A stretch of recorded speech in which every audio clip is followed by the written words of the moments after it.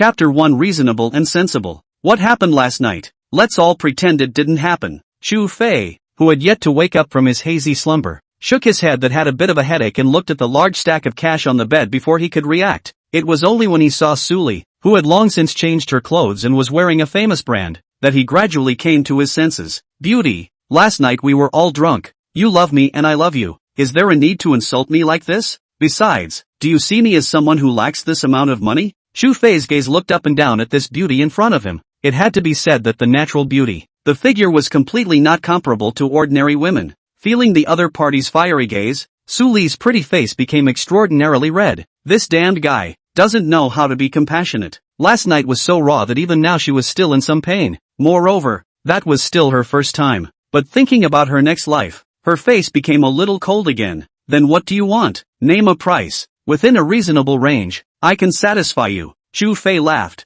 His own hall of Dasha's top soldier king, honored by the world as Yin Wang, guy, and, not to mention the bank card on his body is not a limit, even if it is a limit, the bank card given by his family. The balance inside is also a wealth that countless so-called tycoons can hardly surpass. I said, it's not like I'm the type to sell my body, what you love and what I want. This if you charge money, it can become illegal. I am a good citizen who abides by the law. If you're short of money, say a number, and I'll treat it as me buying you a drink, okay? Lack of money? Suli gasped and laughed. She is the president of Jiangnan City Kuyao Group, worth hundreds of millions of dollars. Would she lack money? Yes. Inviting me to drink is not cheap. Let's do it this way. $100 million.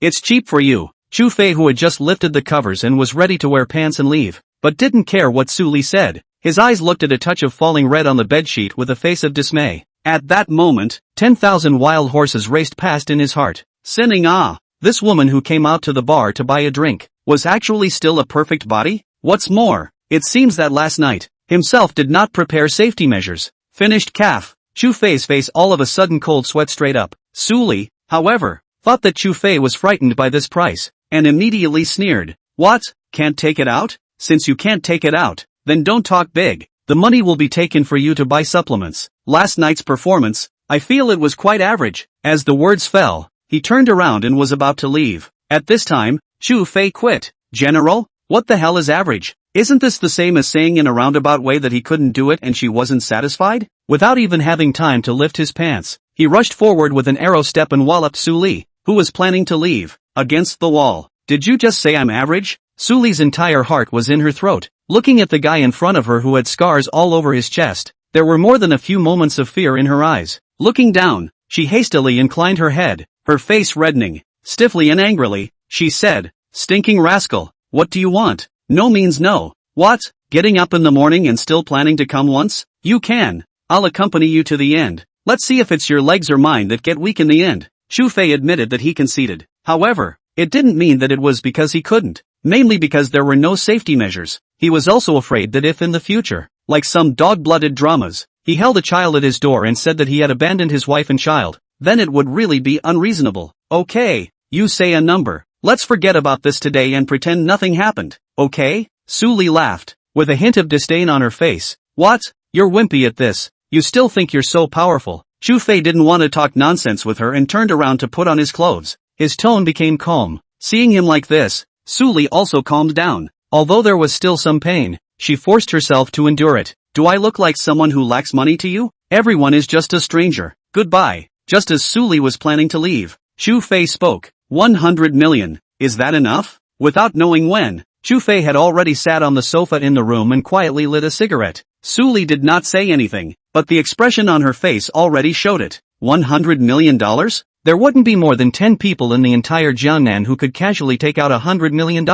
She wouldn't believe that a man she met in a bar had such wealth. 200 million. Chu Fei saw that she didn't say anything and thought that it wasn't enough. 300 million. Another round of price increases began. At this time, Suli opened her mouth. Let's do it this way. One price. 1 billion. Chu Fei smiled, and pressed out his cigarette. Good. Seeing him agree so quickly, Suli was confused. Do you know what $1 billion is? If you can take it out, I'm your man. Suli gasped and laughed. Opening your mouth and shutting your mouth is $1 billion to start with? Do you really think you are the only son of a plutocratic family? Not treating money as waste paper. Don't. I'm only 25 now. I don't want to fall in love yet. It's too tiring. However, if you have to rely on me, it's not impossible. After all, a beautiful woman like you can't be rare. Chu Fei let out a light laugh, his gaze recklessly sweeping over her body. Suli was so angry that her shell teeth clenched and her chest rose and fell. She had never seen someone so capable of pretending. Give me the bank account number. Chu Fei reached out for her account number.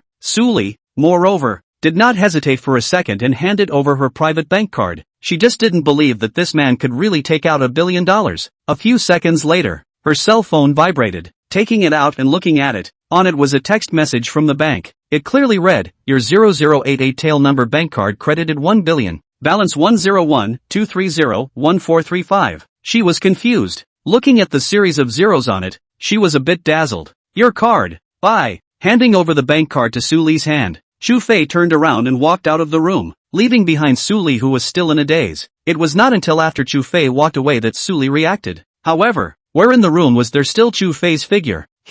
What exactly is he? Suli couldn't believe it. She merely did not want her first time to be taken away by a philandering young master who had played with women countless times, so she came to the bar to get drunk. Unexpectedly, she had given away her first time in confusion. Moreover, she also received such a large sum of money. How to think? She felt like she was out to sell. She flipped over her best friend's number and dialed it. A few seconds later, her best friend Fong Qing's voice came from the other end of the phone. What's wrong, my big president? This early in the morning, can't you let me have a good sleep? Suli somewhat swallowed and said, Xiao Chang, I seem to have done a wrong thing. Fong Qing's somewhat lethargic voice rang out on the phone. What is it? After hesitating for a few seconds, Suli opened her mouth. I sold me my first time. Chapter 2 showing the cards. I'm her husband. In the next second, a piercing scream came from the phone. What the hell are you talking about? Her best friend seemed to be awakened by her words, not even dozing off. I said, I sold my first time to a strange man.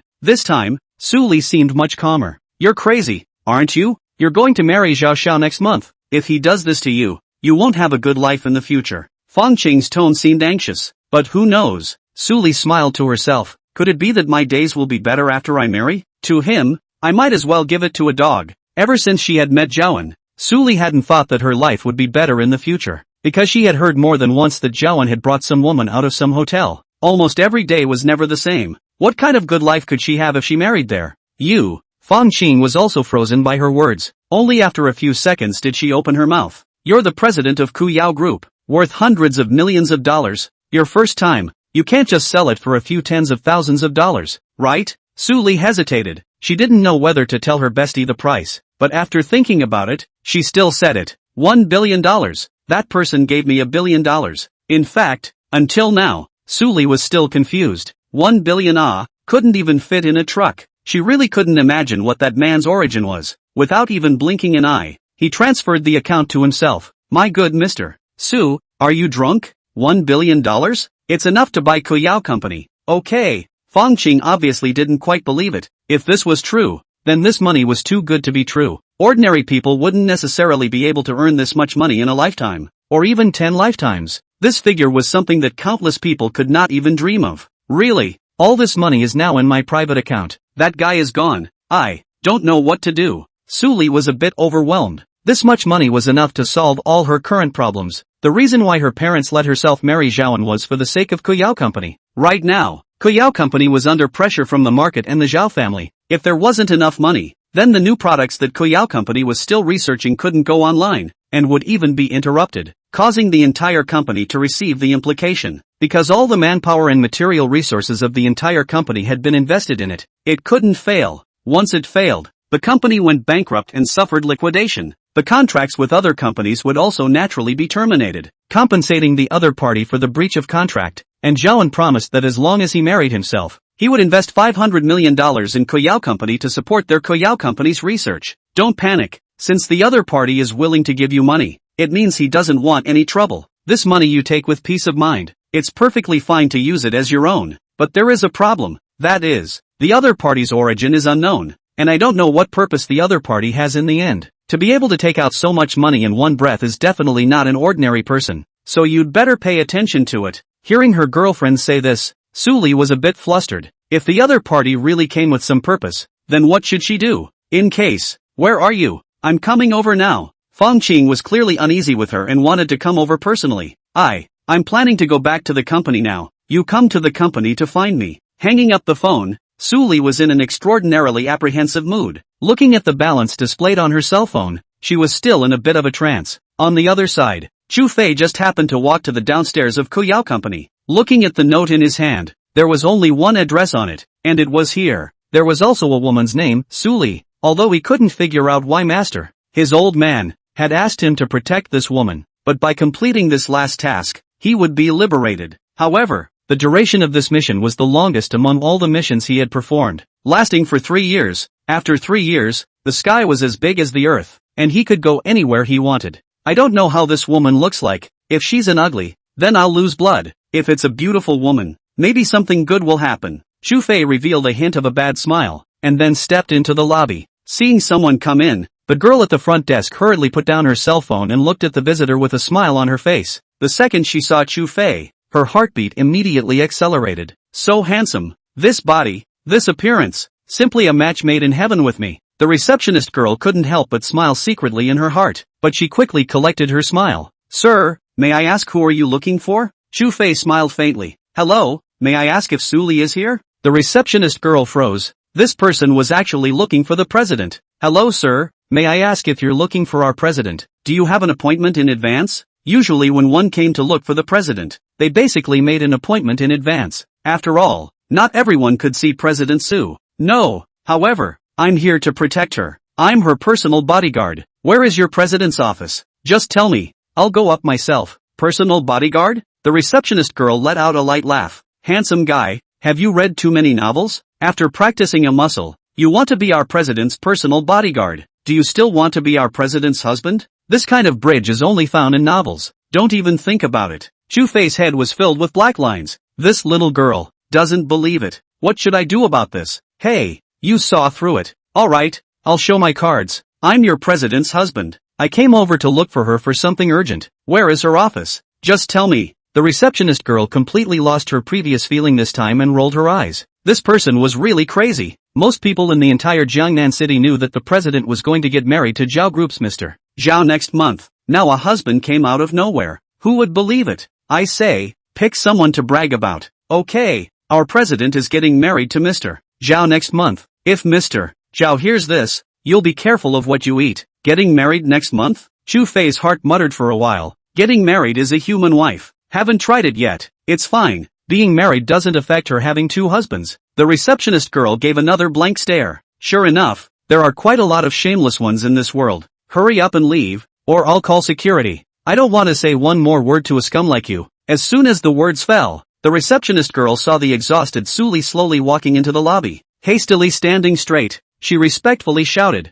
Mr. Su. Chu Fei also subconsciously turned back to look, wanting to see what this woman that Master had asked him to protect actually looked like. The moment he turned back, he was directly dumbfounded. Suli was planning to go back to the office to have a good rest. When she heard the receptionist girl greet her, she just happened to raise her head to look at Chu Fei who was standing in the lobby. For a moment, the two were wide-eyed. What are you doing here? Almost at the same moment, both of them ventured out the same words. Chapter 3, Shoot the ashtray with your bare hands, so you can grow a pair. The receptionist girl looked at the president and this strange man so taciturn, but could not help but be filled with surprise. This man is really the president's boyfriend? Or husband? Impossible.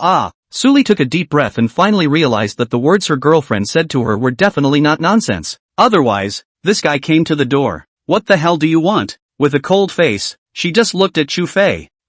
Chu Fei was just about to speak when he was interrupted by Suli. Come up with me. After saying that, she walked towards the elevator. Chu Fei shrugged and followed behind. He was also depressed. Why was this like a ghost? He could run into them everywhere he went. However, he suddenly remembered that the girl at the front desk called this woman General Manager Su. In an instant, Chu Fei was jolted. It couldn't be that this is the target of his own mission on this trip, right? If it really was, wouldn't that be bull asterisk asterisk asterisk asterisk? Coming to the 16th floor, Suli brought Chu Fei into the office. She put down her bag and sat on the office chair that belonged to her. Didn't you say it's over? Why did you come to my company? What exactly is your purpose? She stared at Chu Fei with some anger. This guy, even after spending money to buy his first time, he also shamelessly came to the door. Could it be that he wanted the money back? Big deal. Can't I just return the money to you? Consider it as me suffering. I admit it. Hearing those words, Chu Fei went dark. How could he have known that the person the old man had asked him to protect was actually the woman he had gone crazy with in the hotel last night? The worst part was that this was still a perfect body. You think I want to? With your pugnacious character? Do you really think I want to have anything to do with you? If it wasn't for... Chu Fei just said 2 sentences and shut up. Stalling on such a pussy, one could only say that it was counting his bad luck. You. When Suli saw him talking about his tiger, she immediately lost her temper. She violently stood up from her position and pointed at the office door. You get out of here. I'll transfer the money back to you later. Old lady doesn't care. Chu Fei was also stubborn and got up to leave. Only, just after walking to the door, he stopped again. No way. I can't leave. I still have to follow you. If he left now, if the old man knew about it, he would designatedly have to give him a good beating. Are you a pervert? Follow me for what? Want to come again? Suli thought that this guy was a thief to himself, and was paranoid about having something more to do with himself. After all, most men would not be able to walk when they see themselves. Not to mention, last night's matter. It seems like it was still his own initiative. Cough. Chu Fei faked a cough. Suli also realized that she had lost her temper and tried to calm down. The murderous gaze just stared at Chu Fei to death, itching to eat him. Actually, I don't have any purpose in coming to find you. I just want to find a job. Let's do it this way. I'll be your personal bodyguard from now on. Wherever you go, I'll go. Wages and stuff. It doesn't matter how much you give. You know, I'm not short of money either. Chu Fei waved his hand indifferently and turned back to sit on the sofa with a big horse. A person like you, who can't keep up with your physical strength, is still my bodyguard? Little guy, eat more wolfberries to make up for it. Suli's words directly made Chu Fei explode. It could be said that he was ugly. It could be said that he was scum. But to say that he was small, he wasn't convinced. Says who, little guy? Are you not convinced? Fine. You wait. Sooner or later, I'll catch the opportunity and let you know what it means to be a real man. As a result, just these words made the corners of Suli's mouth rise. Seemingly thinking of something, her face became a bit flushed. I also don't know who it is. Old lady doesn't even dare to move when standing in front of him. Chu Fei was exasperated. But on the contrary, what she said was still the truth. In case the whole thing came out, the old man would have to skin himself. You just said that you are now my personal bodyguard, right? Suli looked at Chu Fei with a smile on her brow. It seemed that it was plotting some small conspiracy. Looking at the other party's eyes, Chu Fei knew that this was designated to fix himself. However, one could not go against the old man's mission. Yes. Excuse me, is there any arrangement? Chu Fei could only darken his face and wait for Suli's orders. I heard that those who can do this line of work are all very good. What's your best skill? Make it out for me to see? For example, chest-breaking boulder? Split a brick with your hand. Or if you can't, do a backflip? In fact, Suli didn't really want to see Chu Fei perform the so-called chest-breaking boulder. The reason why she said that was because she wanted Chu Fei to make a fool of himself. This fellow, too shameless. If she didn't properly straighten him out, the breath in her heart wouldn't come out. You're treating me like a monkey? Still performing backflips? Stay wherever you want. Chu Fei directly refused. Really take himself as a monkey. Chest-breaking boulders, hand-splitting and moving bricks. This kind of pediatric stuff. He would have done it at the age of 5.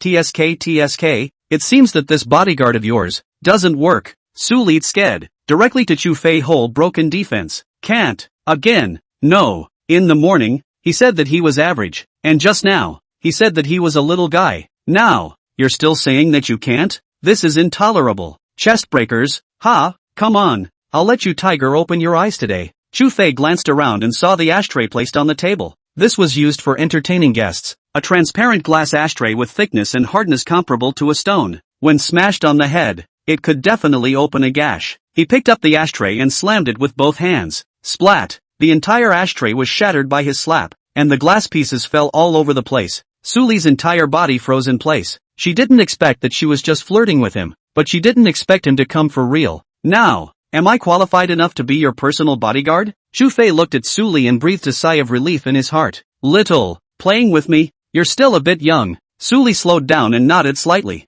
Well, it's not bad. Go, get a broom and clean it up for me. At that moment, Chu Fei had 10,000 impulses in his heart, and that was to rub this woman hard. Let her know why the flowers were so red. In the end, he still obediently walked out of the office and went outside to get a broom to sweep the broken glass pieces on the ground clean. And right after sweeping it clean, a pretty and clean-looking girl ran into the office in a hurry. After seeing Suli, she let out a long sigh of relief. My big president, I can finally see you. Chapter 4, Where am I wrong? Can't I change? The person who came was none other than Suli's best friend, Fong Qing. Seeing Chu Fei in the office, there was some doubt in his eyes. Is this your newly recruited cleaner? Quite handsome. It's a pity to be a cleaner. Chu Fei exploded on the spot. A cleaner? The world's top single soldier king was treated as a cleaner? You're the one who's a janitor. Your entire family is a janitor? Suli on the side laughed until she was in a frenzy. Cleaner. This position was quite suitable for this guy. Alright, you go out. Chu Fei held his breath and walked out of the office with a black face. And Feng Qing looked at Suli with some confusion. I say, my big president. Such a handsome little brother. Where did you find him? Name a price. I'll ask him to go to my modeling agency as a model. With this face value and this body, definitely can catch fire. Only then did Suli tighten her smile and regained her composure. With somewhat complicated eyes, she looked towards the location of the gate and took a deep breath. Remember what I told you this morning? He's that guy. At that moment, Feng Qing's eyes were on the verge of glaring out. It took a long time before she reacted and looked at her with a stunned expression. You're not joking? The person who can take out $1 billion to buy you is working for you as a cleaner? Suli was also filled with helplessness. She also didn't know why Chu Fei had approached her. Moreover, to work as a personal bodyguard for himself. The other party actually didn't have any purpose for himself. As for the money he gave himself, perhaps it was just out of last night's accident, in order of making up for himself. Actually, it wasn't me who sought him out, it was him who sought me out. He offered to be my personal bodyguard, and gave me a show of splitting an ashtray with his bare hands. Nah, those glass chunks in the trash basket are the ashtrays that he smashed with a slap. Feng Qing came close to the garbage basket to take a look, and a thick gossipy light flashed in her eyes. You say, could it be that he fell in love with you at first sight? TV dramas can often have this kind of plot, although it's a bit dog-blooded, but reality is not without awe. Hearing Feng Qing say this, Suli's eyes also lit up. It was not impossible. In fact, Suli was not averse to Chu Fei. On the contrary, for some reason, she liked to toss words with Chu Fei, and she felt satisfied by seeing the other party's look of having anger that she couldn't throw out. No way, a rich male like him would fall in love with me at first sight? Just afraid that the bell is not love. As she spoke, she also intentionally looked at her chest. This pair, it's just burdensome and dead heavy. What's impossible? You think which big money will give you $1 billion in one breath? And, at a time like this? Feng Qing's words were reasonable, causing even Suli to develop a trace of belief. As for Chu Fei, who was outside the door, he was completely unable to imagine that he had been taken for love at first sight. Those money, he didn't care at all. How about, you ask him to come in and ask? Feng Qing's eyes rolled and a bad smile hung on her face. Suli quickly shook her head. Forget it. Then her face became a bit low again. Maybe the other party really just wants to clear the air with me, and I'm going to the Zhao family tonight to get engaged. Although I have all this money in my hands right now, even if I put it into the company, Kuyao still has no power to resist in the face of the Zhao group. Moreover, my parents won't agree with me canceling the wedding. Hearing him say this, Feng Qing also fell silent. The Zhao group was one of the top groups in the entire Jiangnan city. There were very few companies that could be on par with it. If Zhao's group were to make a move against Kuyao Company, then Kuyao Company would close down in less than 3 months. This was the strength and influence of Zhao's group, and most companies wouldn't choose to go against Zhao's group. I'll accompany you tonight? Feng Qing comforted. I'll go by myself. I don't want to drag you down. Suli politely refused. She didn't want to drag Feng Qing into this because of this matter. She had her own plans in her heart, and she still had a bottom card in her hand. She did not want to use it until the last moment. Once she used it, the entire Jiangnan would have no place for her. Alright, by the way, that big spender outside will also go with you, right? Maybe, he can help? In Feng Qing's eyes, Chu Fei was a proper big money man, the kind that casually flung away a few $100 million. No, I won't bring him. Suli shook her head. She did not intend to bring anyone there. She didn't want this matter to implicate others. Alright, your company is also quite busy. You go back first. Suli gathered her emotions and flashed a smile at Feng Qing. The latter knew that this intended to carry it alone, but she, indeed, was not qualified to meddle in this matter. Then I'll leave first, call me if anything happens. After saying that, Feng Qing walked out of the office with her bag. Before leaving, she did not forget to give Chu Fei a deep look. Feeling Feng Qing's gaze, Chu Fei was filled with doubt. He hadn't done anything bad. Why was this woman looking at herself as if she was looking at a bad person? And Suli sat on the office chair, somewhat lost in thought. What to do? The day passed in a trance, until 4 o'clock in the afternoon. Only then did Suli take a deep breath, closed the computer, simply organized her makeup, and opened the office door with her bag. And Chu Fei didn't know when he had already moved 2 chairs and lay down on them to fall asleep. Suli's face darkened. Lifting her leg was a kick on the stool. Get up! Only then did Chu Fei lazily get up. stretching hard. Off duty? Let's go. After saying that, he got up and was about to leave. Seeing this, Su Li's face instantly darkened. Are you the boss or am I the boss? Chu Fei's footsteps lurched, then he stepped aside and revealed a smile. Please, my grand president. Seeing him like this, Su Li pursed her lips, wanting to laugh but unable to. When she thought about what was about to happen tonight, it was like a huge stone was weighing on her heart, weighing her down. Arriving at the parking lot, Su Li threw the keys to Chu Fei. Can drive, right? Chu Fei smiled. Of course. Remember to fasten your seatbelt. Sitting in the passenger side, Su Li leaned on the seat, her eyes somewhat lost in thought, and as Chu Fei looked at her like this, he could not help but frown slightly. But he didn't say anything and drove quietly. Half an hour later, when the car arrived in front of a luxurious manor, Su Li opened her mouth. Wait! The car stopped not far from the entrance. Su Li took a deep breath. Alright, you can go back. Chu Fei froze. Where am I going? Just find a random place to stay for the night. Come and pick me up in the morning. Now Chu Fei was not happy. No, at least I am your personal bodyguard, right? Don't give me a place to stay even if it's not enough, but still let me go outside to live? What? It's delaying you from finding a man? The moment those words came out, Su Li's eyes instantly turned red. Staring back at Chu Fei, tears welled up in her eyes. You go away. Don't even look for me in the future. I know you don't want to be in charge either. This is just right. Fulfilling your wish. Chu Fei couldn't see girls crying the most. In fact, in his eyes, Su Li had always been a very strong girl. However, it was not expected that the other party would cry. This crying caused him to be somewhat caught off guard. Then what? Which I did wrong. I'll change it, okay? Chapter 5. What I said. No one can save him. Chu Fei really couldn't understand. What was this woman thinking? That night, and not his own initiative. Speaking of which, he also gave her compensation. Why is he still crying now? You can't change it. You go. Su Li cried with pear blossoms and rain, twisting her head to walk towards the manor. Chu Fei was not happy. He went forward and grabbed Su Li's arm. Can there still be something that he can't change? You stand still. Says who can't change? You say it. I'll change it. As long as you stop crying. Su Li finally stopped crying at this time, her delicate body lightly trembling. Looking back at Chu Fei, her voice was somewhat choked. Actually, I came over for the engagement. The Zhao family is not something that anyone can mess with. Although I had a relationship with you once, if Zhaoan finds out, you will be in danger. I don't want to involve outsiders in this, so go away. It was at this time that she spelled out the reason. In fact, it wasn't that Chu Fei had made him angry that caused her to cry. Rather, she thought about the rest of her life and couldn't help but feel aggrieved in her heart. When Chu Fei finished listening,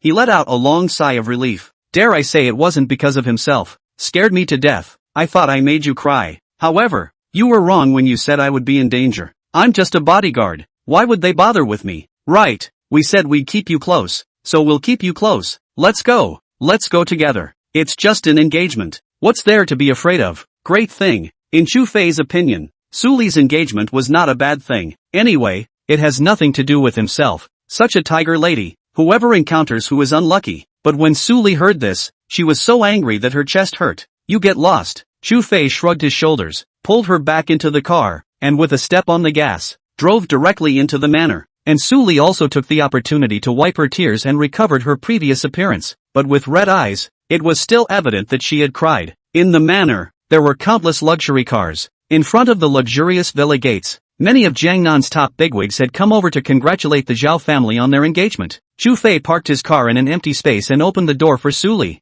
At the same time, the gazes of those people at the entrance all looked over. Many people's gazes rested on Su Li's body, looking up and down at this being who was known as the #1 beauty in Jiangnan. And Zhaoan was at the door, and the moment he saw Su Li, his eyes were glowing. Uncles and uncles, please come inside. I'm going to pick up my wife. The moment these words came out, everyone laughed. Everyone knew in their hearts that the so-called wife was nothing more than his plaything. The women who were by Zhaoan's side basically couldn't stay for more than 3 days before they were replaced. As for Su Li, even if she was the #1 beauty in Jiangnan, in their opinion, it would be a week or half a month at most. Little Li, Zhaoan walked quickly to Su Li with a smile on his face, trying hard to maintain a gentlemanly attitude. Humph. Su Li's expression was cool, not feeling happy because she was about to get engaged. Because, before coming in, she had already made plans to fish out of water. Seeing her like this, Zhaoan's face was a bit ugly. Just when he wanted to reach out and hold Su Li, Chu Fei on the side stepped forward and clasped his wrist. Please be polite to our president, or else I'll beat you up.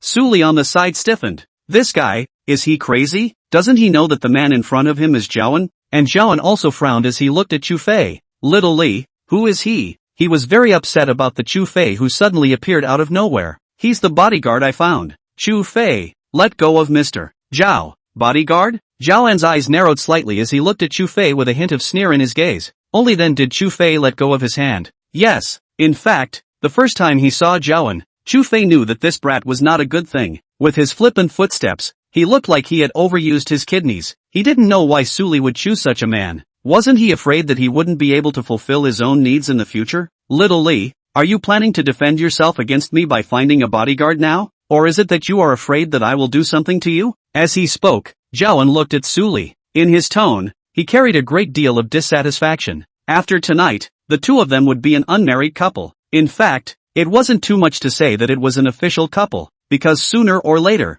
Suli would be his person. Mr. Zhao misunderstood. I just feel that there is nothing wrong with finding someone to protect myself. Suli still had that same cool demeanor. Her tone was calm. Jiawen didn't say anything more and walked side by side with Suli towards the villa hall. Just before reaching the door, Jiawen said to Chu Fei, "You can leave. Tonight, Mr. Su won't go back." Tonight, he was going to eat Suli. After waiting for so long, it was not easy to have such an opportunity. He wouldn't just let it go so easily. And hearing this, Suli's heart trembled. She knew that she couldn't escape. Her right hand tightly gripped something in her bag. She wanted to take it out and smash it in Jiawen's face right now. To tell everyone present that she, just yesterday, had gone out with another man to make merry, and had given Jiawen a big green hat. "I'm not your bodyguard. Who are you to boss me around? Did your mom give you the guts?" When these words came out, Suli was dumbfounded. Although she didn't want Chu Fei to leave, she definitely didn't want Chu Fei and Jiawen to have any conflict. One must know that this was the Zhao family's manner. Even if he had the kung fu of hand splitting and moving bricks, there were at least 20 to 30 security guards here. Could he, alone, deal with so many people? Not to mention, this guy even cursed Jiawen. With Jiawen's temper, he definitely had to teach Chu Fei a good lesson. As expected, Jiawen's face instantly turned cold after hearing that. The gaze that he looked towards Chu Fei was like looking at a dead person. "You have a lot of guts, daring to speak to me like that. For the sake of Xiao Li's face, I'll give you a chance to get lost. Otherwise, I'll break your dog's legs." At those words, Chu Fei smiled. Most of the people who dared to talk to him like this were in hell. "Whether I'm bold or not, your mom should know. And break my legs? I have to say, you're the boldest dog I've ever seen." With these words, Jiawen was completely enraged. Originally, he was still thinking that on Su Li's face, he would spare this bodyguard who didn't know the heights of heaven and let him get lost. However, he had actually insulted himself in front of his face. "You seek death. Security guard." In an instant, several security guards dressed in suits and manly figures appeared on the side with throwing sticks in their hands. When Su Li took a look, she immediately panicked and hurriedly begged for mercy.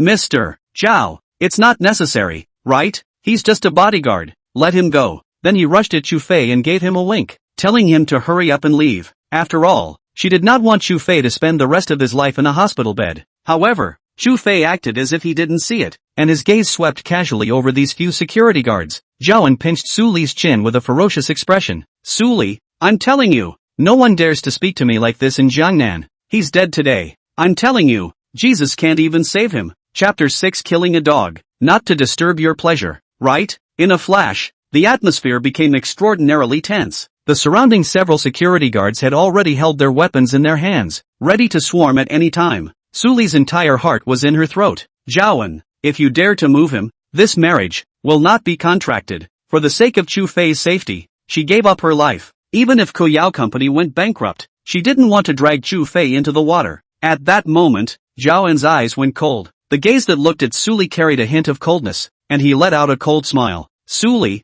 I don't understand why you are so attached to a bodyguard. What? Could it be that he has a leg up with you? If that's the case, then it's absolutely impossible for him to walk out alive today." Su Li's heart trembled. Actually, Jiawen's words were right, but it was impossible for her to tell the crowd in the open right now. Just as she hesitated, Chu Fei spoke. Very casually, he reached out and pulled out his ears, extending his finger to point at Jiawen. "Alas, you were right about that one. You didn't guess wrong. Mr. Su did have an affair with me that night, drunk and in love. Mr. Su was very active. I can only tell you that the feeling was very moist. Unfortunately, you can't experience it." Chu Fei's face of enjoyment caused Jiawen to burst into a rage in an instant. Although he knew that this kid was saying it to provoke himself, However, he would not allow anyone to dare say such words to the woman he had his heart set on. As for Suli on the side, her pretty face became incredibly red in an instant, but it quickly turned a miserable white color, because this was on the Zhao family's territory. She really couldn't figure out why this guy was so bold. He actually said what happened last night in front of Zhaoan. Very well, you've successfully angered me. Today, I'll tell you what people should be messed with and what people shouldn't be messed with in this Jiangnan. Get on me and break his dog's legs. Zhaoan waved his hand, and the few security guards beside him immediately waved their sticks forward. In the next second, Suli took a step across and took the lead to block in front of Chu Fei, and the security guard's stick landed on her forehead in the next second. Bang! A dull sound rang out. Suli only felt that something hot slipped off her face, and her head was a little dizzy. Reaching out to wipe, her white palms were stained with bright red blood. As soon as her body went soft, she fell backward. Chu Fei's eyes were quick, and he held Suli who was about to fall. A face became icy cold in an instant. He also did not expect that this tiger would block in front of him. The surrounding security guards saw that Suli had her head broken, and for a moment, they didn't dare to come forward. At the same time, those business bigwigs inside heard the commotion outside and walked out. What's going on? A middle-aged man with a beard, dressed in a Chinese mountain suit walked out the door. He was Zhao Wei, the chairman of the Zhao group and Zhaoan's father. Zhaoan's face was a bit sinister as he stared at Chu Fei with a deadly stare. It's fine, Dad. You eat with Uncle and the others. I'll come later. The surrounding people looked at the situation in front of them and also guessed what had happened. And one by one, they were silent. Everyone was well aware of the Zhao family's strength. Zhao Wei glanced fatally at the bleeding Suli as well as Chu Fei who was holding Suli. Take care of it as soon as possible. After saying that, he smiled and spoke to the others present. Gentlemen, I've disturbed your pleasure. Let's go back and drink. Once the crowd heard that, they walked back into the hall, closing the door in the process. At this moment, Zhaoan's gaze fell on Chu Fei. Kid, you'll pay for what you just said. Get Mr. Su for me and beat him to death. With a wave of Zhaoan's hand, several security guards were about to step forward again, and this time, Chu Fei moved. He slowly laid Suli flat on the ground, then slowly got up. Looking at the several security guards who were walking towards him, an icy cold smile appeared on his face. If someone familiar with him was here, they would definitely know that this was a precursor to his anger. When a man is angry, blood is spilled. A king's anger, a million corpses. When the king of hell was angry, if he let you die, you had to die, and the god of heaven couldn't stop him. A security guard's stick smashed down hard towards Chu Fei's head, while Chu Fei raised his hand to block. He backhanded and smashed his fist on the opponent's chest. Bang! A muffled grunt rang out. The security guard was smashed away with a punch, and his sternum was completely broken. Lying on the ground, he didn't know if he was dead or alive. The few other security guards in the surroundings saw that their brother had been beaten and immediately swarmed up. But, bang bang bang, but in just a few seconds, all the security guards were already lying on the ground. Painful screams echoed in Zhaoan's ears. It was only then that he realized that this bodyguard that Suli had found was not an ordinary bodyguard. Seeing the other party getting closer and closer, Zhaoan panicked a little and backed up step by step until he was pressed against the closed door. What do you want? Chu Fei didn't say anything, and suddenly took an arrow step forward and choked Zhaoan's neck with one hand. You're full of crap. A lot. Splat. A loud slap rang out. This slap directly knocked out both of Zhaoan's teeth. Woo! Zhaoan was pinched by the neck. The knocked out teeth couldn't be spat out at all, and his eyes were glaring round. However, this was not the end. Chu Fei raised his hand and threw a punch, smashing Zhaoan's stomach. Afterward, it loosened its hand, and Zhaoan screamed miserably as the bloodied teeth in his mouth were swallowed into his stomach. Gulp! Zhaoan's entire body collapsed to the ground, his face filled with pain, and he couldn't even scream if he wanted to. Only then did Chu Fei walk to Su Li's side. Looking at this woman who had taken a stick for herself, he was somewhat helpless. Why are you such a tiger? Men fighting. What are women interfering with? A hand then picked Suli up from the ground. Looking at Zhaoan who was lying on the ground, his eyes were once again cold. Walking up to him, looking at the closed door, his tone turned cold. In your next life, remember to be a good person. Before Zhaoan could return to his senses, he heard these words. He jerked his head up, but at some point, Chu Fei was already standing in front of him. That cold gaze was like looking at a dead person. Before he could even open his mouth to beg for mercy, Chu Fei raised his leg and kicked. Bang! Terrifying power, like kicking a soccer ball. The kick, along with Zhaoan, crashed through the door of the villa. At that moment, countless pairs of eyes in the entire hall looked over in unison. Upon seeing Zhaoan's face covered in blood, lying on the ground like a dead dog, in a split second, the entire hall went quiet and a needle could be heard. The hearts of the crowd were incomparably horrified. This young master of the Zhao family, he was afraid that he was dead. Chu Fei swept his gaze over everyone present, his tone calm. I'm sorry for disturbing everyone's pleasure. Killing a wild dog, everyone shouldn't care, right? Chapter 7, Eat a ham sausage? Shaoan. Zhao Wei in the crowd looked at his son lying on the ground and was a bit tense. Quickly stepping forward, he helped Zhaoan, who had already had his spine shattered by the kick. The latter, however, did not respond in the slightest, not even breathing. Zhao Wei tremblingly stretched out his hand and probed his nose. It was cold. He violently raised his head to look at the door. Chu Fei was holding Su Li like this, and under the illumination of the light, it looked very touching, but compared to his already dead son, Zhao Wei instantly became furious. You deserve to die. He only had this one only son, and as the heir of the Zhao group, he was incomparably doting on Zhaoan. Therefore, even if Zhaoan had messed with those powerful families in Jiangnan, he would have stepped in to smooth things over. But now, his son was dead. Incoming. Instantly, two bodyguards in suits appeared beside Zhao Wei. These were the experts he had hired at a high price to protect his own safety. Catch him for me. I'm going to let him die without a burial place. The two bodyguards pressed on without any unnecessary words and approached towards Chu Fei step by step. The other people in the surroundings were even more silent. They didn't dare to touch the bad luck at this time, for fear of accidentally burning the fire on themselves. Looking at the two bodyguards who came, Chu Fei took a deep breath. After beating up the young one, the old one also wants to step in? If you don't want to die, get the hell out of here. A soft shout echoed throughout the hall. The two bodyguards who were walking towards them stopped in their tracks for a moment. On their foreheads, a fine layer of cold sweat emerged. With just this sound, they were enough to hear that it was not this young man's opponent. To make a move with him, one would either die or be maimed. Everyone was a practitioner. Whoever was strong and had enough mid-air was enough to know everything. Old man is gone. If you want to take revenge, you'll be waiting any time. Chu Fei hugged Su Li and turned towards the outside. The two bodyguards, on the other hand, did not dare to move, as if they had been cast in a stasis. What are you guys freezing for? Stop him for me.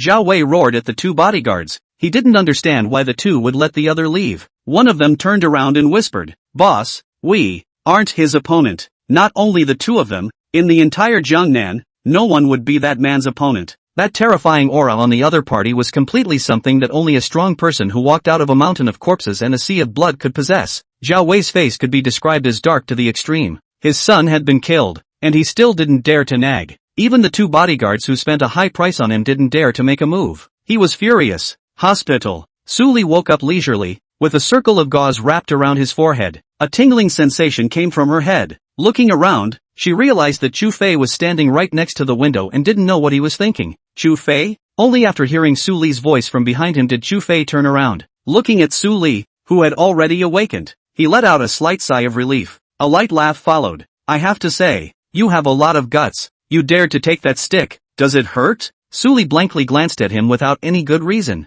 The head is broken. Do you think it hurts? By the way, how do I come back? In Su Li's eyes, the two were in the Zhao family's territory. Wanting to leave was basically unlikely. She didn't understand how Chu Fei had brought her back. You're still talking. I worked hard to carry you to the car and then sent you to the hospital. Say it. How can you compensate me? Saying this, Chu Fei's gaze lingered on Su Li's delicate body. The latter obviously detected his lewd gaze, and immediately her pretty face darkened. Scram! Don't even think about it. It's not because of you that I was beaten. This is my matter. I don't want you to get involved. But I came back. What about Zhaoan? Su Li was a little worried that Zhaoan would find trouble with Chu Fei. With the Zhao family's power, would it not be simple to deal with someone? She didn't want to put Chu Fei in danger because of herself. Are you worried about me or that kidney loss guy? Chu Fei crooked his head and smiled. The latter's pretty face changed slightly and burned a little. Self-indulgent. Seeing her like this, Chu Fei knew that in her heart, this was definitely worried about being retaliated against. With a light laugh, don't worry, that guy,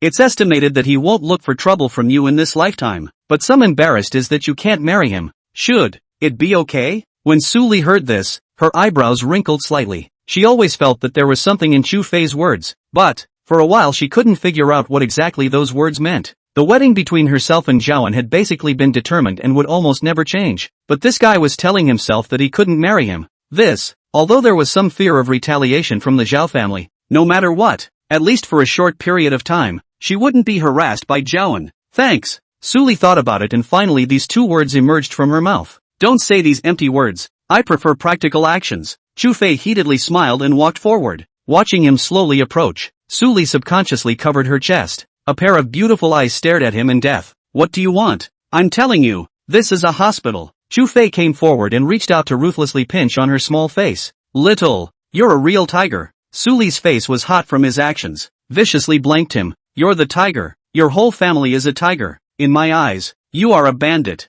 I'll call you a bandit from now on. Chu Fei shrugged indifferently. As long as you're happy with it. Right, are you hungry? I have ham sausage, do you want to eat? Su Li subconsciously thought the wrong way. Bah, nasty, you really are a bandit. Instead, Chu Fei took out 2 portions of fried rice and 2 ham sausages from the chest on the nightstand. There's something wrong with you. If you don't eat it, you don't eat it, and you're calling me nasty. Su Li reacted at this time, and for a moment, her face turned red beyond recognition. You're talking about this ham sausage, ah? Chu Fei looked at her with a puzzled expression. Or else, Su Li hurriedly shook her head. Nope, I'm also talking about this. I'm hungry. I want to eat it too. Chapter 8, Wearing Sisal and Filial Piety? The next day, Su Li was discharged from the hospital. The wound on her forehead wasn't big, and after applying medicine it wasn't a big problem. Chu Fei drove her to the company. Just after returning to the office, he received a call from his secretary. Xiao Yu. What's up, Mr. Su, you're finally back. The chairman asked you to go to the conference room for a meeting. All the major shareholders are there. The secretary on the other end of the phone came with an urgent voice.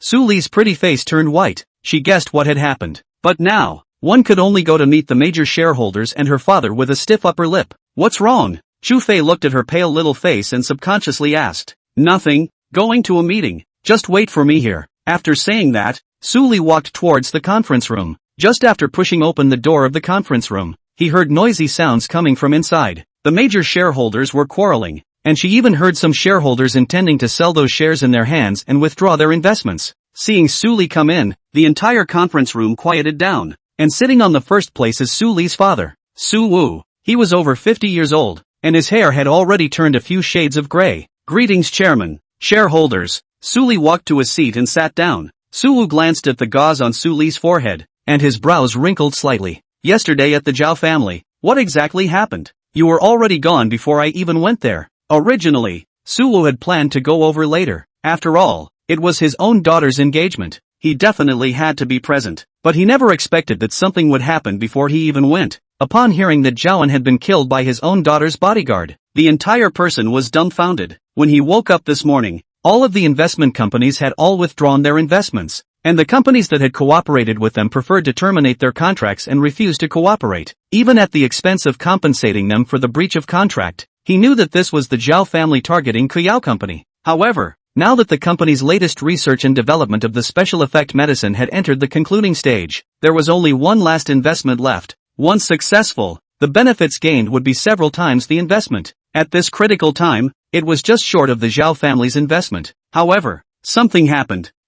Su Li didn't know how to explain and could only lower her head in silence. The other shareholders, seeing this, were even more aggressive and questioning. Mr. Su, as the president of Kuyao Company, you have quite a few shares in your hands. Now that Zhaoan is dead and the Zhao Group has put so much pressure on our company, what are you going to do? When she heard the first 2 sentences, Su Li still didn't have any reaction. But when she heard the third sentence, a pair of beautiful eyes stared round. She raised her head and looked at the shareholder who had just spoken, her face full of disbelief. What did you say? Zhaoan is dead? Looking at Su Li in this state, Su Wu also spoke. You as the person involved, you don't know? That bodyguard you hired. What a great guy. Not only did he beat up the Zhao family's security guards, he also killed Zhaoan, and incidentally threatened Zhao Wei, wanting to retaliate anytime he came over. Now, the Zhao family's retaliation has come. How do you plan to resolve it? Su Li's entire body froze in place. She simply did not know that after she had passed out, Chu Fei had actually done such a great thing. No wonder when he was in the hospital last night, this guy told himself that he wouldn't have to be pestered by Zhaoan in the future. It turned out that Zhaoan had been killed by him.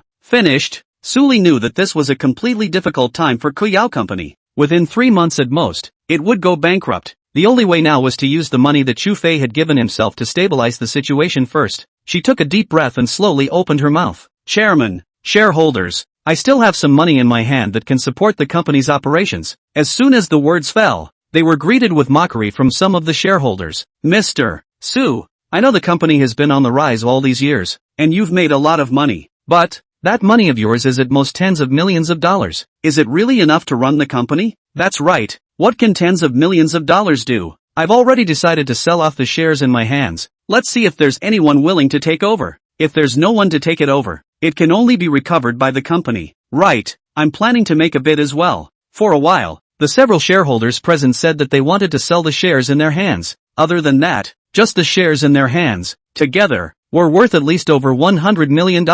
Seeing that the situation was a bit difficult to control, Suwoo also opened his mouth to persuade. Don't be anxious everyone, things will definitely have a turnaround. I think. Before the words were finished, Suli spoke. Shareholders, you want to sell off your shares, right? Good. As the president of the company, I also have the right to recall the shares. I'll recover the shares in everyone's hands at today's opening price and settle them on the spot. Are you all willing to do so? Suli knew that these people were all wallflowers. When Kuyao Company was on the rise, one by one blew it off more than anyone else. Once it slipped, they waited to sell off their shares. Mr. Su, do you have that much money? That's it. The crowd said one thing to another. After all, they all knew about the company's corporate dividends for the past 2 years. It was all clear as to how much money was in anyone's hands. Is there any you guys don't need to worry about? Just ask if you guys are selling. Suli's face was completely cold. Since they wanted to leave, then it was just right to take this opportunity to collect all the shares of the company. Nonsense.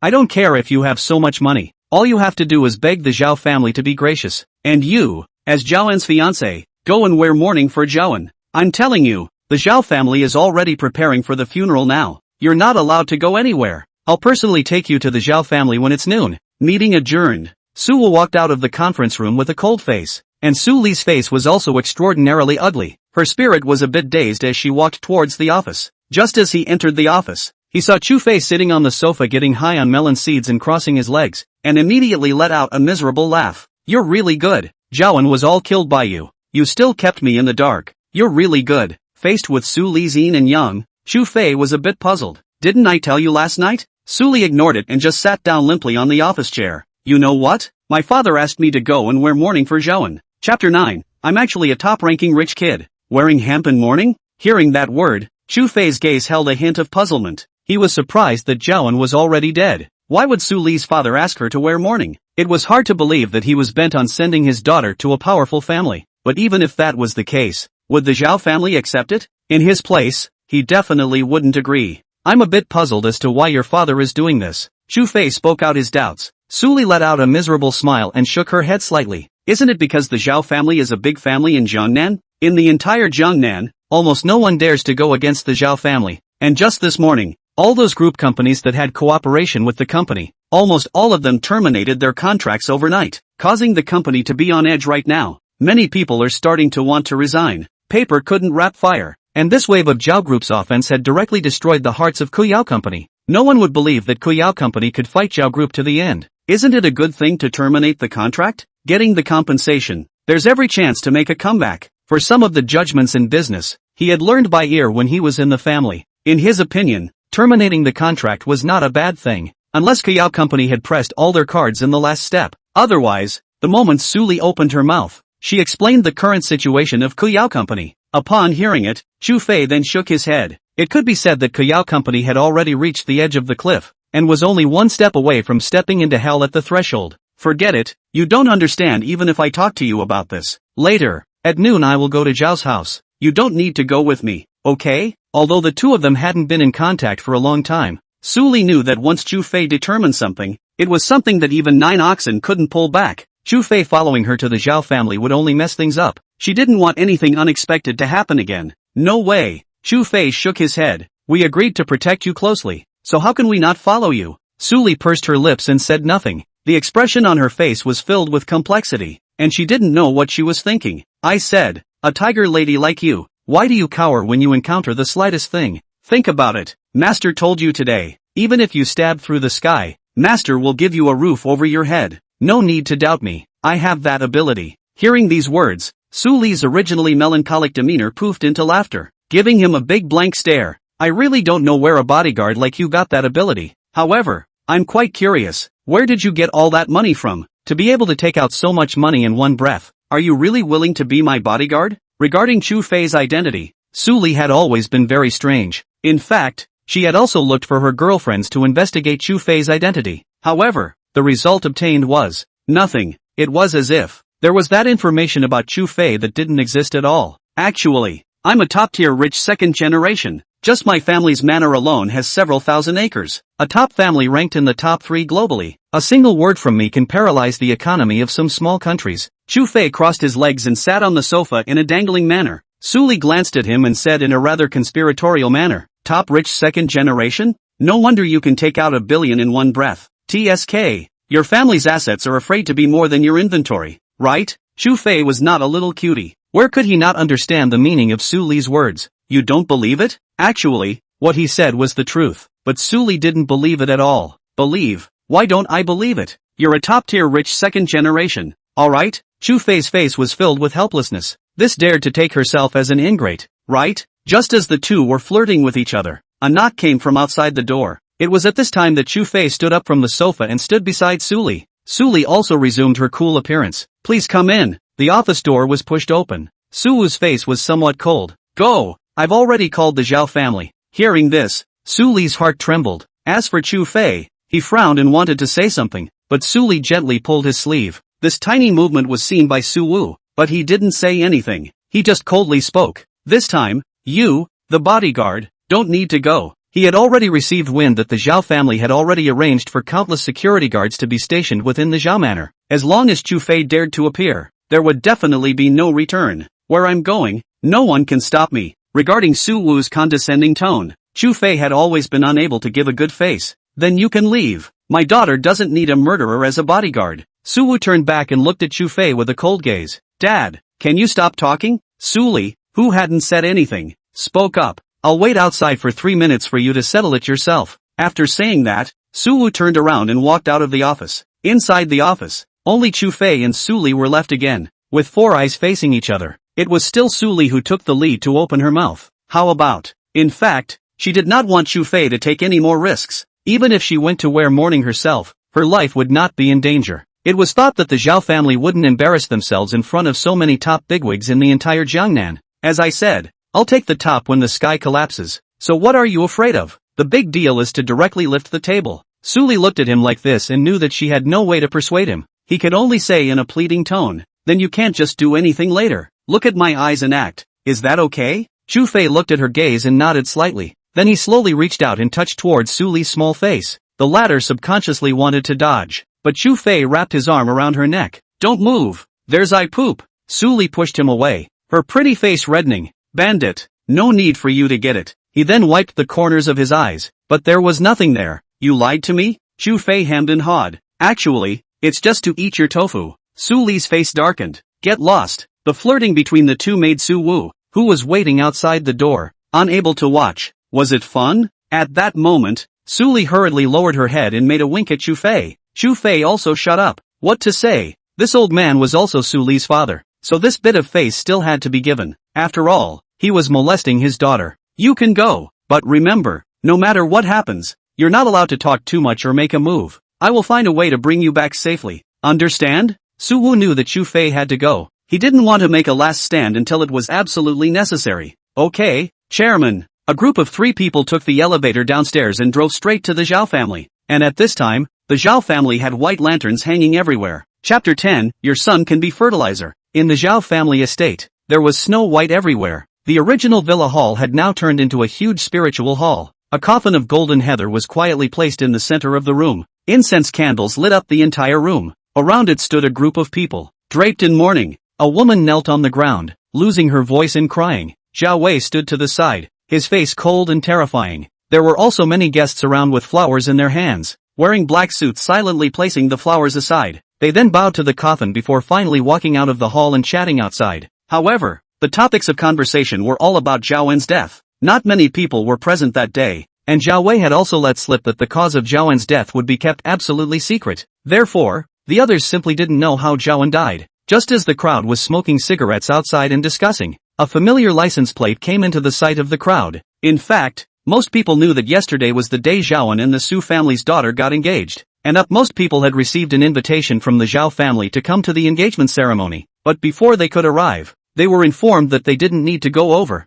and by the way, they went over to attend Zhao Wen's funeral the next day. It was at that time that they suddenly woke up to the fact that Zhaoan had actually died, and still died on the day of the engagement ceremony. Who had the guts to make a move on Zhaoan? The target of suspicion naturally fell on the Su family. At this moment, when they saw the Su family's car pulling into the manor, many people's gazes looked over. The next moment, they saw the driver take the initiative to get out of the car and open the door. Only when they saw the Su family father and daughter who walked out, they were all confused for a moment. Su Wu was fine, wearing a black suit with a serious expression, but Su Li was different, wearing a black skirt, draped in a black jacket, and holding a bouquet of flowers in her hands. Looking at this, it was coming over to offer incense to Zhaoan. At this moment, Zhao Wei in the hall naturally saw Su Wu's father and daughter outside the door. However, his gaze did not linger on the two, but instead landed on Chu Fei who was following behind the two. At that moment, his eyes were bloodshot. You still dare to come, seek death. Along with Zhao Wei's roar, everyone present was startled.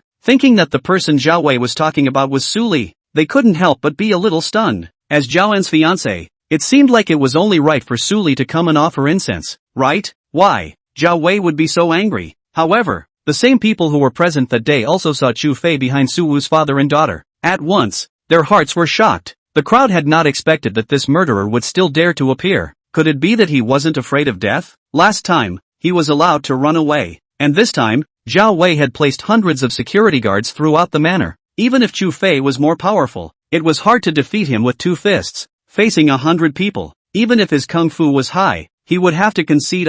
And at this moment, Su Wu also opened his mouth. Chairman Zhao, today's day is not suitable to see blood. For yesterday's incident, I feel very sorry, and today I specially brought my daughter over to put on mourning for your son. As for the marriage contract, it will be voided, okay? Su Wu spoke like a man of letters. Chu Fei on the side listened in his ears and was somewhat surprised in his heart. It was impossible to see that Su Li's father still had such a skill. To be able to say these words, Chu Fei knew that since Su Wu dared to bring his daughter here, he definitely had a backhand. Moreover, it could guarantee that the two of them would be able to walk out of the Zhao family manor. Su Wu, I can give you your face, but that kid must be buried with my son today. Zhao Wei clapped his hands. In an instant, dozens of thugs with watermelon knives surged over from the surroundings. At that instant, the hall that originally still had some empty seats became crowded in an instant, and those who were outside, each and every one of them stared wide-eyed. From Zhao Wei's mouth, it wasn't hard to guess that the murderer was the kid beside Su Wu's father and daughter.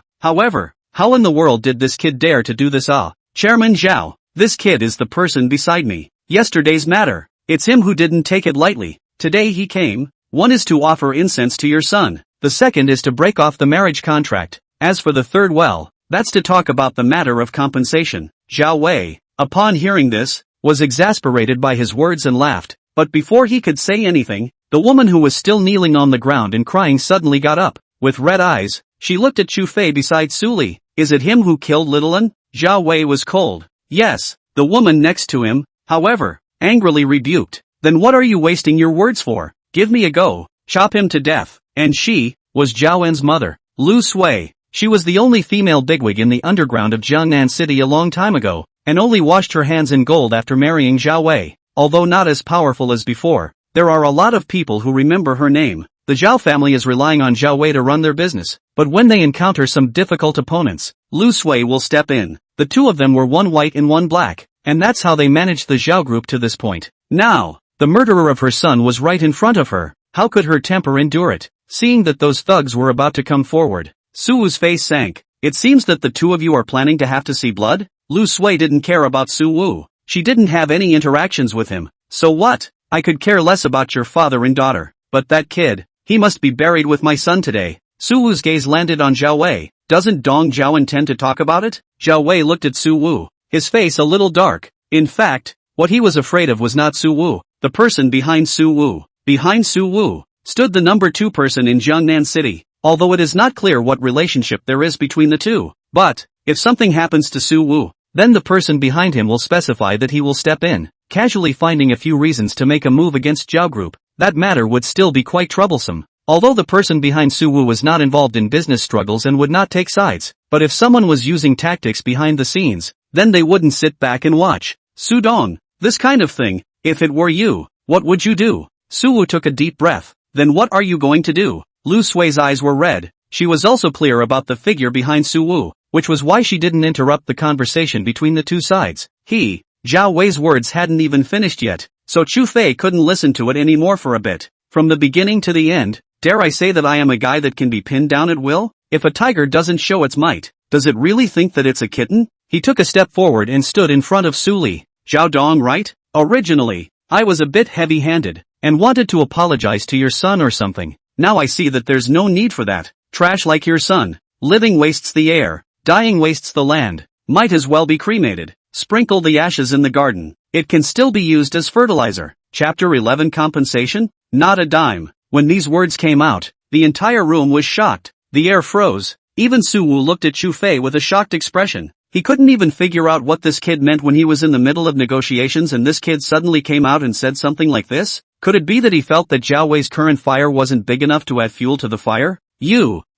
Chop him to death for me. Lu Sui completely stormed out. She couldn't care less anymore. She had to get this brat killed. Zhao Wei's breathing became a little short, and as he grabbed the watermelon knife of the nearby hitman, he intended to directly make a move. Seeing that things were out of control, Su Wu immediately cursed Chu Fei in his heart. Su Li was also filled with shock. She hadn't even thought that Chu Fei would be so raw. Just when everyone thought that this brat would be hacked to death by a random sword, a voice came from outside. What's so lively? Why are there still knives? It's not good to hurt someone. That rather intimidating voice caused everyone present to look backward, only to see a middle-aged man with glasses and wearing a suit walking towards the spiritual hall with a smile on his face. Seeing the middle-aged man, everyone present made way, not for any other reason. The person coming was none other than Jiangnan City's #1 figure, Jiang Ning. All stop! Zhao Wei and Lu Sui shouted these words almost at the same time. Making a move in front of the #1 figure was tantamount to looking for trouble. Moreover, this #1 figure did not side with any business or individual. He would only take care of business, even if there was a heavenly enterprise in Jiangnan. As long as you dared to touch his mold, you would wait for it to close down, unless there was someone behind you who was even bigger than him. Mr. Jiang, what brings you here? What a lost welcome. Zhao Wei put down the machete in his hand and signaled for all those thugs to go back. The spirit hall that was still a bit crowded became empty for a few more moments in a while. Su Wu walked to the front of the crowd. I didn't hear about Zhao Dong's son's unfortunate death. I came to take a look, uninvited. I hope that Chairman Zhao will bear with me. When Zhao Wei heard this, cold sweat broke out on his forehead. Didn't those words mean that he hadn't invited him? After all, there were quite a few people present who were also official figures, but he himself hadn't invited this #1 figure, clearly not giving him face. What Mr. Jiang said is not true. The fact that you are able to come is really giving face to my son, and my son will be considered to have a long face if he knows it in the bottom of the spring. Zhao Wei hurriedly said respectfully. However, Lu Sui on the side took the opportunity to cry out, Mr. Jiang, you must be the judge for my son. The murderer of my son is right at the scene. You must apprehend him. When these words came out, Zhao Wei's eyes also lit up. Right, Jiang Ning was right here. Even if Su Wu moved out the second person, it was useless. Besides, so many people had seen the situation at the time. The witnesses and material evidence were all there. And with Jiang Ning's temperament, even if this kid didn't die, he'd spend his life in the brig. Mr. Jiang, my son was beaten to death alive. You must do right by my son. Zhao Wei also had tears in his eyes and was close to kneeling down. On the other hand, Su Wu's face was a bit unsightly. Jiang Ning's appearance was truly unexpected. After all, he was aware of Jiang Ning's character. Moreover, as the #1 figure, his influence was above that of the #2 figure.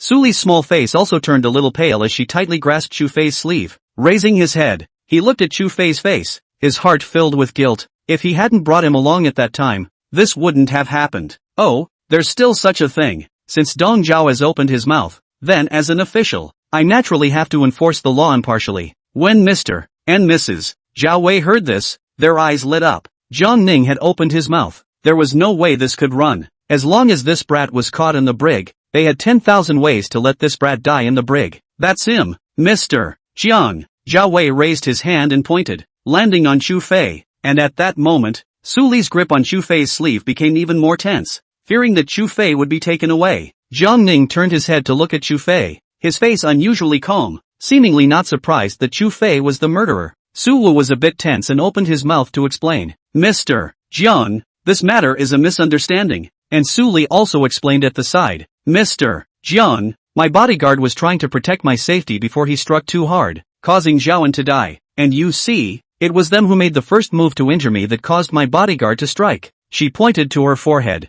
The gauze on it was still there. and there was a strand of crimson blood on it. Jiang Ning nodded slightly, but since the murder is true, I still need to bring him back to assist in the investigation, regardless of whether or not it was an over-defense. Hearing this, Su Li's mood sank to the bottom. Once the charge was established, then Chu Fei would probably spend the rest of his life in jail. Many thanks to Mr. Jiang for being the judge. Without saying a word, Zhao Wei immediately bowed and saluted. Jiang Ning waved his hand. It's no problem, I'll be clear on this matter. He then walked to the front of the spirit hall and lit 3 incense sticks. Su Wu knew that there was no way for him to stop Jiang Ning from taking Chu Fei away today. He could only take a deep breath, and said to Chu Fei with a somewhat ugly face, when you get to the bureau, remember, you must say that they started it first, and that you belong to passive defense, resulting in an over-defense. Even if you are sentenced, it won't be long, I will find a way to fish you out. Chu Fei shrugged. It's fine. Su Li, however, looked at him with slightly reddened eyes and did not say a word. Chu Fei smiled and reached out to rub her head, signaling for her not to worry. Panic what? Who doesn't have some connections? Maybe this Mr. Jiang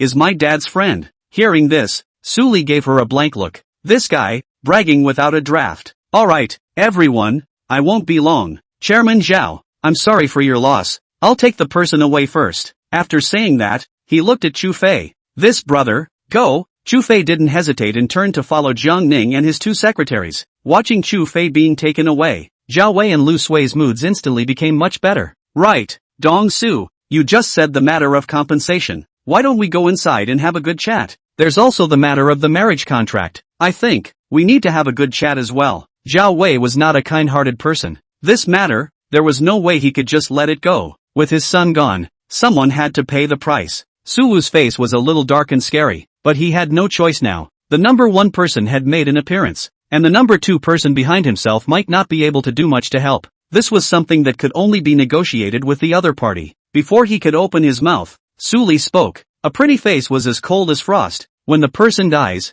the marriage contract is naturally dissolved. As for compensation, there is not a single hair. Chapter 12, Wage of 1018, Laughing Every Day. In a luxurious cafe room, Jiang Ning, a member of Jiangnan's direct lineage, meet the young master. Jiang Ning bowed deeply to Chu Fei, who was sitting on the sofa with his legs crossed. Chu Fei waved his hand, signaling for him to sit down. Only then did Jiang Ning respectfully sit in the seat opposite Chu Fei. In fact, from the moment Chu Fei saw Jiang Ning, he knew that this was an internal member of the family. He also did not expect that there were actually personnel in the family who had mixed up with the number 1 person in Jiangnan. Moreover, so soon the clan had already received their news. Has there been any news from the family recently? Hearing Chu Fei's inquiry, Jiang Ning's face became somewhat less than favorable. When Chu Fei saw him look like this, he immediately frowned slightly. What's wrong? Jiang Ning was somewhat hesitant, but in the end, he still spoke. Young master, the family's current situation is quite good for the time being, and it hasn't been affected much. Immortal Bird and us are in the middle of a business war, and both sides have been in a state of scorched earth. Master asked me to convey to you that it's fine for you to stay in Jiangnan at ease. He can take care of things overseas. Hearing this, Chu Fei's frown deepened. However, he could not intervene in matters of commercial warfare. As long as the other party did not use underhanded means, he could not care. However, if the other party went out of their way to use dark methods, he would definitely not sit idly by. I know, by the way, do you know what is the origin of the Su family? The Su family? Jiang Ning thought for a few seconds before speaking. Young master, I don't know much about the Su family. However, as far as I know, the Su family was nothing more than a small family with a small company a long time ago. Under Su Wu's leadership, it gradually had the Kuyao company, and it also hooked up with the number 2 person in Jiangnan. For a family like them, I can't imagine how they hooked up with the number 2. Jiang Ning was actually curious. The Su family didn't have any origins, but why was the number 2 person willing to cooperate with the Su family? Although there wasn't any substantial support, many people knew that the Su family stood behind the number 2 figure. Oh, that's strange. Chu Fei also had some puzzles, always feeling that something was wrong.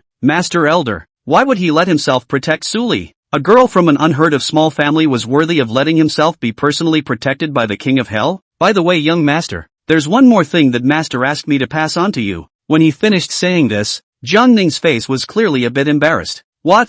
Chu Fei was somewhat surprised. It's that the Master asked you to go on a blind date. This is the information of your blind date. Will you look at it? After saying that, From opened a piece of information on his cell phone. A photo of a beautiful woman with a high and cold look, wearing a uniform, carrying a small satchel, with a slender figure. An address and name were written under the photo. Wang Xie, chairman of the Juanhao group. Wang family? It's that Wang family? Seeing that the other party's surname was Wang, Chu Fei was immediately somewhat surprised. It should be correct. Jiang Ning nodded. The Wang family was also considered to be a relatively large family in the country, with family businesses spread throughout the entire Grand Xia. Not bad. I'll go meet it sometime. Chu Fei nodded. Seeing that the young master did not refuse, Jiang Ning let out a sigh of relief. It was rare for a man among men like the young master to look at an unusual girl. By the way, young master, do you want me to step in and warn the Zhao family? Jiang Ning, however, was well aware of how much strength and power the young master, the only heir in the family in front of him,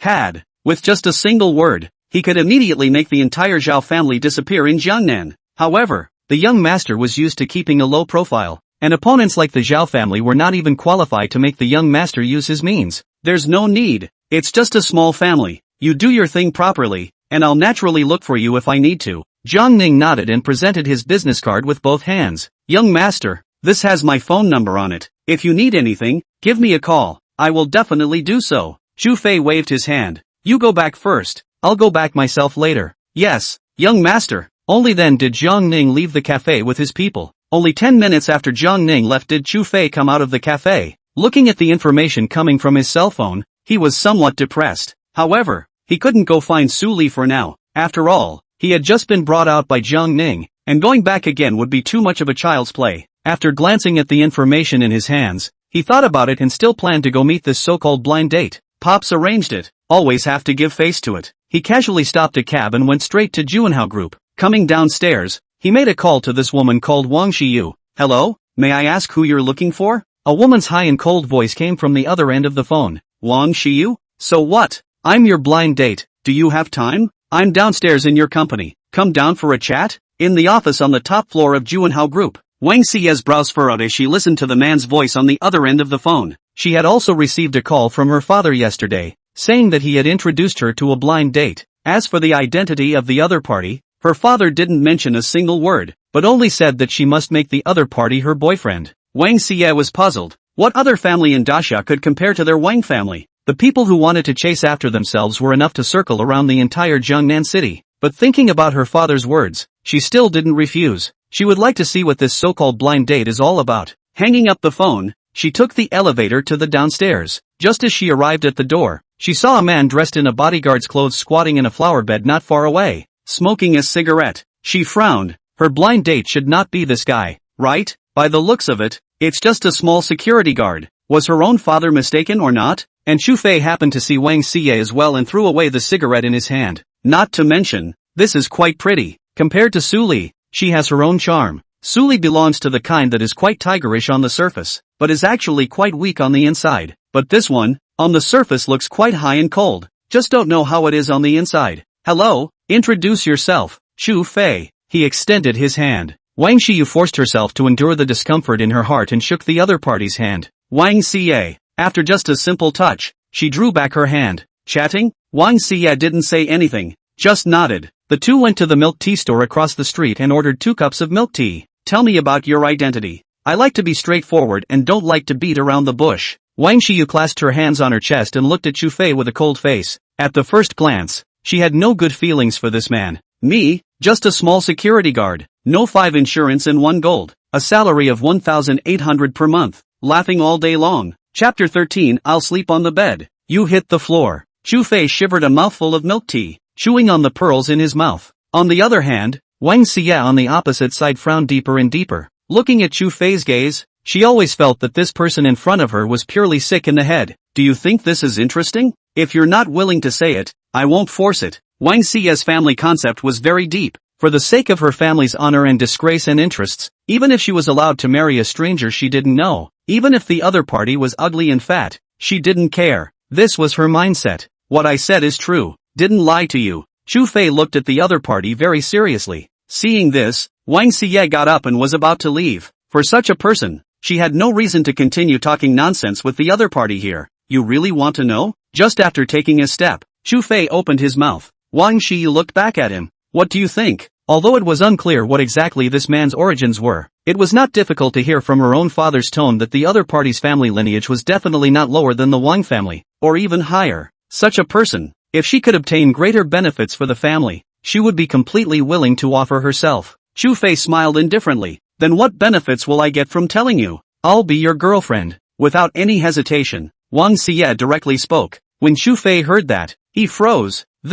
I'm afraid that there isn't something a bit wrong with her. After just meeting one side, she wants to be her girlfriend? Don't? Then I can accompany you once. Looking at Wang Xie's proud figure, Chu Fei felt that this benefit was not bad, but then again, he wasn't the type of man who was starving. No need. If you want to know my identity, you can ask the higher-ups of your family. The fact that they are not willing to tell you means that you can't know yet. A blind date. I just want to come and go through the motions. You're not the model I like. Chu Fei smiled faintly and took a sip of milk tea. To be honest, he didn't like the Wang Xie in front of him, purely because of her character. But then, the figure was another story. Instead, it was Su Li, who was quite appetizing. Although that was a bit of a tiger, she was at least much more opinionated than the woman in front of her. Yes? What type do you like? A royal sister? Lowly? Or maybe innocent? As long as you can say it, I can change it according to your requirements. Wang Xie actually knew in her heart, since her father didn't tell her the identity of this man,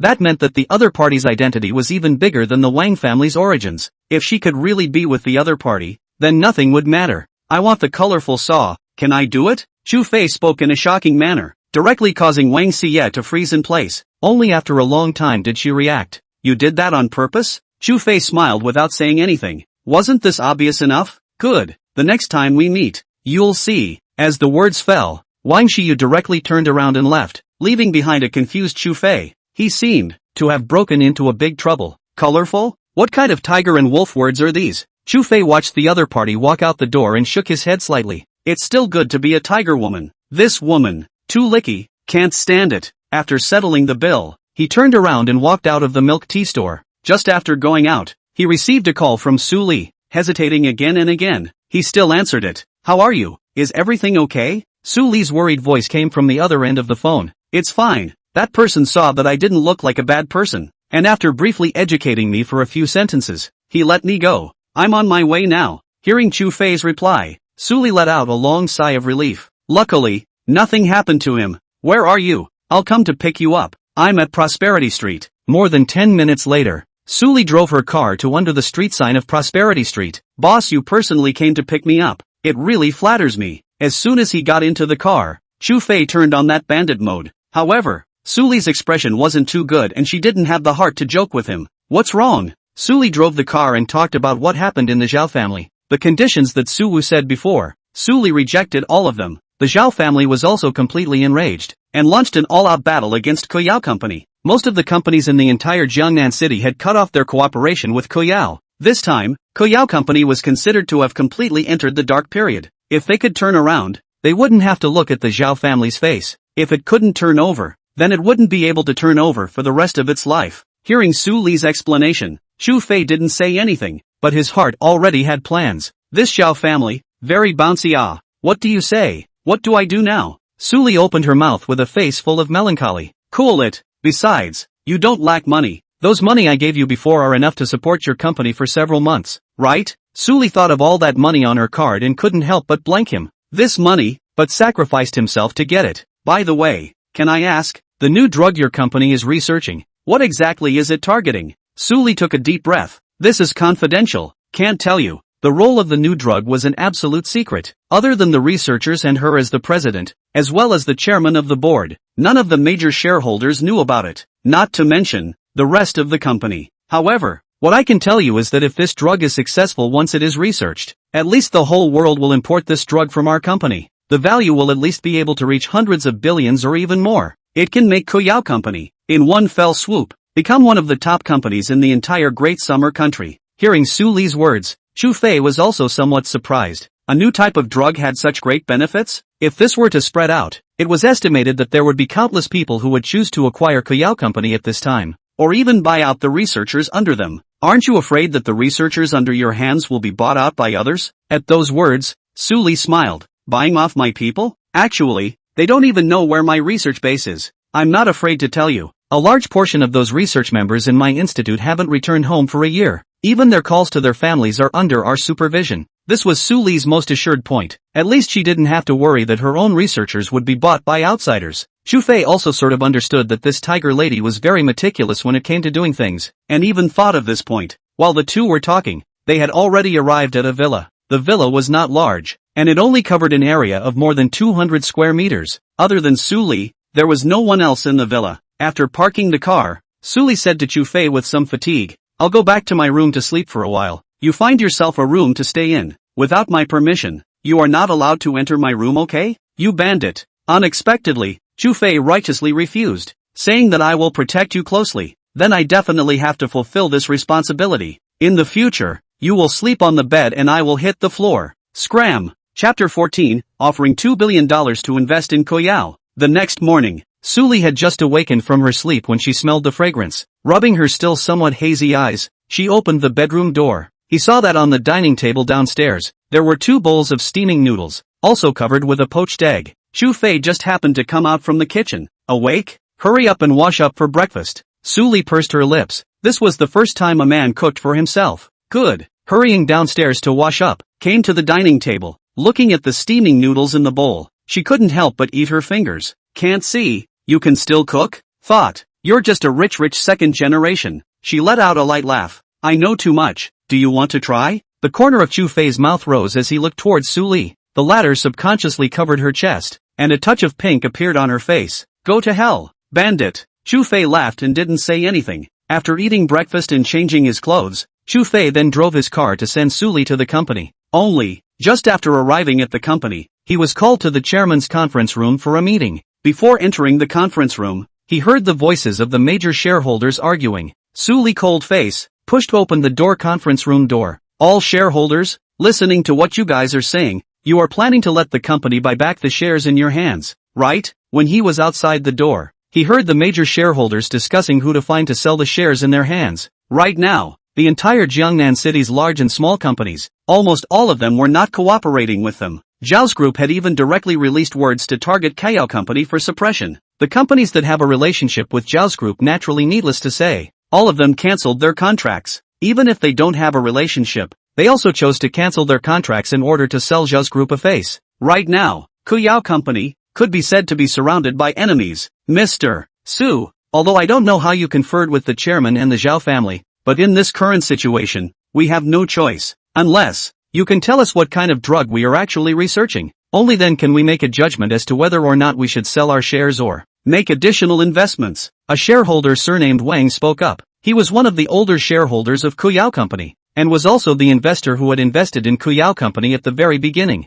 Even he was not optimistic about the future of Koyao Company, let alone the others. Yes, Mr. Su, up until now, we don't even know the direction of the company's latest research. What do you think? What should we choose? Another shareholder spoke up. Su Li laughed coldly in her heart. Amongst these shareholders, she didn't doubt that someone had already been bought by the Zhao family, because before researching the latest drug, all the shareholders had signed a contract that they were not allowed to ask about the research direction and role before the new drug was researched. And this time, with so many people opening their mouths, she didn't rule out that someone had already become a member of the Zhao group. Since it's like this, then there's no choice. Several people. Is there anyone who wants to sell their shares? I'll buy them all at today's opening price. Recently, Koyao Company's share price had plummeted downwards, and some shareholders had long since gotten wind of it and sold off. And as soon as the market opened this morning, the stock price dropped by nearly 10%. Mr. Su, your words are a bit unreasonable. The stock price has fallen so much. You don't buy at the original price even if it's not enough. And you're still asking us to sell at a loss. Capitalists aren't even like this, right? A somewhat obese shareholder, wearing glasses, was quite dissatisfied. After all, if the share price fell, they would have to lose money as well. Then what the shareholders mean is, Su Li looked at the few shareholders present, her face a little cold. Today, father didn't come. Thought he knew about the situation here. Presumably, it was to let himself handle things here. There is nothing else. We've all discussed it. The company is buying back, and we're not taking advantage of the company. Just follow yesterday's opening price. Su Li sneered. All the shareholders, it seems like you've been planning this for a long time. Ha, since that's the case, then all the shareholders should keep it, or go outside to see if there's anyone willing to take over. As far as the current situation of Koyao Company was concerned, there was no way that someone would take over, unless that person was a little cutie. Mr. Su, you're going overboard with this. It was agreed at the beginning that the company would reclaim the shares if there was a crisis in the company. Now you're not keeping your word. But we signed a contract? Is it hard to believe that Mr. Su wants us to sue? This is not a good idea. As soon as the shareholder surnamed Wang opened his mouth, the other shareholders present immediately revealed smiles. In fact, Su Li guessed correctly. All the shareholders present had already been bought by Zhao Group. In addition to selling their shares, the reason they came over today was to lasso out Kuyao's research drugs. As long as they could lasso it out, each of them would be able to get a considerable amount of money. Moreover, Zhao Group was willing to purchase the shares in their hands at a high price. It was a pity that Su Li's mouth was too hard for them to pry out. Yes, we signed the contract in the first place, but don't forget, everyone, the original contract could have stated that it would be repurchased according to the opening price on that day. I think all the shareholders should have read the contract, right? Su Li's sentence was considered to have blocked the way back for several shareholders. The face of the shareholder surnamed Wang also became a bit ugly. Originally, he had come over to talk about conditions, but he didn't expect to be taken by the other party. All the shareholders have to be quick if they want to make a move. Otherwise by then, once the company goes bankrupt, the shares in the hands of all the shareholders will be nothing. After saying that, Su Li turned around and left the conference room, leaving several major shareholders looking at each other. Returning to the office, Su Li's face was ugly. These guys, at a glance, were bought. Surprisingly, they were delusional enough to try to get the research drugs out of their own mouths. It seems like it's time for the company to straighten up a bit. But, once one funded the acquisition of the shares in the hands of these shareholders, it seemed that those remaining funds wouldn't last long. Just thinking about this made her anxious. My big president. What happened? Do you need my help? Su Li shook her head. Nothing, just the company's affairs are a bit annoying. Chu Fei nodded and did not say anything more. Sitting on the seat, he took out his cell phone and simply sent a text message. The content of the text message was very simple. Contribute $2 billion and invest in Jiangnan Kuyao Company. Chapter 15. A slap in the face to sober you up. Noon. Why don't you accompany me out for a walk later? No need to drive. Su Li put down the work in her hands. The company was still able to operate as usual now, although there were quite a lot of people resigning, but it couldn't affect the company as a whole yet. Is this considered you inviting me on a date? Chu Fei raised his eyebrows and looked at Su Li with a hanging smile. Su Li blankly glanced at him without any good humor.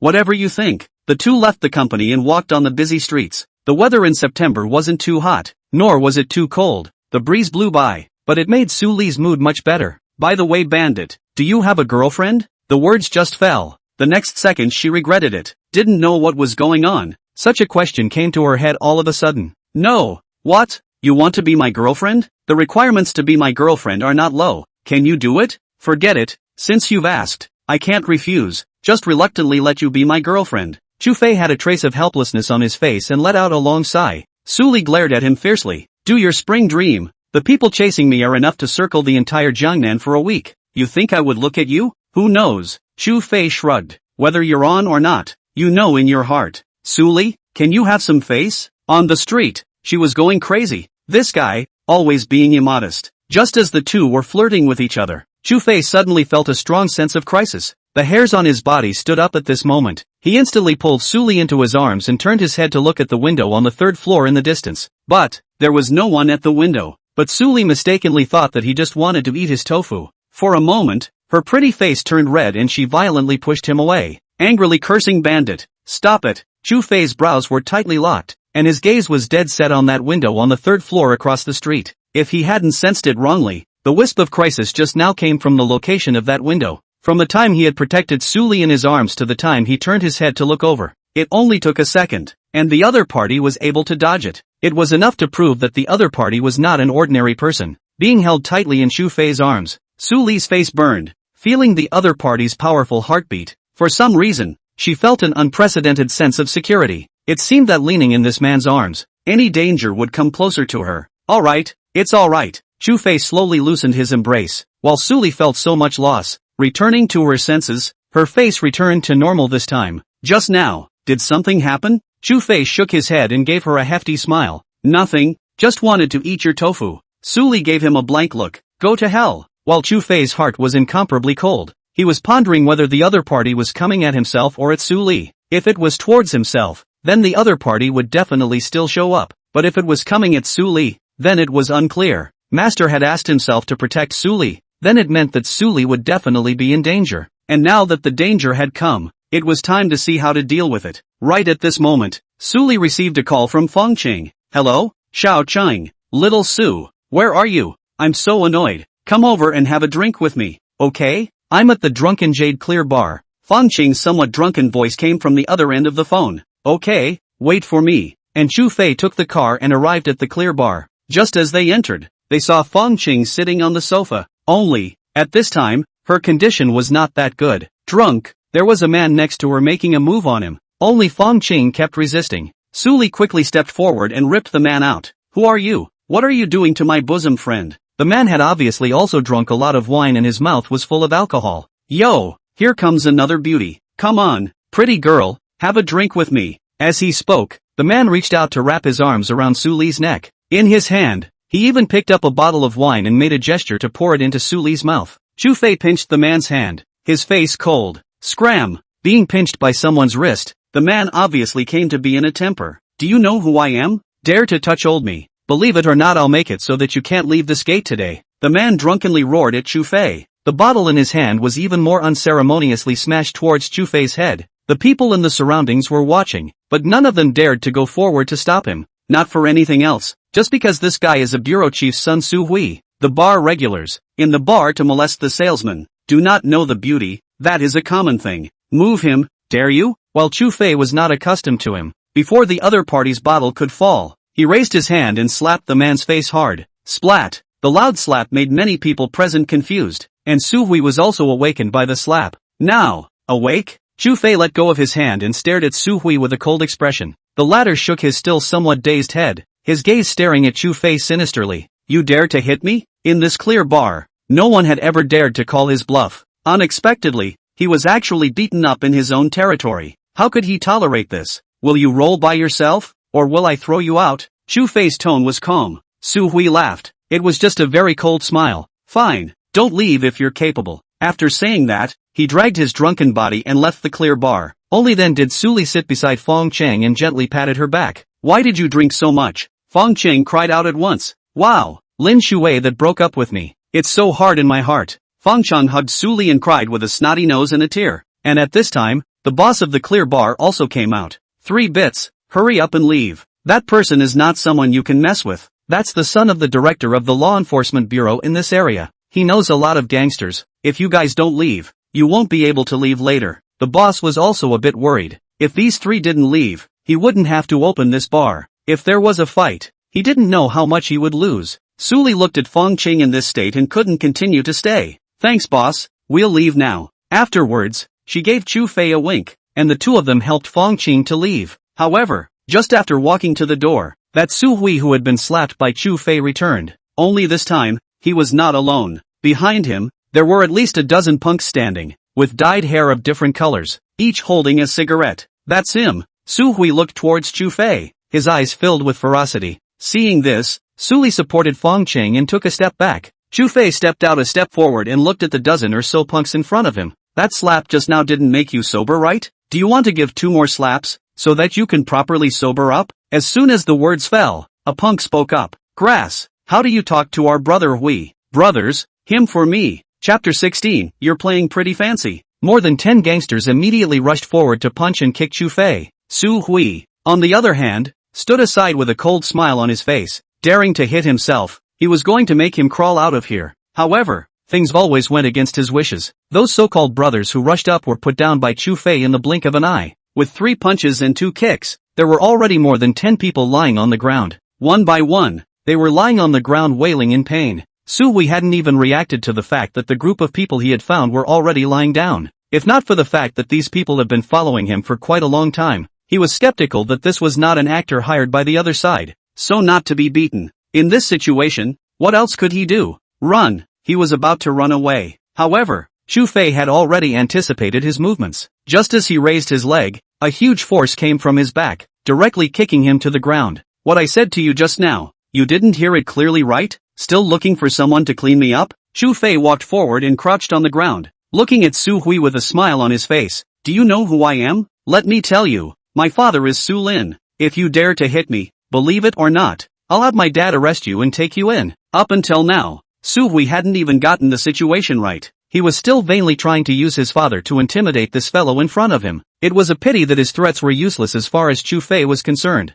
I'm so scared. As soon as his words fell, Chu Fei was the one who slapped Su Hui's face. Splat! A resounding slap. Immediately, Su Hui's face immediately turned red, and 5 fingerprints were clearly visible. No, you're wrong? Su Hui gritted his teeth and vaguely spat out a few words from his mouth. Grass you. Before the third word was finished, there was another slap. Ouch. Still cursing, right? Why so unqualified? 10,000 wild horses ran wild in Su Hui's heart. Lousy. Slap. Another slap. Young age. Not married yet, right? I'm not even an old man yet. Who are you? Chu Fei slapped left and right, snapping for a while, but in just a few minutes, Su Hui's face had already turned into a pig's head. Only when Chu Fei saw that he had been knocked out by himself did he stop, shaking off his somewhat raw palms. Next time I meet, I'll still whip you. After saying that, only then did he come to Su Li's side. Su Li looked at Su Hui, who was lying on the ground and had turned into a pig's head. His eyes were full of sympathy. Who was this fellow bad to mess with? He had to provoke Chu Fei. Let's go. The three of them took a cab and brought Fong Qing back to the villa. Su Li managed to put Fong Qing on the bed to sleep, and she herself was already exhausted. Chu Fei, on the contrary, had nothing to do as he wandered around in the living room. Are you idle? Looking at Chu Fei's leisurely appearance, Su Li became angry. This fellow, he didn't know to help out either. Or else, as he spoke, Chu Fei walked to the position at the corner of the living room wall. Raising his finger, he pointed at the camera in the corner of the living room wall. Did you install that camera? Su Li glanced at it. Yes. Why? Chu Fei shook his head, indicating that it was fine, but he felt that there seemed to be something wrong with that camera. The wisp of crisis that he encountered on the street today was most likely not directed at himself, but rather at Su Li. As for the reason, he wasn't sure. How many cameras do you have at home? And where are they located? Chu Fei then asked again. Su Li leaned on the sofa and thought about it. 4, 2 outside, 1 in the living room, and 1 in the hallway. What's wrong? Why are you asking this? She was a bit puzzled. While Chu Fei didn't say anything, he came to the location of the cameras Su Li mentioned. There was nothing unusual about the 2 cameras outside. The camera in the living room looked, well, similar. However, when coming to the corridor, there was an additional small thing with a bubbling red dot on the circular camera. Finding a stool, he removed the gadget. At once, the eyes narrowed slightly. Bugger. Unexpectedly, it was really targeting Su Li. Surprisingly, he had installed a bug in his home, and it was also bumped in such a hidden place that normally no one would notice. It seems that there should be more than one in this villa. With a forceful pinch, the bug was instantly crushed. What are you holding in your hand? Chu Fei threw the crushed bug on the table. A bug? There should be more than one in this house of yours. When hearing the 3 words wiretap, Su Li only felt a chill on her back. His own home was actually installed a bug? One should know that one often checks the surveillance. One hadn't seen anyone enter one's villa from the surveillance either. You're not kidding, right? How? Possible? Su Li was a little disbelieving. Do you see me like I'm joking? Chu Fei looked at her with a serious face. The latter was silent. I'll look for it and see if there's any more. Chu Fei began to search the room for bugs. One was found in the kitchen, one behind the TV, and one under the router. Half an hour later, Chu Fei threw the crushed ones on the table. There were as many as 6 or 7 of them, and that was still if he didn't look around the room. Maybe, there were more in the room. How? So many? Su Li looked dazedly at the bugs on the table. Then I don't know. Now I'm going to your room to see if there are any others. Upon hearing that Chu Fei wanted to go to his room, Su Li was a little anxious. No way. I will go with you. Not knowing why, Su Li was a little alarmed. Chu Fei looked at this appearance of hers and let out a light laugh. What? Could it be that there is something that can't be seen? Su Li's face instantly turned red. Only no. The 2 of them walked into the room. Fong Qing was drunk and slept heavily, and had no intention of waking up. This would also be the first time Chu Fei entered a woman's boudoir. In the air, there was a faint scent. In the white patterned closet next to it, there were different styles of clothes hanging. Chu Fei opened the closet, searched a bit, and found a bug at the top of the closet. He then squatted beside the bedside cabinet and just wanted to reach out and pull open the cabinet. But Su Li exclaimed, "Don't move!" Chu Fei turned back and looked at her with some confusion. What? Su Li forced herself to endure the embarrassment and shook her head, her shell teeth biting her red lips. Nothing. You open it. After saying that, she directly turned her head. Chu Fei cut a sound, then opened the closet. It didn't matter if this didn't open. As soon as he opened it, the entire person froze in place. In the cabinet, filled with 7 or 8 sets of intimate apparel. Moreover, it was all lace. There are white, black, red, purple, even, he saw a very special set of three-pointed style, and was able to think of what effect Suli would have when she wore it on her body. Chu Fei slowed down, his face full of smiles. Can't see, you're playing quite flowery alone. Chapter 17, A Sudden Investment. In the Zhao family's garden. What did you say? You guys didn't take a criminal named Chu Fei into custody at all? Are you sure you didn't misremember? Zhao Wei's face was full of gloom as he rushed at the person on the other end of the phone in a cold voice. Originally, he thought that with Jiang Ning stepping in, Chu Fei would have to be locked up in a prison even if he didn't die. However, he hadn't expected that he had asked all the bureaus in the city, and actually didn't have such a person. Dong Zhao, I also know about your son's matter. There's no need for you to tell me about this. I'll definitely tell you. If I had, I wouldn't need you to say anything. I would have gotten someone to clean him up, but we really didn't receive this prisoner. Listening to the words on the other end of the phone, Zhao Wei's face became increasingly ugly. I know. Thanks Bureau Wang. I'll buy you dinner next time. Hanging up the phone, he kicked the stool in front of him. Damn it. Why did Jiang Ning cast a net over that kid? He couldn't figure it out. Jiang Ning was a public official in everyone's eyes, absolutely fair and impartial, yet he let Chu Fei, the murderer, go. Could it be that the other party was his illegitimate son? But on second thought, the two of them didn't even look alike, and Jiang Ning had hardly any black spots from the time he took office until now. Wouldn't leave a stain on himself just for the sake of a tiny security guard, right? Zhao Wei couldn't figure out why exactly. What's going on? Lu Sui walked into the room with a tired face, his dark circles under his eyes looking extra thick. He didn't close his eyes for 2 nights, and only rested for a while until his son was buried this morning. That kid was released by Jiang Ning. He blackened his face. Released? Are you sure? Lu Sui couldn't believe it either. A murderer who fell into Jiang Ning's hands would be designated to squat in jail or eat a gun directly, but unexpectedly, the other party was released unharmed. I've asked all the bureaus in the city, and several directors have told me that they didn't receive a prisoner called Chu Fei, and, even more so, they didn't receive an order from Jiang Ning. What is this if not being released? Lu Sui fell silent. Her son had been killed, and she absolutely could not tolerate the murderer going free. I want revenge. Her face was grim. Start with Su Li first. Isn't he Su Li's personal bodyguard? Then we'll move Su Li first. Use Su Li to threaten him. Zhao Wei didn't say anything after hearing this. This wasn't a bad solution, but the consequence was to do it cleanly. Once it was discovered, then the people behind Su Wu definitely wouldn't stop. Find someone. Keep your hands and feet clean. In the villa, Chu Fei and Su Li were sitting on the sofa in the living room, looking at the more than 10 crushed bugs on the table. Both of their faces were not very good. Did you mess with someone you shouldn't have messed with?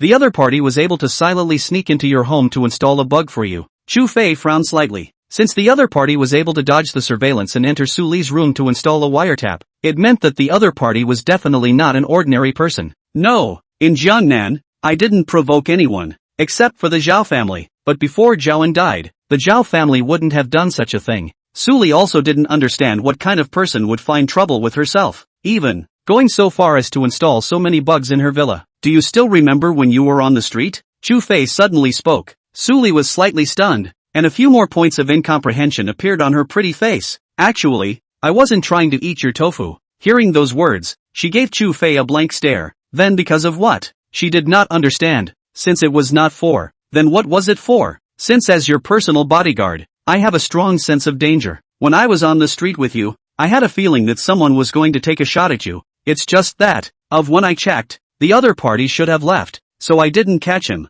Hearing Chu Fei's explanation, Su Li only felt a wave of fear. Everyone was afraid of unknown dangers. What you said is true. Chu Fei nodded slightly. Why would I lie to you? Just to eat your tofu? It's not like I haven't eaten it before. Su Li kicked at Chu Fei fiercely. Bandit, go to hell. Right at this moment, Su Li received a call from the company secretary. Hey, Mr. Su, someone wants. The secretary's tone appeared to be very agitated, and her speech was a bit stuttered. Su Li heard indistinctly. What's wrong? Someone wants to invest in our company. The amount is $2 billion. Said, to ask you to meet and talk. When she heard these words, Su Li violently stood up from the sofa. On her pretty face, she was filled with incredulity. She hadn't even thought that there was actually someone who would choose to invest in her company at this time. Moreover, it was $2 billion.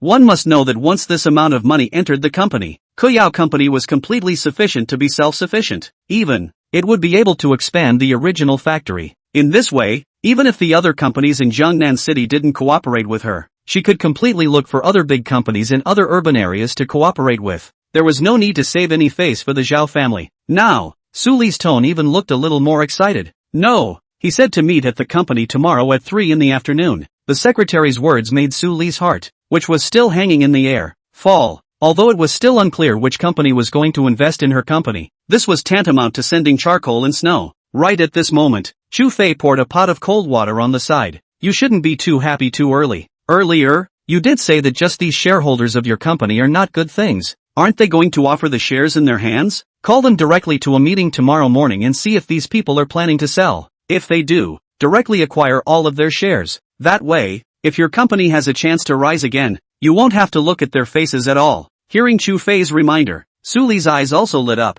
This was an opportunity to gather shares. Once the research was successful, then Kuyao Company would be considered a complete turnaround. I understand. Thank you, Bandit. Chu Fei just smiled and didn't say anything. A $2 billion investment was nothing to him. It didn't matter if he could return his capital or not. He just didn't want to see this fretting over the company's business because that would grow wrinkles. But, who do you think would invest in my company at a time like this? Isn't the other party not very bright? Hearing this, Chu Fei's face darkened. This was a turn to scold himself for having a pit in his brain. However, of course, he would not tell this that it was himself who had called someone over to invest. Probably, the other party is a cutie. Chapter 18, Buyback of Shares. Early the next morning, Fangqing finally sobered up and bid farewell to Su Li and Chu Fei. On the other hand, Chu Fei brought Su Li to the company and held a shareholders meeting, and this time Su Wu also stepped in, because he had also heard about someone wanting to invest in the company. But apart from the secretary, this matter was only known to Su Li, Chu Fei, and Su Wu.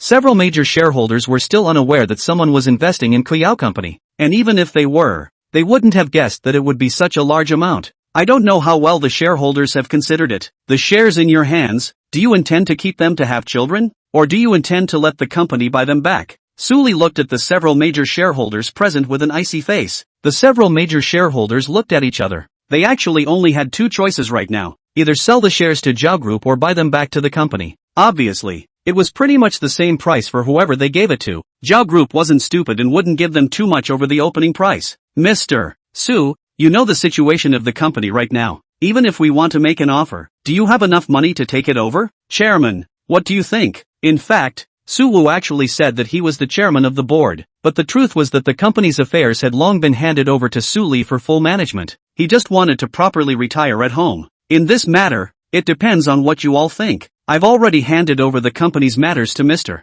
Su's full authority. If all of you want to offer your shares, I naturally won't say anything more. As soon as Su Wu opened his mouth, the several major shareholders present were clear about what he meant. Obviously, Su Wu intended to be helping Su Li to get back the shares in their hands. In that case, then I wonder what the price is? Su Dong, we won't say much more. The people from Zhao Group have already contacted ours and are willing to give us a price of 10% on top of the highest price of the shares this month. The shareholder surnamed Wang didn't hide anything and said it directly. The moment these words came out, Su Wu and Su Li's faces both became a little ugly. Unexpectedly, Zhao Group had played such a hand with them. It seemed that the other party was determined to eat up Kuyao Company. We're all old friends, and we've taken a lot of the company's dividends. This black-hearted money, it's fine if we don't earn it. Shares, offered to the company at this month's highest price. I wonder what Mr. Su's opinion is? Another shareholder also spoke up. Just as Su Wu hesitated, Su Li was the first to speak. Yes, Su Wu was a little surprised in his heart. This girl, where did she get so much money? One should know that according to the highest price this month, that time happened to be the time of Su Li and Zhao An's engagement. During that period of time, Kuyao Company's stock price could be said to have risen straight up. If it was based on the highest price, then the shares of these major shareholders would add up to at least $200 million or more. Mr. Su isn't joking? Really willing? The shareholder surnamed Wang obviously didn't quite believe it. $200 million? Unless one sold half of Kuyao Company. Do you think I'm joking? Su Li's face was calm, and she didn't look like she was joking at all. Just like that, several major shareholders chose to sell their shares to the company, and they themselves got their share of the money. This time, all of the company's shares were in the hands of Su Li and Su Wu. Su Li alone took 60% alone, while Su Wu accounted for 30%. The remaining 10% was in the hands of some shareholders. In Su Li's office, Chu Fei received a phone call. Hello? Who is it? Looking at the unfamiliar number, he didn't know who would call him. Forgot about me so quickly? Where are you? I'm coming to find you. Listening to the gentle voice on the other end of the phone with a bit of flirtation, Chu Fei's expression froze. Wasn't this the blind date that old dad had arranged for him? Why would she call him? With that high and cold look on the other party. He thought that the other party would treat him as a passerby. It's you. Looking for me for something? Why don't you not come over? It's not too convenient for me here. Chu Fei looked at it and politely refused. There was absolutely nothing good about this high and cold woman coming to find herself. Don't you want to meet me? You said yourself that you want a colorful SAO, and I feel that I now have the kind of flavor you want. When these words came out, Chu Fei almost spat out a mouthful of water. What the hell is a colorful SAO now? Had he said that himself? After thinking about it, he seemed to have said it. However, he also didn't think that this would take it seriously. You wait, I'll slow down, Chu Fei hurriedly said, then hung up the phone. After taking a deep breath, he still felt that he couldn't let this come over. But without waiting for him to call, Su Li returned, looking at him with a smile on her face. It's good now. The shares of the major shareholders have all been recovered. Just waiting for that investor negotiation in the afternoon. Do you think, will the other party invest? Su Li was full of joy, and her heart was also a little nervous. What if the other party is not clear about the current company's situation and knows that they won't invest in the future? Don't worry, the other party will definitely invest. Chu Fei smiled back, then I'll borrow your good advice. Su Li's eyes carried a few points of gratitude. Right at this moment, Chu Fei's cell phone rang. Hello?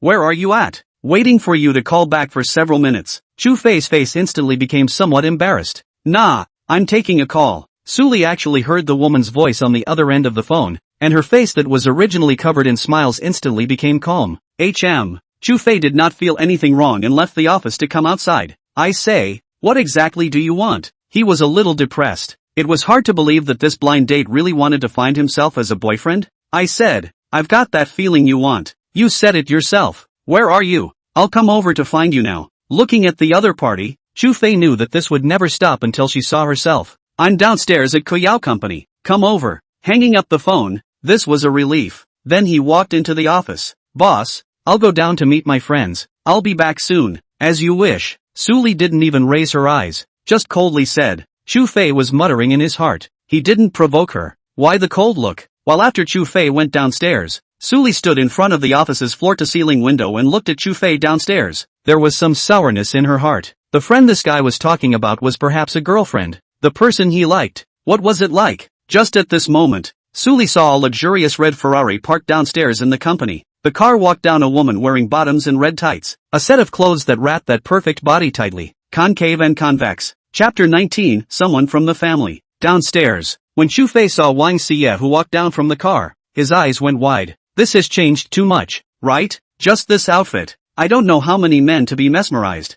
This body, this eyes. It's a perfect creature. How is it? I dress up this body still meet your taste? Be my boyfriend. You can do whatever you want to me. Wang Xie's eyes were flirtatious as she came forward and held Chu Fei's hand. Upstairs, Su Li saw it clearly, and that sour taste in her heart could no longer be endured. Unexpectedly, this guy actually liked this kind of woman. She turned her head away, not wanting to look anymore. However, a voice in her heart kept reminding her to keep looking. She carefully turned back again and looked down. No, if you're like this, you're making it sound like I'm lusting after your beauty. I'm not that kind of person, you know. Chu Fei broke away from Wang Xiyu's hand and stood aside. His face was covered with helplessness. Why was this woman just like cowhide candy, unable to shake it off? Then what do you want? Why don't we be more direct? I brought my ID card, although it's not too good in broad daylight, but it's fine if you like it. Wang Xiyu didn't have a bit of embarrassment, but it was Chu Fei who was filled with dismay. This woman was crazy, right? Really just for the sake of the family,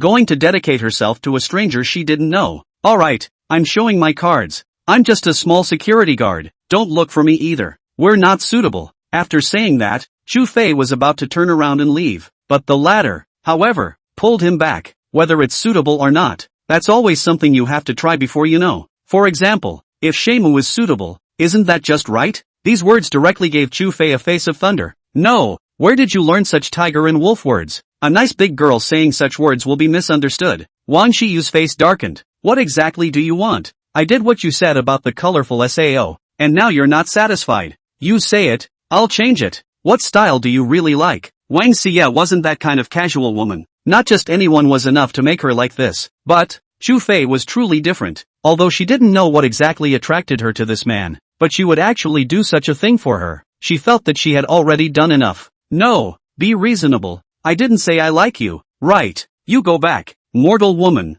Not suitable for me. Chu Fei shook his head slightly and turned around towards the building. Just before taking 2 steps, he turned back. Right. Any investment intentions? This company, short of money. Maybe if you invest, I'll consider it. Only after saying this did he leave. Wang Shiyu looked at the tall building in front of her, her eyebrows slightly wrinkled. Kuyao Company? Wasn't this the small company that was targeted by the Zhao clan? The entire Jiangnan knew that the Zhao group had launched a series of business wars against Kuyao Company. However, her Juanhao group was not among them. She didn't need to look at any company's face. However, since this guy asked himself to invest in this company, it meant that this company might have some value. Immediately, she took out her cell phone and made a call to her secretary. Xiao Gu, take out $500 million and invest in Kuyao Company. Yes, Mr. Wang. Looking at the background of Chu Fei's departure, the corners of Wang Xiye's mouth rose slightly. Since you're working as a security guard in this company, I won't have to talk to you on the phone next time. After saying that,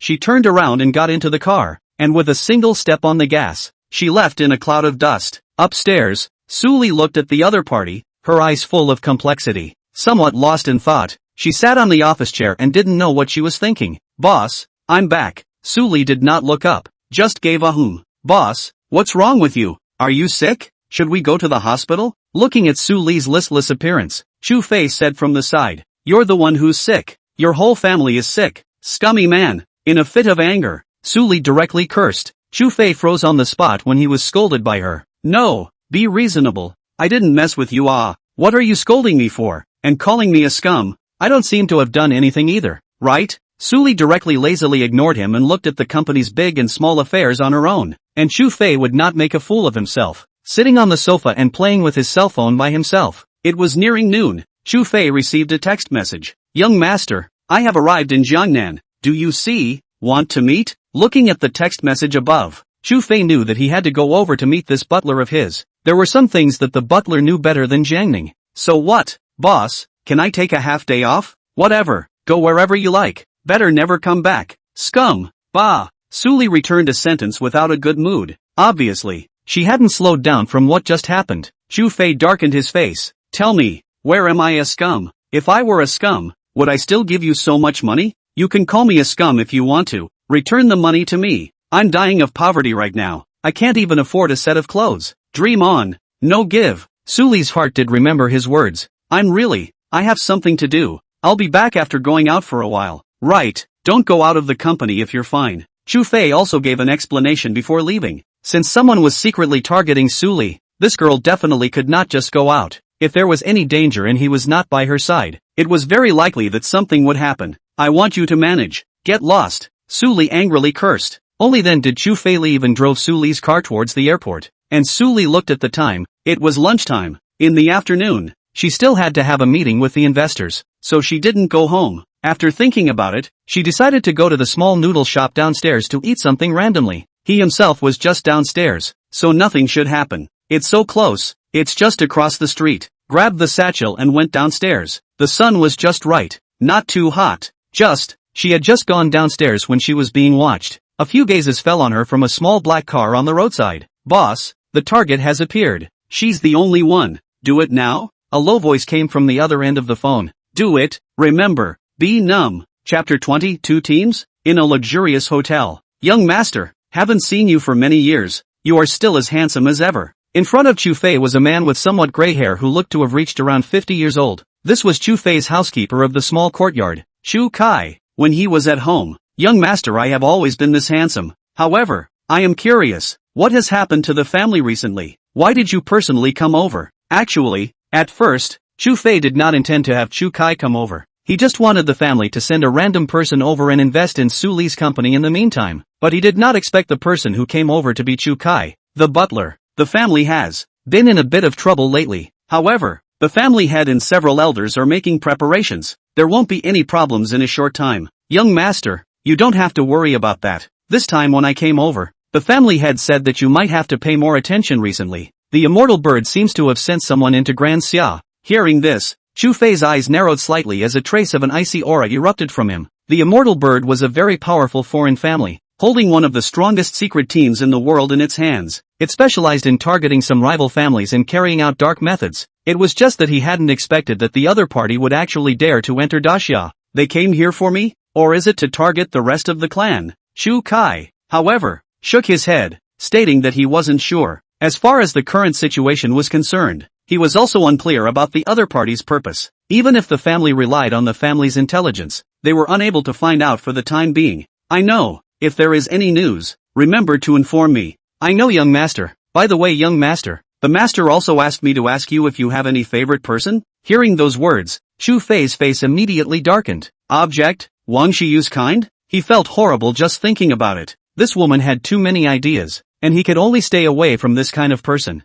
No, old son is still young. He wants to hold grandchildren, so let's wait a few more years. Hearing Chu Fei's reply, Chu Kai could only smile and not say anything. Just at this time, Chu Fei's cell phone rang. Looking at the somewhat unfamiliar number on it, he frowned slightly. However, he still pressed the answer button. Hello? A low man's voice came from the other end of the phone. Chu Fei, right? Listening to the unfamiliar voice on the other end, Chu Fei was still somewhat confused. Chu Fei. Next, he heard Su Li's voice with a crying tone. Chu Fei instantly stood up from his position, and his eyes instantly went cold. Did you hear me clearly? I think you shouldn't be a stranger, right? Your boss was kidnapped by me. Now I'll give you two choices. Either come over alone to the old factory building in the south of the city, or you call the police and I'll tear the ticket. When hearing those words, Chu Fei understood that the other party was targeting himself, not Su Li. Don't move her, I'll come over now. Since the other party's target was not Su Li was still safe for now.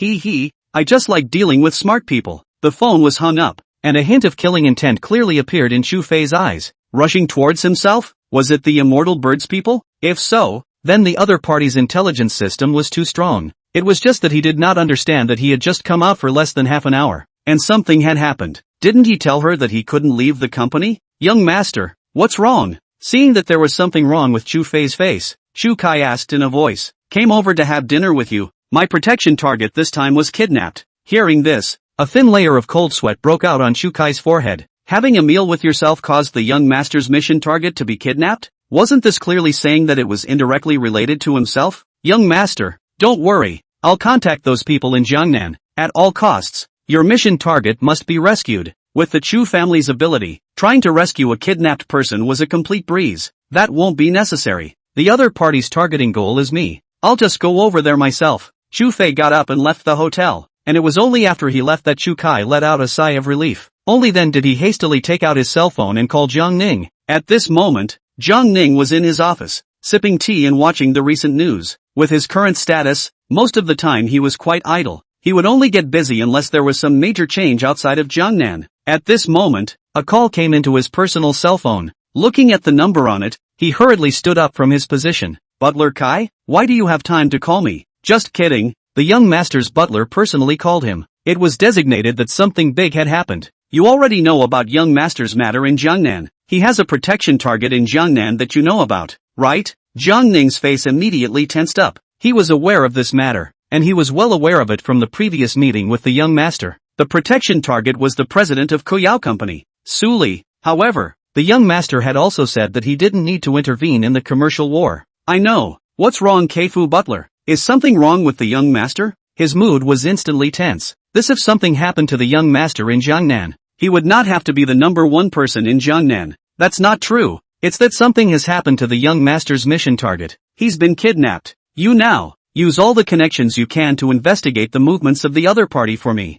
Chu Kai's words caused Jiang Ning to let out a slight sigh of relief. However, the heart was still quite nervous. After all, the young master's mission objective was 100 times more important than himself. Yes, I understand. I'll go investigate now. On the other hand, Chu Fei had already driven his car straight to the south of the city. The south of the city was Jiangnan City's former old factory area, and before Jiangnan City was completely developed, it was the location of many factories. But should the national requirements, not to avoid to ensure the air quality of environmental protection, see to all factories are moved to the outside of the city. So now the old city is preparing for the development stage, but for the time being no real estate company to take over. Nearby this piece became the place where many small punks and small forces gathered, and while Chu Fei was traveling to the south of the city, another group of people had also arrived at the south of the city. What is the other party's origin? On the top floor of an old building in the south of the city, 3 stocky men stood right next to the fence, their gazes looking into the distance. At their feet, there was also a black handbag that looked heavy. I don't know. Originally, this girl, Shouldn't she be our target? Can't it be that the boss's side sent someone else? One of the men with a scar on his face was full of doubts. It shouldn't be, right? However, it's a bit strange that that guy wasn't there this time. Last time, it was almost discovered by him. That kid is too terrifying. Chapter 21. Someone opened fire. Why don't you go ask what's going on? Old Black? I don't think these people are very good. It shouldn't be the people sent from the boss's side. I feel that it might be a coincidence. The one who spoke was the captain of the three, Old Wu. They had received a mission from the bigwigs above, saying that they were kidnapping Su Li, the president of Jiangnan City's Kayao company. It was best to bring it back alive and have a great use for it. But I didn't expect that the other party had an expert protecting them. The last time Lao Wu was ready to make a move, he had thought that with his own strength, he would be able to easily subdue him, but he did not expect that the other party had discovered his existence so quickly. So in the last 2 days, the three of them had been looking for an opportunity. It was not easy to wait until that guy had something to go out and Su Li went out alone. Before they could make their move, they saw the other party being kidnapped into a car. The three of them drove all the way, following this car that kidnapped Su Li all the way to the south of the city. No, why am I the one to go? Didn't you see those people across the street with knives in their hands? I can't hold back a few knives with this small body. The one who spoke was Old Black. His name was Old Black, but he wasn't black, and his somewhat thin body looked weak. However, it was the three of them who were on the battlefield of the South Tower. Not to say that they had a fierce reputation, but they were also ghosts. The number of small leaders who died in their hands was countless. As for the big chieftains, it wasn't the turn of the three of them to take action. As far as the strength of the three of them was concerned, they couldn't even use their guns to deal with the punks below. Why don't we go and take a look together? Just these few punks, one punch at a time. It's like beating up a chicken. Old Su, who was on the side, also spoke up. The three looked at each other and nodded. Then carrying the black handbag, they walked towards the old factory. And inside the old factory, Su Li was tied to a stool. On the table next to her, a few punks were fighting the landlord. A3, King Bomb, do you know how to play? I'm a 3 and you're a King's Bomb? I'm happy to, can't I? A few punks were having a great time. On the other side of the abandoned machine, a bald man was holding a dagger in his hand, flinging it up and down. A long scar on his head was enough to see that this was definitely a tough guy, and he was also the boss of several people, known as Scar in Jiangnan City. Often working for the Zhao family, he was also a fierce general under Lu Sui's hand. Normally, Lu Sui would not use him. All pay attention to me, counting the time. That kid should be arriving soon. It's said that the kid is a practiced fighter. Don't even be too big for your britches later. Just slash to death. The dagger fell into Scar's hand, and he spoke in a grim tone. Su Li, who was tied to the stool, was blindfolded by the rags. Although she couldn't see, she could hear. For Scar's words, she heard them clearly. For a time, the mood was incomparably tense. If Chu Fei really came, what should be done? On one hand, she hoped that Chu Fei would not come over, but on the other hand, she thought that Chu Fei would appear faster. The tangled thoughts kept circling in her mind. Right at that moment, 3 strangers appeared outside the old factory's main door. For a moment, everyone put down their hands and picked up the machetes that were placed aside. 3 of you. Excuse me, there's someone here. Change the ground? One of Scar's juniors, machete in hand, pointed straight at the 3 people coming from the opposite side. These 3 were not other people. It was precisely Old Black's trio. Several brothers, don't misunderstand. I just came over to ask about one thing. We'll leave when we ask clearly, and definitely won't linger. Old Wu hemmed and hawed, then pulled out a large stack of cash from his pocket and threw it over. Scar looked on with a slight frown. These 3 people, on the contrary, were quite uptight. Ask, hurry up and leave afterward. When the 3 heard this, they looked at each other. Are you guys sent by Brother Yi? Brother Yi? Scar frowned. No, you guys recognized the wrong person. Hurry up and leave. He waved his hand, signaling for the 3 to hurry. However, Old Wu's trio's eyes went cold. Since they weren't sent by Brother Yi, they were probably enemies who had a grudge against this woman. However, to dare to reach out and snatch the prey of one's own people and others, one would not look at the 3 of them in the eyes too much. Since it's not, then please leave. This woman is the one our boss has named and asked for. If you don't want to find trouble, I advise you all to hurry up and leave. As they spoke, Old Black's trio had already placed the handbag on the ground. Scar looked at the handbag carried in the other party's hands, and his expression instantly tensed up. He knew very well what was contained in the other party's black handbag. 3 of you, this isn't too good. As he spoke, he had already taken out a black pistol from his waist. The dark muzzle of the gun was aimed at Old Wu's 3 people. Originally, he hadn't planned to use this kind of thing. After all, within Daxia, It was forbidden for any ordinary people to possess weapons except for special departments, but he was also doing it just in case. Unexpectedly, it was really bumped into by him. "Brother, are you sure you want to do this?" As he spoke, Old Black put down his handbag and raised his hands high. By the looks of it, he was planning to surrender, but no one saw that there was a razor blade clutched between his fingers. "You guys leave now, and we'll pretend nothing happened. If you open fire, I guess you guys won't be able to leave." Old Black was all smiles, seemingly not caring at all about being pointed at with a gun. Old Wu and Old Su similarly held their hands high, their faces expressionless. "Scare me? I know what you guys have in that bag. Don't force me, otherwise, one of you will definitely fall." As soon as the words left his mouth, Old Black suddenly flicked his wrist. Scar was also an old man who had been in the Jianghu for a long time, and being able to survive was definitely not by luck. The moment the other party's wrist moved, he pulled the trigger. Poof! Bang! The blade pierced directly into the middle of Scar's throat. Blood kept bubbling out along that one bloodstain. With a pair of eyes, he stared at the three people in front of him with a deadly stare, and Old Black wasn't much better, desperately twisting away the moment he made his move. However, no amount of speed could compare to a bullet. The bullet directly pierced through his arm, and blood flowed out. "Do it!" As soon as Scar's minions saw that their boss had been taken out by them, they all went crazy, desperately rushing towards Old Black's three. At this time, Old Black didn't need to make a move. Just these 10 or so punks, Old Wu and Old Su were enough. And on the road not far from the factory, Chu Fei stepped on the gas and was rushing this way. When he heard that gunshot, his heart was startled. "What's going on? How did someone shoot?" Chapter 22, Sorry I'm late. A few minutes later, inside the old factory, several corpses lay strewn about, while Old Wu and Old Su both flung their wrists and threw their blood-stained machetes aside. Old Black, on the other hand, stepped forward with an aggrieved look on his face. "I've said that this small body of mine can't carry it, but you guys don't believe me. If I were to come down alone, you two would be designated to collect my corpse." Old Wu glanced at him. Not bragging is still a good friend. "Alright, Old Su, take that woman with you and go back to hand in the mission." As for Su Li, who was tied to the stool, her delicate body was trembling slightly. That gunshot just now really gave her a fright. The air was filled with that heavy bloody odor, which even made her stomach roll over. As a medical researcher, she was very sensitive to the smell of blood. "Let's go.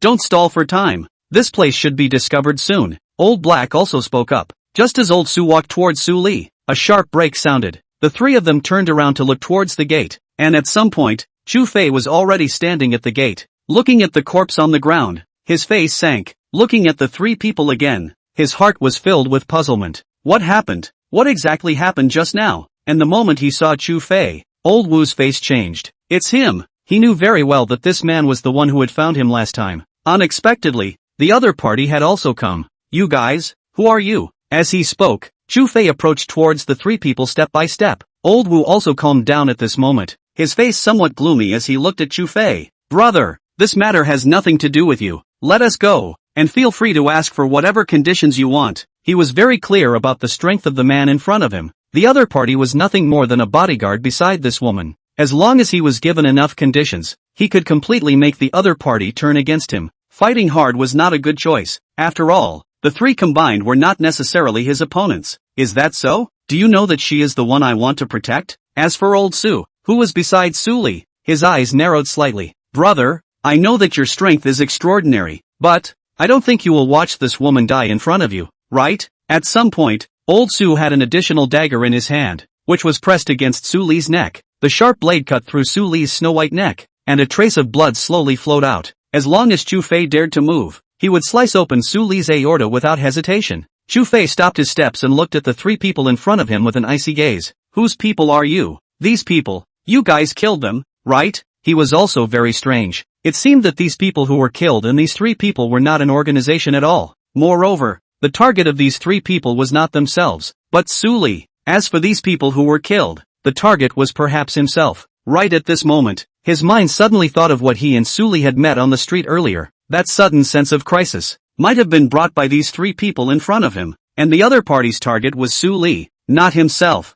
As for the person who kidnapped Su Li, the target was himself. "Yes, but we don't know them. It's just that they kidnapped the person we wanted, and when they didn't give it, we had to do it. You're one step too late." Old Wu took a deep breath, his hand already touching the position at his waist. Although he hadn't exchanged hands, from the aura on this guy in front of him, he knew that the other party was definitely not a good person. As expected, After listening to the other party's words, Chu Fei had already guessed the outcome. Between these two parties, there should have been a mess. However, this was good. At least it helped himself to solve some troubles. It was just that. He watched as the other party reached out to touch his waist, and his face gradually became grave. In the other party's hands, there must be a gun. With such a short distance, even if he could dodge, Suli was still in their hands. Once he made a move, Suli's life would be in danger. Three of you, let's talk. What kind of price the people behind you give you? I'll double it. The only option now was to stabilize these three people and look for an opportunity to make a move. Old Wu laughed, but did not dare to relax in the slightest. Brother is joking.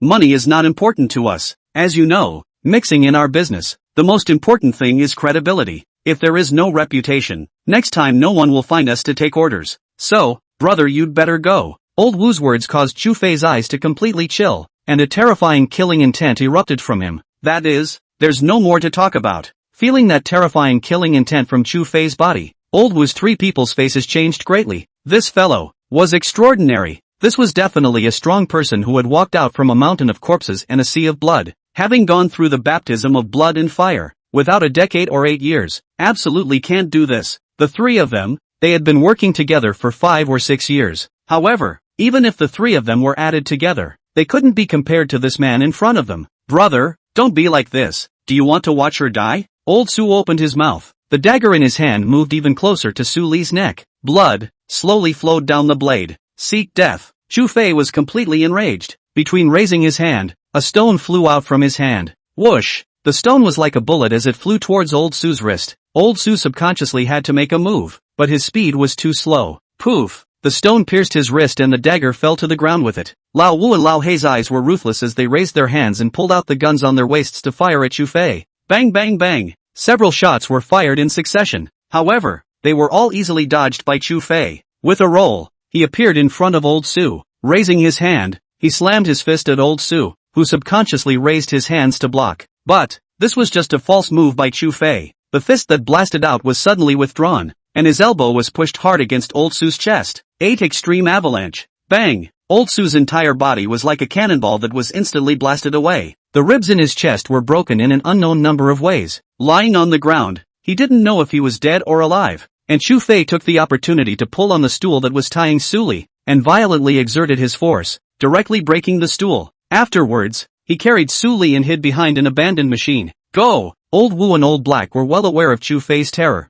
As for Old Su, they could no longer care. With that hand just now, Old Su's life would probably be thrown away here. The two of them hurriedly ran wildly towards the outside, not even daring to turn back. 2 minutes later, Chu Fei let out a sigh of relief, slowly removing Su Li's blindfold. The latter's eyes were already misty with tears and her body couldn't stop trembling lightly. I'm sorry, I'm late. Chu Fei's face was filled with apologies. If it wasn't because of himself, Su Li wouldn't have been in such danger. Su Li reached out and tightly hugged Chu Fei, not daring to let go for a moment. Chapter 23 Anger from Chu Fei. 2 hours later, Chu Fei brought Su Li back to the villa. What happened today had given her quite a scare. When she returned home, she laid down on the bed and rested, while Chu Fei was in the living room. His face was full of gloom. Taking out his cell phone, he made a call to Chu Kai. Did you find out? Chu Kai took a deep breath. Young master, things are a bit troublesome. However, it's not impossible to resolve. Hearing this, Chu Fei frowned. How? 2 groups of people,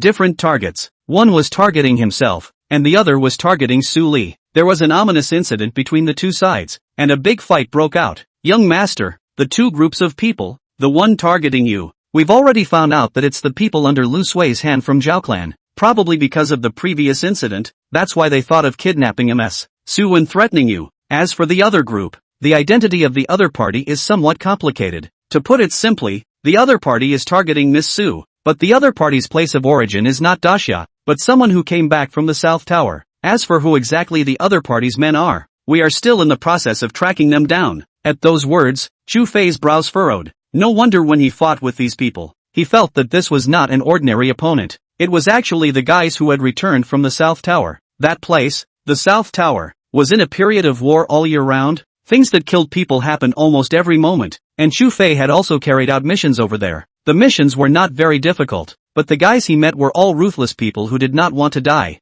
I know. Notify me when you have news. As for the Zhao family's side, you step in and settle it. After saying that, Chu Fei hung up the phone. gently walking to the door of Su Li's room. He pushed open the door and looked at the sleeping Su Li, a wisp of tenderness flashing through his eyes. In his heart, he muttered, "Sorry, it won't happen next time." At this moment, in the Zhao family's villa, when Lu Sui received the news from his men, his face instantly turned white. "What did you say? Scar and all of them are dead. How is that possible?" Scar was the most powerful fierce general under her hand, and was also a practiced fighter. It was no problem at all for one person to fight five. A dagger could play out in his hands. Moreover, together with more than a dozen minions, he actually couldn't take down a tiny bodyguard. Big sister, this is true. This matter has also alarmed those big shots in the bureau, and they are now pursuing it. Upon hearing this, Lu Sui's face became a little ugly. "I know. I'll give you a sum of money to your account later. During this recent period of time, it's best for you guys not to show your faces. Wait for the wind to pass." Hanging up the phone, Lu Sui sat on his butt on the sofa and looked at the ceiling helplessly. Just in time,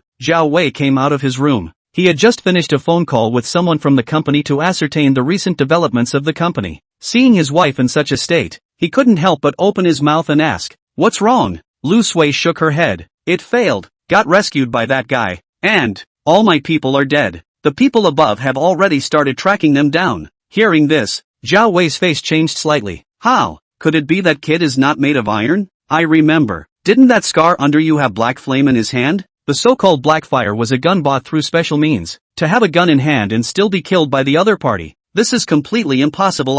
I'm not sure, but that's the way it is. I've already asked the people under my hand to hide it. It shouldn't be able to be found on us in a short period of time. Just as the two were conferring, the sound of an urgent phone call interrupted their conversation. Receiving the phone, Zhao Wei was a bit dissatisfied. "Name one reason why I'm not angry." He had only just ended the call with the company secretary, but he didn't expect this to call again. "Chairman, something big has happened. Mr. Zhang has brought people to seize our factory, and he also took away the general manager, the CEO and them, saying that he wants them to cooperate with the investigation. The reason is that our group is suspected of infringing on other people's property, using illegal means to conduct a commercial war, and the products we produce have hazardous substances." Like a bolt from the blue, it made Zhao Wei not come back to his senses for a long time. Only after a long time did he open his mouth. He didn't say how long the seizure would take. Given the current scale of the group, a one-day shutdown would result in the group losing at least tens of millions of dollars. This didn't include the cooperation with major companies, and if it went overtime, his own side would have to compensate for the breach of contract. No, it just says that it will be unsealed after it's checked out. Zhao Wei sat on his butt on the sofa, completely confused. He hadn't expected that something like this would happen. Was this a retaliation against the Zhao family? But the Su family had such a skill to be able to command Zhongning? He didn't believe it. However, this was just the beginning. Just after the phone call with the secretary ended, he received another call from the other company bosses. "Dong Zhao, sorry for the interruption. I think that the cooperation with your group may have to be terminated. Don't worry, we will pay the default payment as usual." Before Zhao Wei had a chance to speak, the other party had already hung up. One call after another caught Zhao Wei off guard. With each call, it was the news of a company terminating its contract, not even giving him any chance to ask. All the way to the last call. "Old Zhao, you've gotten into big trouble this time." AI. On the other end of the phone, it was Zhao Wei's old friend, the chairman of an group. The two sides had sort of worked together for many years and had a good personal relationship.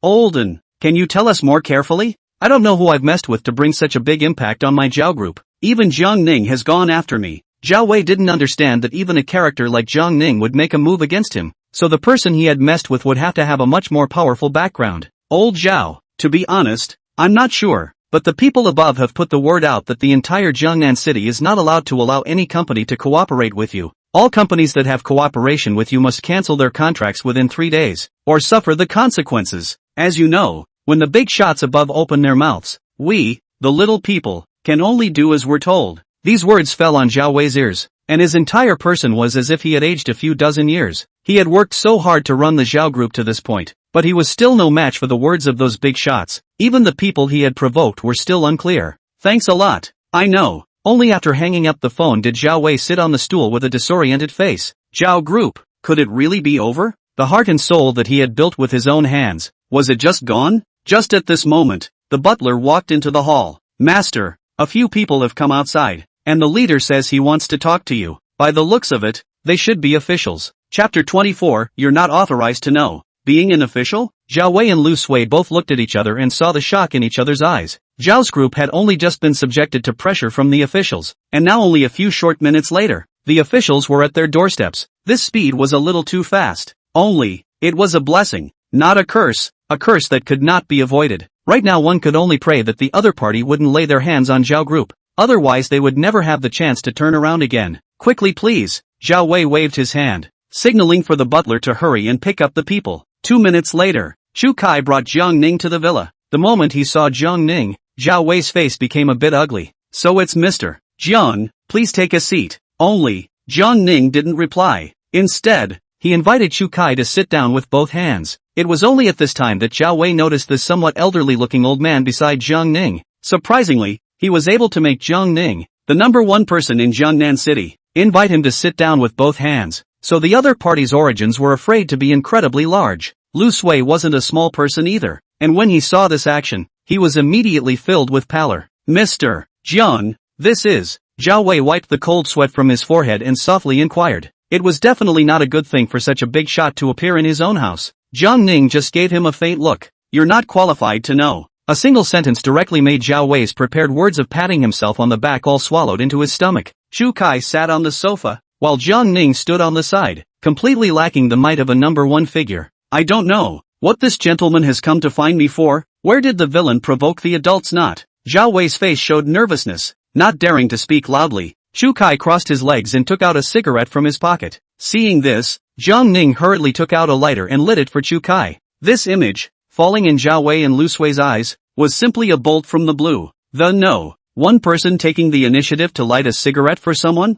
Then the other party's origin. Mustn't it scare people to death? Zhao Wei didn't have the slightest idea of knowing where this mysterious man came from. Even if he knew, what would happen? It's hard to believe that he would still dare to make a move against this level of character. That would be a complete act of looking for death. You're the chairman of Zhao Group, Zhao Wei, right? Jiang Ning didn't sit down. So naturally, Zhao Wei didn't dare to sit down either. He could only stand aside and nodded. Yes, I am the chairman of Zhao Group. Chu Kai took a deep breath of his cigarette, the smoke slowly exhaling. All right, where am I today? I'm here to deal with a simple little matter. Now in front of you, there are two choices. I'll give you $10 million.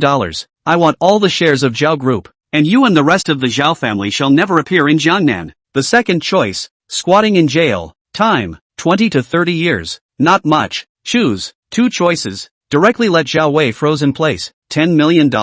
As far as the current Zhao Group was concerned, even if all the companies stopped cooperating with him, even if they were sold, the value would still be at least $3 billion or more. $10 million and you want to acquire the entire Zhao Group? What a joke! As for the second option, Zhao Wei didn't even think about it. I don't know this lord. Where have I provoked you? If there's anything that I did wrong, you tell me, and I'll definitely make amends and apologize to you. But, for you to ask the villain to sell off the entire Zhao Group's shares at a price of $10 million, isn't that a little too much? Both choices, he wasn't choosing. He had put his life on the line to manage the Zhao Group to this point. A mere $10 million.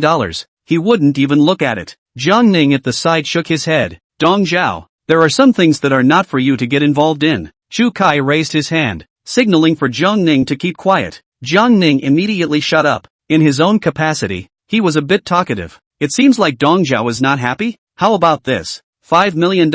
If you're not willing, then squat in jail. As he spoke, Chu Kai beckoned. Jiang Ning immediately understood, and from the file bag on the side, he took out a stack of information and threw it on the table. Zhao Wei hurriedly picked up the documents on the table and took a look. It didn't matter if he didn't look. After reading it, his face was filled with misery. Lu Sui on the side also couldn't help but pick up and take a look. This look, the whole person froze in place. This document, full of those bad things that the two had done. The president of a certain company, because he refused to be cooperated with Zhao Group, and then jumped to his death due to depression. The general manager of a certain company, because he had a verbal altercation with Zhao Wei at a banquet. He was later found and committed suicide at home. Things like that, more than 20 whole entries, and on the next page, it was written that the two men had instructed their men to commit the crime. It was clear as day, and not a single sentence had been left out. Zhao Wei sat on his butt on the sofa. A lot of things had already passed for more than 10 years. However, it hadn't occurred to him that the other party had such a great ability to dig it out.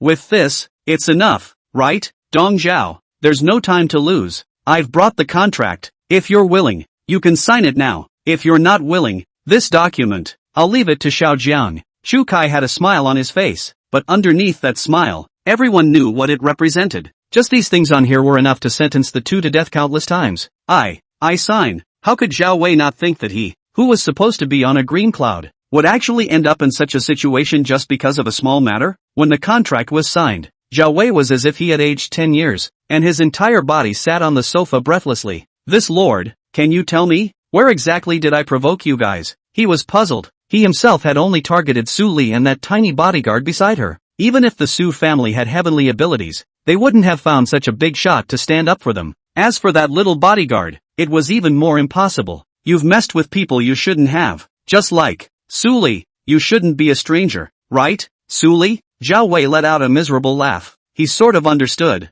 Just because he kidnapped Su Li, did he cause the current consequences? Little man knows. Chu Kai pressed out his cigarette before getting up. Pack up your things and get lost. From now on, there will be no place for you in Jiangnan. Remember, if you dare to take half a step into Jiangnan, I'll make you eat a gun. The words fell, and only then did he leave with Jiang Ning. The husband and wife, Zhao Wei and Lu Sui, glanced at each other, both seeing the misery in the other's eyes. No one had expected that a company as powerful as the Zhao family would disappear overnight. The entire city of Jiangnan was rumored that the Zhao family had messed with an extremely terrifying big shot. Chapter 25, Zhao's group renamed Truman. Resting for a day. It wasn't until the next morning that Su Li came out of her room in a bit of a trance. Chu Fei tied his apron and made breakfast. Seeing Su Li standing in the corridor, he waved. Awake? Cooked some pumpkin porridge for you. Hurry up and go wash up and eat. Su Li obediently changed into her clothes and washed up before coming downstairs. The sweet pumpkin porridge was very warm, making her still somewhat tense heart instantly relax. A pair of beautiful eyes just looked at Chu Fei, who was drinking kanji and eating buns on the opposite side. Noticing her gaze, Chu Fei stopped the movements in his hands. What? There are flowers on my face, ah? Su Li pursed her lips and smiled lightly. No, suddenly I feel that you are quite handsome. Just now, for a moment, she felt that Chu Fei was a man worth relying on. However, as soon as she thought of seeing him walking so close to other women upstairs in the company before, this feeling disappeared all of a sudden. Could it be that I wasn't handsome before? Just kidding. The women who want to chase me are enough to go around Jiangnan, Chu Fei boasted shamelessly. In fact, with Chu Fei's identity, there were many women who wanted to marry him. However, he was not a casual person and naturally would not find a random woman to marry. Su Li blankly glanced at her, and after drinking 2 mouthfuls of porridge, she suddenly opened her mouth to inquire. Last time downstairs in the company, the girl who drove the Ferrari, is your girlfriend, ah? Just after asking, she regretted it. She is not who he is. Why ask this question? No. Chu Fei shook his head very firmly. Girlfriend? Growing up until now, he hadn't talked about something like a girlfriend. A woman would only affect the speed of his own sword drawing. Really not, ah? Su Li was suddenly a bit happy, and there were a few more points of excitement in her tone. What? Is it hard to believe that you want to be my girlfriend? Chu Fei hemmed and hawed, but ushered in Su Li's blank stare. Dream on. Even if you were the only man left in the world, I wouldn't choose you. Although the words were said this way, Su Li felt that she didn't even need to wait until that time. I'm afraid that she would have already been taken down by this guy. Cut. If I am the only man left in the world, do you think I will choose you? One sentence almost made Su Li's mouthful of porridge sprayed out from her mouth. Good guy. You. Chu Fei laughed out loud. With this level of yours, you still want to talk to me? Eat your porridge. After eating breakfast, Su Li subconsciously had to go to the company to take a look. The Zhao Group's suppression is too heavy now, and since she was kidnapped yesterday, the $2 billion investor must have a belly full of fire when he saw her refusing to make an appointment. In case the other party didn't invest anymore, then Kuyao Company would really be finished. But Chu Fei said on the side, today is Saturday. Not working? What are you going to the company for? Working overtime? Only then did Su Li remember that today was Saturday.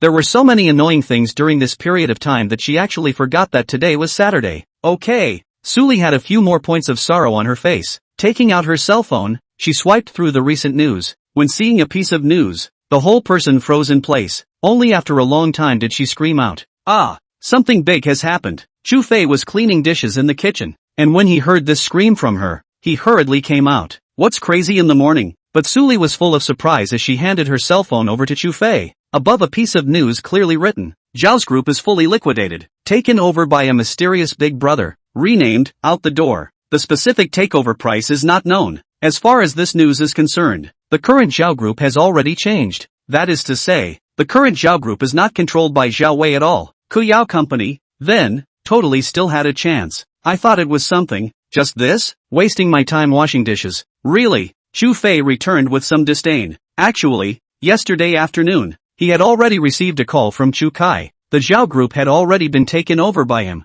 and Chu Fei was the new chairman of the Zhao group with absolute control. 95% of the shares were in Chu Fei's hands, and the rest of those shares were in the hands of some retail stockholders. However, he didn't have the time to manage a company right now, so he handed it over to Chu Kai and asked him to find someone from the family to manage the Zhao group, and renamed the Zhao group to Chu Men. This is a great thing for our company. With the Zhao group gone, there's no more pressure on our Kuyao company. This way, our research can continue again. Suli couldn't mention how happy she was. Her pair of beautiful eyes narrowed. Chu Fei smiled and didn't say anything. This silly. Go. Sister is happy today. I'll take you out to go shopping. You've been here for so long. Just those 2 pieces of clothes. Sister will dress you up today. Actually, Chu Fei didn't have any requirements for what he wore on his body. Simple. Fitting in was enough. As for whether it looked good or not, that was another matter. Chu Fei was 10,000 times less than happy. Shopping? How many boys like shopping? But for the sake of this pussy's safety, he still had to follow,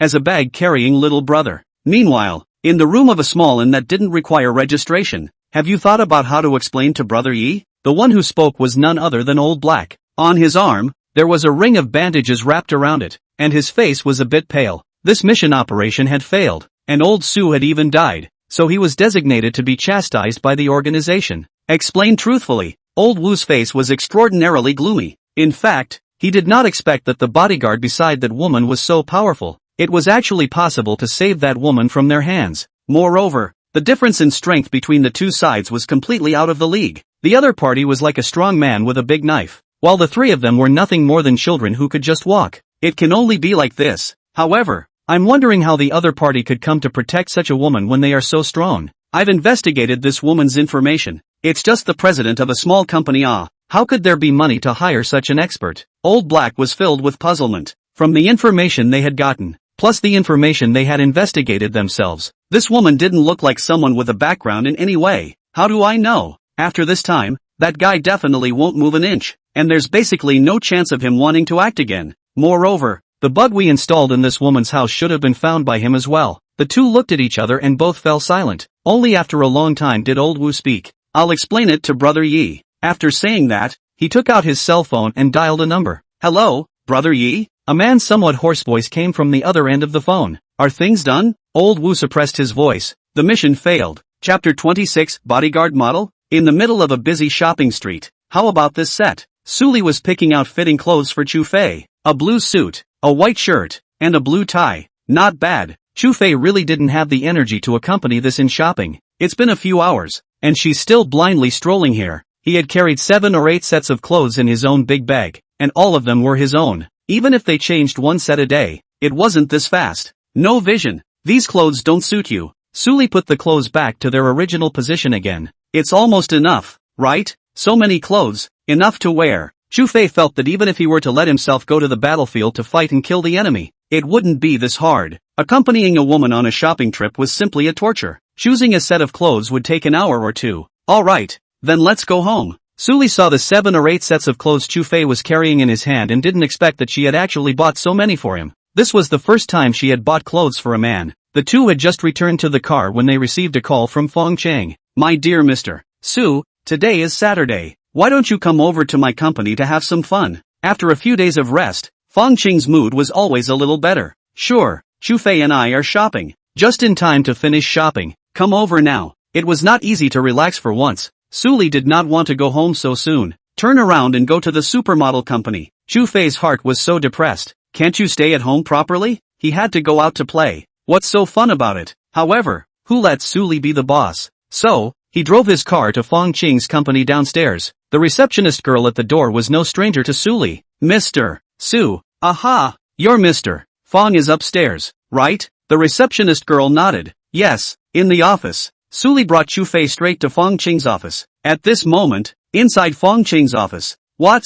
Zhang Yu, you're resigning? Did I not give you a good enough deal? Fong Chang looked at the male model in front of her. Zhang Yu, with a face full of confusion. This was a relatively famous company in his own company, and his salary reached 6 figures a month. However, It was unexpected that he actually wanted to quit, seeing that the shooting was about to start. If he resigned now, where would she find someone to replace him? Mr. Fong, I'm really sorry. I don't want this month's salary. I'm putting down this resignation report. Actually, let me be honest with you. There are big companies that paid a high price to hire me over. As you know, when you come out to hang out, it's all about money. I'll hang out with whoever pays more. So, I'm sorry. After Zhang Yu finished speaking, he turned around and was about to walk towards the outside of the office. Just in time, Su Li and Chu Fei happened to push the door in. Bang! The thick glass door slammed hard against Zhang Yu's nose. Ah! In an instant, nosebleeds flowed. There was an additional not so long and not so short wound on his nose, bubbling up a little bit of blood.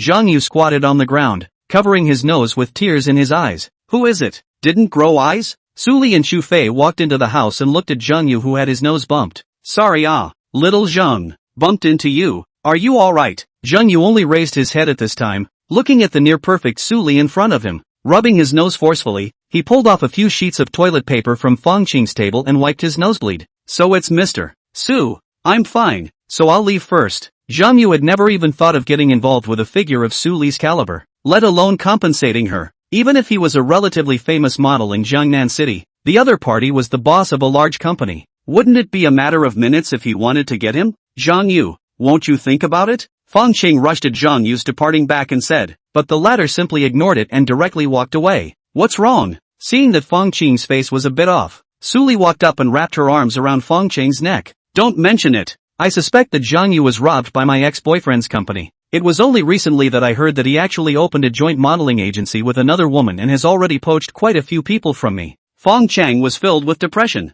Forget about breaking up with her ex-boyfriend. She didn't expect that the other party would actually come to poach her. And the price offered was a lot higher than the price offered by his side. Many people couldn't resist the temptation and threw themselves into going to their ex-boyfriend's company. When Su Li heard this, she was filled with anger. Too much. Breaking up is breaking up, and digging your heels in. The next time we meet, I have to beat him up. After saying that, she also viciously raised her own small pink fist. Fong Qing was full of depression and pulled Su Li's hand. You say, I'm about to start taking pictures here. The clothes are all ready. Where to find someone? Chu Fei sat on the sofa and swiped his cell phone in boredom. Suddenly, he felt two unkind gazes fall on him. Looking up, Su Li and Fong Qing were staring straight at him. What are you looking at me like that for? Do I have flowers on my face? Fong Qing's eyes were glowing. In fact, Chu Fei was not at all inferior compared to Zhang Yu. It didn't matter if it was the figure, or the looks. With a little bit of makeup and dressing up, he was definitely a pop model. Big handsome Chu. A favor?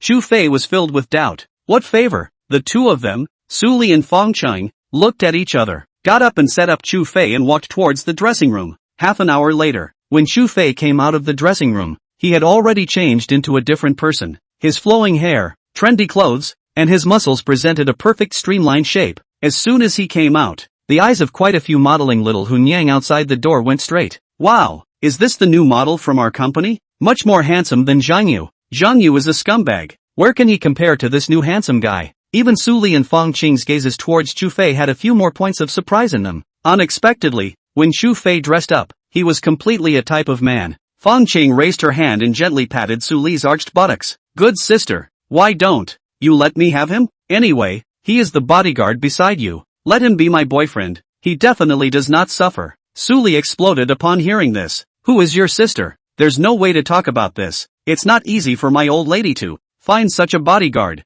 I don't want to be arched by a pig. Fong Qing froze for 3 seconds before reacting. Asterisk asterisk asterisk asterisk Q. You're the pig. The two women were playfully fighting on the side, while Chu Fei was darkening his face on the side. He was a good king of warfighter, but he was actually treated like a model just like that? It was not easy for the two to end their banter, and Fong Chan walked forward with a smile on her face. I can't believe that Chu De handsome is really handsome. Highly handsome should be talking about people like you. Right. As she spoke, Fong Qing reached out and fiercely pinched Chu Fei's butt. Chapter 27, Targeting Su Li. Coming out of Fong Qing's modeling agency, Chu Fei's entire face was black. Don't ask. Asking means being slimed from start to finish. He didn't understand why a group of little girls cared so much about a brown man like himself. Mooching even if, but also directly on the hand. Is a person's looks so important? He admitted that he was handsome, but it wasn't his fault. What are you thinking about? Drive home. Su Li's face wasn't any better. Chu Fei was being mooched by a group of little girls. She could only watch. She couldn't keep them from doing it. helping Chu Fei change his clothes, taking the opportunity to touch this and that. Although she was the first person to eat crabs, she was drunk that night and didn't remember what she felt. If one had to say a feeling, it would be one word: pain. Yo, big bosses pissed off? Jealous? Ha? Chu Fei started the car and flirted. Not to mention, in the past 2 days, he did find that Suli always liked to be jealous. Ever since meeting Wang Xie, this girl had been watching herself very closely, and when she got too close to a girl, this girl also got angry. Even her bestie Fang Qing was the same. Who's jealous? Sick. I'm not. Suli had a hard mouth and inclined her head to ignore Chu Fei's flirting. Chu Fei smiled and didn't say anything. Women were just so troublesome. Returning to the villa, it was already afternoon. After strolling around for a day, Suli had long been sleepy and returned to her room to rest, and Chu Fei sat in the living room, playing with his cell phone. It wasn't a matter of sleeping yet. He was just about to make a call to Chu Kai to ask if he had found out about that originator who was targeting Suli, but unexpectedly, Chu Kai was the first to call. Young master, rested? Chu Kai inquired in a low voice. Not yet. Any news? Chu Fei leaned on the sofa and waited for Chu Kai's reply. There is,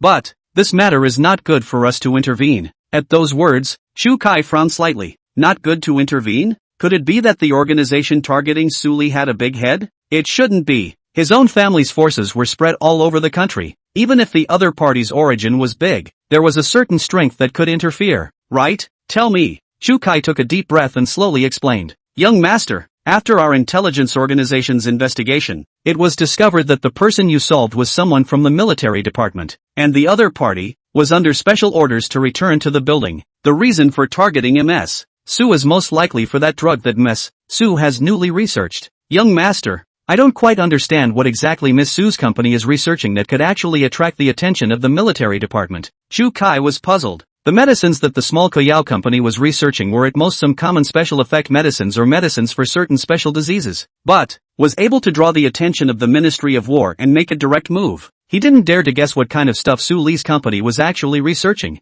People from the military department? Impossible. I have a certain amount of intelligence in the military department. If the other party had such a big move, I would not know about it? Chu Fei was also puzzled. His own identity in the military department could be said to be under one person and above 10,000 people. Although many missions did not need to go through his consent, after all, he had also come out. But the military department had rules that prohibited anyone from targeting ordinary people or a certain company, and prohibited the abuse of private power. In the case of the current situation, someone had violated the rules. This, I wouldn't know. As you know, young master, the family rarely intervenes in the affairs of the military department. So, there's nothing I can do. There was nothing Chu Kai could do. In the family, there had long been an order prohibiting anyone from interfering or participating in any actions of the military department. The only exception was Chu Fei. It was because he was a member of the military department himself. I see. I'll make a call and ask. Hang up. Hanging up the phone, Chu Fei leaned on the sofa with his brows furrowed. The action of the military department, targeting Suli? Was it just for a small drug? It couldn't be that the drug Suli was researching was some kind of biochemical drug, right? If that was the case, it would be fine for the military department to target Suli. But if this is really the case, why did the master still let himself protect Suli? He thought for a long time before taking a deep breath. Pressing a familiar number, he dialed it. After 3 rings, a man's voice came from the other end of the phone. Which one? Xiao Yu. It's me. Chu Fei spoke in a somewhat icy tone. Brother Fei? Why are you calling me? Don't you know that you're on a mission? Obviously. The man called Xiao Yu on the other end of the phone was a bit strange. Normally, before a mission was completed, one could not talk to others in the military department. This was for the sake of confidentiality. However, this was only limited to some personnel, and Chu Fei was not among them. Something small happened. Asking you, is there any action on the side of the military department? Obviously. Xiao Yu froze. It took several seconds of thought before she came back to her senses. There's nothing.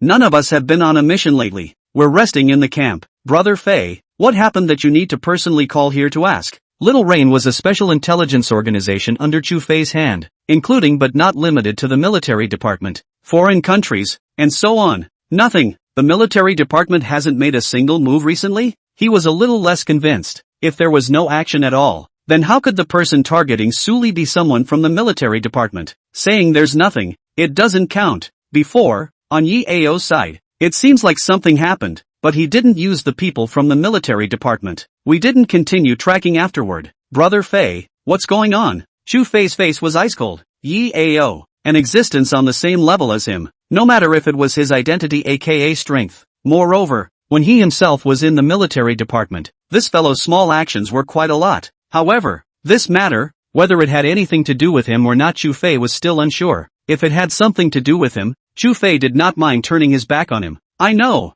Recently, observe Yao's side more and see. If there is any news, contact me directly. Hanging up the phone, Chu Fei frowned. It seemed that it was time to find Su Li and ask what kind of stuff this S company was actually researching. If it was a biochemical drug, then it was no wonder that Su Li would be targeted. After all, this kind of thing, without the permission of the state, private research was prohibited, and once it was discovered, it would be a big deal to lose one's head. If it wasn't, then it could only mean that someone was deliberately targeting Su Li. It was just that targeting Su Li, the owner of a small company, was a little too careful. Actually, Chu Fei also thought of a possibility. That was Su Li's identity. Other than the president of the company, nothing was known about the identity of Su Li's family. It is very likely that the other party is not targeting Su Li, but the person behind Su Li. Chapter 28, The Secrets of Kuyao Corporation. The next day. Is it done yet? Hurry up. Downstairs, Chu Fei was waiting for Su Li. Today was the weekend, and Su Li was going home for a family dinner. Just in time, Chu Fei followed her and went to meet her family. Having followed Su Li for some time, other than Su Wu's, he had yet to meet anyone else from Su Li's family. Rushing what? Don't you know that women are slow to put on makeup? Su Li came out from the dressing room, wearing a simple white knee-length skirt, with a small jacket on top. With that makeup, it was a look of a lady of the world. Let's go. The two drove and headed towards another villa area in the city. Car, ask you a question. Chu Fei drove and opened his mouth to inquire. You say. Su Li sat on the co-pilot, looking at her makeup in the makeup mirror, somewhat dissatisfied, and was tending to it. Tell me honestly, your company's latest drug research, what exactly is it? At these words, Su Li stopped her hand movements. His eyes stared at him for a long time. If you haven't been here for so long, I really suspect that you are a mole sent by someone else, specialized in spying on my company's information. For the company's latest drug, it was confidential. He had told Chu Fei himself before, and for him to ask now, it was obvious that there was something wrong.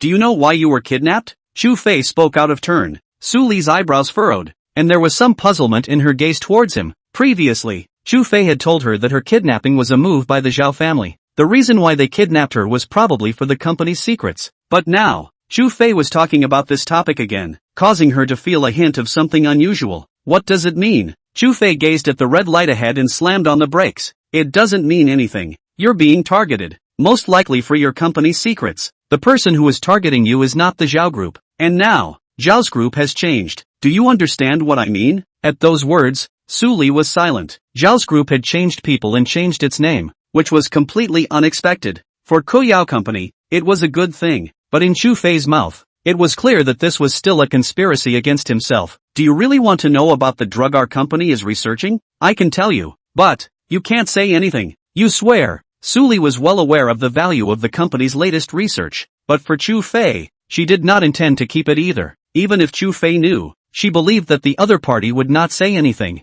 Wait first, let me guess. Your company, the research wouldn't be some kind of biochemical virus stuff, right? If that's the case, then I'll be interested. Actually, Chu Fei's words were completely intentional. The reason why he said that was to see how Su Li behaved. If her expression revealed anything abnormal, he himself would be able to see it. What a joke. It's not like I'm some terrorist. Why would I study that kind of thing? Su Li fiercely blanked him. Seeing her behavior, Chu Fei secretly breathed a sigh of relief in his heart. It was fortunate that this girl did not research that stuff, otherwise it would be difficult for him to protect her. Actually, our company has been researching drugs that increase the number of telomerase splits in the human body. This kind of thing, for the entire world, is an attempt, as no company has yet been able to research this kind of thing. Chu Fei did not understand this aspect of knowledge and could only look at her with a confused face. Seeing that she did not understand, Su Li began to explain again. It's very simple. With the current lifespan of the entire population, the average has reached over 80 years old. The human body's telomerase substance, which splits up to 26 times, can reach a lifespan of over 80 years. Once I succeed in my research, if I give people an increase in the number of times telomerase splits to more than 30 times,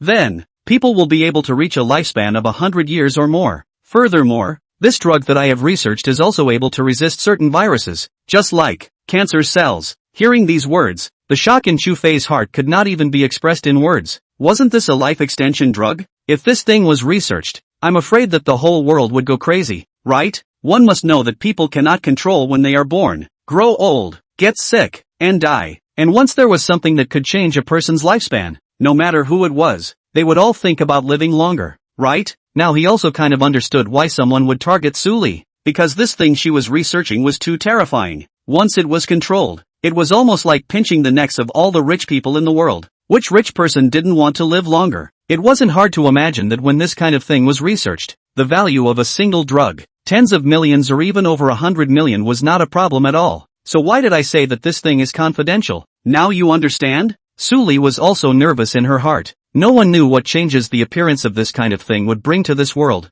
The premise was that she had to be able to research it. You really are a tiger lady. You dare to research this thing. You are worthy of being a ruthless person. Chu Fei grinned, not even knowing what to say. Between the two of them talking, they had already arrived at the Tianhao Villa area. In front of a luxurious villa, Chu Fei parked his car in the parking space. Let's go. Walking to the door, he knocked on the door. The door opened, and Su Wu was standing at the door. Seeing Chu Fei behind Suli, his brows slightly frowned, seemingly somewhat dissatisfied. However, it did not say much. Come in. Your mom is still cooking. Accompany your grandmother to Nag. After saying that, he let the two of them enter the house. Chu Fei followed Suli into the hall. Inside the house, besides Su Wu, there was also an old woman in her 70s. She was Suli's grandmother, Jiang Taiying, with a cane in her hand. Her hair had long been gray, some wrinkles on her face, although she appeared a little pale, but it was still evident that she was also a party of beauty in her youth. It was no wonder that Suli was so beautiful. Good granddaughter,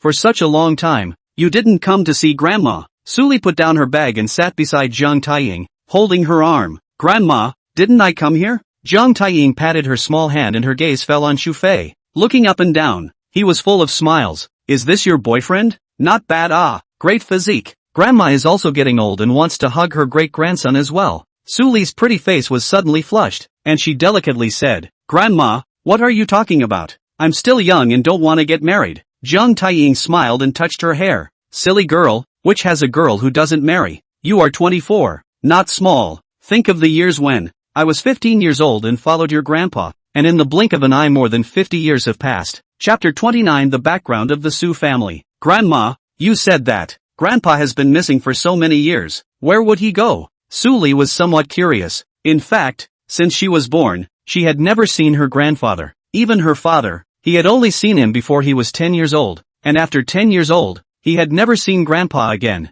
Being asked about this topic, a hint of tears rose in Jiang Taiying's eyes. Probably already buried his bones in the sands. If he were still alive, he would definitely want to come and see you. His good granddaughter, buried in the sands? When he heard those words, a hint of surprise appeared in Chu Fei's eyes. It was not hard to hear that old lady Zhang's husband was also a soldier. Grandma, are you saying that Grandpa was a soldier? Actually, I once spent some time in the military department as well. What's Grandpa's name? Maybe I've heard of it before. He made an extra remark. At once, the eyes of the family fell on him. You spent some time in the military department? Su Wu frowned slightly, and there was some change in the way he looked at Chu Fei. If it was indifference in the beginning, now there was more than a hint of goodwill. At least, it wasn't like before. Yes, I stayed in the military department for 3 years, and then because something came up, I didn't choose to continue upwards. Chu Fei nodded, only that he concealed his time. The time he had spent in the military department was far more than 3 years. He just didn't want the Su Wu few to misunderstand.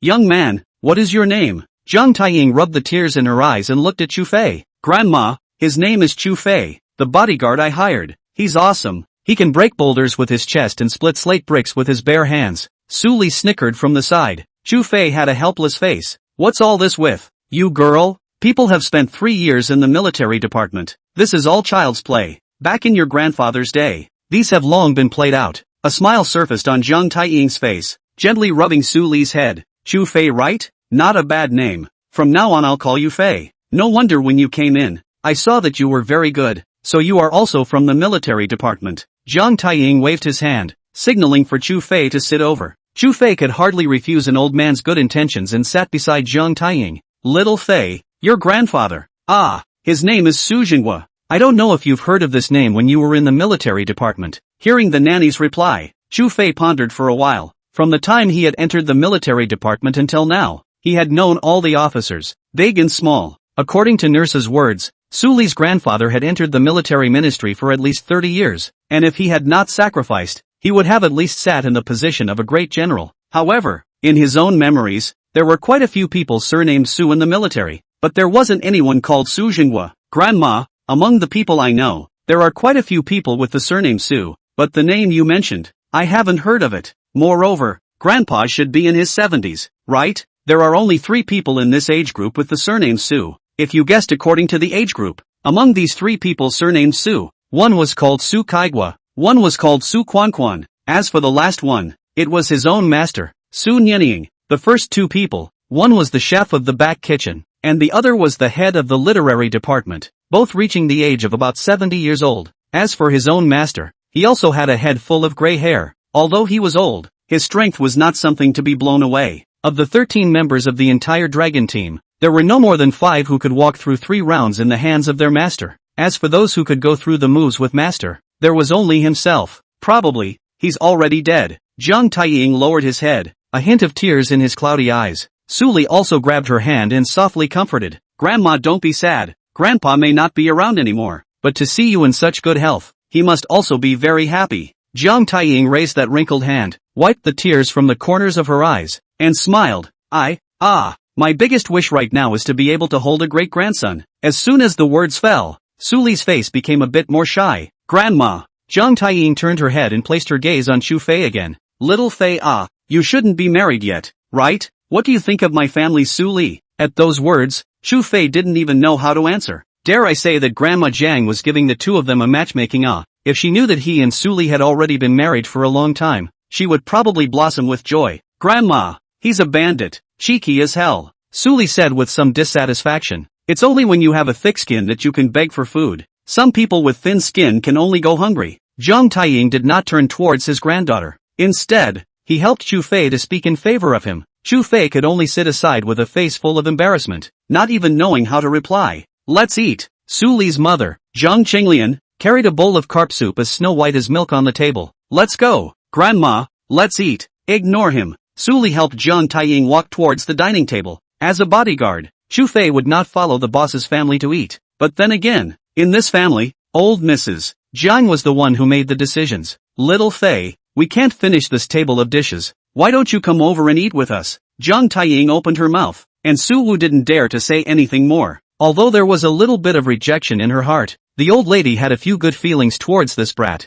That's it. The visitor is a guest. Xiaoli, why don't you know to ask Xiao Fei to join you? So old and still doesn't know better. Zhang Qinglian laughed and scolded, unwrapping her apron and serving dinner to a few people. The family feast ended in this laughter. It was near nightfall before Su Li and Chu Fei bid farewell to old Mrs. Jiang and the others.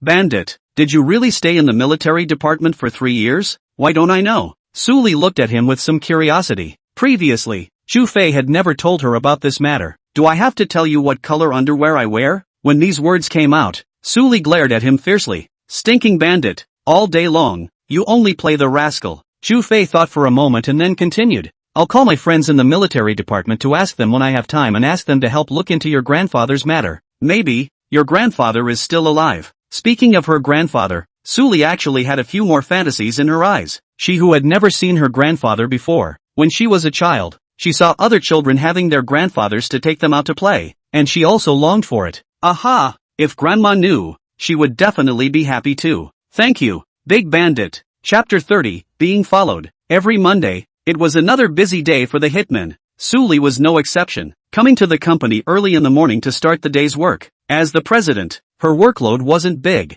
It was just that today, in addition to completing some of the company's affairs, she also needed to go to the research institute to check on the latest drug research. 9 o'clock in the morning. A knock came from outside the office. Enter. Su Li stopped her hand movements and looked at the secretary who came in. Mr. Su, the president of the Juanhao group says he wants to talk to you about cooperation. Chu Fei, who was standing at the side, was slightly stunned. Juanhao group? Wasn't this Wang Xia's company? It couldn't be that this girl really wanted to come over for investment, right? Himself last time, he had only made one more remark. Su Li, on the other hand, was full of surprise, with a few more points of incomprehension in her eyes. Juanhao Group was one of the few neutral enterprises in Jiangnan City, and the volume was not much smaller than the once Jiao Group. Quickly please, by the way, clean up the VIP conference room and prepare for guests. Su Li hurriedly got up. The other party took the initiative to come to the door. Face should definitely be given. But the secretary's face had a few more points of difficulty. Mr. Su,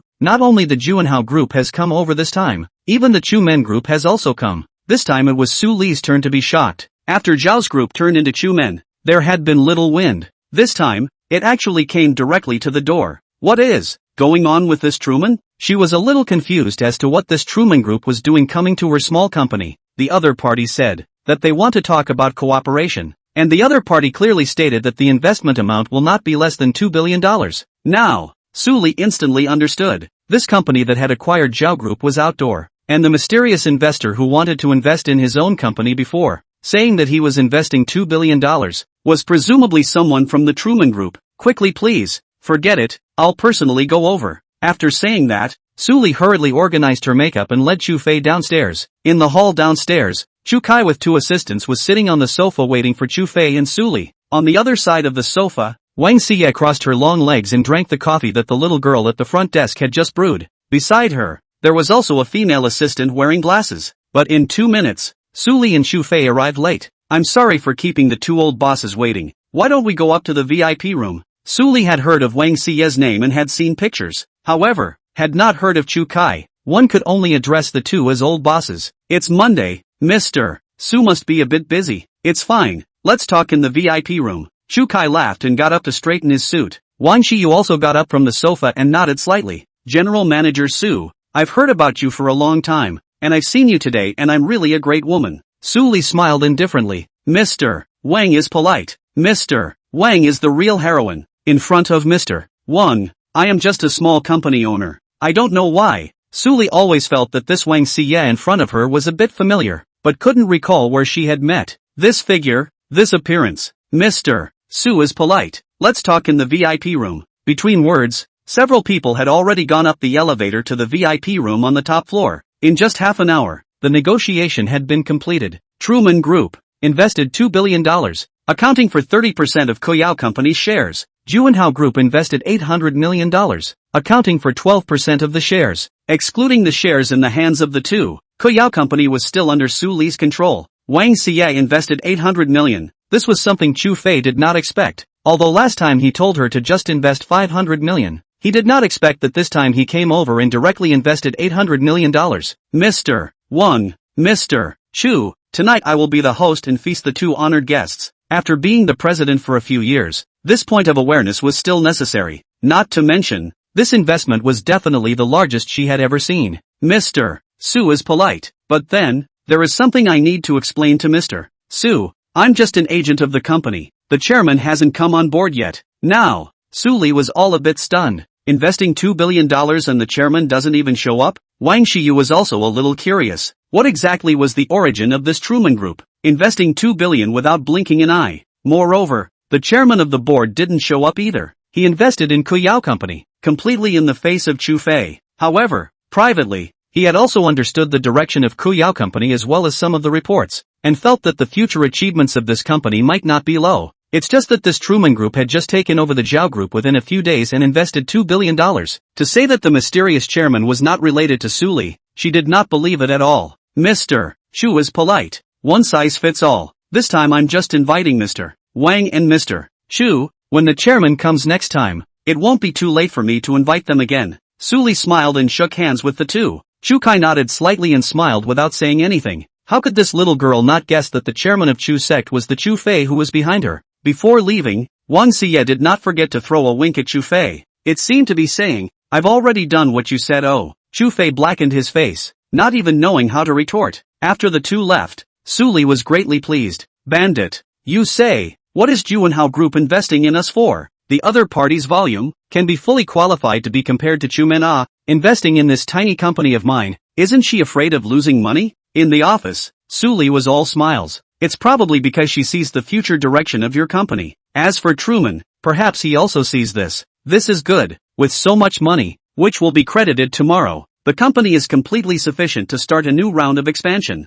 Su Li nodded. This was indeed in her consideration. Zhao's group was no more, and there was no more pressure. Expanding the company was a certainty, but the prerequisite was still the selection of a location. Right, Pack up and go to the research institute. Let's see what the status of the recent research is. Suli pondered for a while and decided to bring Chu Fei along. Anyway, she had already told this guy the company's secrets, so it didn't matter at all if she brought him along. Chu Fei was also curious in his heart, wanting to see where exactly this research institute was hidden. The two of them drove the car and headed straight out of the city. Only, just after leaving the city, Chu Fei sensed that something was wrong. There was a small black car in the back that had been following them since they came out of the company. Even now that they were out of the city, it was still following them no more than 100 meters behind. At first, he thought that it might just be passing by, but from the company to out of the city, the whole more than half an hour of road, the other party took the route is completely follow their own. As long as he changed lanes, the other party followed. Interesting. I'd like to see, what exactly are you guys from? Chapter 31 Cheer or Die? On the wide street, two small black cars were chasing one after the other. Slow down. What's the hurry? Suli leaned tightly on the chair behind her, her face filled with fear. At this moment, the car's speed had come to 120 yards. This was not a highway. It was just a relatively spacious ring road. The slightest carelessness could be the end of a car crash. Did you not realize that there is a car behind us that has been following us? Chu Fei's eyes gradually turned ice cold as he once again accelerated his speed. And only then did Suli realize that it wasn't that Chu Fei wanted to drive fast, but that there was a car behind them all the time. Chu Fei accelerated, and the car behind them also accelerated. Through the rearview mirror, Suli saw the other party's car. There was actually a person poking out half of his body. In the other person's hand, it seems that he is still holding something black. Fixing her eyes on it, she immediately turned pale. Bandits. They have guns. Just as the words fell, there was a bang. The ear-piercing sound cut through the air. However, it was good that Suli's car was not an ordinary car. It was a Maybach. The glass is tougher than the glass of ordinary cars. Although the bullet made a shattered point, it did not penetrate over. Chu Fei's face was also completely cold. He did not expect that someone on the other side would actually use a firearm on the street, which was against the rules. Seek death. Chu Fei stepped on the gas and directly stepped on the bottom. The original speed of 120 yards instantly soared to 160 yards. However, the small black car behind them was able to follow them dead on. Obviously, the small car in the back was also a modified car. Otherwise, it would not be possible to pick up speed so fast. It's well prepared. I'd like to see what you guys are really about. He then drove with one hand and took out his cell phone. Seeing him like this, Suli had long been terrified. You're crazy, driving single-handedly. Do you think you're a race car driver? One should know that the speed had now come to 106, but wherever the tires skidded, the two of them could have gone to see Hades. But Chu Fei simply ignored her. Not to mention that this was a Maybach. Even if it was a tank coming, he himself would still be able to step on the gas to the end. Hey, do you have time now? On the top floor of the Chu men group, Chu Kai had not yet returned. In the past 2 days, the family's people hadn't come over yet, so he could only temporarily take charge of the Chu men group. At this moment, when he heard Chu Fei's call, he immediately returned. Young master, I have time. What's wrong? Chu Fei's tone was icy cold as he looked at the map in the car. I'm currently on my way to Qingnan Road, and there are people behind me chasing me with guns. Now, send someone over immediately. Remember, catch them alive. After saying that, he hung up the phone. As for Chu Kai, when he heard these words, his entire body's cold sweat broke out. Someone is chasing after the young master with a gun? What kind of international joke is this? If the young master were to die, at least tens of thousands of people in this world would have to die to pay for his death. No matter what position you're in, you'll have to go down to see the king of hell. He hurriedly took out his cell phone and made a call, directly to the Jiangnan War Zones branch. Hello? Transfer me to Zhao Dajuan. Immediately, right away. The operator on the other end of the phone was directly taken aback when he heard this. Obviously, the other party was able to call here directly, so it was clearly not a small person. Yes. Afterwards, the call was directly transferred to Zhao Dajuan's office. Zhao Dajuan was in his office dealing with the recent small matters. Hearing the landline next to him ring, he subconsciously picked up the phone. Hello? Zhao Dajuan. Me, Chu Kai. Hearing the word Chu Kai, Zhao Dajuan's face changed, and his tone became respectful for a few moments. Butler Chu Kai. What is it? Young Master Chu Fei is currently being chased by someone with a gun on Qingnan Road. You should understand the seriousness of the matter. Send someone over immediately now. Remember, the young master said he wants to be captured alive. After the brief few words were said, it had been hung up. Zhao Dajuan froze in place. Chu Fei. Young master? Finished. Now someone had stabbed the sky. Young Master Chu Fei is not only the young master of the Chu family, he is also the leader of the Dragon Team squad. If something happens here, It's a question of whether or not one's head can be saved. Chow. Which one of them dares to go after the young master? Crazy. Come on.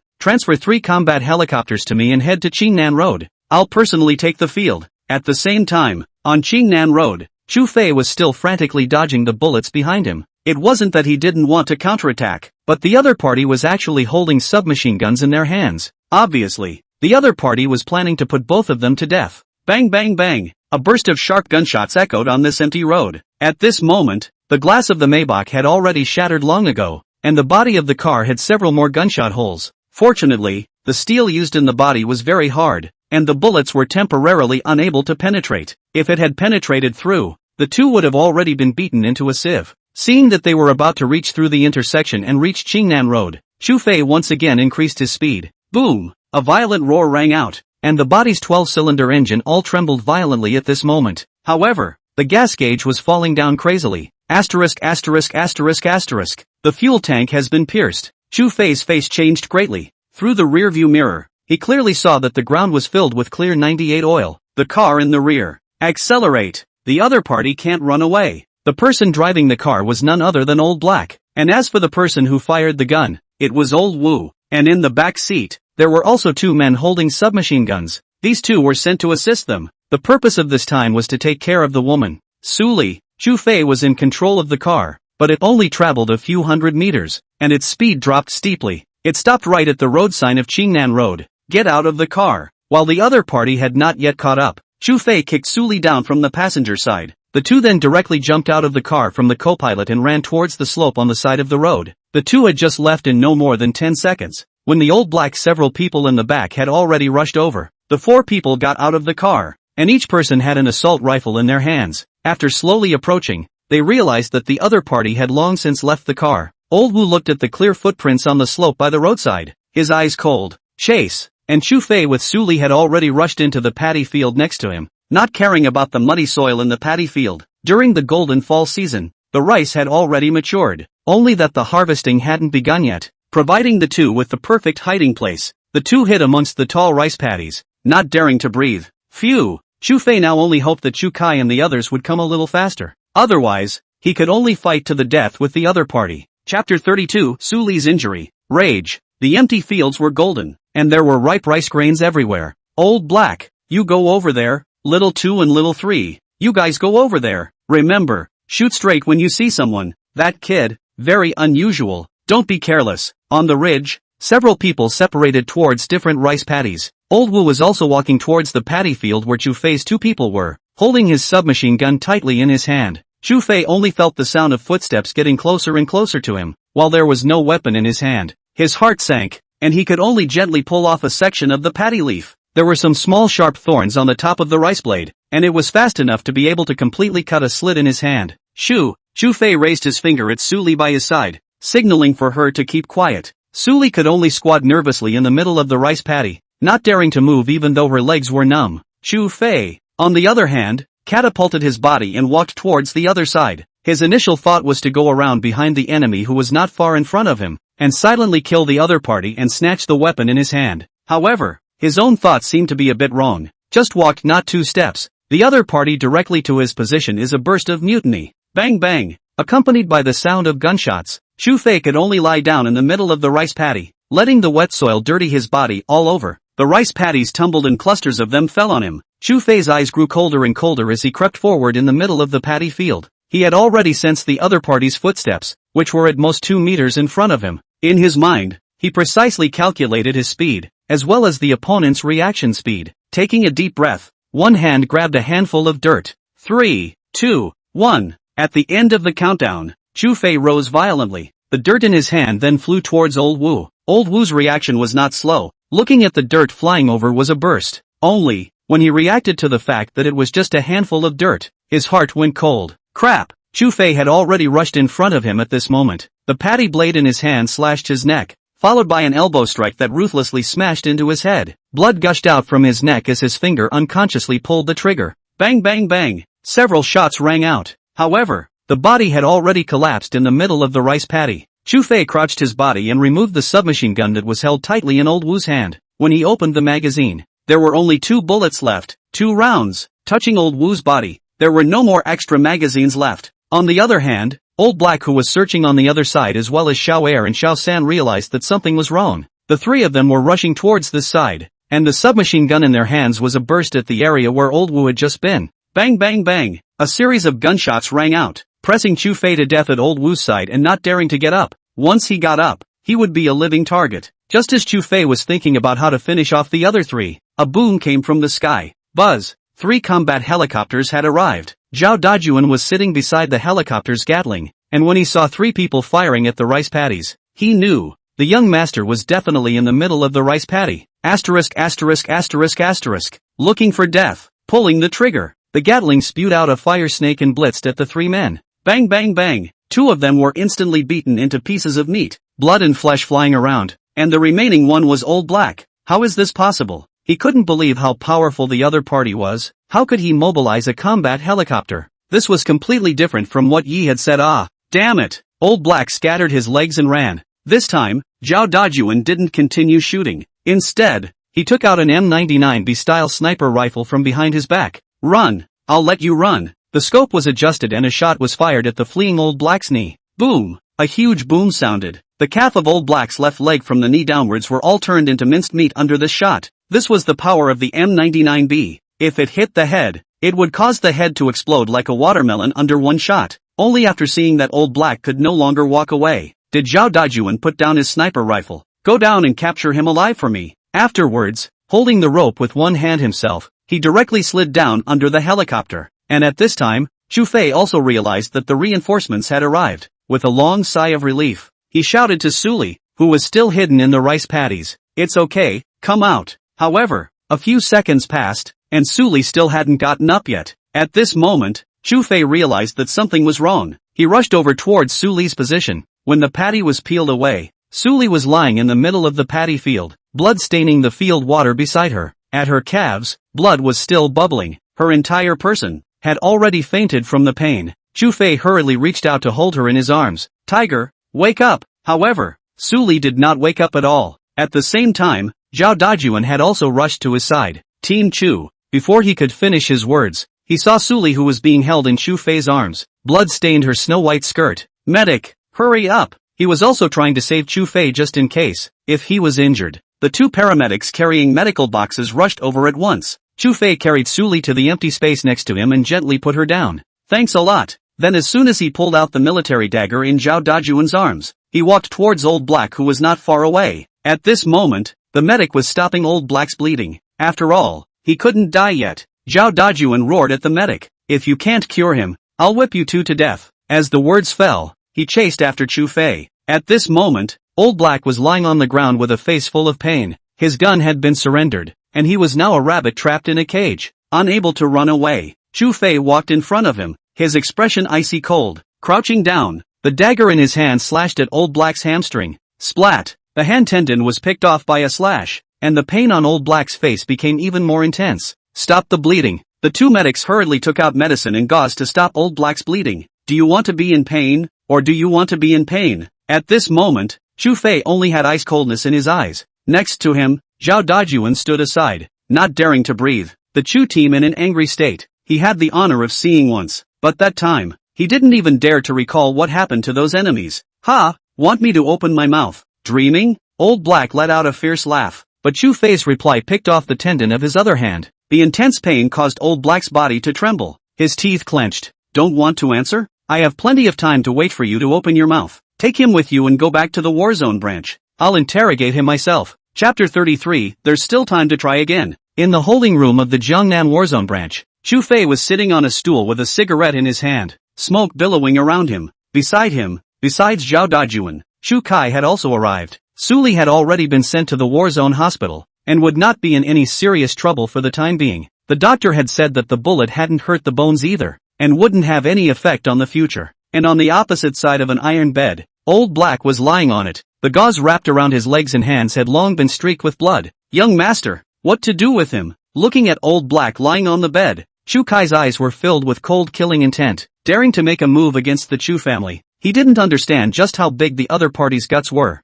"I'll just do it myself. Dejun, go fetch a basin of water and bring over a towel." Chu Fei threw away the cigarette but in his hand, his tone somewhat icy. After being held captive for a few hours, this guy didn't say a single word. It was also worthy of being an outlaw who came back from the South Tower. His bones were hard. Yes, as the chief general of the Warzone division, Zhao Dajuan, it could be said that there were not many people who could order him. However, in front of Chu Fei, he was a small person, not to mention going to fetch a pot of water. Even if he were to be asked to charge into battle right now, he would have to be at the top of the first. 2 minutes later, Zhao Dajuan returned. In his hands was a basin of water, and on his shoulder was a white towel. Team Chu, it's here. Putting the basin of water down, he handed the towel to Chu Fei with both hands. Chu Fei received the towel and slowly got up, looking at Old Black who was resting with his eyes closed. The corner of his mouth revealed a cold smile. You still have a chance to speak now. Wait a while, I won't give you the chance to open your mouth. Only, the Old Black with closed eyes seemed to have not heard as if he hadn't heard,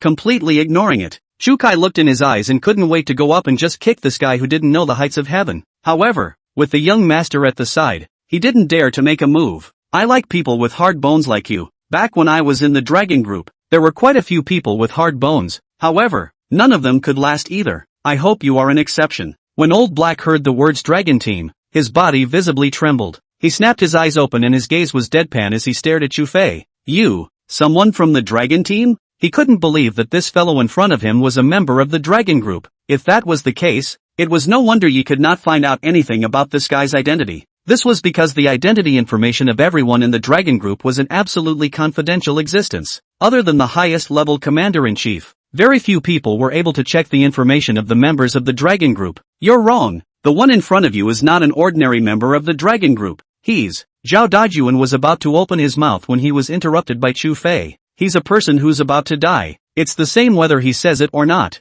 Only then did Zhao Dajuan shut up, but his gaze toward Old Black was filled with pity. This fellow, who he messed with, was not sure, but he had chosen to mess with a mission like Team Chu's. When I thought about the time when I was in the dragon team, I was a small miscellaneous member. At that time, Team Chu was already the captain. A few years had passed, and Team Chu's strength had long since changed. Who the hell are you? Old Black tried to get up, but with his hands tied to the iron bed, he was unable to move at all. Coupled with the fact that his hand tendons had been picked off, he was now a complete invalid. Want to know? I won't tell you. As he spoke, Chu Fei threw the towel into the water basin filled with water. Old Black watched as Chu Fei soaked the towel in the water, and a touch of disdain appeared in his eyes. Water torture? Not a bad method, but it's useless to me. Chu Fei didn't say anything and just shook his head. If it was just simple water torture, it would indeed be useless to many outlaws. However, water torture had long been changed by him. Dejun, go find a straw or a small bamboo tube will do. Zhao Dajuan was a bit surprised, not quite understanding what he meant, but since it was Chu Fei's request, he hurriedly walked out of the holding room. Old Black, on the other hand, closed his eyes and quietly waited for his punishment. Chu Fei walked forward and directly placed the water-soaked towel over Old Black's body. At that moment, Old Black immediately felt difficulty breathing. On the other hand, Chu Fei sat aside and lit a cigarette once again. As Chu Kai looked on, he was also filled with confusion. Young master, what are you doing? He didn't understand that this would be suffocation at most. Once a certain amount of time was reached, this guy would be dead. Watch well, when you have time. Go home and talk to the old man. If you catch some guy who refuses to talk, use this method. It works 100 times. 2 minutes was not the slightest bit stressful for someone like Old Black. After all, they were all specially trained. All of them had reached at least 5 minutes or so of closed air time. Just after 3 minutes of time, Zhao Dajuan returned. Team Chu, the straws have been found. After saying that, he reached out his hand and handed over a handful of straws that had just been removed from the milk carton. Chu Fei's face darkened as he looked at the straw that was handed over. It was still the bent kind. Seeing Chu Fei's expression was not right, Zhao Dajuan was filled with doubt. Team Chu, won't this work? Chu Fei looked up at him. What do you think? After saying that, he looked around. He then pulled out a pen from the barrel, took out the quill, and removed the cap. A pen became hollow, looking similar to a milk tea straw. Seeing that a little bit of time passed, Old Black's breathing was getting weaker and weaker, and his body was starting to struggle hard. Chu Fei didn't say anything. Instead he continued to sprinkle a little bit of water on the towel. This time, it made Old Black even more desperate. Suffocation made his brain start to go out of control, and his heartbeat was accelerating violently. Zhao Dajuan and Chu Kai were both puzzled. If this continued, this guy would be dead. After 6 minutes, Old Black's body had stopped struggling, but Chu Fei moved, walking up. His eyes were cold. As soon as he ripped off the towel, the hollow pencil in his hand jabbed at the old black's breathing tube, then clenching his fist, he slammed it down at the old black's heart. Old Black, who had originally lost his heartbeat, recovered again at this moment, and air began to rush into his lungs from the hollow pen barrel. Phew! Phew! Old Black snapped his eyes open and breathed heavily. At that moment just now, he felt the fear of death. Even, he had felt that he had already died. But, however, he was pulled back by Chu Fei. At this moment, the eyes he looked at Chu Fei were filled with fear. That fear of death was simply deep into his bones. Can you say it now? If you don't say it, you can still try again. This feeling, I think it's still wonderful. Chapter 34, Identity Upgrade. Having just experienced the fear of death, Old Black had been completely convinced. He never wanted to experience that fear again. I say, I'll tell you whatever you want to know. Old Black's trembling body slowly opened his mouth. Only then did Chu Fei sit on the stool and quietly looked at him. Who sent you guys? Why are you targeting Su Li? What is your purpose? 3 consecutive questions made Old Black think for a long time. Only after a long time did he explain. I don't know the name of the one who sent us here. I only know that we all call him Brother Yi. We are responsible for receiving money for our work. As for what purpose we have, we are not sure. For the sake of this operation, that person called Brother Yi specially called us back from the South Tower and gave each of us a reward of $10 million to catch them alive. But after we were stopped by you last time, he said it was okay to bring back the bodies. That's all I know. Hearing this, Chu Fei's brows wrinkled slightly. Obviously, these 3 people were just hired assassins. The name of the instructor behind them was also unknown. Then have you guys seen him? This time, Old Black nodded. Seen him once, but that guy kept his back to us. Couldn't see his appearance clearly, only know that the guy had a long scar on his neck. Old Black had already said everything he said, whether he was dead or alive. He knew in his heart. Do you know anything else? Facing Chu Fei's inquiry, Old Black shook his head. It was Chu Fei's turn to be in trouble. Without knowing the name, there was only one characteristic, and with so many people in Daxia, hell if he could find it. Chu Fei got up and left the holding room, saying to Zhao Dajuan before leaving, deal with it cleanly. Outside the holding room, young master, do you want me to have the clanspeople check? Chu Kai carefully inquired. It could be seen that the young master was indeed very angry this time. If something really happened to the young master, once the master knew, the sky would change. Forget it, not for now. I'll find someone to look into it myself. Chu Fei did not want to rely on the family's connections to investigate for the time being. After all, right now he had not returned home, and there were only so many people who knew his identity. Many of the truly high-ranking people only knew that they were members of the Dragon Team and did not know their true identities. Then young master, the person sent by the family to manage the company will arrive tomorrow. See if there's anything you want me to bring to the words of the old master. I'll bring them over to you. Chu Fei waved his hand. Nothing to say. However, when you go back, remember to look for those lapdogs of the immortal bird family for me, and find an opportunity for me to do them. As he spoke, Chu Fei's gaze carried a hint of ice-coldness. Yes, I know. Then, young master, I'll leave first. It's not very convenient for me to be here. This was a war zone branch after all. For him to appear here as a family member, if he was seen by some people, it might be a bit troublesome. You go back. Chu Fei took a deep breath and nodded. Only after Chu Kai left did Zhao Dajuan come out of the holding room. Team Chu, it's done. Chu Fei turned around and patted Zhao Dajuan's shoulder. The news of my appearance. You'd better have the people under your hand keep their mouths shut. There are some things that are not too convenient for me to show up, okay? Right now, they were being targeted, and they didn't even know about the enemy. Although this was a war zone branch, no one would dare to rush in with weapons. However, in case that shadowy enemy was a high-ranking person, that would not be good. This I understand, Teen Chu. It's good that you don't worry. Only after hearing those words did Chu Fei nod his head. Alright, find someone to send me to the Warzone Hospital. At the same time, in the specialized ward of the Warzone Hospital, Suli had a thick layer of gauze wrapped around her calf and was leaning on the bed, drinking white porridge. Looking at the sun gradually setting outside the window, her eyes were filled with complexity. She didn't understand. Why was there always someone targeting her behind her back? This time, almost she and Chu Fei were going to be killed on the road. If it wasn't for Chu Fei, she really didn't know what would happen to her. It was also fortunate that she hadn't refused this fellow as her personal bodyguard in the first place, or else the consequences would have been unimaginable. Just when she was in a whirlwind of thoughts, the door of the hospital room pushed open. Chu Fei walked into the ward and looked at Suli, who had already awakened, and grinned. Does it still hurt? Walking forward, he sat on the edge of the bed. Suli's eyes instantly turned red. She had passed out at that time, and didn't know what happened behind her at all. When she wanted to come, she was already in the hospital. After asking the nurse who bandaged her wounds, the nurse only said that he was sent here by 2 paramedics and didn't know anything else. She subconsciously assumed that something had happened to Chu Fei. Stinking bandit. She reached out her hand and hugged Chu Fei. Tears kept falling down.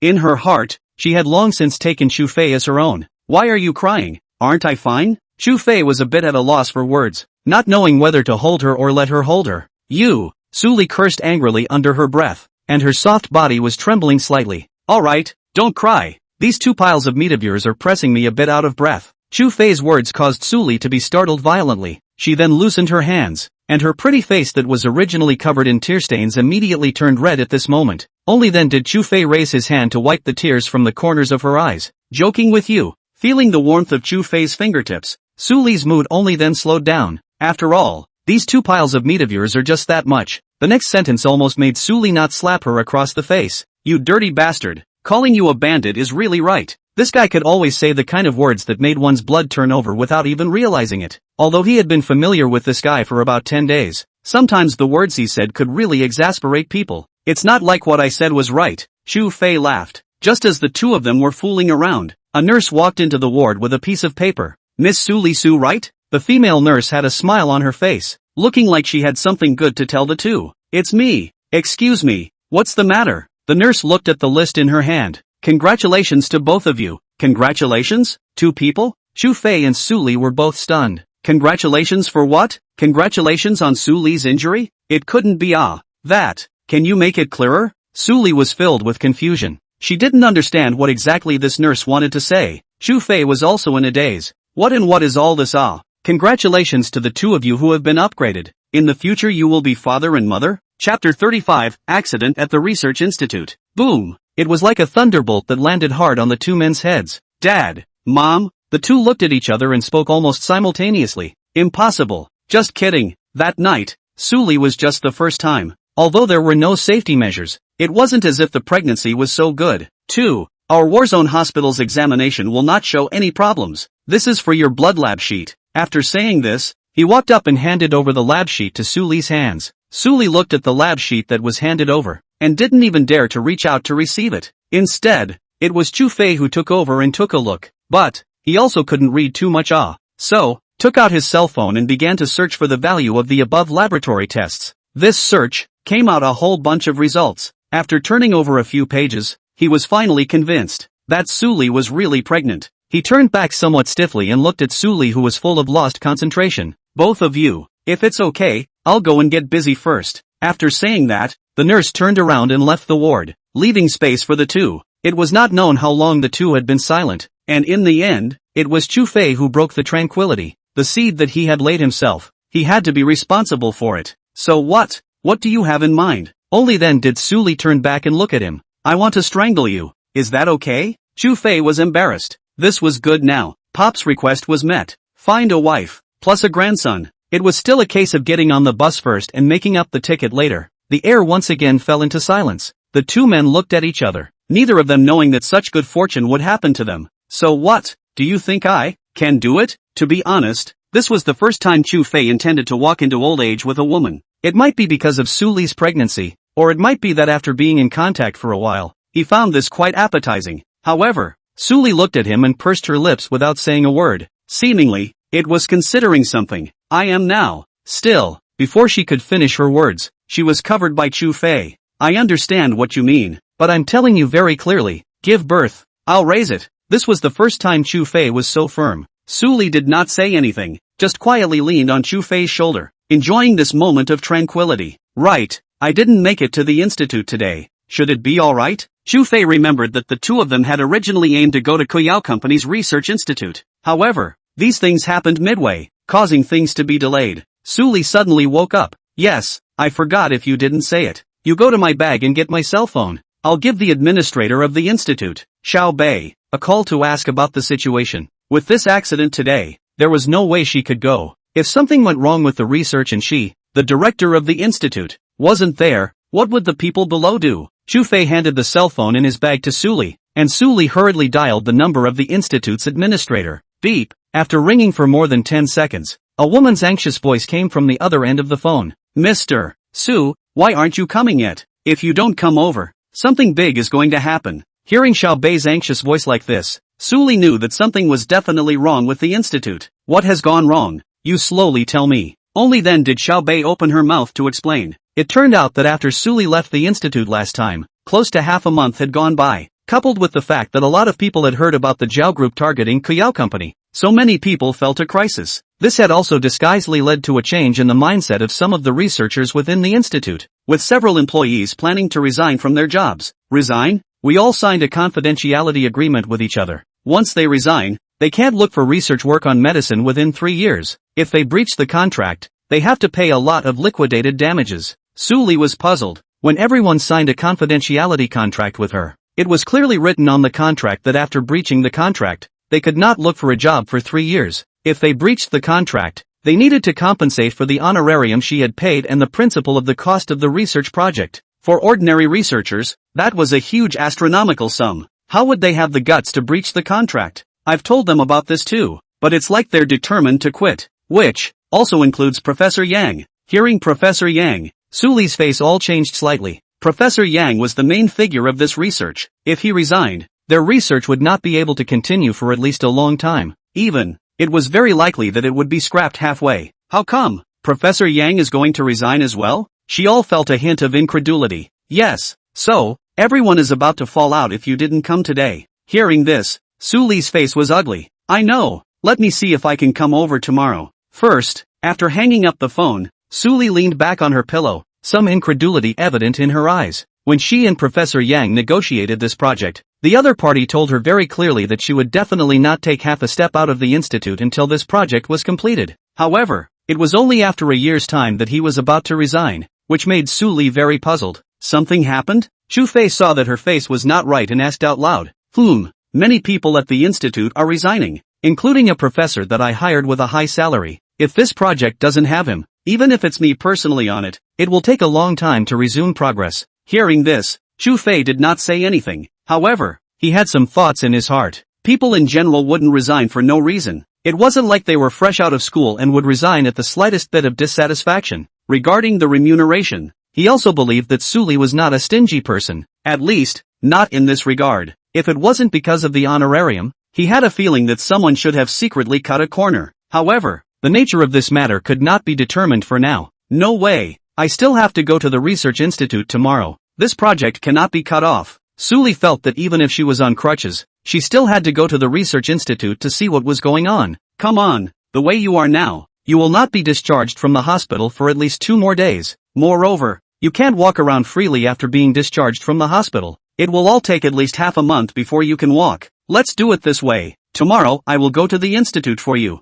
Suli was also clear about her condition. She couldn't get out of bed and walk around at all. However, it was also impossible for her to leave things at the research institute unattended. As soon as she heard that Chu Fei wanted to go for her, she immediately froze. Can you do it? Chu Fei grinned. Can you? Don't you know? Chapter 36 Reasons for Resignation. The following day at noon, Chu Fei found Zhao Dajuan and asked him to arrange a car for himself. He himself drove the car, following the address Suli gave him, and arrived at the research institute. How could he not have thought that this girl had done such a good job of concealing herself that she had placed the research institute in the countryside, in the place of a normal person? It would have never occurred to him. The place where he was now was a very, very small village. The entire village only had a dozen or so families living halfway up the mountain. In order to buy this place, Suli spent close to tens of millions of dollars before sending all of these 10 or so families to the city. Then, on top of the original foundation, all the old houses underwent a huge remodeling, and a basement was also constructed.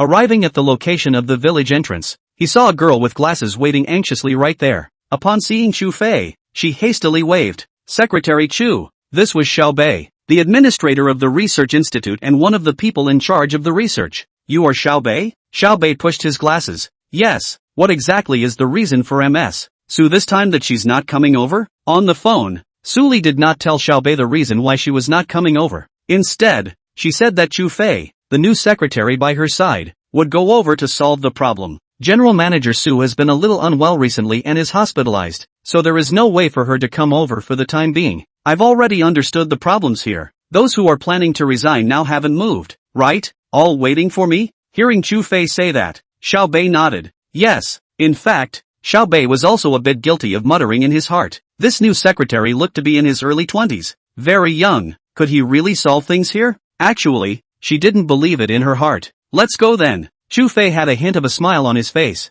Seeing this, Xiao Bei could only follow him. This way. A few minutes later, the two arrived at a reception room that was transformed from a residential house. Inside the reception room sat a few young men who looked to be in their 30s, and in the center sat a middle-aged man who looked to have passed 40. Secretary Chu, let me introduce you. This is Professor Yang. Xiao Bei went forward and introduced Chu Fei. Yang Chenghua looked at Chu Fei with some disdain in his eyes. Mr. Su didn't come and sent a brat over? Isn't it too much of a disregard for everyone? When these words came out, they immediately ushered in the others to agree. That's right, Mr. Su didn't even come over. What does it mean to have a secretary like you come over? Looking down on us? You said one thing and I said another, making the atmosphere all a bit awkward. But, the people all knew in their hearts. It was because the group of them who had resigned had all followed Yang Chenghua. Xiao Bei just wanted to open his mouth to explain, but Chu Fei waved his hand. Gentlemen, are you determined to resign? I don't know. Has the content of the contract been given for to see clearly? All of the funds for this project need to be compensated by you. I wonder if you have the money to resign. If there is, then all of you please go ahead. Chu Fei came up with a sentence that directly blocked all their paths, because they thought very clearly. If Suli insisted on them compensating, then there would only be a lawsuit. However, a lawsuit would take a long time. With their standard and the current research progress, it was enough for them to research out the drug. Once the drug is researched, the patent is theirs, and Su Li's company can't continue the research. The money earned was completely enough to compensate. However, their intention was to give them a raise. After all, this project had cost them too much effort. They also didn't want to spend so much time again to redevelop the project. According to Secretary Chu's meaning, we can't even resign if we want to? We still have to compensate the company's losses, right? Yang Chenghua picked up the cigarette on the table and was about to light it when he was slapped away by Chu Fei. Sorry, this was bought with the company's money. Since you're quitting, you don't have to smoke it. Chu Fei's action startled Xiao Bei, who was at the side. At the institute,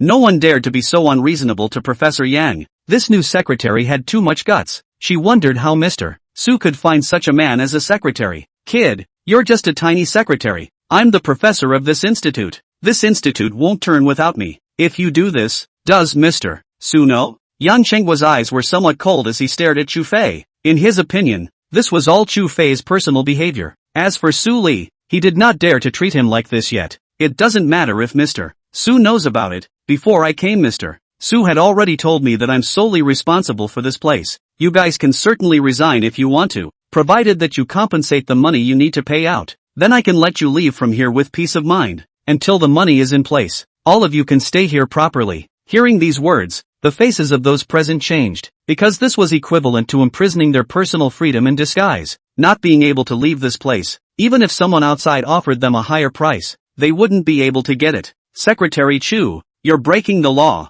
Imprisoning us, do you have this right? Yang Chenghua's face was filled with ice coldness as he violently stood up from the sofa. However, Chu Fei only raised the corners of his mouth slightly and gave a cold smile. The confidentiality contract I believe everyone has already signed. I don't think I need to say more about the reasons why you all want to resign. Now I'll give you two choices. Either stay and work here obediently, or lose the money and I'll let you go. I think back, the person who dug you guys up afterward should not have transferred the money to you guys yet. This sentence of Chu Fei's was basically equal to having opened the sky window with the crowd. The crowd understood the meaning of this sentence in their hearts, and no one took the lead in opening their mouths. Even Yang Chenghua had fallen into silence. But Xiao Bei was after all just a young person. When she heard Chu Fei say that, she immediately understood. She appeared a little angry, and she just cursed angrily at Professor Yang. Professor Yang, you should have a number in your heart as to how Mr. Su is treating us. Back then when your wife was seriously ill and lacked money, Mr. Su took $2 million to you without saying a word to go to your wife's doctor. Now you're actually planning to give up this project for the sake of money. What a scumbag! Being scolded by Xiao Bei like this, Yang Chenghua's face was a bit ugly. Secretary Chu, although I don't know where you heard the rumor that someone had gouged us, I can tell you that I didn't do it for money. Chapter 37, Someone is a Mole? At those words, Chu Fei's eyes narrowed slightly. If it wasn't because of money, then why would so many of them resign en masse? Could it be that? He thought of a very bad outcome, and that was that the identities of these researchers in the institute had already been hollowed out by someone. That person hiding behind the scenes might have used the families of these researchers to threaten them to leave the institute, and promised them a generous reward. Although he didn't know if his guess was correct, he still planned to talk to Yang Chenghua alone. Professor Yang, right? Why don't the two of us talk alone? Yang Chenghua listened and nodded. Chu Fei picked up the cigarettes on the table and came outside the room with him. I'm a little embarrassed just now, Professor Yang. As he spoke, he had already taken out a cigarette and handed it to Yang Chenghua, and even helped him light it up with his hand. Yang Chenghua didn't say anything, and his brows kept knitting together. Seeing that he didn't open his mouth, Chu Fei didn't pursue the matter. The two of them just stood quietly in the doorway for a full 10 minutes before Yang Chenghua opened his mouth. Resignation is inevitable. As for the reason, it's because of my family. I'm not at liberty to say more about the specifics. I only hope that Mr. Su will look at the fact that I've done my best and let me off the hook. Other than me, those researchers actually did not intend to resign. They just wanted to increase their remuneration a little more. There is no fault, after all, no matter who it is. After staying in this place for more than a year without going out, they will all panic. Hearing these words, Chu Fei also sort of understood. There wasn't much difference from his own guess. What if I have a way to leave your family unharmed? Chu Fei threw away the cigarette in his hand and quietly looked at Yang Chenghua. The latter obviously didn't quite believe him, and there were more than a few moments of surprise in his eyes. This brat seemed to understand his own words, but he shook his head. Since they already know my identity, they will definitely keep staring. Even if you have a way to keep them safe for a while, it won't necessarily be the case down the road. Hearing this, Chu Fei knew there was a chance. Don't worry, I can guarantee that your family will not be in any danger until this project is completed. Only then did Yang Chenghua seriously look at Chu Fei in front of him. He didn't know where Chu Fei got the backbone to say such words. How can I trust you? These words made it somewhat difficult for Chu Fei. The hardest thing in this world was to make a stranger believe in himself. You can bet on it. If you lose the bet, I'll be buried with you. Win. Everyone will be happy. Chu Fei looked at him with a face full of seriousness. Yang Chenghua's heart was shocked, and there was some disbelief in his eyes. This brat, it seemed that he was not quite the same as the ones he had seen. Since you said so, then fine. I'll make a bet with you. Tomorrow is the day that the institute will speak to the family, and that person will contact me. I want the person I'm talking to be my family, not them. It's the only way I can trust you. Chu Fei nodded. Good. When the two of them re-entered the reception room, Yang Chenghua's somewhat melancholic face was all cheerful. Everyone, after the discussion between Professor Yang and I, on top of everyone's original base, we will give everyone a $5,000 increase in salary. And, after the success of the project, everyone's bonus will not be less than $500,000. This condition was proposed by Chu Fei himself. As for Su Li's side, just say something. After all, the relationship between the two was already obvious now. Hearing him say this, everyone present except for Professor Yang had excitement in their eyes. This was a considerable amount of money now. Alright, the conditions have been negotiated. Should they go back and continue working? Chu Fei faintly smiled and looked at the crowd. Only then did Professor Yang speak. Let's go. We've been delayed for 2 days, so hurry up and study it out so everyone can get their bonuses. As soon as he spoke, the crowd immediately got up and headed towards the research institute. Xiao Bei, on the other hand, looked at Chu Fei with a surprised expression. This was done? She was still somewhat in disbelief. In her perception, even if Mr. Su came, it was impossible to negotiate a deal without an hour or two. Secretary Chu, this condition, was it something that Mr. Su had agreed with you long ago? Chu Fei shook his head. No, this is what I said myself. Ah, Xiao Bei was shocked. Then on General Manager Su's side, how do you explain? This was promising such a big cake without going through General Manager Su's consent. If Mr. Su rejected it, the entire institute would have to blow up. Explain? I don't need to explain. Chu Fei smiled mysteriously at Xiao Bei. The latter's face was filled with incomprehension. Alright, you get busy. I'll leave first. After bidding farewell to Xiao Bei, Chu Fei left the institute. Returning to the Warzone hospital, Su Li was still lying on the hospital bed. Seeing Chu Fei come in, he hurriedly inquired about the situation. How's it going? You wouldn't have agreed to their resignation, right? Chu Fei gave her a blank look. Do you think your husband I'm that stupid? Hearing the word husband, Su Li glared at him viciously. No talking about this. I'm not married to you right now. Don't think about it. Chu Fei's face instantly turned cold, his eyes staring fiercely at her. Bitch, I'm telling you, if you dare to marry someone else, your legs will be broken for you. Seeing this pretentious face of his, Su Li snorted a laugh. Scare me, ha, and break my legs. You try? Believe it or not, I'll beat your son. Chu Fei was immediately filled with embarrassment. Still thinking of giving Su Li a downward spiral, he didn't expect to be taken down by her. Come to think of it, the first time he met her, he was taken to death by her. Alright, getting down to business, how did it go? Chu Fei collected his smile and talked to Su Li about the whole thing. There's no problem with the conditions, it's what they should take. It's just that, on the side of Professor Yang's family, do you have a way? Suli also didn't think that it was Professor Yang's family side that was in trouble. It was also her own fault for not thinking it through and miscalculating. You don't have to worry about this, I have my own way. However, I'm wondering who on earth can actually know Professor Yang's identity information. Moreover, it's also known that he works at your institute. Hearing this, Suli was also full of doubts. However, there were many people who knew Professor Yang, but not many people who had actually come into contact with him. And working at his own institute, it was only that very few people knew about it. What do you think? Suli thought for half a day, but didn't come up with a clue. Chu Fei took a deep breath.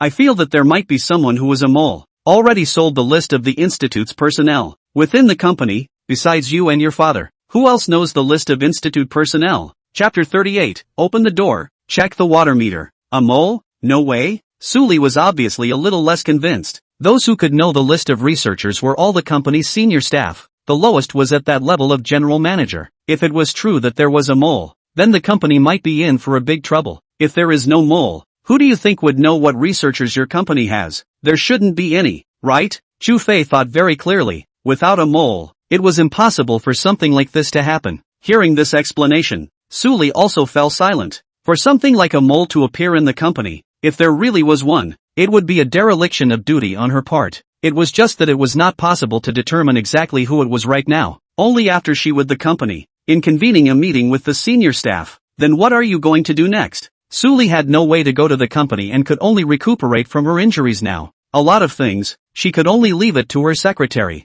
or directly use her cell phone to butt in. I might not accompany you tonight. I have to go to Professor Yang's home to take a look. Tomorrow is the day when the researcher will speak to his family. I need to ensure the safety of his family. Hearing this, Suli had a few more moments of worry in her eyes. Why don't we just call the police? Chu Fei shook his head. No, calling the police now would be tantamount to alerting the snakes. No one knew if there were other people behind those people. If there were, for them to call the police would be the same as alerting the other party first, and perhaps the other party would directly transfer. It would be difficult to find them at that time. But, Suli still wanted to say something, but as soon as Chu Fei cupped her pretty face, he printed on her red lips, woo. She subconsciously tried to struggle, but then her body went soft. After kissing deeply for a moment, Chu Fei wiped the corners of his mouth. Not bad, quite sweet. Suli's face was red and she stared at him viciously. You stinking bandit, believe it or not, I'll beat your son. Chu Fei got up and smiled. You hit. Suli raised her hand, but quickly put it down,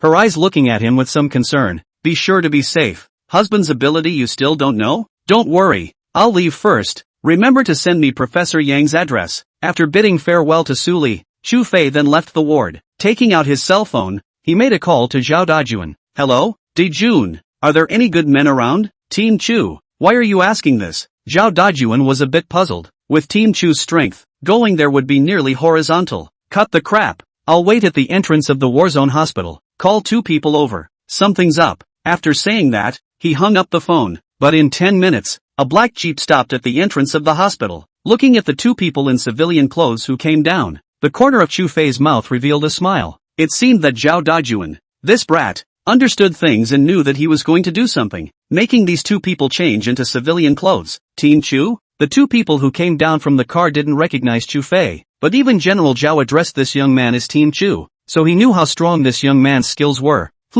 Get in the car and go to Chenghuayuan. On the way, Chu Fei also knew the names of the 2 men, Yang Zhenghong and Long Quan. 40 minutes later, it was already nearing evening. The 3 of them drove into Chenghuayuan. According to the address Suli gave himself, a building 1608. Let's go. The 3 of them did not take the elevator. Instead, they took the stairs and came all the way to the 16th floor location. On this way, Chu Fei also deliberately changed into a set of electrician's clothes. You 2 will stand guard at the stairway. If anyone goes through the stairs, stop him for me. Xiao Long and Xiao Hong nodded. Since they had followed Chu Fei over, there was naturally something for them to do. Chu Fei arrived at the door of room 1608 and took a deep breath, gently knocked on the door. Once, no one responded. The second time, still no one responded. After knocking 3 times, the door of the room was slowly opened. A man with a somewhat fierce face revealed half of his face. Who are you looking for? Sorry for being late. I'm checking the water meter and electricity meter. Chu Fei's face was full of apologies,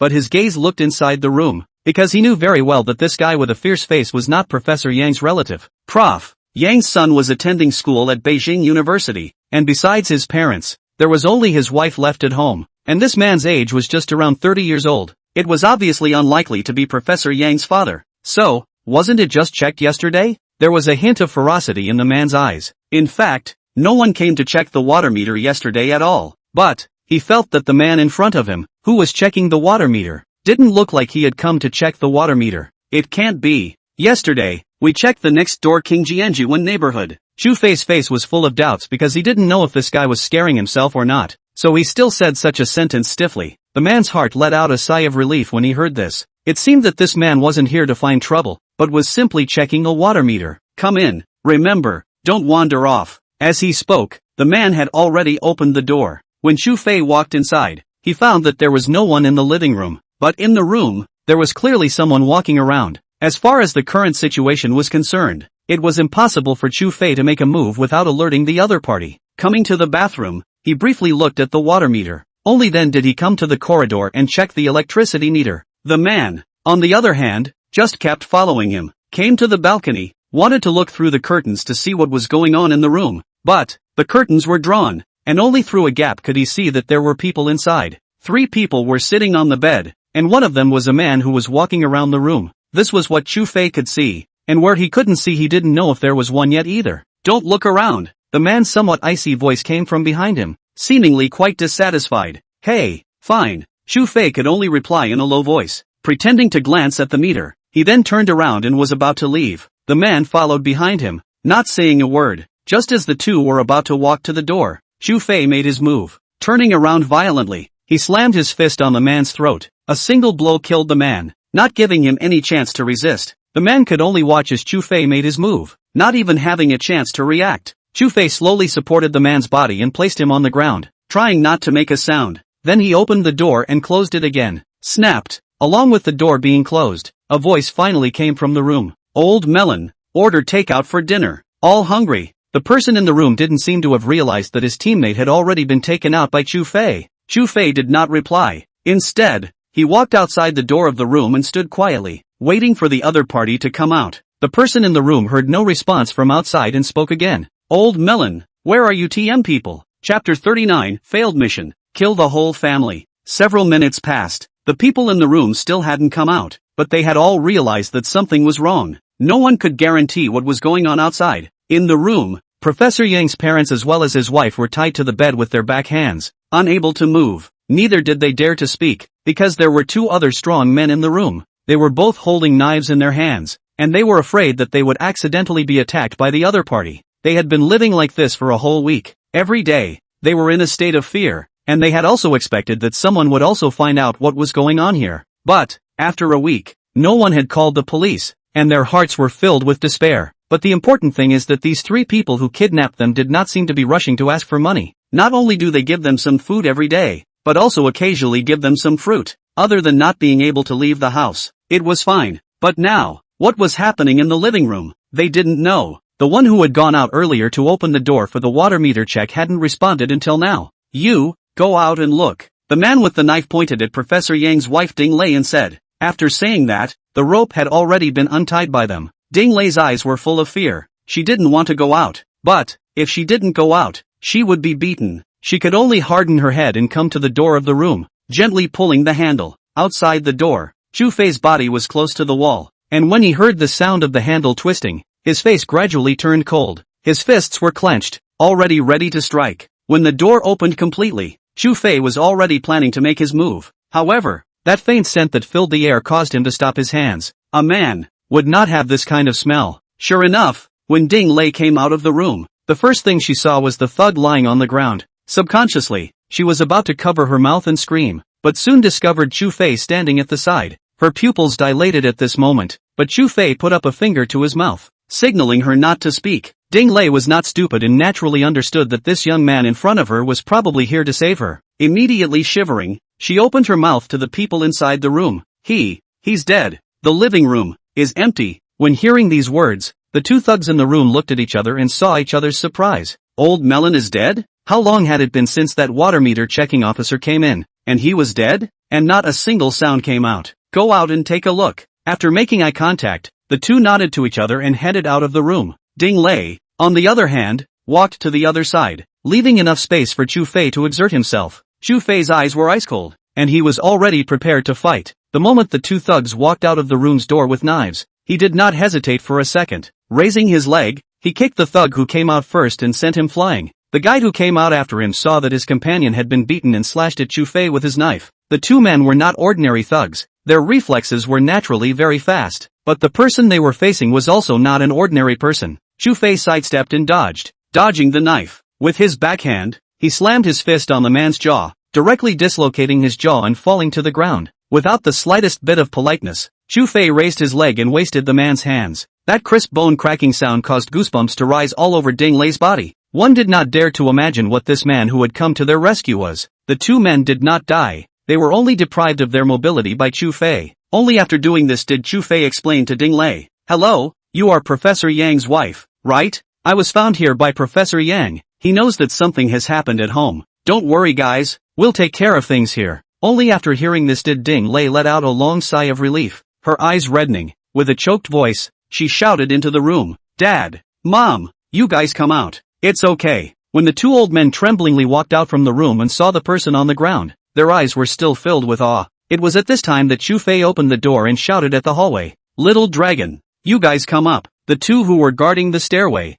Xiaolong and Xiao Hung, looked at each other and quickly came to the door. Looking at the three people lying down inside, the two knew what had happened. "Team Chu, take them back to the living rooms around the division for a while. Ensure their safety. Remember, send someone to guard them. If anything goes wrong, I'll hold you to account." The words fell, and only then did he turn his head to look at Ding Lei and Professor Yang's parents. "Mrs. Yang, you guys follow them back first. Leave this place to me." Ding Lei nodded with a palpitating heart, before she simply packed up and helped Professor Yang's parents follow Xiaolong and Xiaohong to leave. Only after several people had left did Chu Fei sit on the sofa. Looking at the two men lying on the ground who were still wailing, he slowly spoke, "Don't play dead." Hearing those words, the two men climbed up and sat on the ground with pale faces. Both of their hands had been broken by Chu Fei, and they had now lost the ability to resist. "Who are you? Do you know what kind of consequences there will be for stopping our plans?" Without waiting for Chu Fei to speak, one of them took the lead in questioning him. Chu Fei smiled indifferently. "I don't know what kind of consequences there will be, but you too. If you don't say anything, the consequences might not be too favorable." The two men's faces changed, and a trace of scorn flashed in their eyes as they looked at Chu Fei. The strength of the other party was completely enough to be the head honcho amongst their organization. They couldn't figure out how a mere professor could find such a person to come to their door. However, the consequences of betraying the organization were clear to them. It wasn't just them who would die, including the family. "You do it. We won't say anything." In the eyes of the two men, there was a deadly intent. Failure of the mission would only lead to death. This was the organization's rule. Even if they returned alive, they would be dealt with cleanly to ensure safety. "The mouth is quite tough. I think that the person behind you guys is also the person called Brother Yi, right?" Chu Fei calmly looked at the two. The moment these words came out, the eyes of the two men changed a few more points. The gazes that looked at him carried a hint of shock. They did not understand why this fellow would know about Brother Ye's existence. Could it be that they thought of that previous mission where the mission failed and all 5 people sent out died, and one was captured alive by the people from the war zone? It seemed that it should be that person who exposed Ye's existence. Unluckily, the matter of being captured alive by the war zone was known by Brother Yi, and the families of those people had been buried alive. "I said it, do it, we won't say anything. It's better for one person to die than for the entire family to die." Hearing this, Chu Fei's eyes narrowed slightly. It seemed that this person called Brother Yi was doing things very desperately, to fail a mission, to kill the entire family. Chapter 40, Unable to Intervene. "Hello, Zhang Ning?" Zhang Ning, who was sitting in his office, heard the familiar voice and immediately stood up from his position. He had almost messed up the last time. This time, the young master personally called him over, specifying that there was something for him to do. "Young master, it's me. Do you have any orders?" Chu Fei looked at the 3 corpses lying on the ground and slowly spoke. "I killed 3 thugs at 1608. Building 1, Qinghua Yuan. You know how to do it, right? 3 thugs?" Upon hearing those words, Zhang Ning subconsciously thought of Chu Fei's current situation. "Yes, I understand. I'll have someone go over and deal with it now. Don't worry." After receiving Zhang Ning's reply, Chu Fei hung up the phone. Leaving Professor Yang's home, he frowned slightly. These two fellows' bones were really hard, and they hadn't even revealed who the person behind them was until they died. However, judging from their previous behavior, This person who had been targeting Su Li behind his back was the one called Brother Yi. He didn't quite understand what kind of identity could foster such an organization. Just after leaving Chunhua Yuan, he received a phone call. Looking at the phone number on it, he was a little surprised that it was Xiao Yu. Brother Fei? Xiao Yu's voice came from the other end of the phone. It's me. What's wrong? Chu Fei walked to the side of the bus stop and lit a cigarette. Didn't you ask me to observe Yi Ao's side more before? I did receive a message on my side. Oh, hearing Xiao Yu's words, Chu Fei was a little surprised. You say. Xiao Yu was silent for 2 seconds before slowly speaking. Recently, Yi Ao seems to be very close to some people from the business world, and since he is often absent from the military department, the people under his hand have not moved. But from the news we have gotten, we know that he seems to be cultivating a group of people behind his back, and we are not sure where exactly. This news caused Chu Fei to frown. Cultivating an organization privately? This was something that was expressly forbidden by the team. If one was found out, not only would they be removed from all their current positions, they would also be caught in a large prison for the rest of their lives. Is the information reliable? Reliable. Our own people found it out. Hearing this, Chu Fei's face became a little ugly. If that was the case, there might be some trouble. I see. That's right. Use some of your permissions to help me look up a person called Su Jinghua. He should be from the military department. Find out if there is any information about his identity. If there is, remember to get back to me. I still have things to do, so I'll hang up first. After saying that, Chu Fei hung up the phone. If there had been a person like Su Jinghua inside the military department, then it would definitely be possible to find out information about him, regardless of whether he was alive or dead. Previously, he had promised Su Li that he would help her look into it, and it was also a fulfillment of his promise. But, Chu Fei took a deep breath. Recently, there were things that were a bit much. He looked at the number on his cell phone and still dialed it. There were some things that he wanted to find Master to prove. Soon, a pale and powerful voice came from the other end of the phone. Brat, how come you have time to call me? Is there something begging me? The bright laughter was full of vigor, not at all like an old man in his 70s. Master, have you made a decision about your abdication? What did those people say? Or did they vote on it? In fact, Sun Yanning was over 70 years old and was no longer suitable to be the leader of the Dragon Group, and the leader of the Dragon Group was the one that existed second only to the highest position. However, there were only 2 candidates who were the most suitable and young for the leader of the Dragon Group. One was Chu Fei, and the other was Yi Ao. Not only did one have to have outstanding strength, but more importantly, one had to be able to handle emergency matters. When listening to Chu Fei's words, Sun Yanning was silent for a few seconds. Vote on it. On Yi Ao's side, he's already pulling people together. On your side, I can't do much to help. I can only rely on yourself. Hearing this, Chu Fei's face was a little cold. He did not want to be this group leader, but because Yi Ao was not suitable, for the sake of one's own selfish interests, in order to complete the mission, he even went as far as sacrificing his teammates to ensure that the mission was completed. For such a person to become the leader of the Dragon Team, Chu Fei was the first to disagree. Could it be that, Master, you don't have any methods? Chu Fei was puzzled. Logically, Master had been in the Dragon Group for so many years, and the connections around him would definitely not be bad. But right now, there were surprisingly not many people who were willing to step forward and speak for Master, which was very strange. Let's put it this way, I agree to you becoming the Dragon Group's patriarch. However, you still need 11% of the people to choose you. My choice is only 40% of the total. As things stand now, even if I don't agree with him and the rest of the people support him, then the position is still his. Do you understand? Sun Yanying's explanation made Chu Fei's heart clear. It was no wonder that Xiaoyu would tell himself that Yi Ao was dealing with some people from the business world. It seemed that it was in preparation for Master's abdication. What if he has privately cultivated an organization? Chu Fei spoke the news that Xiaoyu had said. Originally, he had thought that Master would be furious, or even directly seek a meeting with the senior personnel of the military department. However, Master's behavior surprised Chu Fei even more. This matter, I know. However, there are still people behind him. This matter, I cannot interfere. Behind Yi Ao, there are still people? Even Master couldn't intervene? How is this possible? If the person behind Yi Ao was the one sitting at the top, then Chu Fei wouldn't say much. But obviously, the person that Master was talking about was definitely not the highest one. Little Fei, this is a game. It depends on whether you are willing to be a pawn or a chess player. The person behind Yi Ao is not weaker than your Chu family. Do you understand what I mean? Chu Fei's face went completely cold. Master was clear about his own identity. Since Master had said that, it proved that the person behind Yi Ao was enough to compete with the Chu family. It was no wonder that Master was unable to intervene.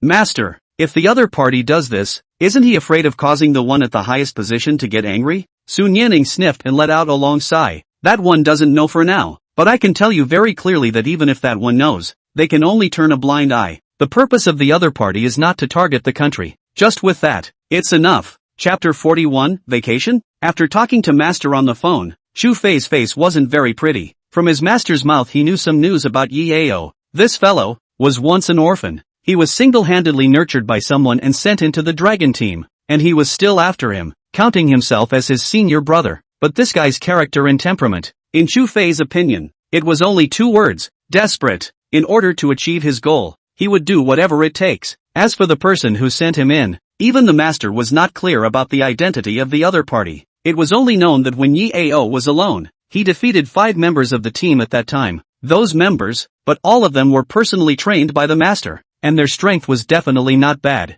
But the fact that Yao could defeat 5 by himself and win was enough to know his strength. Moreover, Yao also had a letter of introduction. The content of the letter was very simple. That is, for the master to accept Yao, there was no signature at the end, only a dragon-like pattern. Even though the master had been in the sand for many years, he had never seen such a pattern, and had sent people to probe for news about that pattern. But without exception, all the people who poked around failed to find out, and there were even some who disappeared inexplicably. From this alone, it was enough to see that the person who sent Yao to the dragon group was not ordinary. For the next few days, Chu Fei accompanied Su Li in the war zone hospital. In the middle of the day, Su Li's father had also called over to inquire, but Su Li was vague and confused. She also did not want her family to worry about her safety. Until Friday, the two were discharged from the hospital. Returning to the villa, Su Li was only able to lie on the sofa as if she was relieved. Staying in the hospital for a week. I'm going crazy. After not taking a shower for a week, I feel like my body is already moldy.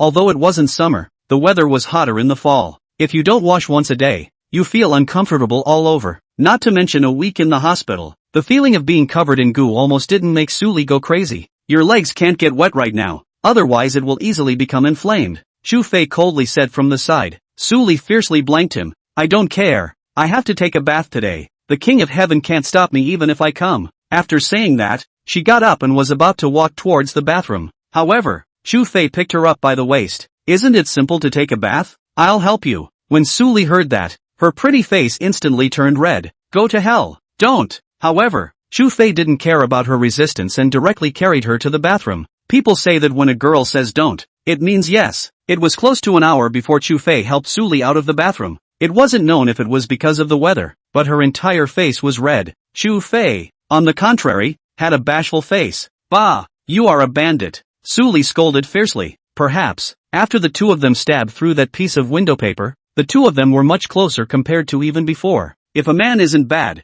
a woman won't love him, a truth that has remained unchanged since ancient times. On the sofa in the living room, Chu Fei just wanted to light a cigarette, but Su Li on the side had a cold face. Smoking? When the latter heard this, he hastily stuffed the cigarette in his hand back into the cigarette case. Now Su Li was not alone, there was still a little one in her stomach. Chu Fei could only smile awkwardly. No smoking, no smoking, I'll quit in the future. You go change your clothes, later we will go to the company. The company's mole can't be found. I'm not too comfortable in my heart. Su Li's face gradually turned cold. With what happened last time, the safety of the family members of the institute's personnel could no longer be guaranteed. No one dared to be sure that the other members of the institute would not be threatened. Humph. Chu Fei nodded and turned around to return to his room to change into a set of clothes. Only then did the two of them take a taxi to the downstairs of Kuyao Company. After the Maybach was damaged, Su Li was also without a car, and in the general manager's office of Kuyao Company, Li Fei, who was the general manager, was leisurely reclining on the boss chair,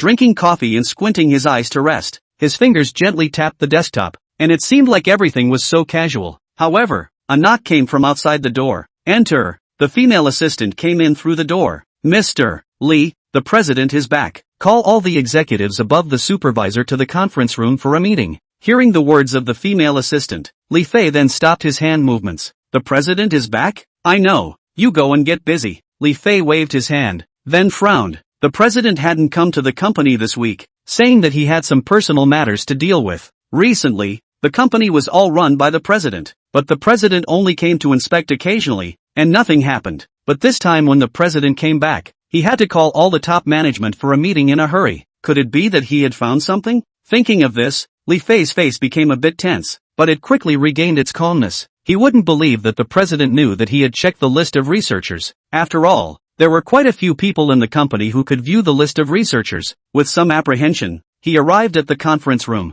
Su Li was sitting on the first place, and Chu Fei was standing on the side. However, in 10 minutes, everyone had already come to the conference room. Su Li's gaze swept over the crowd and smiled lightly. Everyone, I've worked hard for you all in the past few days while I was away from the company. Coming up was a greeting that warmed the hearts of many people present. Mr. Su is polite. This is what we should do. That's right. The company is growing by leaps and bounds right now. We must also work hard to contribute to the company. Hearing everyone say this, Su Li nodded with satisfaction. Given that everyone has been working so hard for some time, I decided to take a 3-day vacation starting from the general manager to the position of manager, so everyone can rest. When the general manager comes back, the level of director to supervisor, also take a vacation for 3 days. Upon hearing that there was going to be a vacation, the conference room was filled with a happy atmosphere. President atmosphere. Good. During this period of time, many people were working overtime. The company's business was also increasing, and the more bonuses they could get were also increasing. It was naturally great to have a 3-day vacation to rest now. However, Li Fei's face was a bit ugly.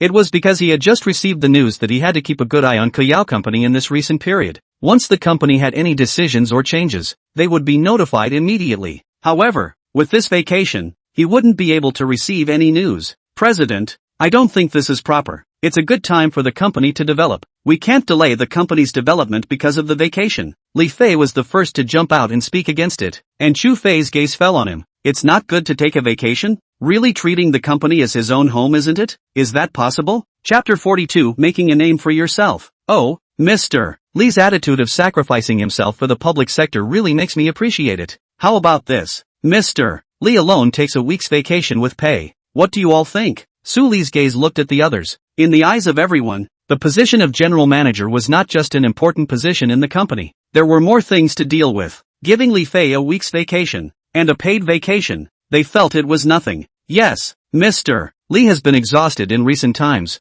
Look at his black eyes. They're so heavy. It's time to take a good rest. The crowd said one thing to another, directly dumbfounding Li Fei. Originally, Li Fei thought that his words would make the president agree to let himself work well in the company. Unexpectedly, she let herself take a week's paid vacation. If that person hadn't offered himself such a high price, Li Fei himself would have felt that it was definitely a blessing to be able to work at Kuyao Company. President, that's not what I meant. I just want to contribute to the company properly. So vacation or whatever. I don't need it. Li Fei's righteous look made the other executives present couldn't help but clap their hands. People like Mr. Li are an example for us to follow. Everyone in the future, we must learn from Mr. Li, okay? The vice general manager couldn't help but speak to everyone from the side, and the others couldn't stop nodding their heads, praising Mr. Li for being a role model for them to learn from. I've seen how hard Mr. Li has worked. So, don't be polite to me, Mr. Li. Su Li wasn't stupid. She knew exactly what Li Fei wanted. In the workplace, everyone was out to work, except for a small number of people who were willing to contribute to the company for the sake of promotion and for the sake of money.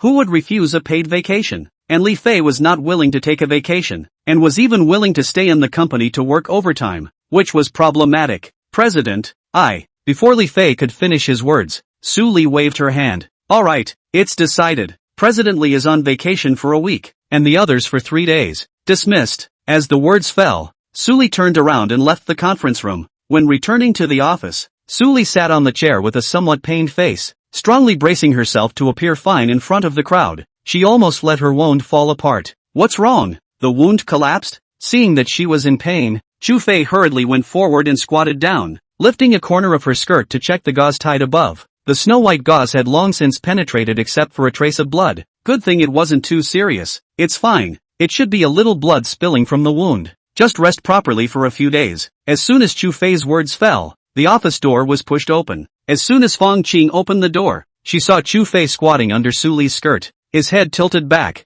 her entire body froze in place, her small mouth slightly open. You guys, what are doing? She even had images in her head already. If she hadn't barged in right out of the blue, I'm afraid the two of them would have already started. Fang Qing was somewhat regretting why she had to come in at this time. If she had come in 2 minutes later, maybe. Chu Fei put down Su Li's skirt with a calm face. Didn't do anything, and Su Li face has long been red. You come and also do not knock on the door? Fong Qing heatedly smiled at her, her eyes full of "I understand" meaning. I can't imagine that the Grand President will also have a day when he can't hold back. In the office, TSK. When Su Li heard this, she immediately exploded. Shut up, it's not what you think. Fong Qing laughed and walked up to pat Chu Fei's shoulder. Bodyguard Chu, the president's flavor. Is it salty? Is it the flavor of the sea, you know? Chu Fei licked his lips. Do you want to taste it? Fong Qing looked at him with a disgusted face. Die aside. Only then did he walk to Su Li's side. Feeling better? In fact, she was aware that Su Li was injured.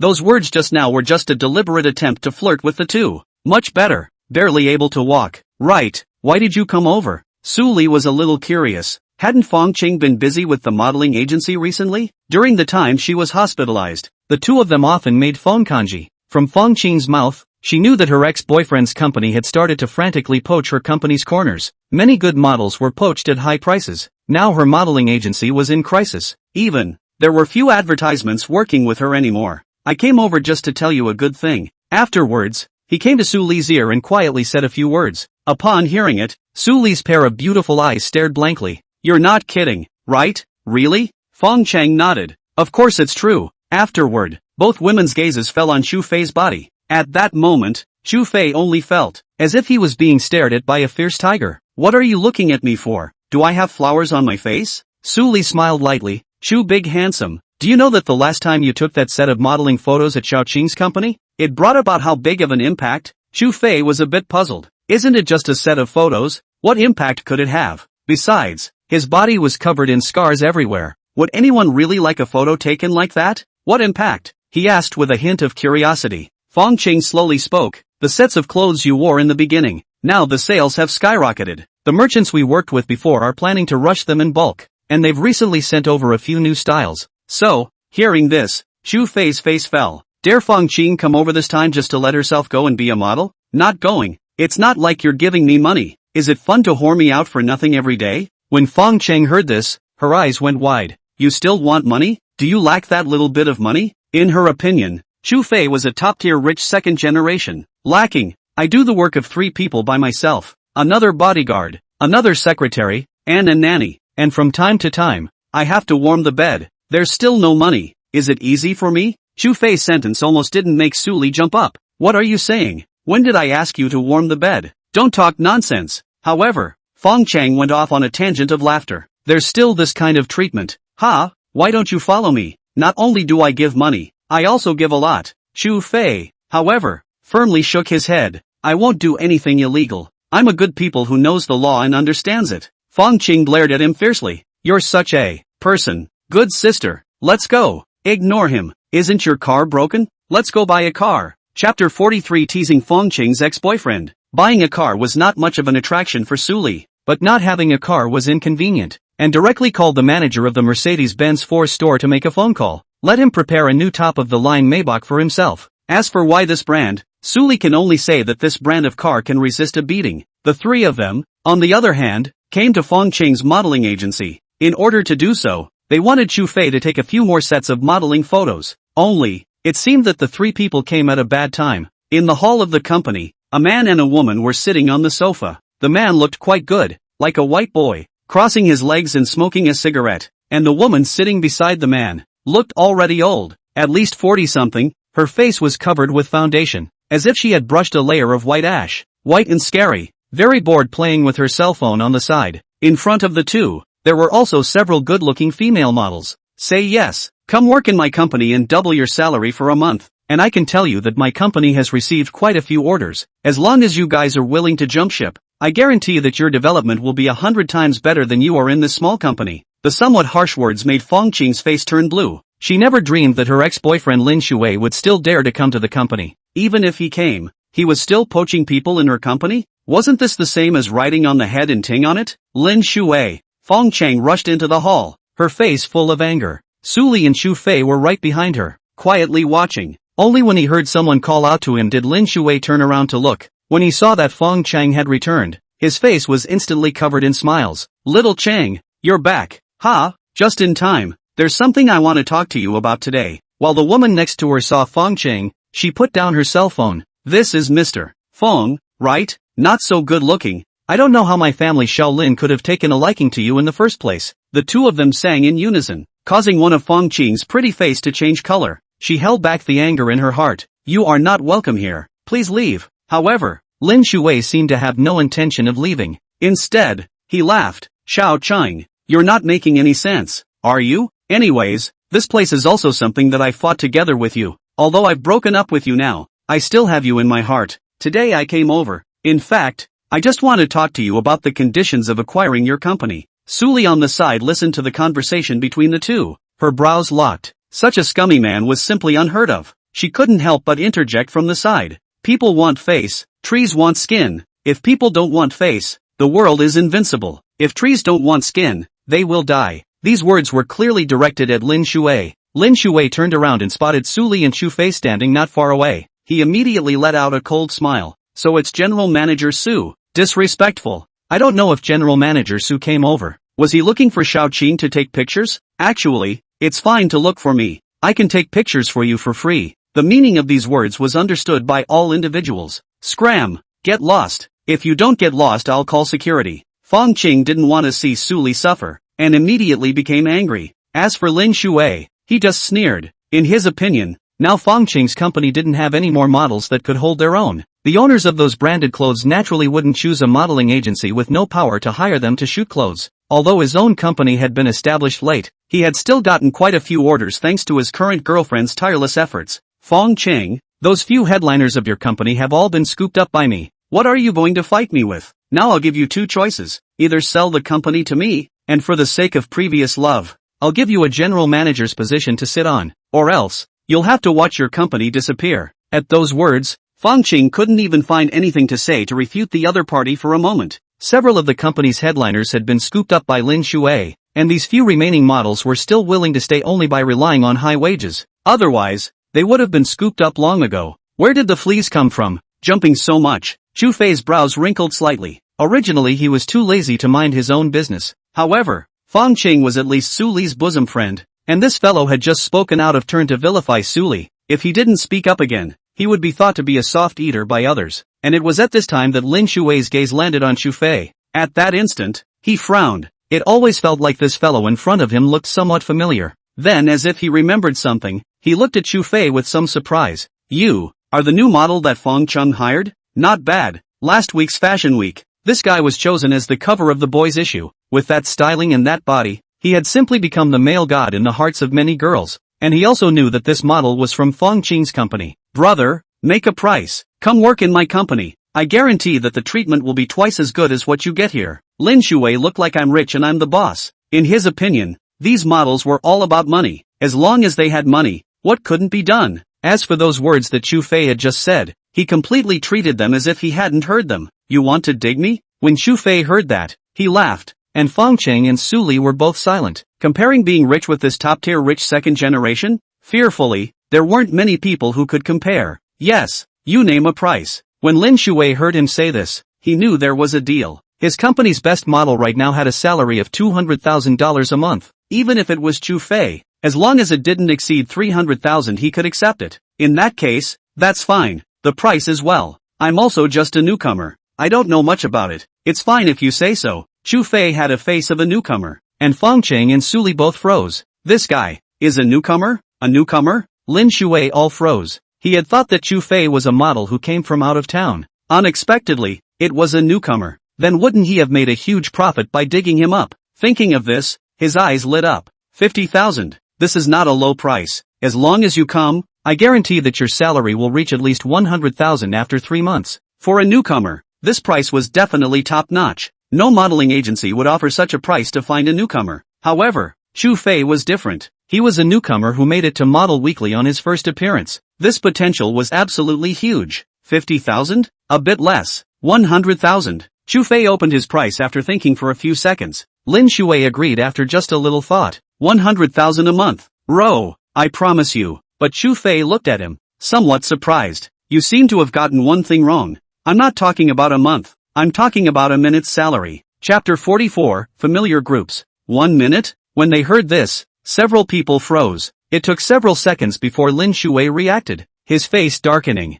You tricked me? $100,000 a minute. Was it possible? At this price, looking at the entire world, how many people could do it? You guessed right. It's a pity that there's no reward. Chu Fei smiled indifferently. For someone like Lin Shui, if he wasn't in public, he wouldn't mind severely beating him up. Not for any other reason. Simply looking at him was unpleasant. Kid, you have a lot of guts. Lin Shui's face was extraordinarily ugly, and his eyes were filled with anger as he looked at Chu Fei. Teasing himself in front of so many people, his face was lost. I'll give you a chance to apologize. Apologize. Otherwise, I'll let you not even have time to kneel. Chu Fei's tone suddenly turned cold, causing Suli to feel a hint of nervousness. The two of them had been in contact for such a long time, and she understood Chu Fei's character very well. Speaking like this meant that he was already angry. What? Do you still want to hit me? I'll just stand here and let you fight. I'd like to see if you have the ability to do so. Lin Shui was full of disdain. Although he didn't have much ability in Jiangnan,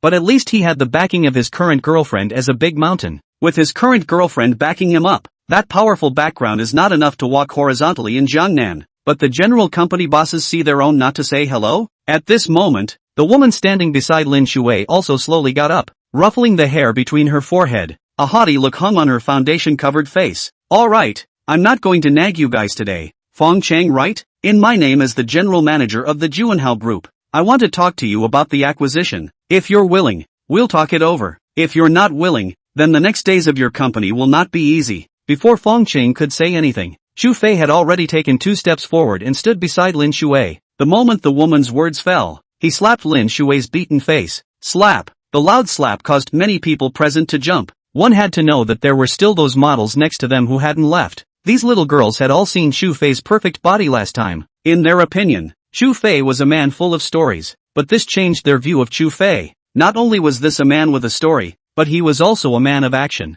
When he said he would fight, there was no ambiguity. This slap almost sent Lin Shui tumbling to the ground, his entire head spinning. The hot sensation on his face was telling him that it wasn't fake. You dare to hit my man? Looking for death. When the woman saw Lin Shui being beaten, she hurriedly stepped forward to protect Lin Shui behind her. Chu Fei, on the other hand, shook off his palm. A bit thick-skinned. Hitting my hand hurts a bit. Next to him, Suli and Fong Chang both snorted with laughter. Watching Lin Shui get beaten, they couldn't help but feel much more comfortable in their hearts. A beating is a beating. I didn't say I don't beat women. Some people are too criminal to not beat, but for a woman like you, beating you is afraid of dirtying my hands. After all, the foundation is too thick. When these words came out, everyone present laughed. These words were indeed too much, but it also seemed to be the truth. It was already a big mom look, and with such a thick foundation, that look couldn't even be tolerated. I say, this big mom, why don't you take this little white boy of yours away? Fong Chang added a stab from the side.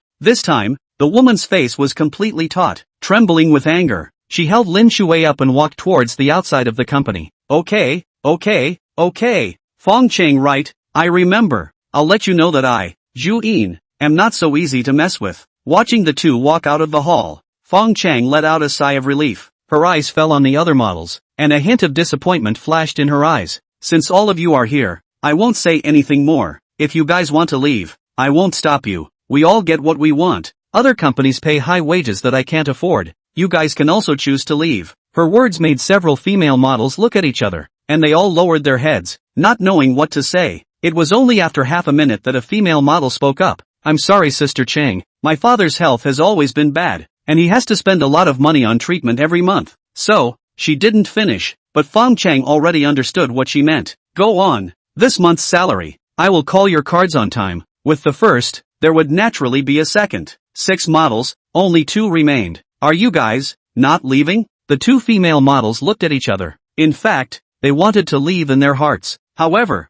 the reasons were all used up by the previous few. Sister Chang, Fong Chang waved her hand. Leave if you want to. The two of them glanced at each other and also left the company in quick steps. Now, the entire company was without a single model other than the staff in charge of the daily routine, as well as those in charge of filming. Now, Fong Ching could only find new people, and within this period of time, the company could not start work. Fong Ching's face was very dark, sitting on the sofa to the side, her brows furrowed, not knowing what she was thinking. It's fine, don't worry, if it's not possible I'll help you find some models over. By the way, what exactly is the origin of that Juanhao group? Listening to them, it feels as if they are targeting you a bit, for what that woman called Zhuing just said. Su Li listened in. This Juanhao group's general manager, she wasn't interested in paying attention to. But this Juanhao group, among the Jiangnan city, was not obvious. She clearly remembered that among the investors last time, there was the president of Juanhao Group, Wang Xie. The Juanhao Group, in fact, doesn't belong to our downtown company. Speaking of which, the Juanhao Group is much more powerful than the Zhao Group back then. This group is a provincial group that involves many companies under its umbrella and has a large volume. This group in Jiangnan City is just a branch of theirs. This modeling agency, it's completely just a random investment that this woman gave Lin Shui. It doesn't have much of an impact on their main body. Hearing this, a few moments of shock appeared in Su Li's eyes. Originally thinking that Juanhao Group was just a local enterprise, she didn't realize that it was actually a provincial enterprise and possessed a large volume. According to this, then isn't your company going to be targeted by them? Fang Qing gave a bitter smile and nodded. Indeed. Listening to the conversation between the two, Chu Fei also spoke at the side. Juanhao Group. Why does it sound somewhat familiar to me? Chapter 45 Meet the Parents? Juanhao Group. Chu Fei always felt like he had heard it somewhere, but he could not recall it for a while. At this time, Su Li reminded from the side. Among the investors who came to our company last time, wasn't there the president of Juanhao Group, Mr. Wang? Hearing Su Li say that, Chu Fei immediately reacted. No wonder it sounded so familiar. It turned out to be Wang Xiyu's company. Then this matter would be good. When the time came, it would be fine to speak with this woman Wang Xiyu. As for this so-called general manager, in his opinion, it's just a small person. Just a word from Wang Xiyu would be enough to get her laid off. The premise is, how to get Wang Xiyu to help. What? Could it be that you know someone from their company? Looking at Chu Fei's appearance, Su Li couldn't help but open her mouth and ask. Sort of know them. It's just that the position is a bit lower. Chu Fei smiled and did not say anything further. Hearing this, the two of them then cut a sigh. Actually, big handsome Chu, I'm really curious about your identity. Can you tell us what your identity is? The so-called top-tier rich second generation. It shouldn't be that simple. Last time when Su Li was injured, the two had talked about this topic. However, the two had been unable to guess why Chu Fei had come to Su Li's side. If it was just for a girl like Su Li, there would be no need for that. Someone as rich as him, why would he need to come here for a woman? As I said, my true identity is that of a top-tier rich second generation, and my family doesn't have much to do with it. To put it bluntly, it's a thug. The family demolished the house and divided a few tens of billions only. Hearing this, the two couldn't help but give him a blank stare. Such words were also said to deceive people. Forget it if you don't say it. We're not interested in knowing anyway. The two then started chatting idly in the middle of the hall, and Chu Fei was just about to sit down and take a rest when he received a call. Looking at the familiar number, he turned to Su Li and said, I'll go out to receive a call. You guys chat first. Seeing that the two of them didn't pay any attention to him, he then walked out of the hall. Coming outside, he pressed the answer button. Xiao Yu. What's wrong? The person on the other end of the phone was none other than Xiao Yu. Brother Fei, there's a little bit of news about the person you asked me to check last time. It's just that, with my authority, I can't view all of the other parties' news. I can only know that this person called Su Jinghua is still alive and still in our military department. But specifically which position? This I do not know. Hearing this, Chu Fei was somewhat surprised. Su Jinghua was still alive? That didn't mean that Su Li's grandfather was most likely some big shot within the military department. After all, with an age of over 70 years old, plus having stayed in the military department for so many years, it's all at least a major general level. If it was even higher, it would be an even higher level. However, among Chu Fei's memories, down to a small soldier and up to a great general, he remembered that there wasn't a man named Su Jinghua. That's right, Brother Fei. Su Jinghua seems to have changed his name. The information I saw was before he changed his name. I can't check his identity after changing his name. Perhaps, the only way to view his profile is to use your authority. Hearing this, Chu Fei was more than a little depressed. Changed his name? That would be difficult to do. After all, there were so many people amongst the military department. In case the other party was assigned to a certain war zone, or if he was stationed at the border, he wouldn't be able to find the other party. Alright, I know this news. Is there anything else? Chu Fei casually asked. This question, sure enough, Xiao Yu had other things to tell him. Brother Fei, actually, what I'm going to say isn't this. What I want to say is the movement on Yi Ao's side. Recently, on the side of the war zone headquarters, a small meeting has been held. Apart from you, many people attended, including Luo. All of them went. The main content was the matter of the group leader's retirement. His position, who should it be given to? Hearing this, Chu Fei's brows frowned slightly. Starting to discuss this matter so soon? It seemed that he still had to find a time to make a trip back to the capital. One could not let the other party keep leading him by the nose. I know, he hasn't made any other moves, has he? Xiao Yu hesitated for a few seconds before slowly speaking. There is. I don't know if it has anything to do with you. Chu Fei frowned. What is it? I heard that the people under Yi Ao's hand seem to be making a move against a small company. I'm not sure exactly which company it is. A small company? Chu Fei subconsciously thought of Su Li's Kuyao company, but on second thought, it wasn't quite right. With Yi Ao's identity, dealing with a small company like Su Li would be a matter of words.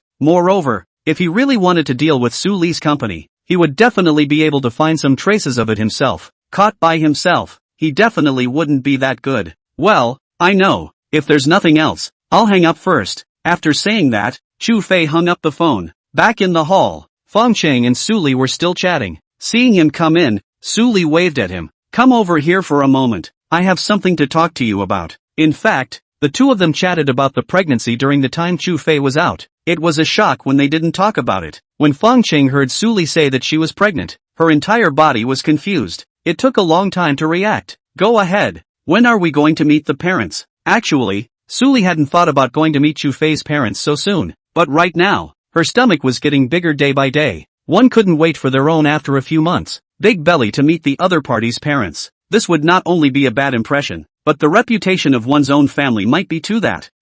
Hearing Su Li ask this, Chu Fei stayed in place on the spot. Meeting parents, Chu Fei was also a first-time this matter, he also knew that he couldn't drag it out. As the saying goes, if you've never eaten pork, have you never seen a pig run? It was true that he had never gotten married, but he had always seen people get married on TV. The process that should go is still to go. Chu Fei didn't even know what to say for a moment. Hey, I say, Chu de handsome, don't think you can do whatever you want just because you're handsome. I can tell you that if you dare to abandon my sisters, I'll find someone to cut you off and throw that thing of yours down the drain. Seeing that Chu Fei did not speak, Feng Cheng immediately opened her mouth. Chu Fei was embarrassed. It's definitely not. It's just that I don't know what to say to my family. You also know that my identity is that little bit special. So, actually, it wasn't that Chu Fei didn't want to bring her home. Right now, the situation at home wasn't so clear, and it was the time to go to war with the immortal bird family. If the other party knew Su Li's identity, it was likely that they would selectively target Su Li. It didn't matter if he targeted himself, but targeting Su Li, if something went wrong with her, it would be a big deal. Chu Fei, I'm telling you, my sisters now have big bellies and children. This parent, you have to see it even if you don't see it. Just tell me when you can go and meet. Chapter 46, You're injured. Don't move around. Feng Cheng's words made Chu Fei a little difficult. Right now, there was really no way for him to guarantee that he would bring Su Li back, and once he went back, he could guarantee that trouble would definitely ensue. Will it be okay to wait for some more time? I promise, as long as we wait for this extraordinary period, I will definitely bring you home. These words were not addressed to Feng Cheng, but to Su Li, but he didn't know that his words made Su Li feel so much disappointment in her heart. Every girl wants to marry a good family. She might not have thought about this matter before, but now, she already had a baby in her belly. This kind of thing could not be delayed. But from Chu Fei's mouth, hearing such words, it would be a lie to say that she was not disappointed. It's fine after a while. Su Li reluctantly smiled, the disappointment in her eyes not hidden in the slightest. Chu Fei also knew that Su Li was having a hard time in his heart, but right now he was also unable to do anything about it. Chu Fei, but I'm telling you, if you dare to be like those scumbags and abandon my good sister, I'll catch you and break your dog's legs even if I lose my family's money. Feng Cheng's face was filled with anger, and it was clear that she was not very agreeable to Chu Fei's words. Chu Fei nodded heavily and raised 3 fingers. I swear, I will definitely not abandon you, and I will give you the most perfect wedding in the world. I, Chu Fei, will do what I say. If I break it, the heavens will strike me down. He never swore to anyone, nor did he promise a future. But for Su Li, he was willing to change, though not now. Alright, it's enough that you have this heart. Su Li couldn't bear to hear Chu Fei say such words, and couldn't help but raise her voice to stop it. However, Feng Cheng was beside you to make up for it. I'm just afraid that one day when you're walking down the road, a bolt from the blue will suddenly come and scare you to death. Although the words were said this way, Feng Cheng's face still had a few more smiles on it. Being able to see her good best friend have a good homecoming was the best outcome. Let's go. I'm so looking forward to it. Those next outfit photos of yours. If you're still in next week's modeling weekly, you'll be really famous. Feng Cheng looked at Chu Fei with a face full of bad jokes. The latter's face was a bit ugly, but for Su Li, he had to go on stage. He was considered to have fallen into the hands of these two women. When he returned to the villa from Fong Qing's modeling agency, it was already 8 in the evening. As for dinner, Fong Qing had already treated herself to a meal at the restaurant,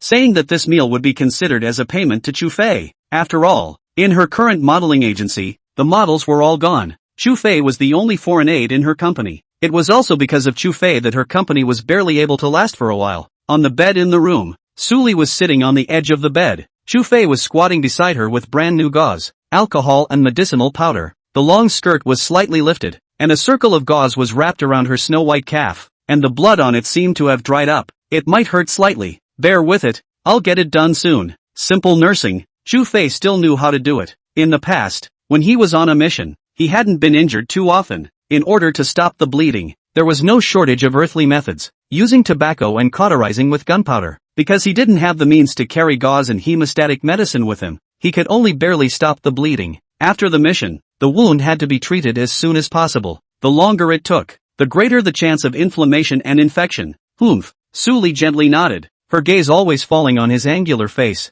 Chu Fei did not notice Suli's gaze, and only slowly removed her gauze, until the time when it was about to be uncovered. Suli did not make any sound. However, a small face had long since become somewhat pale due to the pain, until the time when Chu Fei removed the gauze and sterilized her with alcohol. Suli could not help but stifle a grunt. That feeling of pain, she was somewhat unable to endure it. It was as if there were countless needles sticking in the wound. It hurts? Chu Fei raised his head, and only then did he realize that Suli's small face already had an extra layer of fine cold sweat. It's fine, you continue. Suli pursed her lips, not allowing herself to make a sound. Looking at her stubborn appearance, Chu Fei felt some heartache in his heart. I'm sorry, I won't let you get hurt in the future. He swore silently in his heart. Afterwards, he quickly helped her apply medicine and then wrapped her in gauze. There, rest well, and in a few days, when the wound scars, you'll be fine. Good night. Chu Fei raised his hand to help her wipe off the beads of sweat on her forehead, and lowered his head to place a kiss on her red lips, but Suli wrapped her hands around his neck.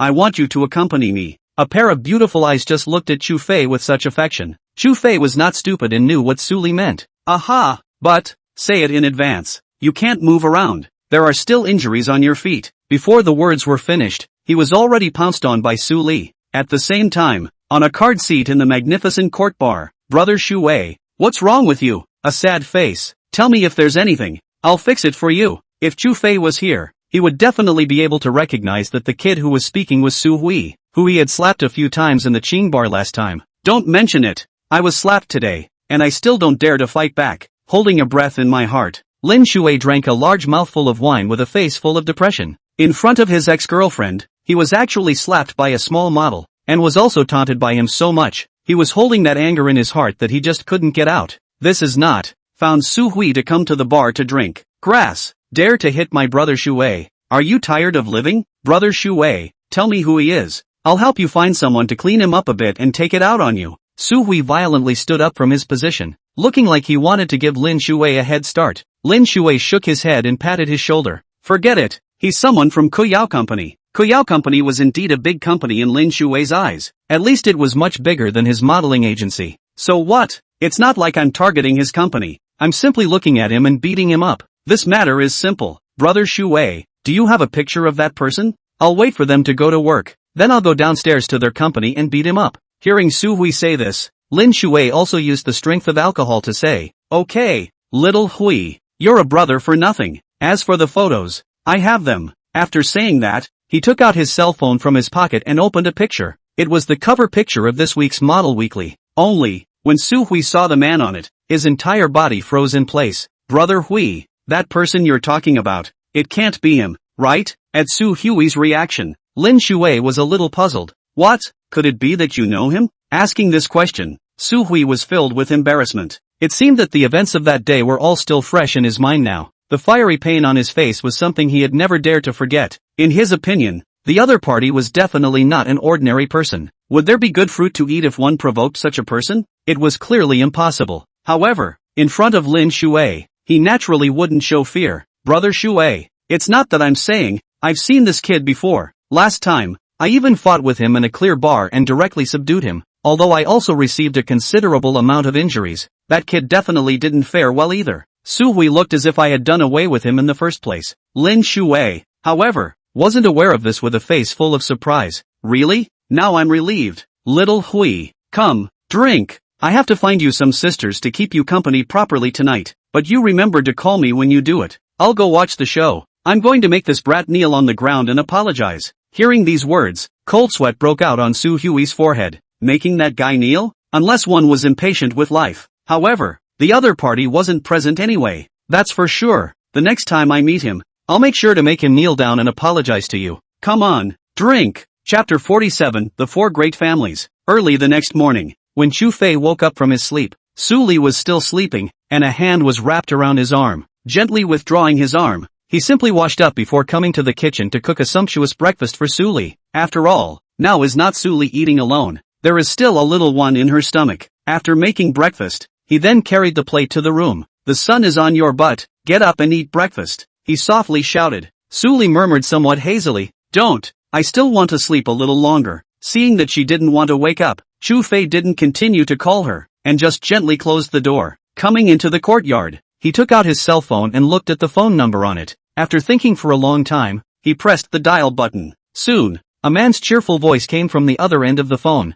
Brat, giving up to call me? What's the matter? Say it. I'm still busy over here right now. I don't have time to take care of you. Chu Fei's face darkened as he listened to his father. Chu Tianhao's words. It's not easy to give you a call, talking as if I have to call you. Chu Tianhao laughed out loud. Alright, as soon as your kid's ass puckers, I know what kind of fart you're about to let out. What trouble did you get into? Say it. In his opinion, Chu Fei would rarely call him in general, only when he had gotten into some trouble, or trouble that he could not rely on his personal strength to solve. Would he call him? Pops, I want to ask, is there really no one in our family in the military department? Hearing this question, Chu Tianhao was silent for a few seconds. Only after that did he slowly speak. As you know, ancestral rules cannot be broken. Although our family has no direct lineage in the military department, there were quite a few people who were favored by us in the beginning, and looking for help from those people is not considered no one. Why are you suddenly asking this? The Chu family's rule was that any direct family member was prohibited from entering the country's military department. If they violated it, the family law would be served. As for Chu Fei, when he joined the dragon group, it was only to follow his master and learn his skills. When he had finished learning, he would still quit. It's nothing. Among our dragon group, there is a fellow called Yi Ao, whose background seems to be extraordinary. The family behind him seems to be able to call the shots with our family, so I wanted to ask the other party what their origin is. Hearing these words, Chu Tianjing's tone of voice all changed slightly. There aren't many clans that are able to call our bluff. The four great families of Grand Xia, the Wind, Dragon, Cloud, and Han families, they're the only ones who have this ability. You mean that someone is supporting this kid called Yi Ao behind the scenes? Chu Fei did not deny it and answered, alright, I'll go ask about it then. They, the four great families, are barely enough to be rivals. If they have to fight, they're still a bit short as well. Since his son had asked for help, of course Chu Tianhao would not refuse. When the time came, it would be fine to find someone to investigate privately. By the way, Pops, what is the situation over at the Immortal Bird Clan?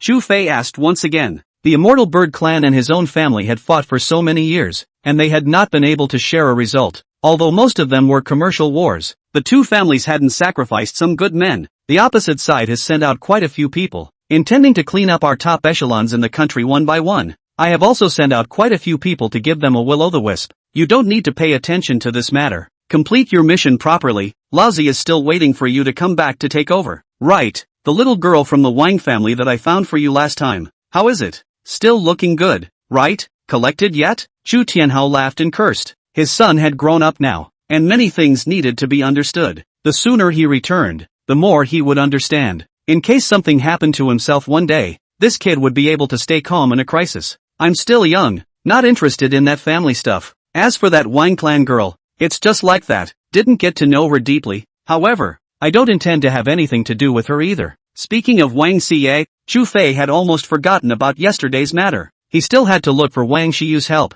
You brat! I can tell you that several of my old friends' grandchildren are holding on. If you let me drag my feet, I'll break your legs. Chu Fei didn't even know how to speak for a moment. Right now, telling old dad that he already had a girlfriend and had a grandson, he was truly afraid that with that temperament of Pop's, he would fly back from overseas not far away to see this future daughter-in-law. Then what? I still have things to do, so I'll hang up first. After saying that, Chu Fei was about to hang up the phone. However, as a father, how could Chu Heavenly Madness not hear that this kid still had things to hide from himself? Speak! I know that your brat still has things he hasn't said. Listening to the roaring voice on the other end of the phone, Chu Fei could only explain stiffly. Say it beforehand. I can tell you, but you absolutely cannot let mom and grandpa and the others know. Otherwise, I won't say anything. Chu Tianhao was a little confused when he heard this. When did this kid become so abrasive? Covering up, could it be something bad? You say it. Chu Tianjing thought it was this kid who did something big. His tone became a few points more grave. Actually, I have a girlfriend. In another 9 months or so, you should be able to hold a grandchild. That's it. Hang up. Without giving his old dad a chance to open his mouth, Chu Fei hung up the phone. Only after hanging up did he let out a long sigh of relief. And on an island tens of thousands of miles away from Jiangnan, in a luxurious courtyard, Chu Tian maniac looked at the phone in his hand, somewhat confused. The words that Chu Fei had just said still echoed in his mind. It was only after several seconds of separation that he let out a loud laugh. Ha ha ha ha ha, old me is really happy this day. Really happy. Deafening laughter echoed throughout the courtyard. The two guards who were guarding the entrance of the courtyard could not help but froze a little when they heard this ear-shattering laughter. Hey, you say, how long has it been since the master has laughed like this? Counting the time, it should have been 7 or 8 years. Ever since young master went out, old master has rarely smiled. I guess it's the young master's call to the old master. And it's definitely something good. Chapter 48, Serious Consequences. When Chu Fei returned to the villa, Su Li had already gotten up. It was walking slowly towards the stairs with a dinner tray. Each step seemed to be a pain, and a fine layer of cold sweat covered her pretty face. Don't move. I'll do it. Chu Fei hurriedly stepped forward to support Su Li and took the dinner plate in her hands. Who did you just call with? Su Li was somewhat curious. This early in the morning, who would Chu Fei call? Who else could there be? Of course it was with the family. Chu Fei was filled with helplessness. He also had no choice but to talk to old dad about this matter. With that mouth of old dad's, it was estimated that the entire family was already in an uproar right now. He was able to imagine mom and grandma and grandpa, who were all happy at home. Even, maybe they would show up in Jiangnan at some point. You talked to your family? Su Li was a bit overwhelmed for a moment. After all, one was not even ready. On her lips, she said that she was going to meet Chu Fei's parents, but when it really came to that day, she was still a little timid. Said, but don't worry, I told them that they won't be coming over for a while. They should only come over after they settle things at home. Right, isn't today Saturday? You should be going home for the family banquet, right? Every Saturday was the day of Su Li's family's family banquet. Today was no exception. The main thing was, how to explain the matter of Su Li's injury to his family at that time. Aha! Pack up, we should also go over. The two of them simply packed up and drove to the Su family villa. When Su Li's grandmother saw Chu Fei, she was very enthusiastic and invited him to sit down, chatting about family matters. She even had the intention to introduce Su Li to Chu Fei. Little Fei, you see that you are not small anymore. My family's little Li, she's also not small anymore. I see that the two of you are very married. Or else, you guys just try it? Jiang Taiying's wrinkled face was filled with a kind smile. Su Li sat on the side, her face slightly flushed, pouting. Grandma. Jiang Taiying smiled and gently patted her hand. When you meet such a good boy, you should be content. Your foot was injured. People have been following you around to take care of you. Where to find such a boy? The reason why Su Li's foot was injured, the two of them told a small lie, saying that it was accidentally cut by a knife. Seeing that he couldn't get around this topic, Chu Fei had to open his mouth. Grandma, last time you asked me to help look for news about Grandpa, I had my friend ask around a little bit, and Grandpa Su Jinghua should still be alive. But Grandma, did Grandpa change his name? When she heard the first two sentences, Jiang Taiying's cloudy eyes suddenly looked at Chu Fei. The eyes were filled with incredulity. Even the way Su Li looked at Chu Fei changed. Su Wu, who was watching the news from the side, also rose with a huff and stared at him. What did you say? The old man is still alive? Jiang Taiying still seemed to be in a bit of disbelief, but his eyes had already reddened. The muddy eyes carried the slightest hint of tears. Raising that pale hand, he wiped the teardrops that flowed on his cheeks. Bandit, what you said is true. Su Li was all a bit disbelieving. After all, Grandpa had disappeared for decades. Until now, there wasn't a single piece of news. She couldn't even believe that Grandpa was still alive. Chu Fei, are you sure you're not joking? Su Wu's face was a bit icy. He felt that it was this brat who was trying to please the old man, presumably saying it to make the old man happy. Chu Fei nodded, his face full of seriousness. Grandma, I really looked for a friend to ask. The military department really had a person called Su Jinghua who had existed and was still alive. It's just that the name was changed later on, and if I wanted to look at more comprehensive information, that friend of mine didn't have the authority to do so. As you know, there are some things that not ordinary people can look at. This was not something that Chu Fei was saying was false, but it was indeed true. With Xiao Yu's permissions, there was no way to check the true information of Su Li's grandfather. All that could be seen was the expired information from before. For himself, this information could only determine that Su Li's grandfather was still alive, but he did not know anything else. Only when he had the time to return to the capital, then he would use his authority to view more information. It's good that he's alive. It's good that he's alive. Jiang Taiying was in tears, as if she had been waiting for this sentence for many years. Seeing her grandmother in tears, Su Li also felt the tip of her nose sour and her eyes red. Su Wu, on the other hand, sat in silence, and could hear that Chu Fei was not lying. At least, father, his old man was still alive, but exactly what he was doing in the military department was unknown. Perhaps it was a very high position, or perhaps it was a worker who worked in the shadows and could not reveal his identity, not coming back for so many years, and not giving them a phone call, maybe for fear of affecting the lives of themselves and others. Today's family dinner was a little more heavy and a little less joyful. After dinner, in the courtyard, Fei, can I ask you for a favor? If it's possible, can you find Grandpa Xiao Li's contact information? Or if your friend meets him, can you ask him to send a letter to the family? Looking at the old lady's eager eyes, Chu Fei didn't know how to refuse. Yes, if it's possible, I'll definitely have his old man bring you a letter. He could only agree with a stiff upper lip as well. As for whether or not he could find or meet Su Li's grandfather, that was another matter. By the way, Grandma, did Grandpa really not change his name? Or, does he have any nicknames? If there is, you can tell me so that my chances of finding him should be a bit higher. Kang Taeyong pondered for a few seconds before slowly shaking his head. No. Hearing this answer, Chu Fei could only sigh in his heart. This kind of difficulty was not ordinary. With so many war zones and so many people in the country, trying to find one that had changed its name was tantamount to finding a needle in a haystack. However, his own authority was here. There's time to take a look again. Grandma, don't be too sad. I believe that Grandpa will definitely come back to see you. Su Li pulled Jiang Taiying's hand and softly comforted. Jiang Taiying didn't say anything, just nodded, but there were still tears hanging in those cloudy eyes. After sitting in the courtyard for more than 10 minutes, Su Li and the two of them drove back. On the road, you say, since my grandfather is still alive, why didn't he come back to see Grandma? Su Li didn't understand. Since Grandpa was still alive and still working in the military department, then why didn't he make a single phone call or leave a single letter? You don't understand. It's not that they don't want to, but they don't dare. Once their identities are exposed, they will most likely be targeted, threatening the safety of their families. That's why they don't dare to contact their families. Chu Fei shook his head slightly. Working in some special departments of the military ministry, it was normal to not see the sunlight for a few years, not to mention a phone call. This was not only for their own safety, but also for the safety of their families. The identities of those who worked in special departments were even more top secret.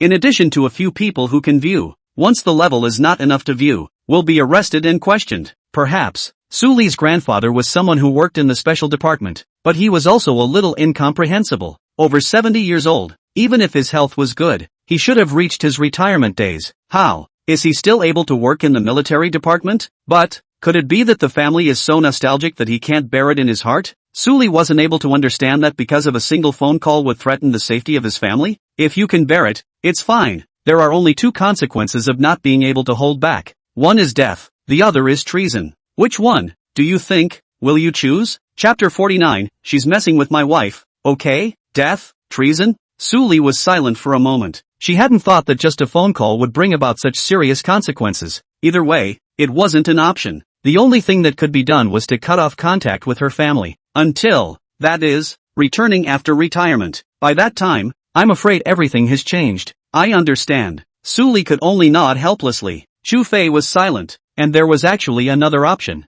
That was, to have a powerful family as a background. The kind that no one would dare to move easily. Obviously the Su family was not like that. Perhaps this was also the reason why Su Li's grandfather was unwilling to give her family contact. The next day at noon, Chu Fei happened to have had lunch with Su Li when he received a call from Wang Xie. My handsome boyfriend, where are you? I'm trying to find you for a date. Listening to the ambiguous voice on the other end of the phone, Chu Fei's face darkened. This phone call came at too inopportune a time. After all, Su Li was sitting right next to him. Who is it, calling you out for a date? Su Li had a cold smile on her face, and a small hand had already pinched Chu Fei's ear. The relationship between the two of them had already been made clear now. But Chu Fei unexpectedly had another girlfriend. Wasn't this stepping on two boats? For any woman, this kind of thing was unacceptable. You wait, I'll call you back later. After saying that, Chu Fei hung up. Then with a helpless face, he looked at Su Li's cold and icy pretty face. Then what? Actually, she is a blind date arranged by my family, and I didn't like her in the first place.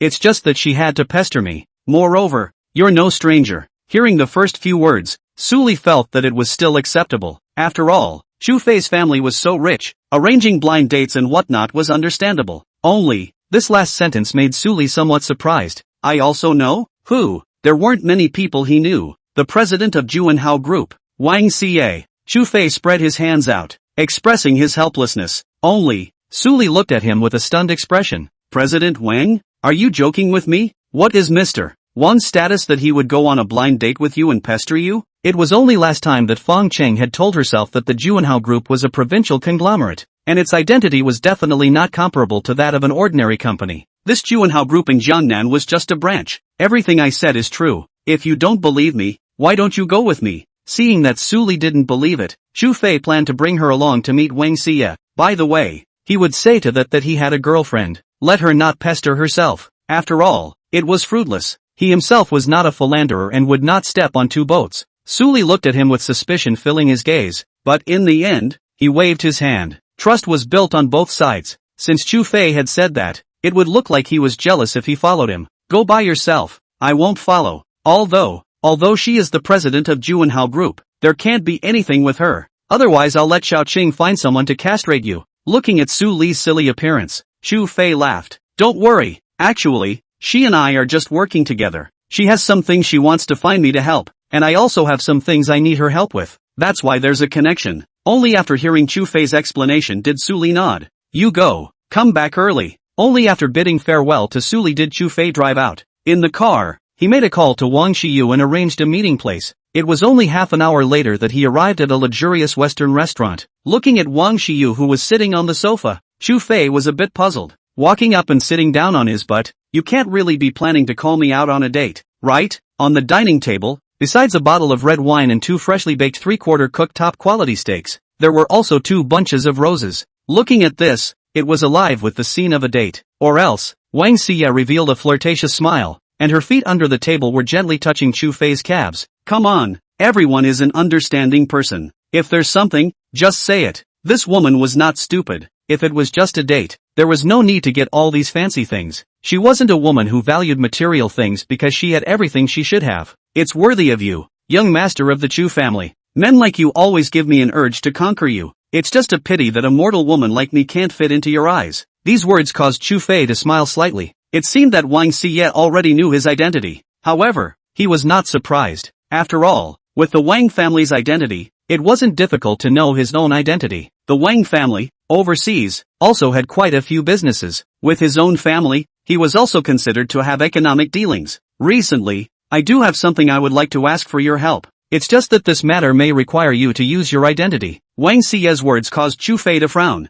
Use your own identity? Then this matter, it was not small. Moreover, it was impossible to expose one's own identity. Sorry, this matter, it cannot be done. He just pondered for less than 2 seconds before politely refusing. Wang Xie blankly glanced at him without any good humor. It's not your identity as the young master of the Chu family. It's your identity as the chairman of the Chu Gate Group. If I let you use the identity of the Chu family's young master anymore, the Chu family would not kill me alive. Hearing this, Chu Fei then let out a sigh of relief. Scared me. The matter of the Chu clan being under one's name was definitely something that could not be hidden from Wang Xie. Tell me more carefully. As he spoke, he instead waved his knife and fork to himself, cutting the steak and savoring it. A few big businessmen have come down from the capital. They should be under the 4 great families. They intend to develop some business in Jiangnan and have organized a large business gathering. Quite a few companies have been invited. It's just that I feel that their purpose isn't simple. The business they want to meddle in includes many, including the Kuyao company that you are a part of is on their list of plans.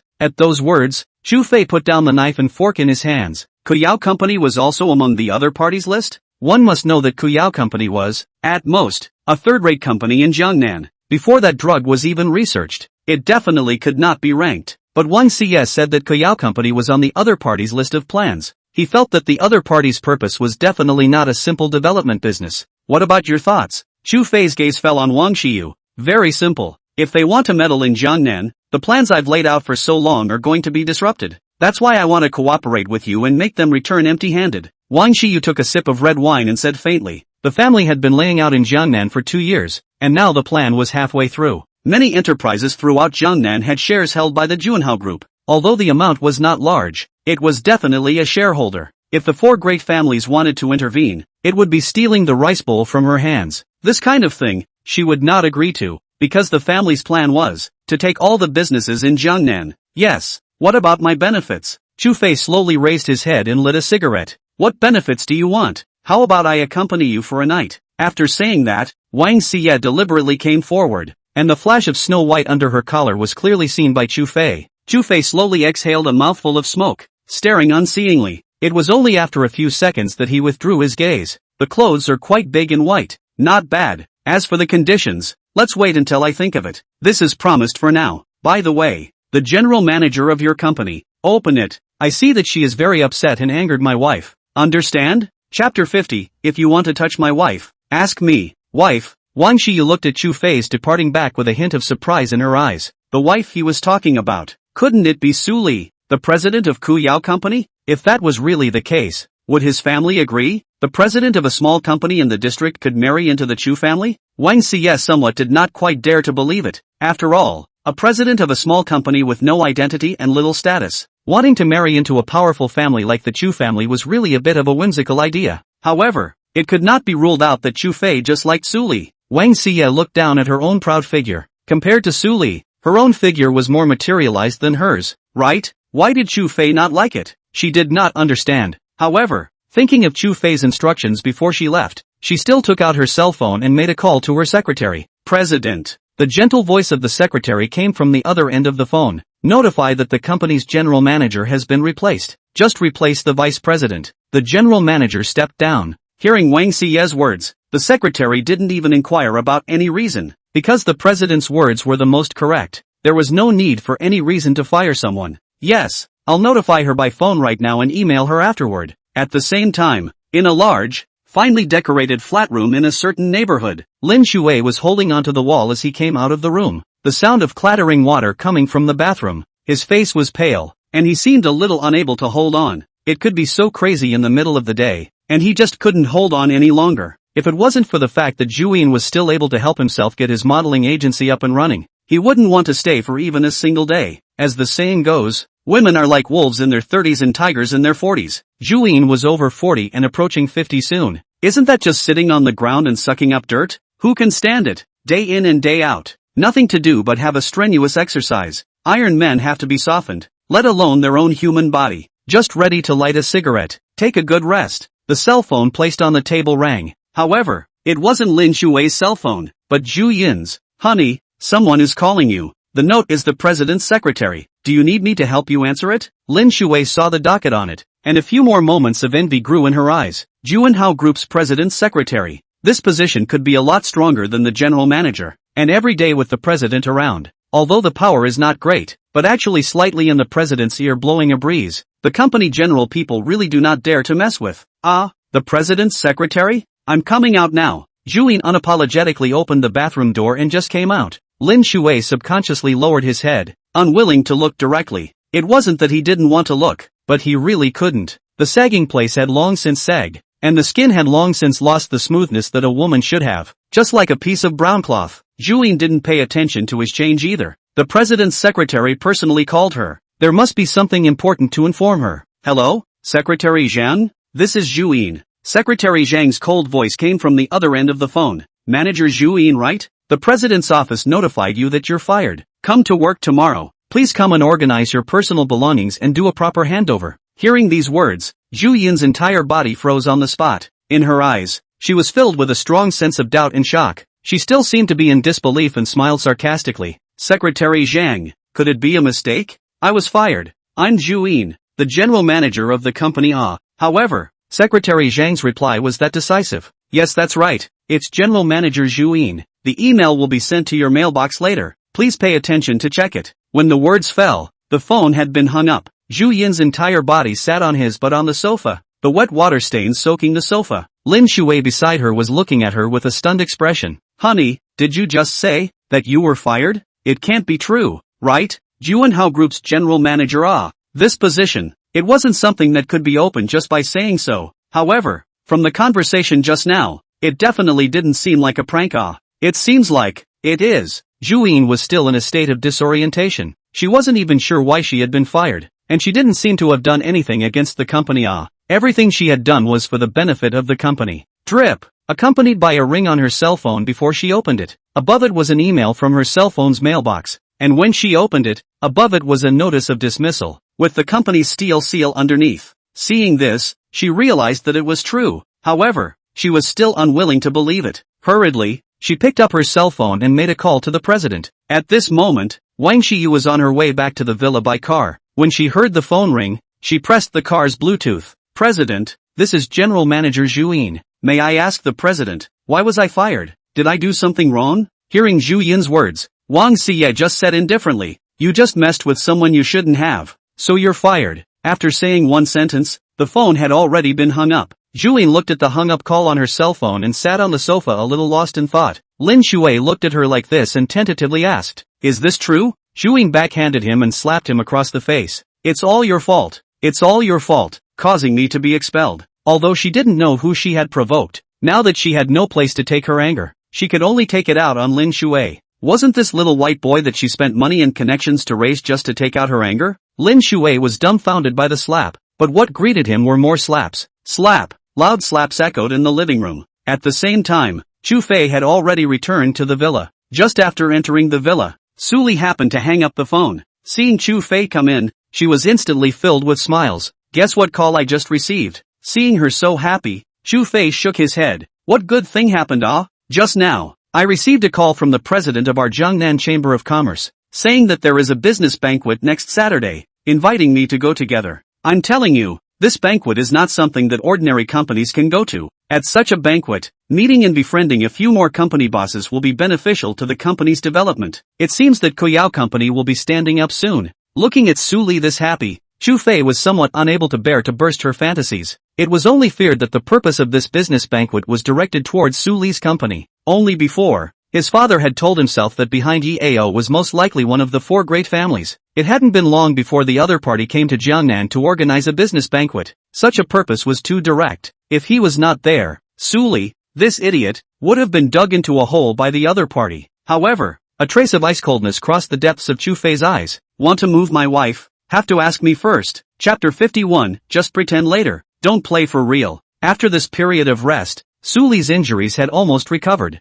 The wound had also scarred and was able to move freely. The two came to the company in the morning, but just as they arrived at the company, the secretary came to report. President, the general manager has come to work. Going to work? When Su Li heard this, her face was obviously a little cold. He himself had given him a week's vacation, and now he came to work? It's only been 2 days now, and there are still 5 more days until it's time to go to work. Together with Saturday and the weekend, he still had a week's rest. I see. Notify him and come to my office. Only after the secretary left did Chu Fei speak. Unsurprisingly, the company's list of researchers should be what he got out. The last time he called a meeting of the senior staff and gave all the senior staff a vacation, it was because he wanted to see if there was anyone among these senior staff who had betrayed the company or not. Now, the most suspected person was Li Fei, the general manager. Not to enjoy a good vacation, but to come back to work. It's strange if there are no ghosts. What are you going to do? Is it to fire him or say? Chu Fei wanted to ask Su Li how she would deal with this traitor. Firing him won't do any good for the company's loss.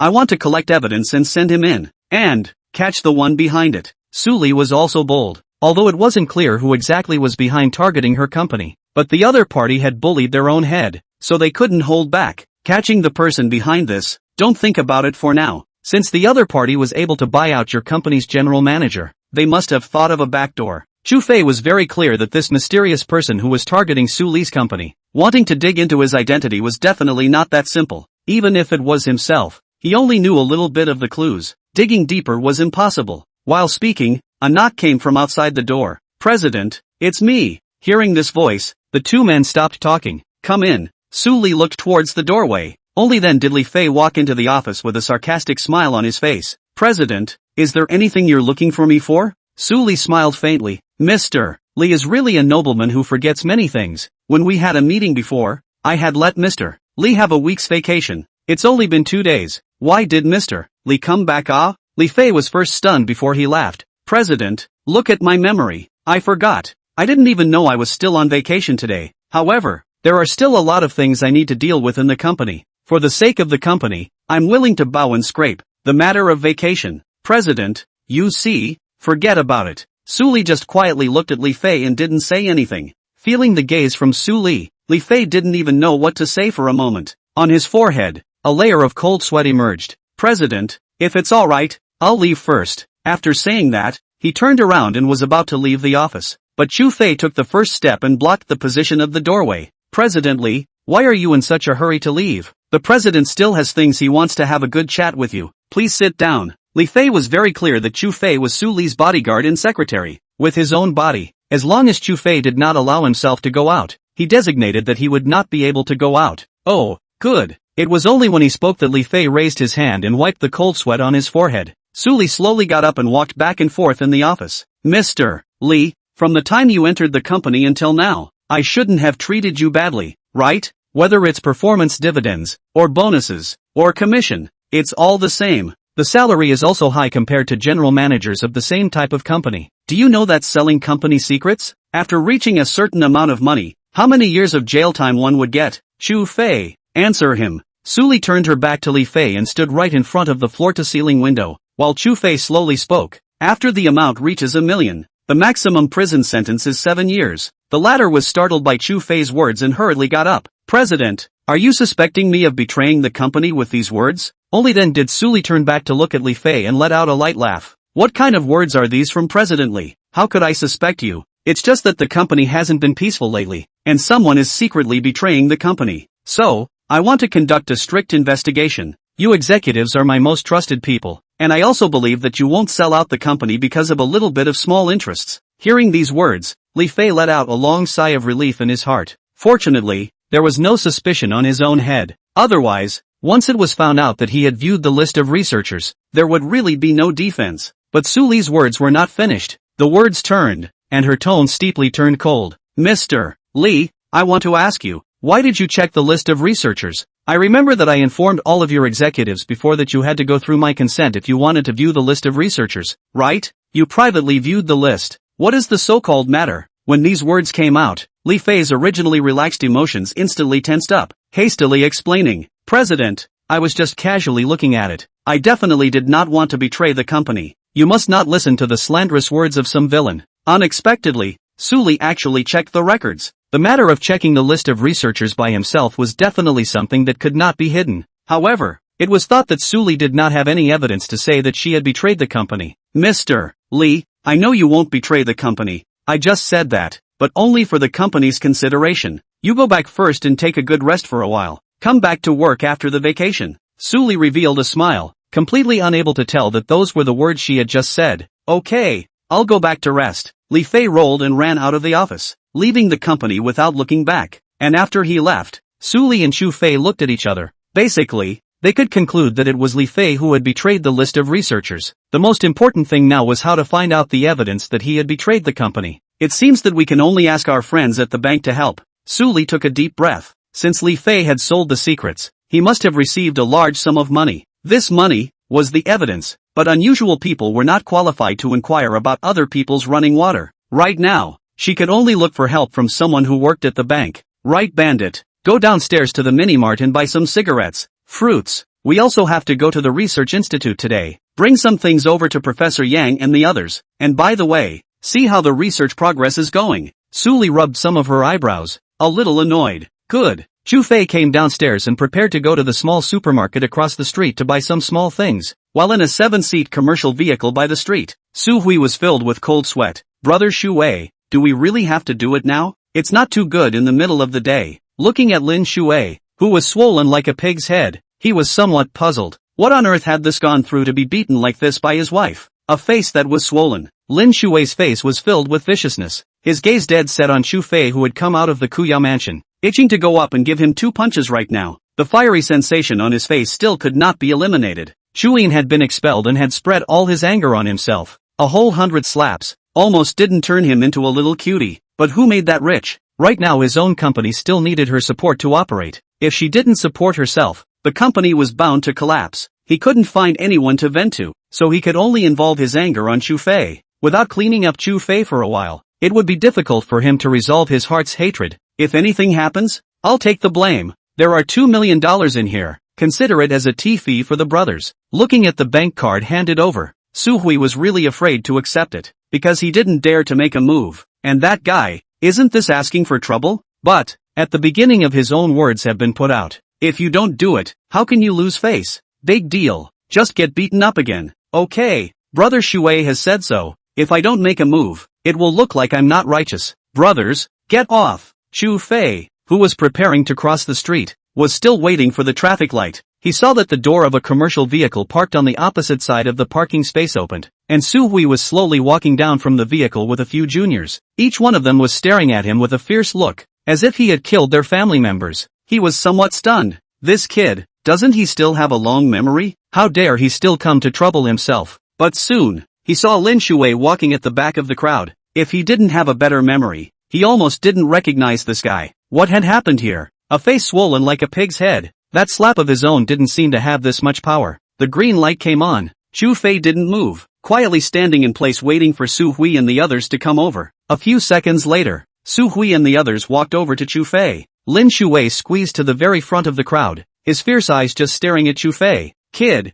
if you have the guts, let's try entering the alley? After saying that, he even pointed at the alley not far away. Chu Fei didn't bother to pay attention to him. Instead, he placed his gaze on Su Hui. He was a little surprised, not expecting Lin Shui to actually know this kid. It looked like Su Hui was the one Lin Shui had found to deal with himself. Su Hui wiped the cold sweat from his forehead. So what? If you have the guts, let's try entering the alley? As he spoke, his gaze did not even dare to look directly at Chu Fei. Chu Fei laughed. Good. After saying that, in Lin Shui's shocked gaze, he took the lead and walked towards the alley. Go! Lin Shui was infuriated. This brat's guts were really big. If he didn't properly clean him up today, he wouldn't be considered a man. Watching Lin Shui follow behind Chu Fei, Su Hui's heart was in his throat. This fool! Next time, he would never play with him again. Who wouldn't it be good to mess with? But to mess with this bogeyman, was that something they could mess with? Glancing at Lin Shui who was walking a few meters in front of them, Su Hui spoke in a low voice. Brothers,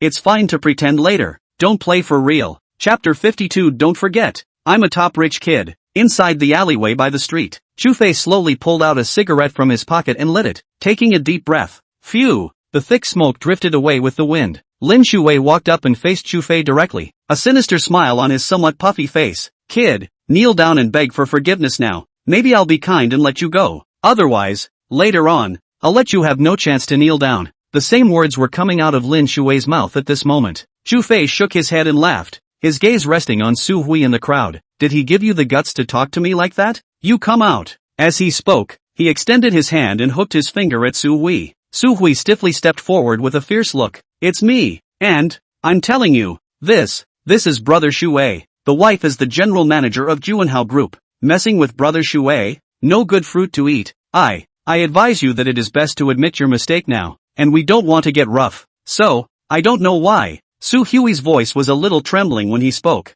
The events of last time were all still fresh in his mind now, and his cheeks seemed to still be a little raw and painful. Before Chu Fei could open his mouth, Lin Shui, however, had long been unable to hold back. With one hand, he grabbed the iron rod in the hands of the junior brother beside him and pointed at Chu Fei. Little Hui, what are you wasting words with him? Just directly beat him into submission. Brothers, give it to me. Lin Shui gave an order and was about to let a few of Su Hui's brothers make their move. However, no one dared to make a move when Su Hui didn't say anything. You looked at me. I looked at you. All standing still. Only Lin Shui foolishly rushed forward, about to make a move with Chu Fei. Chu Fei slowly threw away the cigarette in his hand and exhaled a mouthful of smoke. Looking at Lin Shui who rushed forward, he raised his leg and kicked him in the stomach. I said, how did you dare to find trouble with me when you're like this? Is it because the lesson I gave you last time wasn't enough? Lin Shui was kicked to the ground, originally thinking that Su Hui and the others would swarm up and beat Chu Fei up, but now he realized that Su Hui and the others were standing right where they had just been,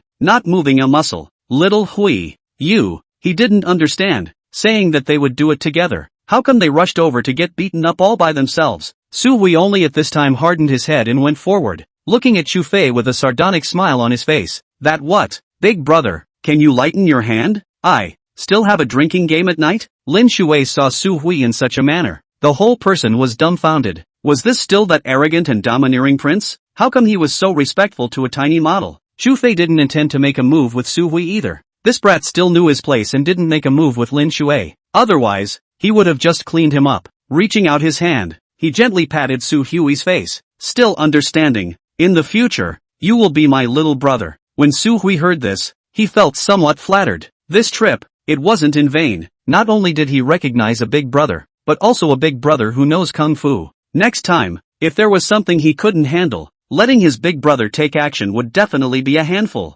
Yes, big brother. Seeing Su Hui being so complimentary, Lin Shuai felt like he was still dreaming. This wasn't real. Little Hui, you. His gaze was filled with incomprehension as he looked at Su Hui. But who knew? Su Hui simply ignored him and instead said to Chu Fei, Big brother, do you want to clean him up a bit? He's the one who compelled us, saying that he's coming to clean you up. Chu Fei glanced at Lin Shuai lying on the ground. That face was just too pitiful. Forget it, he's already pitiful enough. Every day he has to drink goji berries to replenish his body, and he still has to be beaten. Hey, I'm leaving first, by the way. My phone number is 13. Something to give me a call. Chu Fei just walked away. Big brother, go slowly. Only after Su Hui watched Chu Fei walk out of the alley and disappear from sight did he let out a long sigh of relief. Brother Shuai, it really isn't that brother isn't helping you. It's this person that is not someone I can mess with. As he spoke, he reached out to help Lin Shuai up, but the latter violently slapped his hand away, staring at him with eyes full of resentment. Su Hui, I'll remember this today. In the future, just pretend I don't know you. After saying that, he limped towards the other exit of the alley. Watching Lin Shuai walk away, Su Hui snorted. A little white boy, tough as nails. If it wasn't for my recent lack of money, I wouldn't bother to give a damn about you. Brothers, let's go. Drink. On the other hand, Chu Fei had already bought things and put them all in the trunk of the car. Su Li also happened to come out from the company, and the two drove straight to the institute. Nearly an hour later, the two finally arrived at the research institute. Inside the reception room, Yang Chenghua and Xiao Bei, as well as several important researchers were there. Professor Yang, how is the research progressing? This was what Su Li was most concerned about. It had been more than a year, and now the funding was available. It was thought that the speed should be a lot faster than before. The progress should be up to 90% now. But the only thing we're lacking is the experimental body. Without an experimental body, this research can only be said to be hardly successful. Yang Chenghua's words made Su Li also in a difficult situation.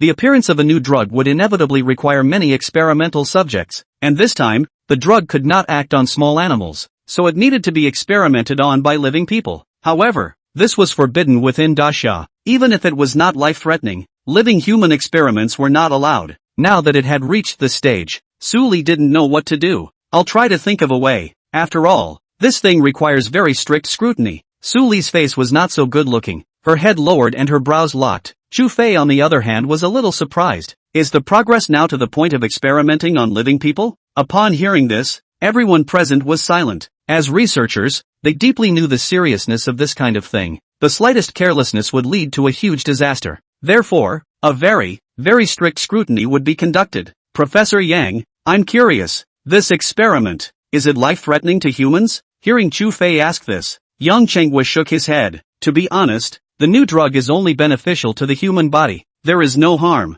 but as you know, a medicine is 3 times poisonous. It's impossible to have no bad effects at all. And what are the side effects we are not clear. We can only guarantee that there will be no life-threatening, but the other, we dare not guarantee. As Yang Chenghua said, once the drug enters the body, other than not being life-threatening, the rest are unpredictable things. Maybe, it will make people paralyzed, or become deaf and dumb. Little cute. Wait, the result is the unknown. That's right, Secretary Chu. I still have to thank you for what happened last time. When Chu Fei came over last time, he had assured him of his family's safety. Sure enough, the next day when he called his family over, it was his wife who answered. This meant that his family was already safe, and he was able to research with peace of mind. No need to be polite. It should be. Chu Fei smiled, but in his heart, he was thinking about whether to ask his family to find a few dead soldiers, or directly find a few death row inmates to come over as experimental subjects. Once it was successful, the first batch of people to profit would definitely be his own family. After all, Su Li was already a de facto wife, and wasn't considered an outsider.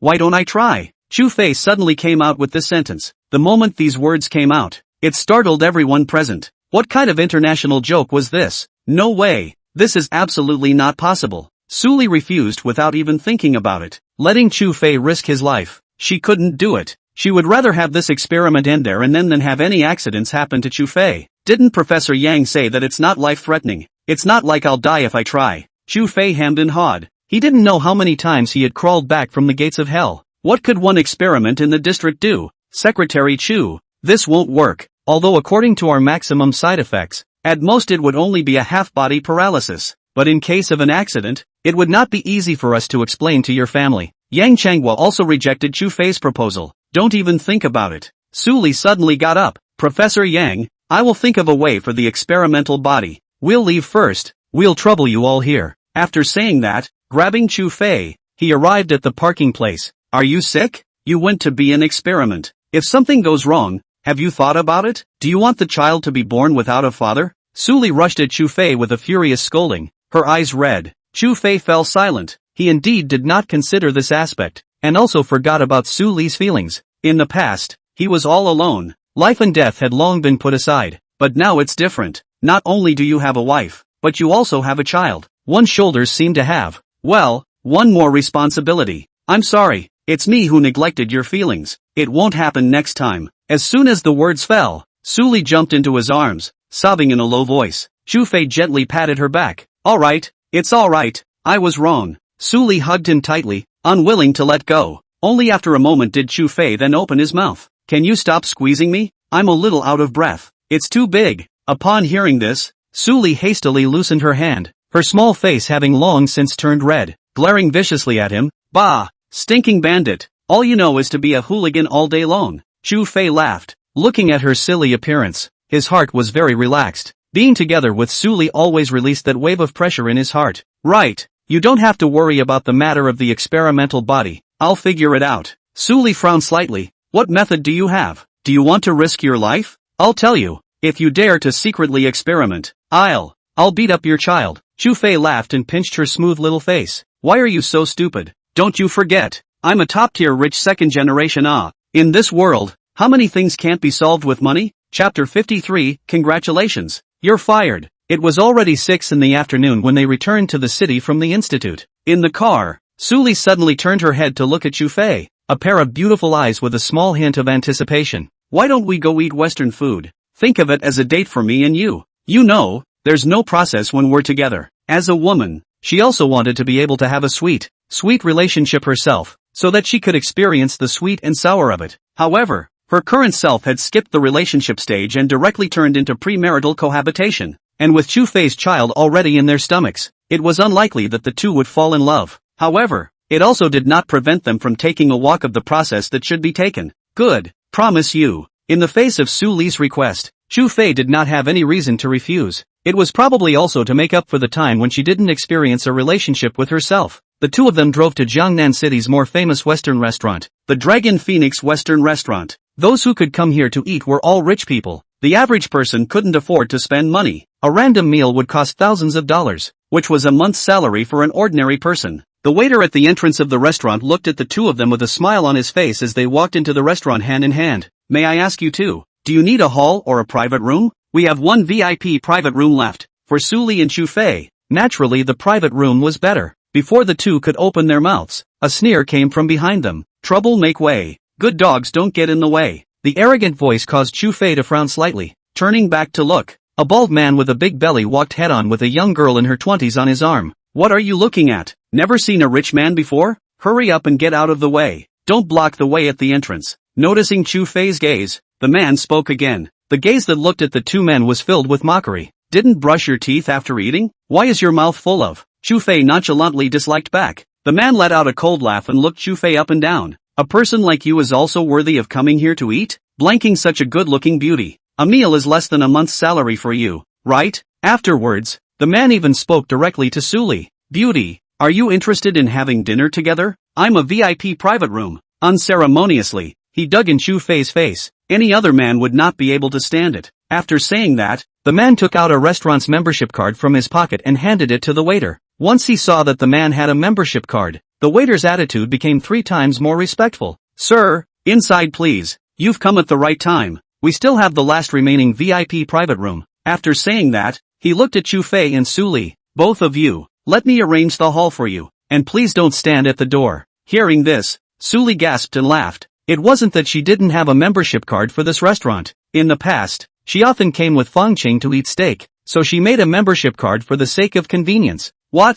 Could it be that your restaurant can just cut in line? VIP room, right? I'll take it. After saying that, he took out the membership card from his bag and handed it over. The waiter looked at the two membership cards in his hand and was filled with embarrassment. This was good. Both members wanted the private room, but there was only one private room left. Whoever he gave it to would be bad for the other one.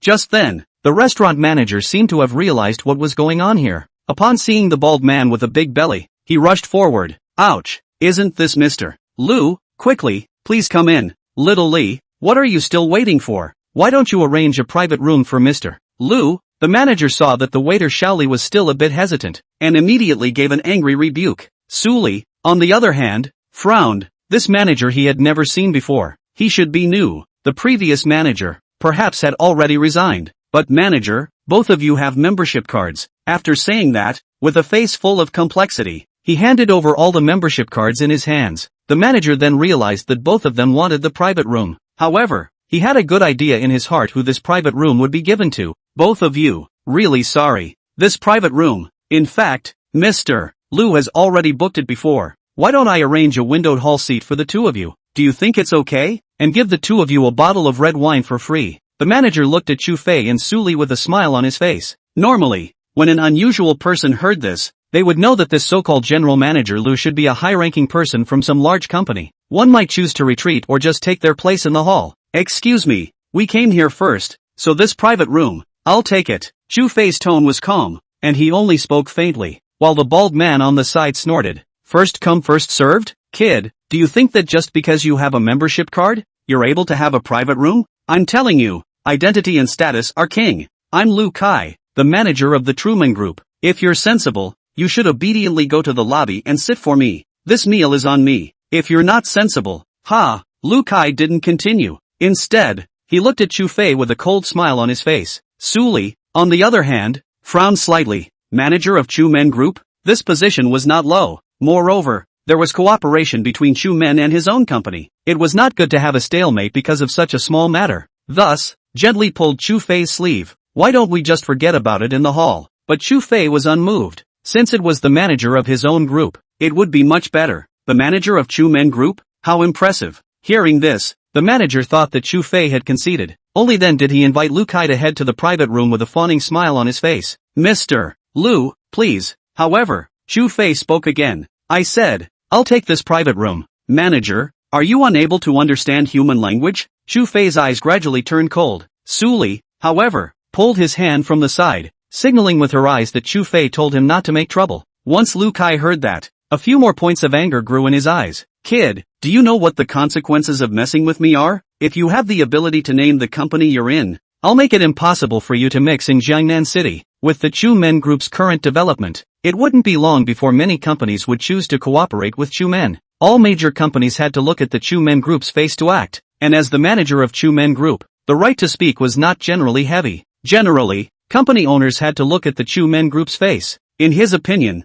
Chu Fei was only a company supervisor. As for this woman, perhaps she was a small employee. With such an identity, how could she be on par with him? With a single word from him, he could make Chu Fei's supervisor or boss fire him. Is that so? I'd like to see how you're going to make it impossible for me to mix in Jiangnan. Manager of the Chu Men Group. Lu Kai, right? Congratulations, you're fired. A sentence that made Suli freeze for a moment. The restaurant manager and Lu Kai, who were at the side, also had a daze. Then they laughed out loud. Firing a manager had to be agreed upon at least at the highest level, unless it was the president or the chairman personally speaking. As for anyone else, none of them had this right. Kid, scared me to death. Who do you think you are? The chairman of Chu Men?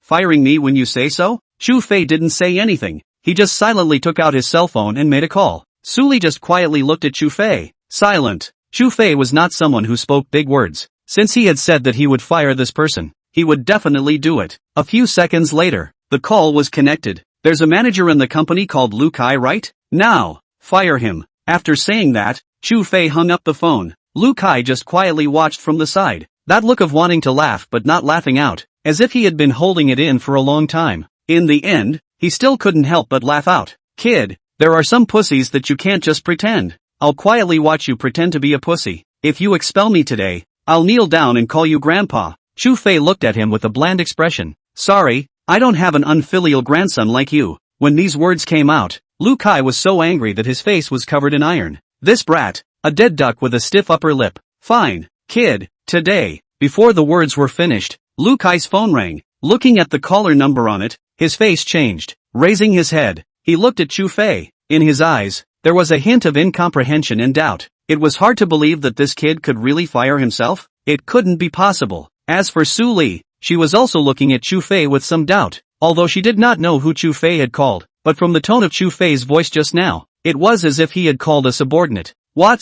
Don't dare to answer it? Chu Fei smiled faintly and just looked at Lu Kai. Lu Kai frowned and pressed the answer button. The sound of the cell phone was not loud, but it allowed the few people present to hear it clearly. Manager Lu Kai, right? You've been fired. Please you understand to come to the company to pack up your personal belongings and do a good handover. Hearing the call from the president's secretary on the other end of the phone, Lu Kai's entire body froze in place. The restaurant manager at the side was even more frightened and pale. One sentence and let a manager be fired? Then what exactly was the identity of this young man? And Su Li's eyes that looked at Chu Fei were filled with incomprehension and shock. This fellow, in the end, how many other things was he hiding from himself? A single sentence allowed someone to fire one of Chu Men's managers. Then wouldn't his identity be on the same level as the president? Or even higher? Who are you? In Lu Kai's gaze towards Chu Fei, far from the arrogance he had before, he was instead filled with fear. I'm just a small person, Manager Lu. Take your time and don't see me off. After saying that, Chu Fei looked up at the restaurant manager. Now, can I have the private room? At this time, where would the restaurant manager dare to offend Chu Fei? He had climbed to this position with great difficulty, but he did not want to be fired because of a private room. Yes, sir, this way please. Chapter 54, Actions Against a Family. In the private room of the Western restaurant, the steak and red wine had already come up, possibly because of the red wine. Su Li's small face had a bit more redness. What just happened? Shouldn't you give me an explanation? Regarding the matter just now, Su Li was very curious. What exactly was Chu Fei's status to be able to fire a manager of the Chu Men group? Hey, I've told you, I'm a top-tier rich second generation. It's not too much to ask to know some people with status, right? The president of the Truman Group is actually one of my former follower boys. I made a phone call, and he obediently fired the person. Chu Fei pretended to spread his hands with a face full of helplessness. A look of I didn't want this. Su Li's beautiful eyes fiercely blanked him. This excuse, don't even know how many times he had used it. However, this excuse seemed to work quite well. After all, Chu Fei's strength was there, casually able to take out $1 billion. It was not too much to say that he was a top-tier rich second generation. But Su Li still felt strange. She always felt that something was wrong, but she just couldn't say it. Alright, let's eat. I'm but hungry. After saying that, he nonchalantly cut off a large piece of steak and stuffed it into his mouth. To be honest, for Western food, Chu Fei was really not used to eating it. This thing, even if it couldn't fill up his stomach, it was still very expensive. Even if you just fry 2 small dishes on the side of the road, it would be better than this. Seeing him like this, Su Li did not say anything more. Chu Fei's unwillingness to speak naturally had his reasoning. As a wife, she needed to understand. There were things that would naturally be known. When the two of them finished eating and walked out of the restaurant, Chu Fei slapped his head. It's over. We've both been drinking and can't drive. Driving is not drinking. Drinking is not driving. This is simple. Just call a chauffeur. Next to the Western restaurant, there were indeed quite a few chauffeurs. After all, there weren't many people who came to eat at the Western restaurant who didn't drink anymore. Although it wasn't white wine, red wine was also wine. Chauffeur. Su Li shouted at the chauffeurs not far away. Immediately, 3 chauffeurs immediately came over. Only, when seeing the brand new Maybach parked next to it, 2 people gave up on the spot. If a little careless, hanging to rub to, the money to repair the paint is their month's salary. And the last remaining chauffeur is silent. Master, can you chauffeur? It's not far. Just go to Huarong Villa area. The chauffeur master just nodded gently, then packed up the folding bike and put it into the trunk. Only then did he sit on the co-driver, while Chu Fei and Su Li sat on the back seat. However, Chu Fei's gaze stayed on the body of the valet master. It was not because of how the chauffeur looked, but because he felt a faint killing intent on his body. Moreover, this valet master's eyes were different from ordinary people. It was like an ordinary person who met a general who had been fighting in the sand for years. Just a look was enough to make one feel awe. Bandit. I'm a bit sleepy. I'll rest for a while. Call me when you arrive. A small amount of red wine did no harm to the body, and it was also possible that Su Li was often prone to sleepiness because she was pregnant. Sitting on the seat, she began to squint for a while. Chu Fei's breathing was calm, and was not affected by the reason he drank wine. That little bit of red wine, for him, was similar to drinking water. He was casually leaning on the position, but at any time, he was able to kill this chauffeur master with a single blow. On the way, it was all very calm, until he arrived at the entrance of the villa. Suli had already fallen asleep, letting out light snores. The chauffeur master got out of the car, and when Chu Fei saw this, he also followed along and got out of the car. Just as he got out of the car, a stern killing chance came towards him. He subconsciously inclined his head, and the sharp blade cut through the air next to his neck. However, this was only the beginning. Immediately after that, the other party was kicking hard at Chu Fei's stomach. Chu Fei crossed his arms and blocked in front of him. Bang! A dull sound rang out. Chu Fei retreated 2 steps back and slowly stood up straight, his gaze somewhat cold as he looked at the valet master in front of him. Good strength. The valet master, on the other hand, only smiled icily. Killing you is enough. As he spoke, he once again stepped forward. The dagger in his hand flew towards Chu Fei's fatal spot. Chu Fei's eyes narrowed slightly. This fellow was not an ordinary person. The daggers were deadly, and it was clear that he had come to kill himself. Since that was the case, there was no need for himself to be polite. With a jolt, he forcibly avoided the other party's fatal slash and raised his hand to ruthlessly smash his fist on the other party's chest. Bang! The opponent's entire body fell back 7 or 8 steps, and a trace of blood spilled out from the corner of his mouth. At this moment, there were a few more points of shock in his gaze as he looked at Chu Fei. It seemed that he had not expected Chu Fei's strength to be so strong. It seems like, and the report to himself from above, there is that little bit of a gap. Raising his hand, he gently patted the dust on his chest. The power isn't bad, but wanting to kill me, it's still unlikely. The man moved his feet and quickly stepped forward. Chu Fei, on the other hand, stood still, not moving at all, but his gaze was dead on the man's movements. Seeing that the opponent's dagger was about to stab his chest,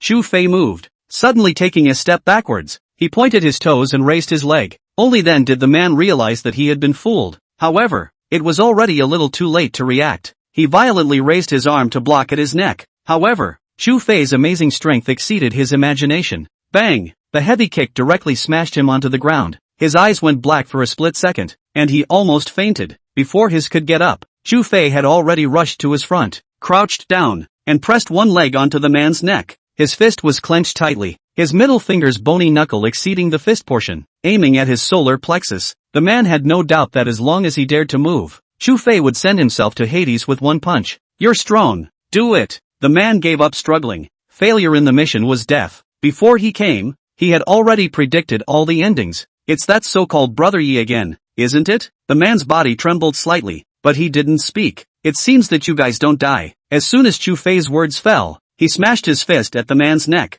This punch directly knocked the man unconscious. Afterwards, he turned the man over, and with a gentle movement of his hands, he directly removed the man's arms. Then the man was thrown into the trunk of the car. Only after doing all this did he gently open the car door. Carrying Suli, he returned to the room and covered her with a quilt before returning to the garage. Opening the trunk, the man was still in an unconscious state. Taking out a bottle of ice water from the refrigerator in the back seat of the car, he poured it on the man's head. The man violently opened his eyes, and subconsciously wanted to move, but he realized that apart from his feet, his hands had already been unloaded by the other party. Chu Fei single-handedly pulled the man out of the trunk and threw him on the ground. He then lit a cigarette and took a deep breath. Did you open your own mouth, or did you let me help you? The man looked at Chu Fei and did not speak. Torture tactics, for him, had no effect. Since he dared to come, he was already prepared to die. Not speaking? Quite well. Chu Fei did not choose to torture him either. It just quietly said, since you came, then surely you know that Kuyao Company is researching some new medicines. And just in time, there is a lack of some living people to experiment on right now. Unluckily, you've come to seek death. Hearing this, a few more points of fear were evident in the man's eyes. He had been fortunate enough to visit some country's special laboratories, which contained many death row inmates who were injected with various drugs. In the end, they turned into inhuman guys. He had once seen with his own eyes, a guy who, after being injected with some special drugs, had his skin torn off hard and was covered in blood. The most important thing was that the guy was still alive and could only howl madly in the middle of the cage. That image, he didn't dare to forget until now. You, who the hell is it? He did not understand why someone like Chu Fei would come to protect such a woman. I'll ask you to answer, and after you finish, I'll give you a pain in the ass, if you don't want to be used as a test subject. The man was silent for a few seconds before nodding slowly. The person behind you, is Yi right? is he Yi Ao? The man shook his head slightly, indicating that he wasn't. He knew who Yi Ao was, but it really wasn't Yi Ao. No? Chu Fei's brows furrowed. Since it wasn't Yi Ao, who else could it be? Your organization. How many other people like you have come to Jiangnan? Asking this, the man first fell silent for a few seconds before slowly speaking. There are at least a dozen. More than 10? Chu Fei's face changed slightly. It seemed that he could only follow this girl Su Li closely. Other than targeting Su Li, do you have any other mission targets? The man nodded. Besides Su Li, there are also her parents. The moment these words came out, Chu Fei's face completely changed. Also targeting Su Li's parents? Su Li's parents did not have their own protection, although the Su family villa also had quite a bit of security. But for someone with the strength of this man in front of him, it would be like an illusion. If this is really the case, when will you act? The man raised his head and revealed a smile at Chu Fei. Tonight. The moment these words came out, Chu Fei was completely nonplussed. Acting tonight? Wouldn't that be? And at this moment, in the Su family villa, four masked men easily scaled over the high wall and cut the wires of the camera. One of the masked men waved his hand at the other three people around him and raised his hands, pointing in different directions. The other three nodded and headed towards different locations. And in the security room at the entrance of the villa, one of the security personnel was a bit strange. How did the cameras break down two at once? Opening the door, he took a flashlight and was about to check. But just as the door opened, he felt a coldness in his neck. In front of him stood a man with a mask, holding a sharp dagger in his hand, stabbing into his neck. Blood, like a spring sprayed out. There is one more chapter. All readers greatly don't worry, is desperately code word in the middle. Chapter 55 Your wife. Death. In the villa's garage, Chu Fei looked at the man's corpse lying on the ground, his eyes a little cold. It was already 9 o'clock in the evening. If it was really a move tonight, it was estimated that it had already started. It was also impossible for himself to leave Su Li alone here now. In case he went over and Su Li's side was in danger, it would really be a headache. After thinking about it, he still made a call to Zhang Dajun. Hello?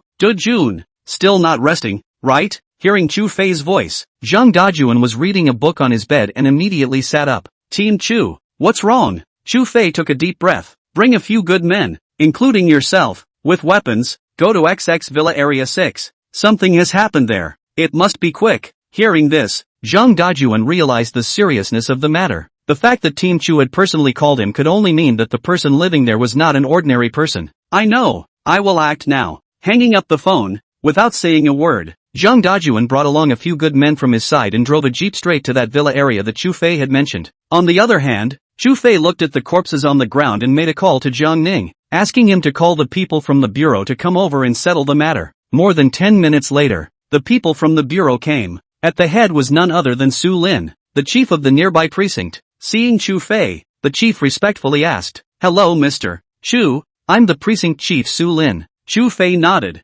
Well, clean up a bit. Looking at the body on the ground, Su Lin's eyebrows jumped. There weren't any exposed injuries on the body, and only the bones in the back heart area were slightly protruding. He could tell at a glance that this person had been killed by a single punch. How much strength did this need to be done? One must know that the strength of an ordinary person's punch was no more than 100 kilograms at the most. A professional boxer's strength could reach over 300 to 400. The power of this punch was at least 500 kilograms, no less than being hit by a 60-yard car. Moreover, the power of the impact was concentrated to one point. Terrifying, that was all Su Lin had in his mind. He then beckoned, and two officers immediately came forward to carry the body into the trunk of their car. Mr. Chu, if there's nothing else, we'll leave first. After saying that, they were about to leave. Chu Fei thought for a moment and called out to Su Lin, who was about to leave. By the way, you should send someone to guard the entrance of the XX Villa area. If there are any people who act strangely or whose identities are unknown, directly arrest them.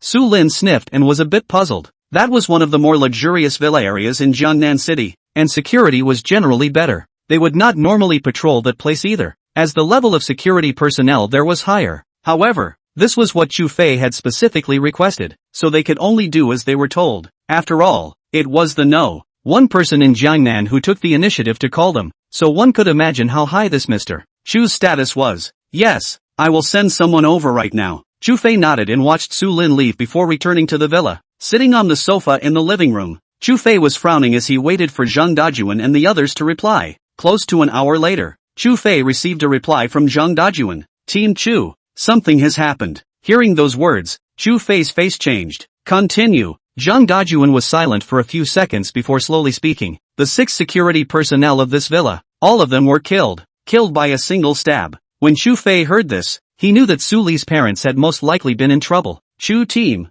how many people are there inside this villa? Zhang Dajuan tentatively asked. 3, a couple and an old man. What's wrong? A bad premonition bubbled up in Chu Fei's heart. When we arrived, the other party had already left. Looking at the time, it should have left not long ago. But, if you say the number of people according to Team Chu, the villa has people dying. Hearing this, Chu Fei's heart thumped. Who is it? He had already thought about how Su Li would feel after receiving this news. Even now, his mood was heavy. It's the old man. Chu Fei's fists clenched instantly, and his eyes were covered in blood in an instant. Damn it, I know. Now, you move all the people in the city. Even if you dig 3 feet into the ground, you must find that group of people for me. Hanging up the phone, Chu Fei never dreamed that these people would actually move against Su Li's family. Moreover, it was still Su Li's grandmother. Such a kind old man. How could these mongrels lay their hands on her? After thinking about it, he took out his cell phone and made another call to Jiang Ning. Young master, what's wrong?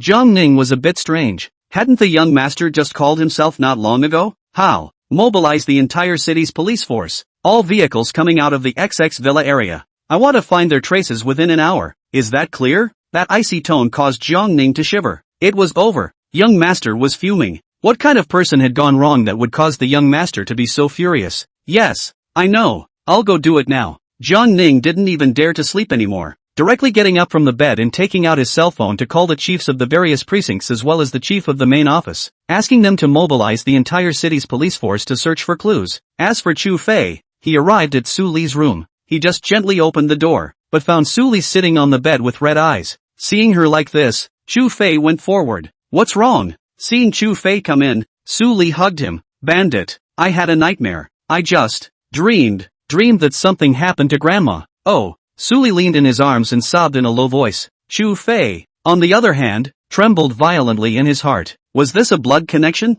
Something just happened over there, and Su Li woke up. I happen to also have something to tell you. Chu Fei tightly hugged her and spoke in a low voice. What is it? Su Li hugged him, unwilling to let go, and Chu Fei gritted his teeth, not knowing how to speak. In the end, he still slowly said, I'll tell you. You must be calm. Can you? At this time, Su Li had already stopped crying, because in her opinion, just now that was a nightmare. But, right now, Chu Fei's words caused her heart to inexplicably feel nervous. You, what exactly are going to say? Chu Fei's fists were clenched, his head lowered and his fists clenched. I'm sorry, I just received news that something has happened to your family. Boom! Like a thunderbolt from a clear sky, it fell on Su Li's head. You are joking with me again, right? How could something happen to my family? She forced out a smile, but couldn't believe it. Chu Fei reached out and held her tightly in his arms. I just received a call from a friend. Something did happen to your house. Grandma may not be around. With a single word, Su Li violently broke away from his embrace. A pair of beautiful eyes reddened as she looked at him, tears swirling in her eyes. You're lying to me, right? This is just a dream, right? Wake up, wake up. Su Li even raised her hand and gave herself a slap, as if she wanted to wake up. Chu Fei's eyes were quick and grabbed her hand. Su Li, ah! Su Li completely couldn't hold it in and jumped into Chu Fei's arms. Why? You told me that it's not true. Chu Fei did not know what to say, and could only hold her tightly. Several minutes later, Su Li looked at him with red eyes. I want to go to meet Grandma. Chu Fei nodded and drove the car straight to the Su family villa. More than half an hour later, the two arrived at the neighborhood where the Su family villa was located. Only now, the entire neighborhood had been wrapped in flashing blue and red lights. Countless people were outside the blockade line, talking about it. On the other hand, Chu Fei was leading Su Li towards the inside of the blockade line, knowing that Chu Fei was definitely going to come over. Zhao Dajuan stood guard at the entrance. Seeing Chu Fei, he hurriedly signaled the guards to release him. Team Chu. Zhao Dajuan gave a greeting, his gaze resting on Su Li. If there was no mistake, this villa where the accident happened was this girl's family. Upon arriving at the entrance of the villa, Su Li's body trembled when she saw the residual bloodstains on the ground, as well as the 7 corpses covered with white cloths placed next to them. This was the first time she had ever encountered such a situation in her entire life. A situation that probably an ordinary person, in their entire life, would never encounter. Chu Fei raised his head to look at Zhao Dajuan, and the latter's eyes told Chu Fei that that old man's corpse was the last one. Little Li. Su Li's lips were tightly bitten, and her teeth had bitten through her lips without even realizing it in the slightest. Fresh blood slowly fell down his chin. mixed with tears on his cheeks. Which one is it? Her voice was trembling. Chu Fei brought her to the first one on the left. Holding her tightly, he slowly squatted down. Can you stop looking? He softly inquired. But Suli stubbornly shook her head. I want to see my grandmother one last time. After saying that, with a trembling hand, she went to lift the white cloth that was covering her. The moment she saw her grandmother's peaceful face, Suli could no longer hold herself together. All of a sudden, she paralyzed on the ground, tears coming out of her eyes. She grasped Chu Fei's arm to death, and even her nails sunk into Chu Fei's flesh. Chu Fei did not feel the slightest bit of pain because this girl was now in more pain than himself. At the same time, far away in the middle of the war zone headquarters in the capital, inside a room in the Dragon Group's living area, Su Nianying was sitting on a stool,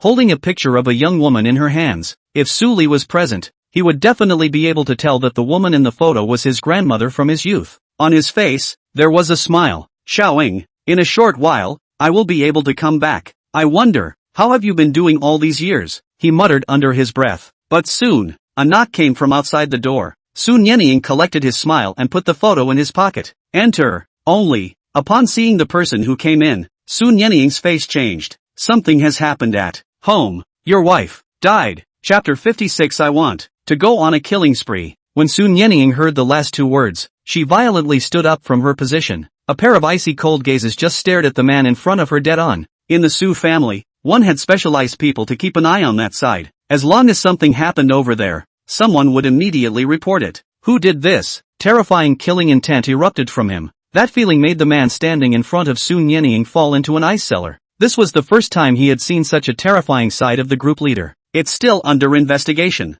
On Team Chu's side, they have also mobilized most of the personnel from the Jiangnan Warzone division to thoroughly investigate the murderer. There's no news coming back for now. Hearing his explanation, Su Nianying completely couldn't suppress the anger in her heart. I don't care who is behind these people. Find out and I will make them pay in blood. Su Nianying's ice-cold voice echoed in the room. The man stood aside, not daring to speak. No one would have thought that someone would actually dare to touch the group leader's family. It was fine if they weren't found out. If they were found out, no matter who the person behind the other party was, they would definitely pay the price in blood. You go out. The aura on Su Nianying's body gradually eased. The man left the room warily this time, carefully closing the door. And after the man left, Su Nianying took out the photo in his pocket. After looking at the familiar person on it, his eyes moistened a little. I'm sorry, it's me who caused you harm. This time, I won't choose to back down. I will let those people bury you with them. He muttered two sentences under his breath, then took out a lighter from his pocket and completely burned the photo.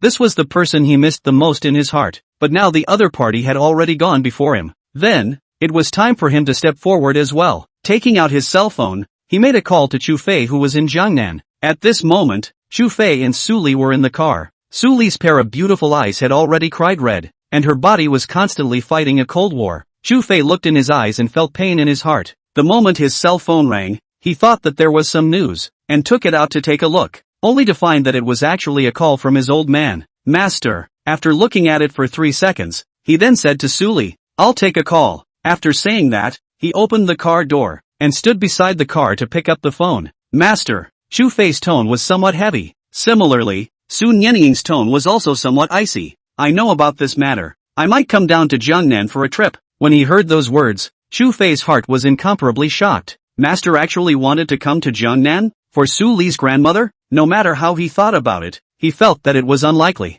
After all, there didn't seem to be such a great relationship between the two. Master, he asked with some confusion. Know why I asked you to protect Su Li? Know why my name is Su Nianying? What is the name of Su Li's grandmother? Are you clear about that? 3 consecutive questions exploded in Chu Fei's mind. When after thinking carefully for half a minute, Chu Fei did not speak. Su Nianying? Jiang Taiying? Wasn't that what pining for Su Li's grandmother meant? How could he not have thought that Su Li's grandfather was actually his own master? No wonder the master would let himself come over to protect Su Li. Originally, that is the master's own granddaughter. Master, I know. Chu Fei finally understood at this time why Su Li was always targeted 3 times. The person that the other party wanted to target was not Su Li, but to target Master. This time, making a move against Master's family. Perhaps it was to use the opportunity to threaten Master. Little Fei, before I return to Jiangnan, there is one more thing I need to go do. Before I come back, I want you to protect this girl Xiaoli. On his parents' side, just do your best. Su Nianying was very clear that her son and daughter-in-law were taken away. and the other party's purpose was definitely to use the opportunity to threaten herself. A very important point was that the other party's purpose was most likely to make himself give way to Yao. However, he could not do so, nor could he do so. Hearing the tone of generosity to death in his master's mouth, Chu Fei's heart thumped. Master, where are you going? Why don't you bring the others with you? Chu Fei knew very well that Master normally would not say such words easily. The place that Master was going to this time, I'm afraid that it would be extremely dangerous. Moreover, it seemed that Master did not intend to bring anyone with him. That won't be necessary. I'll just go by myself. Take good care of my granddaughter. If I'm not back after 3 days, my granddaughter, I'll leave it to you. As the words fell, the phone had been hung up. When Chu Fei called again, it was no longer connectable. He hurriedly dialed Xiao Yu's number. Xiao Yu, quickly go see if the group leader is still in the dormitory. Hearing Chu Fei's urgent voice, Xiao Yu immediately jumped up from the bed and went straight to the group leader's residence. When he arrived here, the building was long gone. Brother Fei, the group leader has disappeared. Hearing this, Chu Fei knew what Master his old man had in mind. As long as Master wanted to hide, basically no one could find him.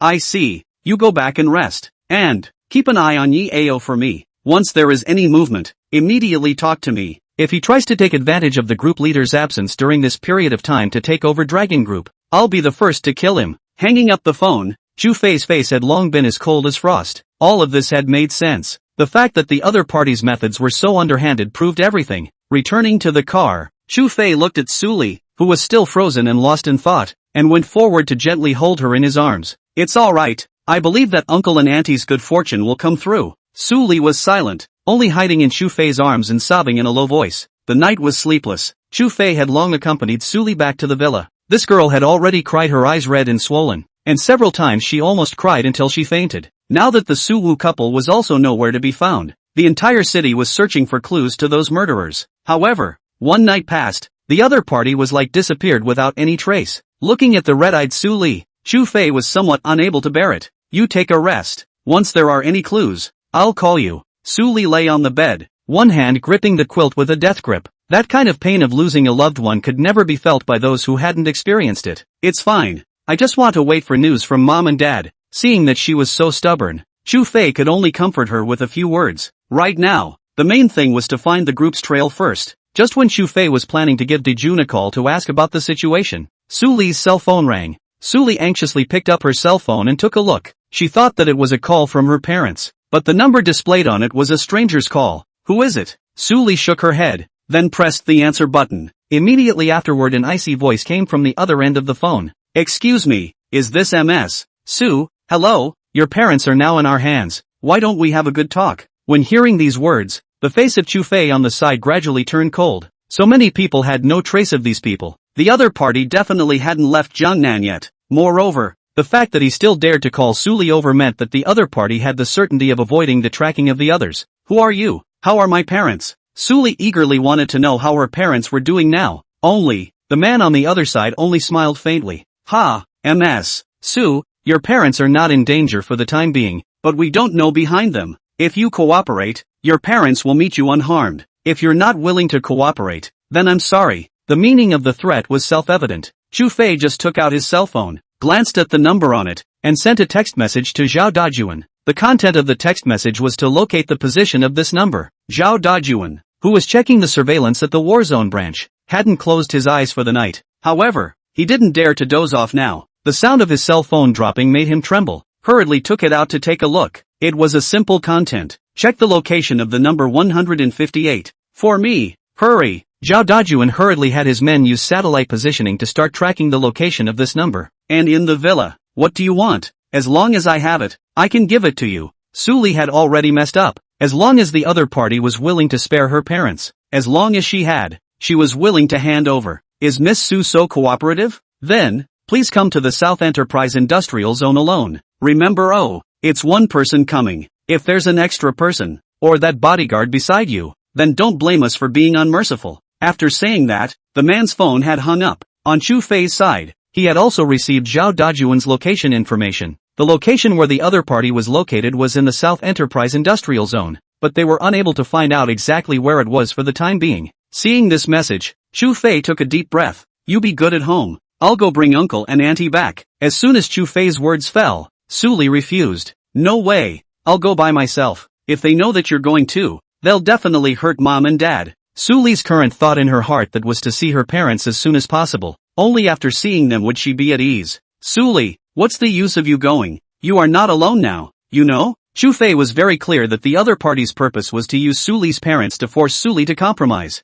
Once Su Li went, it would become the other party's bargaining chip to threaten Master. Master had only told last night to allow himself to take care of Su Li. There was absolutely no way he would let Su Li go and take the risk. Not to mention that in Su Li's stomach, there was still his own child. I want to go. Su Li reddened her eyes and was about to push Chu Fei away. However, Chu Fei reached out and lightly punched her on the neck. The force was just right, knocking her out. I'm sorry, silly girl, I won't let you take the risk. He then took out his cell phone and made a call to Zhao Dajuan. Send someone over to guard Ms. Su's villa area. If you find any suspicious people, arrest them directly, and once they resist, shoot them on the spot. You bring heavy weaponry and equipment. Bring 3 people with you. Come and get me. I want to go on a killing spree. Chapter 57, Captain of the First Team, Yan Wang. 40 minutes later, Zhao Dajuan arrived at the villa area with a bunch of people. With a command, the entire villa was surrounded tightly. The people from the other villas were all filled with horror. The person living in this villa they all knew was the president of Kuyao Company,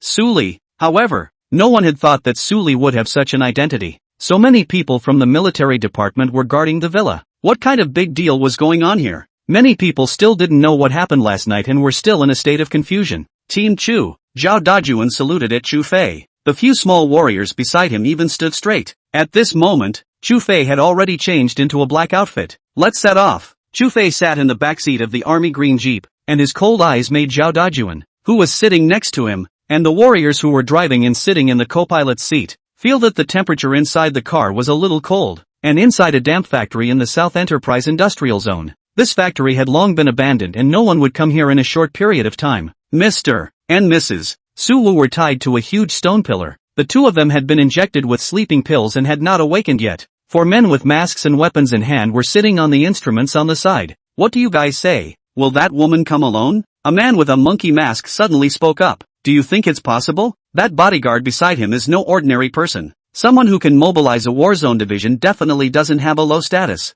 Another man wearing a pig head mask sneered. They had already figured out the situation over here before coming. If the organization hadn't given an order for this mission that had to be completed, there would be no need for them to step in. Then we're still standing guard here? Why don't we just kill them? At this moment, the man wearing a tiger mask gazed at the unconscious Su Wu couple. In their eyes, these 2 were dispensable. After all, the person requested from above was just Su Li, a woman. These 2 people were only used to threaten each other. It's not impossible to kill them, but the above said that it's best not to kill them, and it's not too late to kill them if there's really no other way. The man in the lion mask snorted, then took out a cigarette from his pocket and lit it, while the man with the monkey mask looked at the watch on his hand. It's almost time, let's go. As they spoke, a few people untied the ropes that Su Wu and his wife were tied up with. Afterwards, they took the 2 of them towards the back door of the factory. They were now planning to shift their position. When they made that call, they knew that their position would be determined by the other party. Seeing that it was almost time,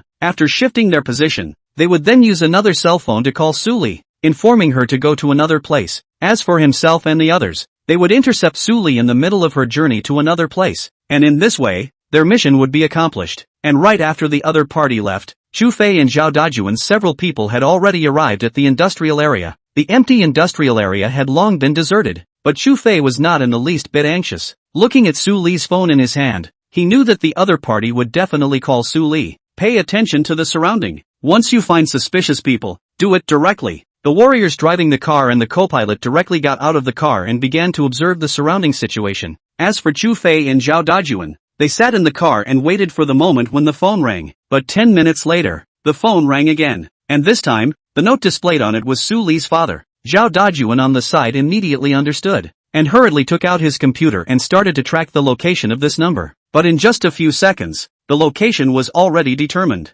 The other party was long gone from here, but had gone to the mountain path behind the industrial area. On the mountain road behind the industrial area, about 90 degrees south by west. After receiving Zhao Dajuan's reply, Chu Fei took a deep breath. He pressed the answer button. Hello? You're the bodyguard beside Miss Su, right? Hearing the other party's words, Chu Fei's eyes narrowed slightly. It seemed that the other party knew very well that he would not let Su Li come alone. I'm curious as to who exactly you are working for. Ever thought about the consequences? Chu Fei's tone was calm, but he opened the car door, shouldered an M99 type sniper rifle from the car, and walked towards the nearby one-movement civilian abandoned building. Ha! Since we dared to come, we are ready to die. However, whether you can find us or not is still one thing. Are you sure you want to take a gamble? Hearing the other party's words, Chu Fei's face gradually turned cold. Obviously, there were 4 people on the other side that were definitely not gathered together. Even if he killed this person who called him, the location of the other 3 people could not be found by himself. Moreover,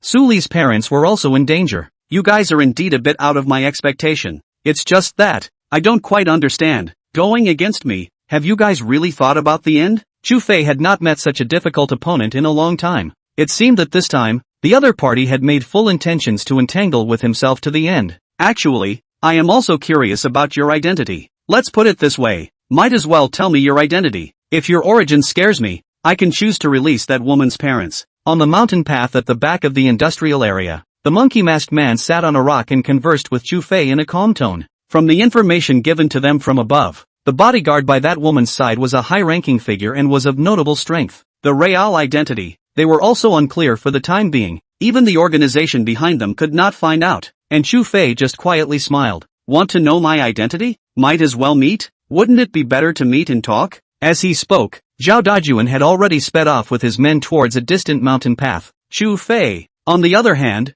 had already arrived at the location on the roof of the building and set up his M99 type sniper rifle. This was a heavy sniper rifle, and its power was not inferior to the heavy sniper rifle Barrett that the whole world was famous for, and even far superior to Barrett in certain areas. Within the range of 1,000 meters, under a single shot, no one is perfect. This weapon, within the range of 1,000 meters, is enough to penetrate the steel plate of a tank, so it can be seen how horrible its power is. Ha, I guess, while you're talking, your people have already come over with their weapons to arrest me, right? But I'm sorry, I'm just one person, and that woman's parents, they're in danger. Chu Fei's face became completely ugly. It seemed like all of his plans had been seen through by the other party. Moreover, the other few thugs were nowhere to be found. Most notably, Suli's parents were still in the other party's hands. Very good, you guys have really thought it through. Since you want to know my identity so much, you might as well tell you too. Captain of the Dragon Group's first team, Chu Fei, nicknamed King of Hell.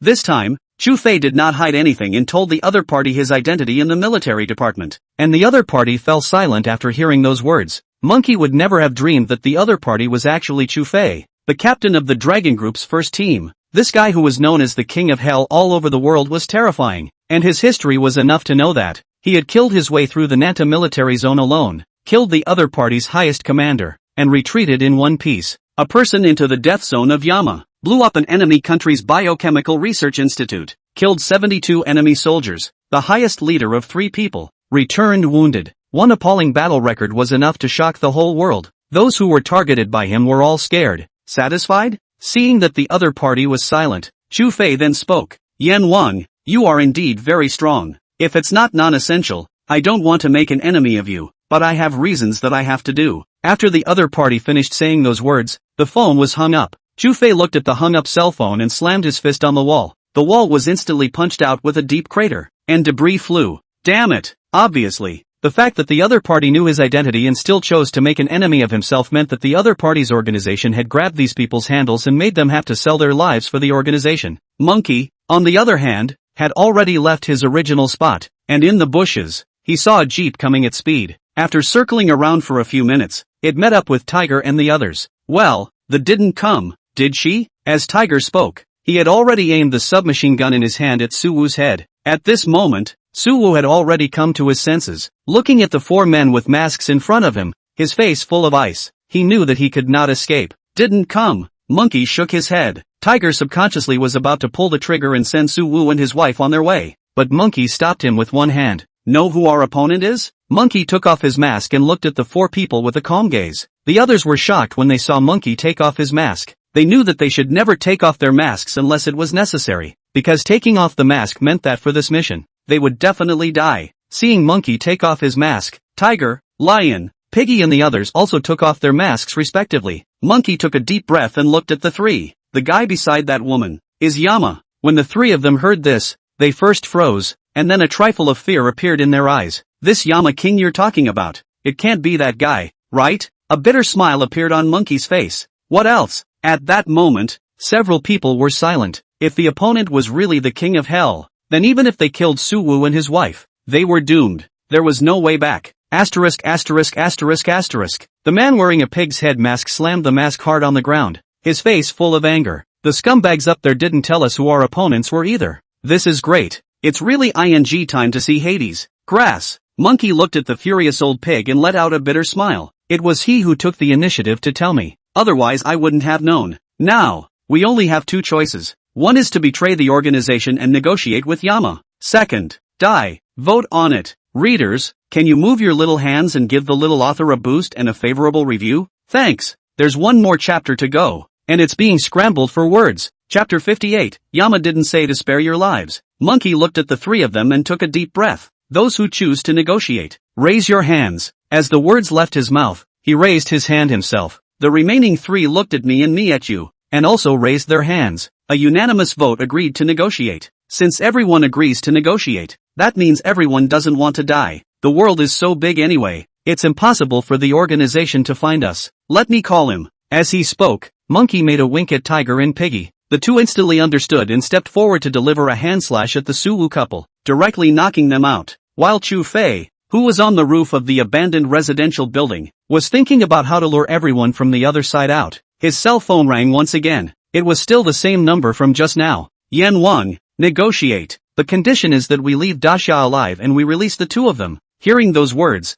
Chu Fei slowly exhaled a mouthful of turbid air. Since the other party chose to negotiate, there was still room for maneuver. Yes, obviously. Upon hearing Chu Fei's words, the monkey also let out a long sigh of relief. Rushing towards the other three, he gave an okay gesture. The three of them instantly understood and immediately began to pack up their things. Why don't you have the people remove the barriers on the nearby roads? After we leave, I'll send you the location of that woman's parents. Don't worry, I promise I won't touch a single hair on their heads. Hearing those words, Chu Fei was silent for several seconds. Good, wait for me for 2 minutes. Hanging up the phone, Chu Fei called Dijun and Zhang Ning and asked them to remove the barriers at all entrances out of the city. After doing so, Chu Fei set up his sniper rifle and observed all the surrounding vehicles. He knew that the other party would definitely only call to tell himself the location of Mr. and Mrs. Suwu if they were outside of the city. But there was absolutely no way he would let the other party walk out of Dasha alive, because their hands were already stained with the blood of Master's mother. This revenge, he had to avenge his master. Along with a car passing under his scope, he noticed an abnormality in one of the cars. Through the scope, he saw 5 men sitting in a small black car, and the driver in charge of the car had eyes full of fear. He knew that the other party must have hijacked the driver of the small car to take them out of the city. Looking at the direction they left, Chu Fei immediately called Zhao Dajuan, who was rushing over. Dijun, you guys come over immediately now. Hurry. 5 minutes later, the jeep arrived at the downstairs of the residential building. Team Chu. Chu Fei sat on the vehicle and said in a cold voice, Southwest exit point. Quick. On the other hand, the southwest exit location. Monkey knocked out the driver of the small car with a punch and directly threw him out of the car. Go! Piggy drove the car, and the gas pedal was directly pressed to the bottom. While in the car, it was only then that the monkey edited a text message, telling Chu Fei the location where the Suwu couple was tied up. After doing this, he directly threw his cell phone into the drainage ditch on the side of the road. Phew! Finally survived. And in the place several kilometers away behind them, Chu Fei received a text message. He then directly forwarded the text message to Zhang Ning, telling him to go pick up Su Li's parents. As for himself, he had to leave the 4 of them behind. For some people, one did not need to speak any rules. Death was the best way for them to return.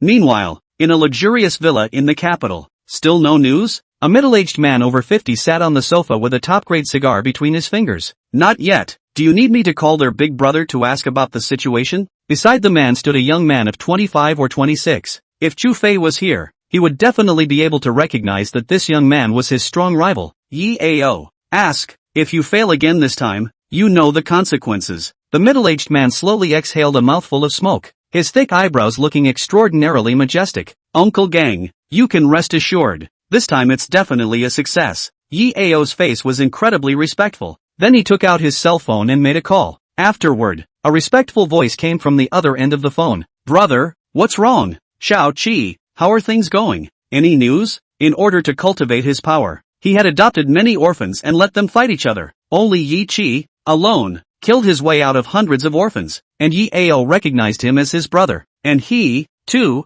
is the leader of Yi Ao's private organization, personally known as Brother Yi. The previous few missions, he was the one who asked Yi Chi to send people to do it. Only, they all failed. This time, he had Yi Chi send out his beloved henchman and was bound to complete this mission. Brother, they haven't gotten back to me yet. Do you need me to call them and ask? Yi Ao's face was cold. Send me the phone number. I'll call them personally. Yes, but in a moment, the phone number had been sent to Yi Ao's cell phone. When he dialed it, there was no one on the other end of the line to answer. Instantly, his face collapsed and his brows furrowed. Dialing again. This time the call was directly hung up. He was shocked in his heart and hurriedly dialed again. This time, the call dialed was turned off. What's wrong? The man called Uncle Gang asked with a frown when he saw that his face did not look right. The phone is turned off. It seems to be intentional. Yi Ao's face was gloomy. He didn't understand why the men Yi Chi sent out would turn off their phones. Did the mission fail? It was unlikely. The plan he had given him could be said to be seamless,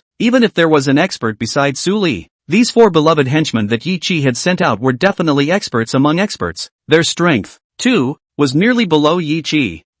Uncle Gang snorted lightly, a few more points of anger in his tone. Yi Ao's face changed. Uncle Gang, don't worry, I will definitely contact them. After saying that, he dialed Yi Chi's phone again. Where is everyone? Why aren't they answering the phone? Hearing Yi Ao's angry roar, Yi Chi's tone had a few more moments of shock in it. Brother, I'll contact them now. After saying that, he hung up the phone. Not 2 minutes later, Yi Ao's cell phone rang again. Brother, I can't contact them either. Hearing this, Yi Ao's face finally gained 3 more points of panic. Uncle Gang seemed to have guessed something as well, and the cigar in his hand smashed heavily on the ground. If this matter is not done well, I will ask the family for instructions to transfer you back to the family. Yi Ao was a bit anxious when he heard this. Uncle Gang, don't worry, it will definitely not fail. Maybe they are in the middle of the action. He had climbed to this position with great difficulty, enjoying the rights that countless people had never had. That right to control the lives and deaths of countless people had gradually mesmerized him. This time, he was also the one who took the initiative to ask the family for permission to sit in the position of Dragon Team leader. This would also be better able to bring greater benefits to the family. After discussing, the family decided to support him to the throne. However, the first problem to be solved was Sun Yanning. As long as he agreed, there would be no problem. However, this old man had never agreed, and had always wanted Chu Fei to take his place. But for some reason, before this pro-abdication, let Chu Fei go out on a mission. This also gave Yi Ao enough opportunity to take control of the Dragon Team. Now the Dragon Group has 2/3 of the people have supported him to the throne. Only needs Sun Yanning nod. This position is his. It was a pity that the old man had never relented. Only then did he plan to use Sun Yanning's family to threaten and force him to abdicate. However, these several missions ended in failure, leaving the family disappointed in him. Let me know when you've succeeded. After Uncle Gang finished speaking, he was about to leave. However, the cell phone in Uncle Gang's arms rang. Upon hearing the words on the other end of the phone, his face changed drastically. What? He went alone? How dare he? That shocked look made even Yi Ao feel unbelievable. Ever since he had known Uncle Gang, he had never seen Uncle Gang reveal such a look. Good. I'll rush back now. Uncle Gang hung up the phone and took a deep breath. With his backhand, he slapped Yi Ao's face. Yi Ao was dumbfounded by this sudden slap and was a bit confused. Uncle Gang, Before the words were finished, he was interrupted. You did a good thing. Letting you threaten his family. You're good. Your people even dared to kill his wife. Quite impressive. Now, Sun Yanning has already killed the family's gate. If the family loses too much this time, you'll just wait to be punished. As the words fell, Uncle Gang had already turned around and walked out of the villa, and Yi Ao's entire body froze in place. The fiery pain on his face was telling him that it wasn't fake, because he didn't even think that the people he sent out had even killed Sun Yanning's wife. On the path from Jiangnan City to Jiangbei City, the 4 monkeys tacitly threw away all their cell phones. They had just received 2 consecutive calls. However, now they had betrayed the organization. Not belonging to the organization, they were just a free man. In the future, there's no need to go back to that place where people die every day. Where can't we go in the whole wide world? Tiger let out a long sigh of relief. The other 3 also laughed out, their voices filled with relief. That cage-like purgatory, they had dreamed of escaping. This time, there was finally a chance. However, a car in the back caught the attention of Piggy, who was driving. Monkey, someone is following us from behind. At these words, several people's faces changed. Looking back, a jeep was speeding towards them in pursuit. A few people's faces changed, and a few moments of fear appeared in their eyes. Could it be that his words don't count? The tone of the lion's voice was a little shivering, and in the jeep at the back, Chu Fei's face was full of ice as he took out the rocket launcher from the trunk. Open the sunroof. The warrior in charge of driving pressed the button and the sunroof opened. Chu Fei carried the rocket launcher loaded with shells, revealing half of his body. Chu Fei said to spare your lives. King Yama didn't say to spare your lives. Chapter 59, if you don't come back, you'll be waiting for your corpse to be collected for you. With the accompanying explosion, the entire cart was blown to pieces. Under this blast, the 4 people were wiped out. Chu Fei put away his weapon and sat back in the car with an ice-cold face. Go back to the villa. Zhao Dajuan looked at the small car that was on fire in front of him and started to call his contacts to come and clean up the scene. Otherwise, this matter would definitely be reported by the media. Close to half an hour later, Chu Fei and the others returned to the villa. Alright, you guys go back first. I'll be fine here. Zhao Dajuan nodded before leading the group to leave. As for Chu Fei, just as he walked to the door, he heard crying in the living room. His face was a little heavy, and in the end, he didn't push open the door and walk in. He just silently came to the gazebo in the courtyard, lit a cigarette alone and smoked it hard. This matter, he had to make the guy behind these people pay the price. Although the murderer has died, but the person behind the scenes is still alive and well. He might pop up again at some point. Without pulling out the other party, Chu Fei felt like an awe in his back. As far as today's plan was concerned, the other party had completely calculated all their feasible means. If it wasn't for the fact that in the end, these 4 people chose to negotiate with themselves, Su Li's parents wouldn't necessarily be able to be saved. After smoking cigarette after cigarette in the courtyard, it was only after nearly half an hour or so that the crying in the living room slowly stopped. He pressed out the cigarette and threw it into the trash can on the side. Only then did he get up and push open the door. Entering the living room, Su Li and her parents were sitting together. The mother and daughter's eyes were red, and Su Wu was always frowning, his face full of heaviness. Seeing Chu Fei come in, only then did Su Wu open his mouth and said, Let's go out and talk. Chu Fei glanced at Su Li, who was still in a state of grief, and nodded slightly. He and Su Wu arrived at the pavilion in the courtyard. Smoking? Su Wu took out a cigarette from his pocket and passed it over. Chu Fei did not refuse and accepted it with both hands. Thanks for today. He knew that without Chu Fei, their family might have died. No need to be polite. This is just what I should do. Protecting Su Li's safety is my responsibility. Perhaps, before Chu Fei was simply acting as a bodyguard for Su Li. But now, it was different. The relationship between the two had been laid out in the open. Her matter was one's own. Although I don't know why you chose to be a bodyguard for Su Li, there are some things I still want to say to you. I thank you for saving me and my wife. Whatever compensation you want, I can do my best to fulfill your request. However, I wish to stay away from Su Li from today onwards. Su Wu's words caused Chu Fei to be somewhat puzzled. He did not understand what Su Wu meant by those words. If it wasn't for himself, they would probably have been captured already. From the time you came to my daughter's side, something has been happening to my daughter, and now it even involves our family. Even her grandmother, because of this incident, is gone. If you really want what's best for her, stay away from her already. Consider it as me pleading with you. Su Wu's eyes that were covered in vicissitudes of life just looked at Chu Fei. His thoughts were simple. The reason for all of this was because of Chu Fei. Without him, perhaps not so many things would have occurred. As long as Chu Fei left, their family would still be able to live together peacefully. When he heard his explanation at first, Chu Fei smiled. He simply felt that things would be resolved if he left. Those people, would they really let the master's family go? Not to mention, it was impossible for him to leave now. Uncle Su, please allow me to call you that. I don't know if you still remember, but I said before that I have news about Grandpa Su Li. Now then, I can tell you very clearly that it is Su Li's grandfather who asked me to protect Su Li. Even if I leave, you guys won't be safe. What's more, I won't leave. The moment these words came out, Su Wu's eyes clearly had a few more points of shock in them. He seemed to be somewhat unable to believe that what Chu Fei said was true. Father had disappeared for decades. All these years, there was no news. In his heart, he had long since treated his father as a dead man. It wasn't until a few days ago, when Chu Fei spoke of his father being alive, that he felt incredulous. You weren't joking? It was my father who asked you to protect Shaoli? Facing Su Wu's questioning, Chu Fei could only nod. Yes, things have come to this point. Uncle Su, there is no need for me to deceive you. Su Li's grandfather is actually my leader and my master. It's because I'm afraid that someone will try to use you guys to threaten him. That's why I've been asked to protect Shaoli. But, Chu Fei did not continue. Su Wu also understood what Chu Fei meant. With his mother gone, even if his father was a big official up there, so what? He couldn't even protect his own family. I know. In the future, Shaoli will be under your care. After my mother's funeral, I'll give everything in the company to Xiao Li. I plan to go out for a walk outside, with her mother. Chu Fei hurriedly spoke. My master, he plans to come back in a few days. Uncle Su, aren't you going to meet him? Su Wu snorted and a tear streaked across his eyes. He can't even protect his own wife. What qualifications does he have to be my father? The moment these words came out, Chu Fei was completely silent. It could be seen that regarding the matter of Su Li's grandmother's death, Su Wu had already chilled his heart towards his master. Alright, go back. I know that this girl, Su Li, quite likes you. If it's possible, I hope that you guys can be together properly. Speaking of this matter, Chu Fei had a few more points of embarrassment on his face. This matter, he didn't even know whether or not to say it to Su Wu.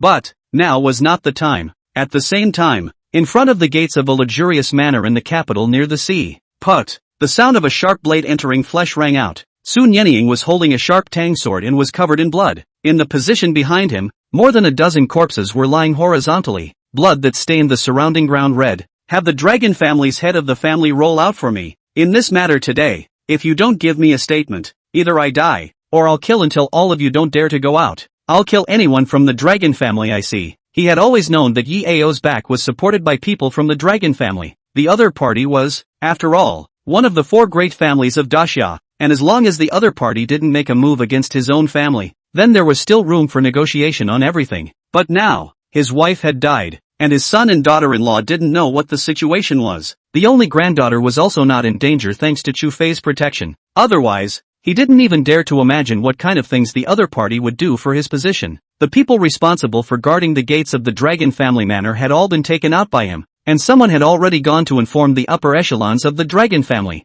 Right now, it was on its way over. No one was sure what kind of madness this leader of the Dragon group was having, actually killing over just like that. One must know that this one was also a top-notch existence back then. There were very few people who could fight with him. There was no trash when it came to being a henchman in the Dragon family. However, there was no one who could block this person's 3 knives. Within 3 slashes, blood would definitely be seen. Elder Su, aren't you too arrogant? The Dragon family is not a place where you can come and go as you please, killing so many of my people. What exactly do you want? A man with a majestic face walked out from the luxurious villa of the Dragon family, looking at Sun Yenying with a gloomy face. He was also the only person in the family right now who was able to speak to Sun Yenying, because everyone else didn't have this qualification. Long Xiao, you are not qualified to talk to me yet. Let Long Maniac come out. Standing behind the gate, Long Zhao's face was a bit ugly. According to generation, the other party was of the same generation as his own father. He himself was just a junior, and was not qualified to negotiate with the other party at all. But right now, the only person in the Long family who could make decisions was himself. Right now, father and the others were all on their way back. Still on their way. If they didn't come back, he himself could only let his men use hot weapons. However, even if they used firearms, they would not dare to kill themselves. The identity of the other party was placed here, and if one opened fire, the price to be paid would not be the small number of people. My father and the others are on their way. If Su Lao doesn't mind, Before the words were finished, Sun Yenying had already kicked the large iron door open. The thick iron door flew out in an instant and heavily smashed in front of Long Xiao. The latter's face was exceptionally ugly, but he didn't dare to attack. The few guards around him could only watch and didn't dare to make any moves. All of them together were not enough for the other party to cut. Don't look at Sun Yenying, who was already over 70 years old, but the force was still there. If they went up, at most they would only consume the other party's energy, but they themselves would be buried under the other party's sword. 10 minutes, if Long Maniac hasn't come back yet, then wait to collect your corpse. An icy cold voice spat out from Sun Yenying's mouth. A layer of cold sweat broke out on Long Zhao's forehead. He had no doubt that Sun Yenying dared to do this. In this situation, any identity was fake. Only the weapon in his hand was real. Whoever he wanted to kill, unless the elders of the family appeared, or if Big Brother and the others came back, he would be saved. Long Xiao just stood aside and waited, and did not dare to walk around. He could only look forward to his father and the others coming back quickly, or else there was a real possibility that he would be cut down by Sun Yenying. Move your little hand to point to urge more. Give a favorable comment. The little author is still trying to code words. Chapter 60. It's not too much to kill one of your sons. Inside the Long family manor, Long Zhao's forehead was already covered in cold sweat as he kept looking at the multi-million-dollar watch on his wrist. Now 9 minutes had passed from the 10 minutes Sun Yenying had said. If his father and the others hadn't returned, he was afraid that he would have to be accounted for here today. He had already felt the bloody murderous aura from the other party. That was only after experiencing a bloody storm. With these bodyguards by his side, Stopping the other party for a minute was considered the limit. You still have 30 seconds. Say your last words,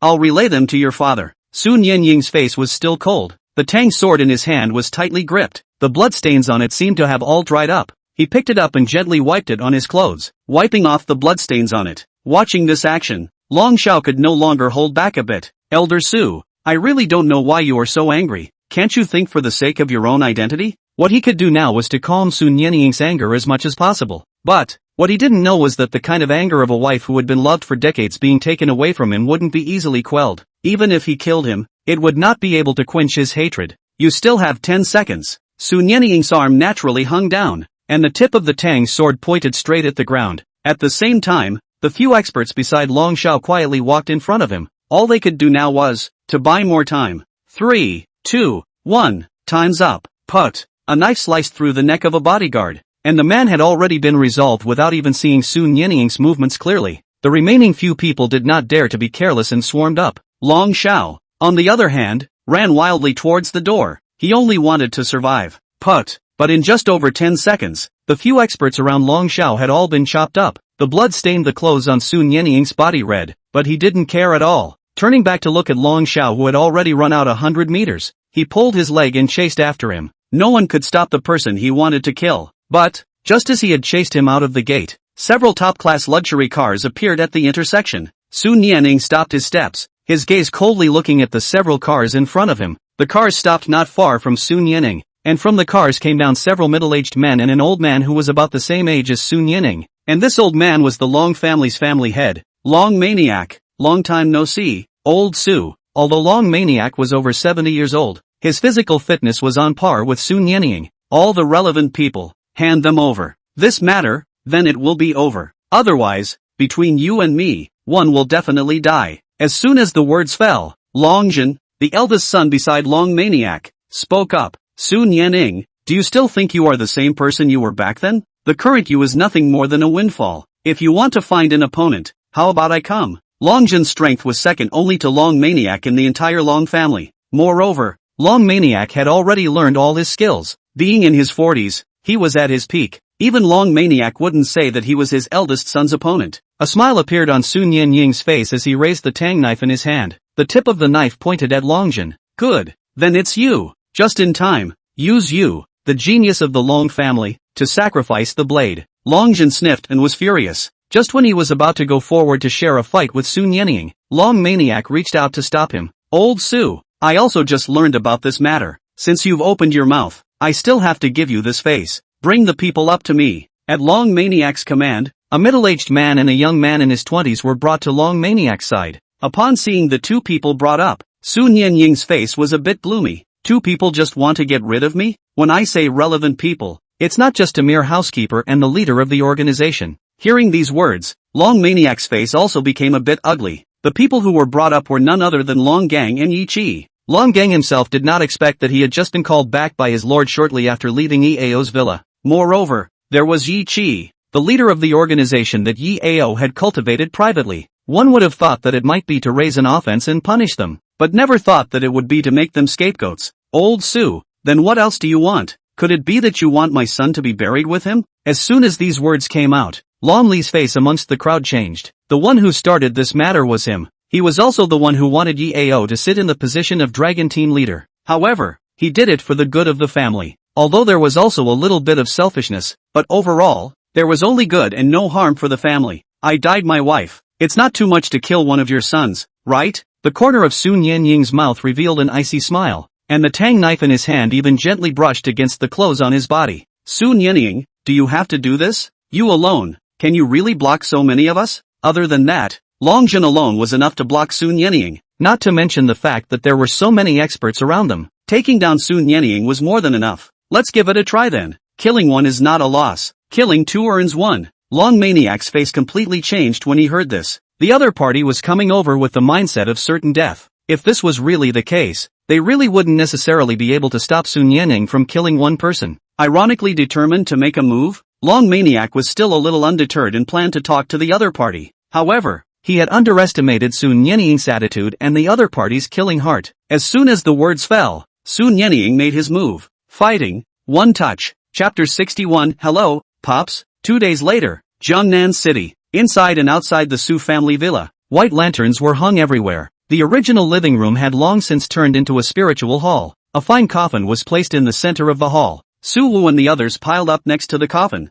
burning paper money. As for Chu Fei, he was standing behind them, wearing a black suit, his face full of low spirits. Su Li's eyes were red from crying. Today was the last day of the funeral, and in the afternoon, the hearse would be asked to send the coffin to the cemetery for burial. In the courtyard, there were quite a few bosses of local businesses in Jiangnan standing. For what happened 3 days ago, they already knew about it, but whether the murderer had been caught or not, they weren't sure. Now that Kaya was rising with the support of the Truman Group and Juanhao Group, the bosses of the major companies had come to mourn. Wang Xie was naturally in the crowd, only she found it strange what the other party was really from. Actually, even the people Chu Fei was protecting dared to make a move. Did those people not know Chu Fei's identity in the military department? If they knew, and still dared to make a move, then they were deliberately targeting Chu Fei. For that reason, she had even looked for people in the family to ask about the matter. However, the people in the family told her to stay out of this matter, and to just focus on business matters. This made her even more curious, and in her heart, she already planned to find a time to ask Chu Fei. Just as everyone was mourning,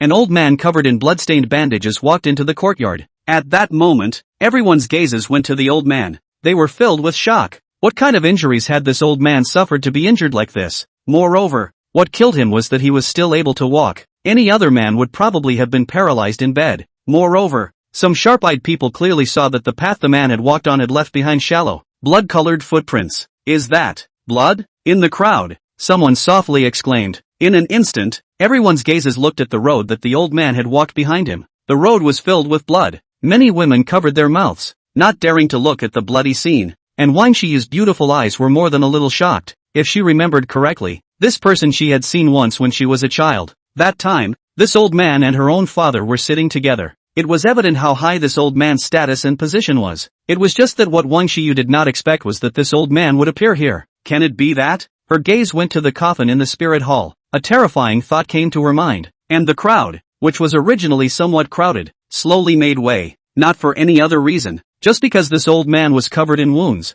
all of them had to come over to pay their respects. Chu Fei was the first to spot the dispersed crowd, and looking at the master who walked out from the crowd, the whole person was dumbfounded. What in the world had happened? How could the master be injured so badly? Just when he wanted to go forward, he was stopped by a look from Sun Yining, and Su Wu's 3 people also discovered the old man who was covered in blood. Su Wu's tall body trembled slightly. Memories from his childhood instantly flooded into his mind. In his memory, his father's familiar face and this old man in front of him gradually overlapped. At that moment, Su Wu's eyes instantly turned red. He angrily got up and rushed forward, about to throw a punch at Sun Yining. Many people couldn't help but gasp in shock when they saw the scene. But when his fist was about to land on Sun Yining, Su Wu stopped. What are you doing here? Mom's funeral. You don't deserve to show up. In Mom's heart, you died a long time ago. Do you hear me clearly? Dead. Su Wu roared at Sun Yining. But hot tears had already slipped down her cheeks, and Sun Yining didn't say a word, just crossed over Su Wu and walked to the coffin with trembling steps. Looking at Jiang Taiying lying in the coffin, he smiled. I'm sorry, I came back late. With one sentence, everyone present was shaken in their hearts. This person, unexpectedly, was Mrs. Zhang's husband. After not accompanying you for so many years, I didn't expect you to go one step ahead, but it's fine. Wait for me on the road. I'll be here soon too. It won't take long. Just wait for me. Sun Yining just plopped down next to the coffin, reciting words under her breath. Chu Fei looked in his eyes and was silent. Perhaps the person that Master had most apologized to in his life was Master's wife. As for Su Li, it was also the first time she saw her grandfather. Upon seeing her grandfather's bloodied gauze, as well as the bloody footprints that stained the floor red, she pursed her lips to keep herself from crying out. What in the world did Grandpa do? Why would be covered in wounds? Not only did she want to know, Chu Fei also wanted to know. But right now, it was not the time for him to speak. Su Wu, on the other hand, had also returned to kneel beside the coffin, after seeing his father's wounds all over his body. In fact,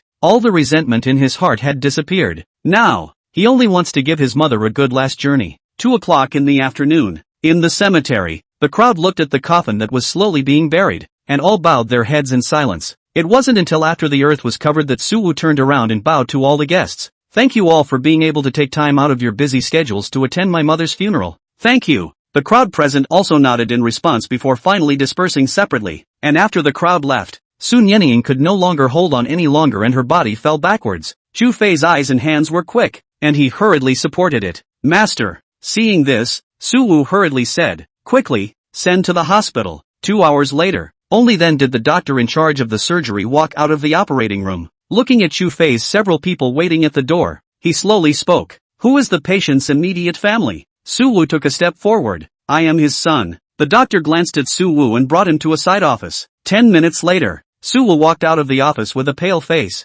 Upon seeing this appearance of Su Wu, Chu Fei had an additional bad thought in his heart. Uncle Su, how is my master doing? Su Wu looked at Chu Fei. He has lost too much blood. Most of the bones in his body are fractured, and his brain has been heavily traumatized. If he seeks medical attention for 1 day, he may still have a chance. Now, there may only be 2 days left. Chu Fei froze in place on the spot. Master, there were only 2 days left to live? What in the world was happening? Su Li also panicked. It was not easy to meet the grandfather that he had fantasized about for a long time. Only 2 days together. Or in the hospital? Grandma just left. Grandpa is going to leave? Su Li, who had barely managed to calm down, her eyes were once again moist at this moment. Uncle Su, I'm going out to make a call. With a cold face, Chu Fei walked towards the stairwell. Arriving at the stairwell, he took out his cell phone and made a call to Xiaoyu. However, in a few seconds, Xiaoyu's low voice came from the other end of the phone. Brother Fei, has Master arrived in Jiangnan? It seemed that everyone in the group already knew about this matter. What's going on? How did Master receive such a serious injury? Chu Fei almost roared out. When Xiaoyu heard Chu Fei's roar, she only spoke silently. After leaving that night, Master went to the Long family manor single-handedly. What happened in Jiangnan was related to the dragon family, and in a fit of rage, Master killed his way into the dragon family. In the end, the dragon family's head, Dragon Madness, as well as his 3 sons and others all stepped in, and Master, in order to avenge Master's mother, fought a bloody battle with the Long Maniac family. In the end, he chopped off Long Maniac's second son, Long Li, and he himself was severely injured. On the verge of death, the Supreme Person arrived, from the hands of the dragon family to save the Master. The Master strongly endure all the injuries, simple treatment for 2 days, to go back to the south of the Yangtze River. We cannot stop. Dragon family. The anger in Chu Fei's eyes almost gushed out. In order to support a person to rise to power, what a good means to use. What a dragon family.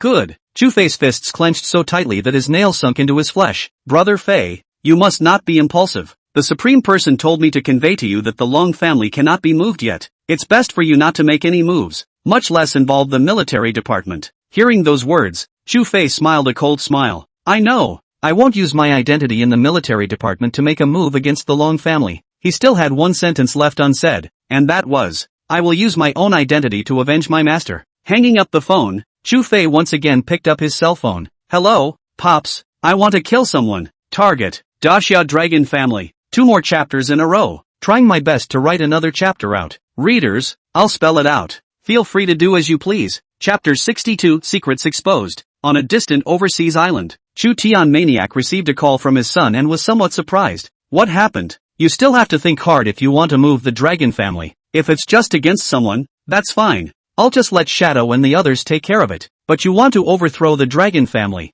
It's a little bit difficult. Opening his mouth to kill someone, or someone from the dragon family. Although for the Chu family, the dragon family was nothing. But after all, it was within the Dixia territory, so it was not good to send out people. If the dragon family was overseas, he would have already had people make their move. Master, it's dying. The Long family did it. A few short words caused Chu Tianhao's face to sink. What happened? Sun Yenying was his elder brother, although there was a huge difference in age between the two. Back then, Chu Tianhao had indeed received quite a bit of help from Sun Yenying. That was why he was thinking of handing over his son to Big Brother Su to teach him. However, it had only been a few years since he had seen him, and Big Brother Su was unexpectedly dying. Chu Fei told his old dad the whole story. He was also clear about the relationship between Pops and Master. He understood that this time, Pops would definitely not let it go. The dragon family must disappear. Good. This Long family is really big and powerful. You don't need to intervene in this matter. I'll personally resolve it. Chu Fei still wanted to say something. The phone had already been hung up. He knew very well that with Pop's temper, those people from the Long family would not even be able to leave the house. I'm afraid, only after doing all this did Chu Fei return to the corridor. However, he did not find Su Li and their figures. Only after asking did he realize that they had all gone to the ward to visit the master who had not yet awakened. Arriving in front of the ward, he gently pushed open the door. Master's original tall voice, at the moment appears a little thin. The body covered with scars was inserted with various instruments. The heartbeat detector next to him had been dripping and ringing non-stop. Su Wu and the others stood at the side, silently watching. At this moment, there was no more complaining in his eyes. There was only expectation. Expecting his father to live well. He didn't want to send away the two most important relatives in his life in just a few days. Perhaps from the moment Sun Yanning fought tooth and nail to come back to send Zhang Taiying away. Su Wu's heart had already forgiven this incompetent father. I'll keep watch here today. Qinglian and Xiaoli, and Xiao Fei, you all go. Seeing this, Zhang Qinglian was silent. Su Li knew that her father must have a lot of things he wanted to say to his grandfather and was also very understanding. Chu Fei originally wanted to stay behind to take care of his master, but Su Wu opened his mouth, so he could only follow Su Li back. The three of them returned to the Su family's villa. Since working at the company, Su Li rarely came back to live at home. One was for convenience, and the other was to make herself independent. Xiao Fei, feel free to sit down. I'll go wash some fruits. Zhang Qinglian got up and was about to go wash the fruits, but Chu Fei hurriedly waved his hand. Auntie Zhang, no need. Su Li also spoke up. Mom, you go rest first. You're tired after a long day. Looking at her mother's tired appearance, Su Li was a little too heartbroken. Mom is such a simple and kind person. Although she doesn't work, but everything at home is always taken care of clearly. Good, you two young people have something to say. Just talk. Mom will go rest first. Zhang Qinglian got up and returned to her room. Su Li, on the other hand, brought Chu Fei to her room on the third floor. When she was a child, she had always stayed in this room. Although she hadn't lived at home for a long time, the inside of the room was still clean. On the table, there was also a group photo of the family. Looking at the grandmother's appearance on the photo, Su Li's eyes couldn't help but redden again. Seeing this, Chu Fei went forward and gently held her in his arms. Alright, don't be sad. Grandma's spirit in heaven definitely doesn't want you to cry so sadly. Su Li just pursed her lips, enjoying the temperature of Chu Fei's arms. It seemed that it was in his arms that one felt safe. Go to sleep. I'll be right next to you to guard you. Chu Fei brought her to the bedside, gently letting her lie down and covering her with the quilt. Su Li grabbed Chu Fei's hand, her pair of beautiful eyes just looking at her. Bandit, what do you say? Will our child be a boy or a girl? Chu Fei smiled faintly. Can't it be twins? Moreover, it's time for you to go to the hospital for a checkup. You haven't rested properly these past few days, and the child definitely hasn't rested well either. Go to bed early. Early tomorrow morning we'll go to the hospital to see Master, and check it out on the way. Su Li gently nodded and drifted off to sleep. Early the next morning, when Su Li woke up, Chu Fei had long since disappeared. Getting up and changing his clothes, he came downstairs after a simple wash. Chu Fei had already made breakfast a long time ago. Seeing Su Li, he revealed a smile. Awake? Come down for breakfast. At this time, Zhang Qinglian also came out from the kitchen. There was also a bowl of red date porridge in her hand. Come and eat. I'll go send breakfast to your dad later. The company called you today. Your cell phone wasn't on and it went to your dad's cell phone. Your dad called me and asked me to pass it on to you, saying that there are some things in the company that still need to be handled by you. When eating breakfast, Su Li always felt that her mom was constantly looking at herself. Mom, what are you doing? Why are you looking at me? Do I have flowers on my face? Su Li drank the red date porridge in the bowl and looked at her mother somewhat strangely. You know how to cherish the people around you, not too young either. Zhang Qinglian's meaning was obvious. That is, she wanted to set up Chu Fei and Su Li. When she got up this morning, she had originally wanted to cook breakfast for the two. However, she did not expect that Chu Fei had gotten up before her and was making breakfast. She went up to help and learned a bit about Chu Fei from it. In her opinion, she was satisfied with Chu Fei's character and temperament. If her daughter could marry Chu Fei, she would be happy to see it. Mom, this matter is still early. Not to mention, he is the bodyguard by my side. Su Li raised her mouth and glared fiercely at Chu Fei. She thought it was Chu Fei who had said something to her mother. So what if he's a bodyguard? It's not like our family looks at status. Just good people. Anyway, I'm telling you, I'm very satisfied with little Fei. If you bring someone else back to meet me, I won't have this attitude. Zhang Qinglian's pretense of anger made Su Li unable to resist glaring fiercely at Chu Fei. Got it. Chu Fei, on the other hand, was at the side, not saying a word. After having breakfast, Chu Fei drove his car and took Su Li to the company. She hadn't been at the company for the past few days, and the company had squeezed in a lot of documents waiting for her to approve and sign. Only, just after arriving at the office, the secretary came in. Mr. Su, you finally come back. I don't know why, but a lot of companies want to cooperate with us these days, and the amount of investment is not small. Basically over $100 million. You see. Hearing this, Su Li's eyes had a few more moments of doubt. An investment of over $100 million? When did Jiangnan have such a company willing to cooperate with its own family? What companies are there? Only then did the secretary open the folder and read the names of those companies one by one. When Su Li finished listening, her beautiful eyebrows wrinkled. Companies that can't be found in 8 poles, looking for us to cooperate? A large portion of these companies that the secretary mentioned had nothing to do with medicine at all, including what timber aquatic products real estate infrastructure and so on. She was wondering why these companies wanted to cooperate with her family. Was there any benefit to them? I'm also wondering, Mr. Su, should we make an appointment? Su Li pondered for a while and just wanted to make an appointment to meet the bosses of these companies when Chu Fei spoke from the side. It's best not to use it. As soon as Chu Fei opened his mouth, Su Li knew that this matter was definitely not that simple. Waving her hand at the secretary, you go out first. The secretary looked at Chu Fei with some surprise before exiting the office. Why? Su Li looked at him with some surprise. Chu Fei took a deep breath. I suspect that the secret of the company's research has been exposed.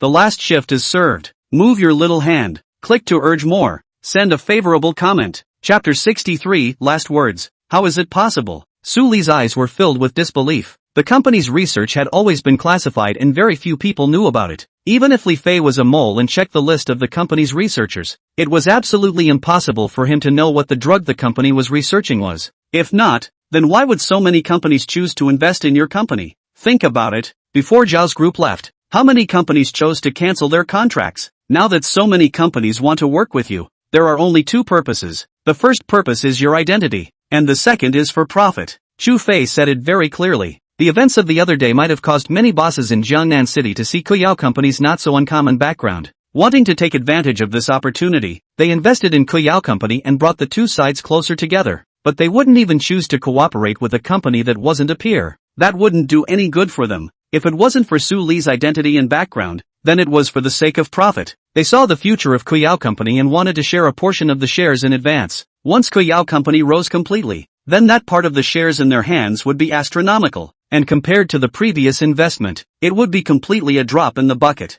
But Su Li still couldn't figure out who had leaked the company's secrets. There were only a few people who knew about it, and the researchers didn't have the chance to talk about it with outsiders. Then who could it be? We can only wait for tomorrow's business banquet. Chu Fei slowly spoke out. At tomorrow's business banquet, people under the 4 great families would all appear. Perhaps they knew part of the situation and wanted to occupy the market in advance. It can only be this way. Su Li's brows wrinkled slightly. Near the end of the afternoon, Su Li received a call from her father. You and little Fei are both at the company, right? Are things finished? Come over to the hospital. Your grandfather wants to say something to little Fei. Hearing this, Su Li's heart immediately clenched. Okay, we'll come over right away. Hanging up the phone. Bandit, my grandpa said there are some things he wants to say to you. We're going to the hospital now. Chu Fei sniffed, and a few more points of tension were added to his face. The 2 drove to the hospital. Gently pushing open the door of the hospital room, Sun Yenying had already woken up and could barely speak. However, her body's injuries were still very heavy,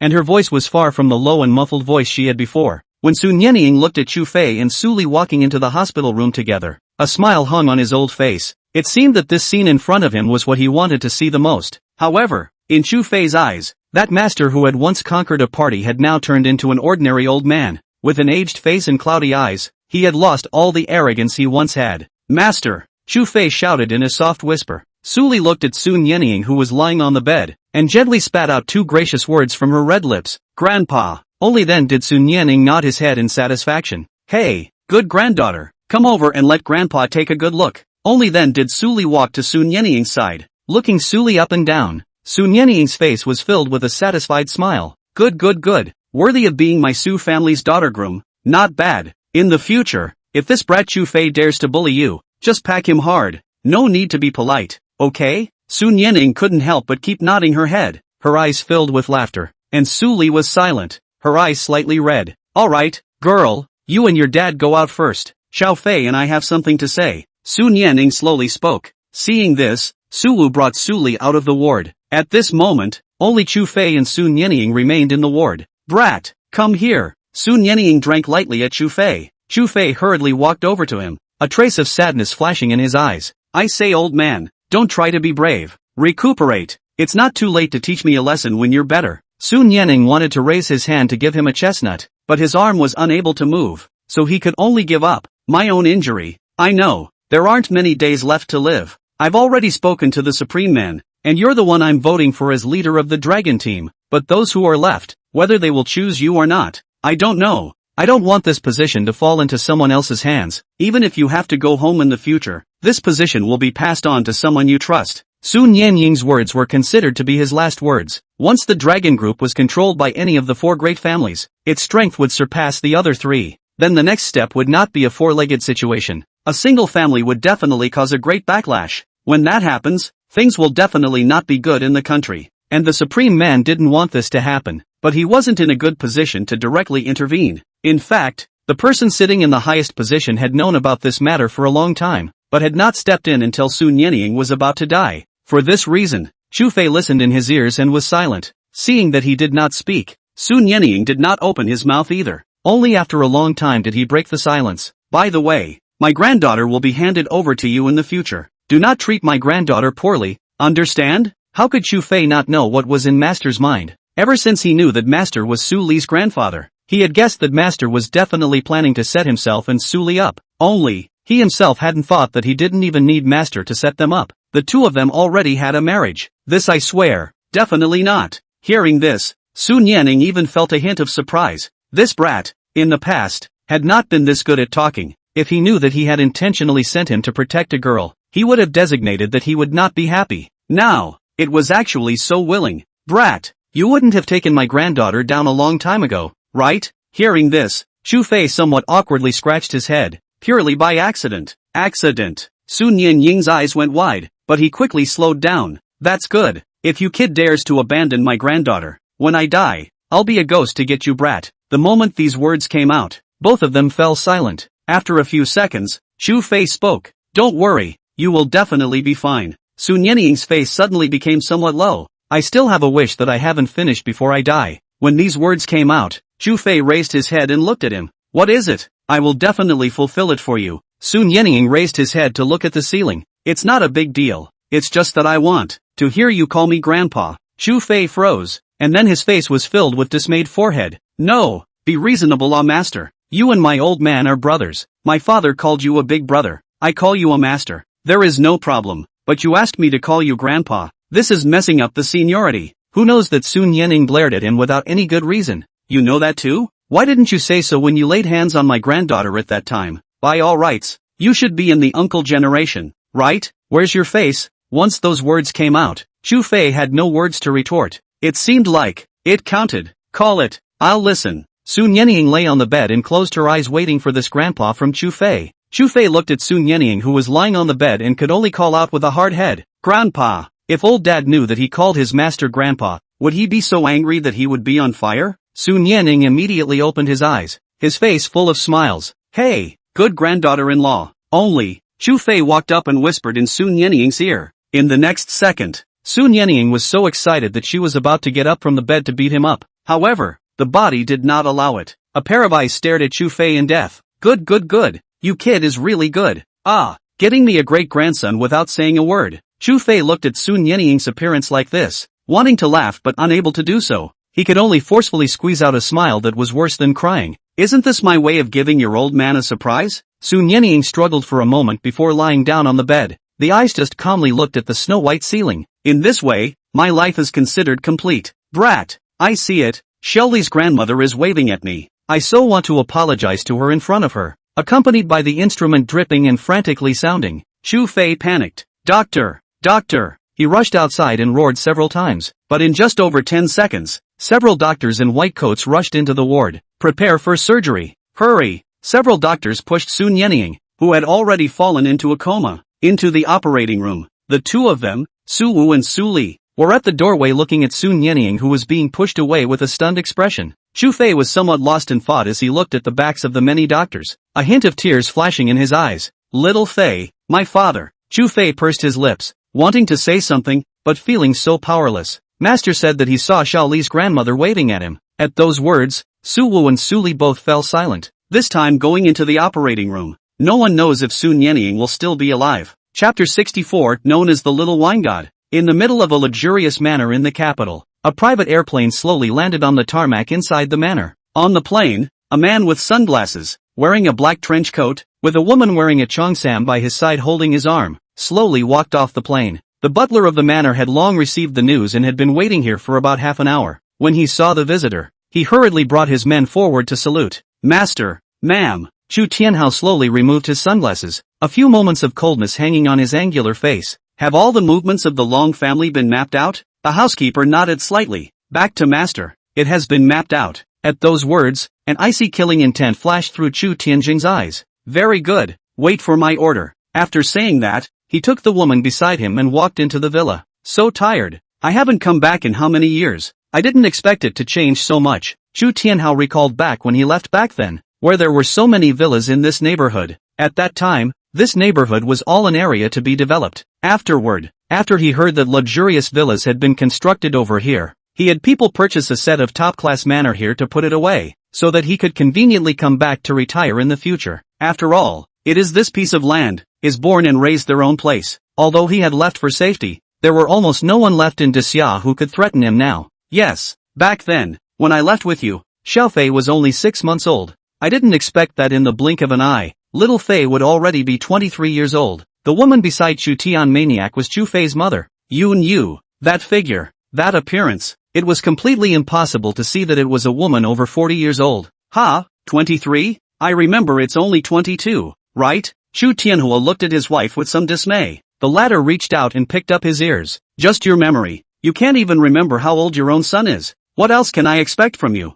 The housekeeper watched from the sidelines, lowering his head to hold back his laughter. There are still people around? Give me some face. Chu Tian Maniac somewhat awkwardly took down his wife's hand before saying to the butler, you go out first. Notify everyone that tonight, I will make the dragon family lose at least half of their top brass. Hearing this, the butler's body shook slightly. Yes, I'll go and do it now. As for Yun Yu, her face was as normal, as if she had long since become accustomed to it. After following Chu Tianhao for so many years, she knew a lot of things. Originally, this time, Chu Tianhao did not intend to let her follow her over. However, she did not come over this time for this matter, but wanted to meet her future daughter-in-law. Knowing from Chu Tianhao's mouth that this brat, Chu Fei, was actually going to make himself a grandmother so soon, this made her so happy that she had to come over with Chu Tianhuang. By the way, the matter of Big Brother Su, are you really going to exterminate the dragon family? Will it be blocked by those at the top? Thinking about Sun Yenying's matter, Yun Yu's brows furrowed slightly. The Long family's position in Disya was not low,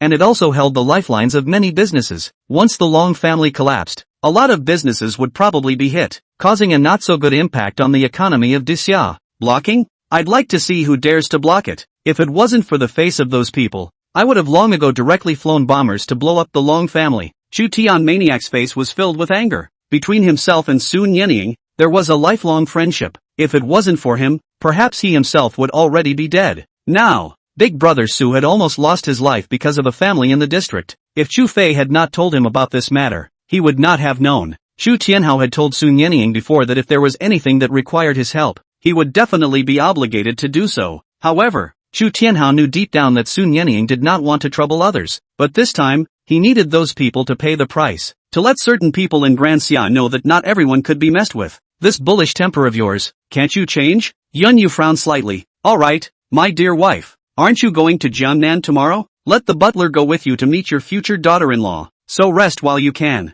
Tonight, I want the Long family to watch their men, one by one, disappear. Yun Yu gave him a blank look. Got it. After saying that, Yun Yu turned around and took a step towards upstairs. As for Chu Tian Maniac, when he saw his wife going upstairs, a burst of killing intent erupted in his eyes. Taking out his cell phone, he made a call. Tell everyone for me. At 8 o'clock in the evening, strike on time, must kill. Not a single one can be spared. Jiangnan. Chu Fei still didn't know that his parents had all arrived in Dasha, and at this moment, with Su Li, they had all returned to the villa. Master was already out of life-threatening danger, but needed quiet recuperation. In order not to disturb Master, they all returned. Moreover, the doctor told them that it might be because of Master's constant exercise. The injury was slowly recovering, but when exactly will he be able to move freely? It will only depend on his own physique. However, according to the current situation, it would take at least a year. When Chu Fei and the others heard those words, they all let out a long sigh of relief. A year's time was not too long to say, and not too short to say, but at least, Master had survived. After having dinner, the two of them, Su Li and Chu Fei, went out shopping. Bandit, you say, when is the right time to tell mom and dad and them? Seeing that it had been almost a month, Suli's little stomach was gradually reacting, although it was more or less the same as usual, but after a long time, it definitely couldn't be hidden. Chu Fei hesitated for a long time. He was very clear that this matter could not be delayed. Not only was it for Su Li's reputation to consider, it was also for the face of the Su family. Then let's make it this month. Pick a good day. I'll use this identity of my boyfriend to talk to your parents about this matter. Su Li held her arm, with a smile in her eyes, getting an affirmative answer. As a woman, she was naturally very happy. Right, let's go eat some barbecue. I don't know why, this time I always wanted to eat spicy. Spicy? Chu Fei looked at her with some surprise. People say that sour children are spicy. This is definitely a little princess. Men all like to have daughters. Sweet little cotton patties. Chu Fei was no exception. Then who knows? What if it's a bad boy like you? Chu Fei immediately stood up straight. If it's a brat, I'll designate to clean him up. Calling his old man's bluff. He's not qualified. Go, eat barbecue. The two immediately walked towards the nearby barbecue stall. Not long after, the two arrived at a barbecue stall on the side. There were quite a few people sitting next to the stall, and many of them were drinking wine and rolling their fists. Su Li ordered a small barbecued fish, some beef kebabs, chicken kebabs, and purposely asked the boss to put a little more chili. Just this once. I'm telling you, eating too much of this stuff is not good for the child. Su Li spat out her tongue at the punch. I'm going to eat it. In fact, she and Fong Cheng hadn't eaten a lot of barbecue in the past. It's just that later on, because after they worked, they were all busy with work matters, and they didn't have time to come and eat barbecue. Thinking of this, Su Li took out her cell phone and made a call to Fong Cheng. Xiao Cheng, we are in a barbecue street. Come over to eat barbecue? It's been a long time since I ate barbecue with you together. My treat. Come on. Facing Su Li's invitation, Fong Cheng naturally would not refuse. It was just the right time to have a good chat and nag with her. More than 10 minutes later, Fong Cheng came, wearing super short jeans and a simple black t-shirt. Her snow-white long legs were just leaking out. For a while, many men's eyes were on Fong Cheng. Fong Cheng was actually also very pretty. To have a body with a figure, to have a look with a look. You're dressed this way. Aren't you afraid of being stared at by colorful wolves? Su Li teased. Fong Cheng instead sat next to Su Li with a big grin, her gaze falling on Chu Fei's body. Isn't there a big handsome guy protecting us? Let's drink tonight. After saying that, he was about to ask the boss to serve the wine. However, Chu Fei faintly said from the side, she can't drink. Fong Cheng just wanted to question why, and then remembered what Su Li had said to herself earlier. Right, now Su Li wasn't alone. There was still one in her stomach. That's fine. Little Li doesn't drink. You drink. Haven't drank with you yet. I'm known as the little wine god. Can you drink past me? Fong Cheng revealed a bad smile at Chu Fei. You, little wine god? The last time I saw her in a clear bar, she was royally drunk. Just like that, she was still the little drinking god. Seemingly thinking of something, Fong Cheng's face reddened. Last time it was because I was in a bad mood. I'm in a good mood today. Just see if I can drink past you. Once the wine came up, the two of them drank a bottle dry. Su Li could only watch, not drink. When the barbecue and grilled fish came up, the two were even more liberal with their drinking. After 3 rounds of wine, Chu Fei was not drunk at all. Instead, it was Fong Cheng, whose eyes were already a little fluttering. Come on, continue. I just don't believe it. Fong Cheng still didn't believe it. Chu Fei didn't look like a man who could drink. Unexpectedly, the two of them drank 7 or 8 bottles in a row, but he was not even a little bit drunk. However, just as the words fell, a bald tattooed man came forward with a bottle of wine. Beauty, come, accompany brother to drink one. Drink happily, brother will take you flying. With that staggering look, one could tell that he was drunk, and not far from the table of Chu Fei's several people. A group of strong men just watched and did not speak. Fong Cheng shook her somewhat fluttering head at this moment. I'm sorry, who are you? Drinking with me? The moment these words came out, Chu Fei knew that trouble was coming. As expected, the bald tattooed man's face instantly became ugly. What? Looking down on me? Today, my brother will let you see. What kind of onion does my brother count as? As he spoke, he reached out his hand and was going to forcefully embrace Fong Cheng, and before his hand could touch Fong Cheng, Chu Fei got up and grabbed his wrist. Drunk, there's a hotel over there. Go rest yourself. The cold voice made the bald man even more angry. Kid, what are you? Get lost. After saying that, he reached out his hand and was about to push Chu Fei away. At the same time, the people at the opposite table had also stood up. An ordinary person at this time would probably choose to avoid or directly call the police. Only, Chu Fei's face turned cold, and his fingers slightly exerted force. The pain immediately caused the man to cry out in shock. Ah! Let go of my hand. The other hand even lifted the wine bottle and smashed it against Chu Fei's head. This time, Chu Fei wouldn't say much to him. Raising his leg, he kicked the bald man's stomach. Bang! The kick directly sent him flying out more than 2 meters away, and he heavily smashed on the ground. And when the burly men at the other table saw this, they rushed over towards Chu Fei with bottles of wine in unison. The surrounding people had long been scared and hid on the other side, taking out their cell phones and secretly filming. Chapter 65, Revenge Against the Long Family. A few burly men came forward to help up the man who had been kicked over by Chu Fei and stared angrily at Chu Fei. Kid, didn't you hit a little too hard? A man with a relatively stout figure stepped forward, holding a wine bottle in his hand. By the looks of it, if it didn't make sense, it was probably going to be a fight. The crowd of onlookers didn't dare to gasp for air. Each of their eyes stared blankly, seemingly just for the two sides to go to war. Instead, it was Su Li and Fong Cheng who sat on the stools as if nothing had happened, eating barbecue. Fong Cheng rushed at Chu Fei and said, "Aya, hurry up, we haven't even split the winner yet." The moment these words came out, the few people on the other side immediately became enraged. Could it be that this little girl still thought that so many of them could not deal with this kid? He should have thought of this consequence when he reached out. Drunk, find a place to have a good sleep, don't go to the head. Chu Fei's tone was very flat, but in the ears of these people, it was looking down on them, meaning, finding a beautiful woman to drink a cup of wine. So what? Fine, kid, let's see if your head is hard or my wine bottle is harder. The burly man violently rushed forward and smashed the bottle in his hand hard against Chu Fei's head. Only, Chu Fei took a step back and raised his leg, sending the bottle in his hand flying. Heavy smashed in a street lamppost. Bang sound. Crushed. The others took a look and were about to come forward to surround Chu Fei. But Chu Fei just quietly picked up a bottle of beer on the table and grabbed it in his hands. You guys can try if your bones will be harder than this bottle. As he spoke, his 5 fingers pinched with force. Bang! The wine bottle filled with wine was instantly crushed and burst by him with one hand. The crowd of onlookers were all wide-eyed, as if they couldn't believe what was in front of them. Was this real? Crushing a wine bottle with one hand? Can the strength of a finger really reach this level? Then he must not kill a cow with a single punch? The few strong men who were planning to go forward saw this scene and stood still, not daring to make a move. Perhaps in their previous opinion, this was just an ordinary young man, but now it seems that the other party is definitely a practiced fighter. They were empty of strength, but facing a practiced fighter, they were completely inadequate. Scram! Before I get angry. Chu Fei's ice-cold tone echoed in the ears of the several people. The several people looked at me and I looked at you, and could only silently help the man who had been kicked over by Chu Fei to leave the barbecue stand. Thought you would have a big fight. Come on, drink. Fong Cheng laughed and picked up a bottle of wine and handed it to Fong Cheng. Chu Fei looked at her with a face full of helplessness. Come on, it's almost over. If you keep drinking, no one will send you home. Su Li also persuaded from the side. Xiao Cheng, almost. Getting drunk gives you a headache. Fong Cheng originally wanted to get drunk, but Su Li had opened her mouth, and she also knew that she was already a bit dizzy from her current condition. Okay, originally, Fong Cheng had planned to go back on her own, but Fong Cheng sent her back to where she was staying for safety reasons. Only after that did Chu Fei and Su Li return to the villa. This time, the two of them did not return to the Su family villa, but instead returned to Su Li's villa. The late fall night had a few more coolness to it. In front of the room's window, Su Li just leaned on Chu Fei's chest.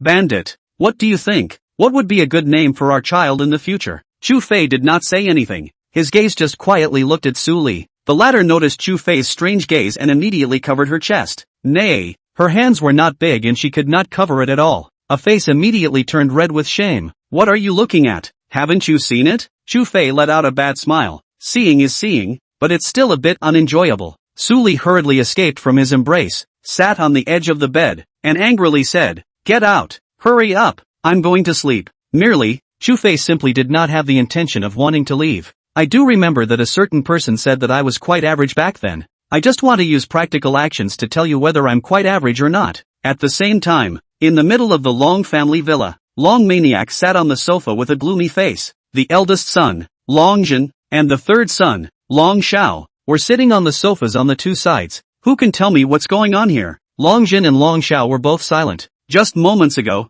they received a message. There were management personnel in the family that had been taken out. The opponent's methods were terrifying, and there wasn't even time to react. By the time they reacted, the other party had already lost sight of them. There was also more than one management. From 8 o'clock to now, in just an hour's time, at least 4 management personnel had been taken out. Damn it, who the hell's family moved? Long Maniac slapped on the armrest of the sofa, and cracks appeared on the sofa made of mahogany, showing how heavy the power of this slap was. Dad, do you think it could be someone from the military department? Long Xiao voiced his guess. Only earlier they had heavily injured Sun Yenying, the leader of the dragon group, and if it wasn't for the supreme person stepping in, they might have even killed Sun Yenying, but even so, it still allowed Sun Yenying to kill his second son. A person like Dragon Madness, who died as son, would not have any thoughts at all. After all, he had more than one wife. Impossible. If they made a move, there's no way they wouldn't have gotten the slightest wind of it. Not to mention, there's still this kid Yao watching from the military department side. If it's really someone from the military department,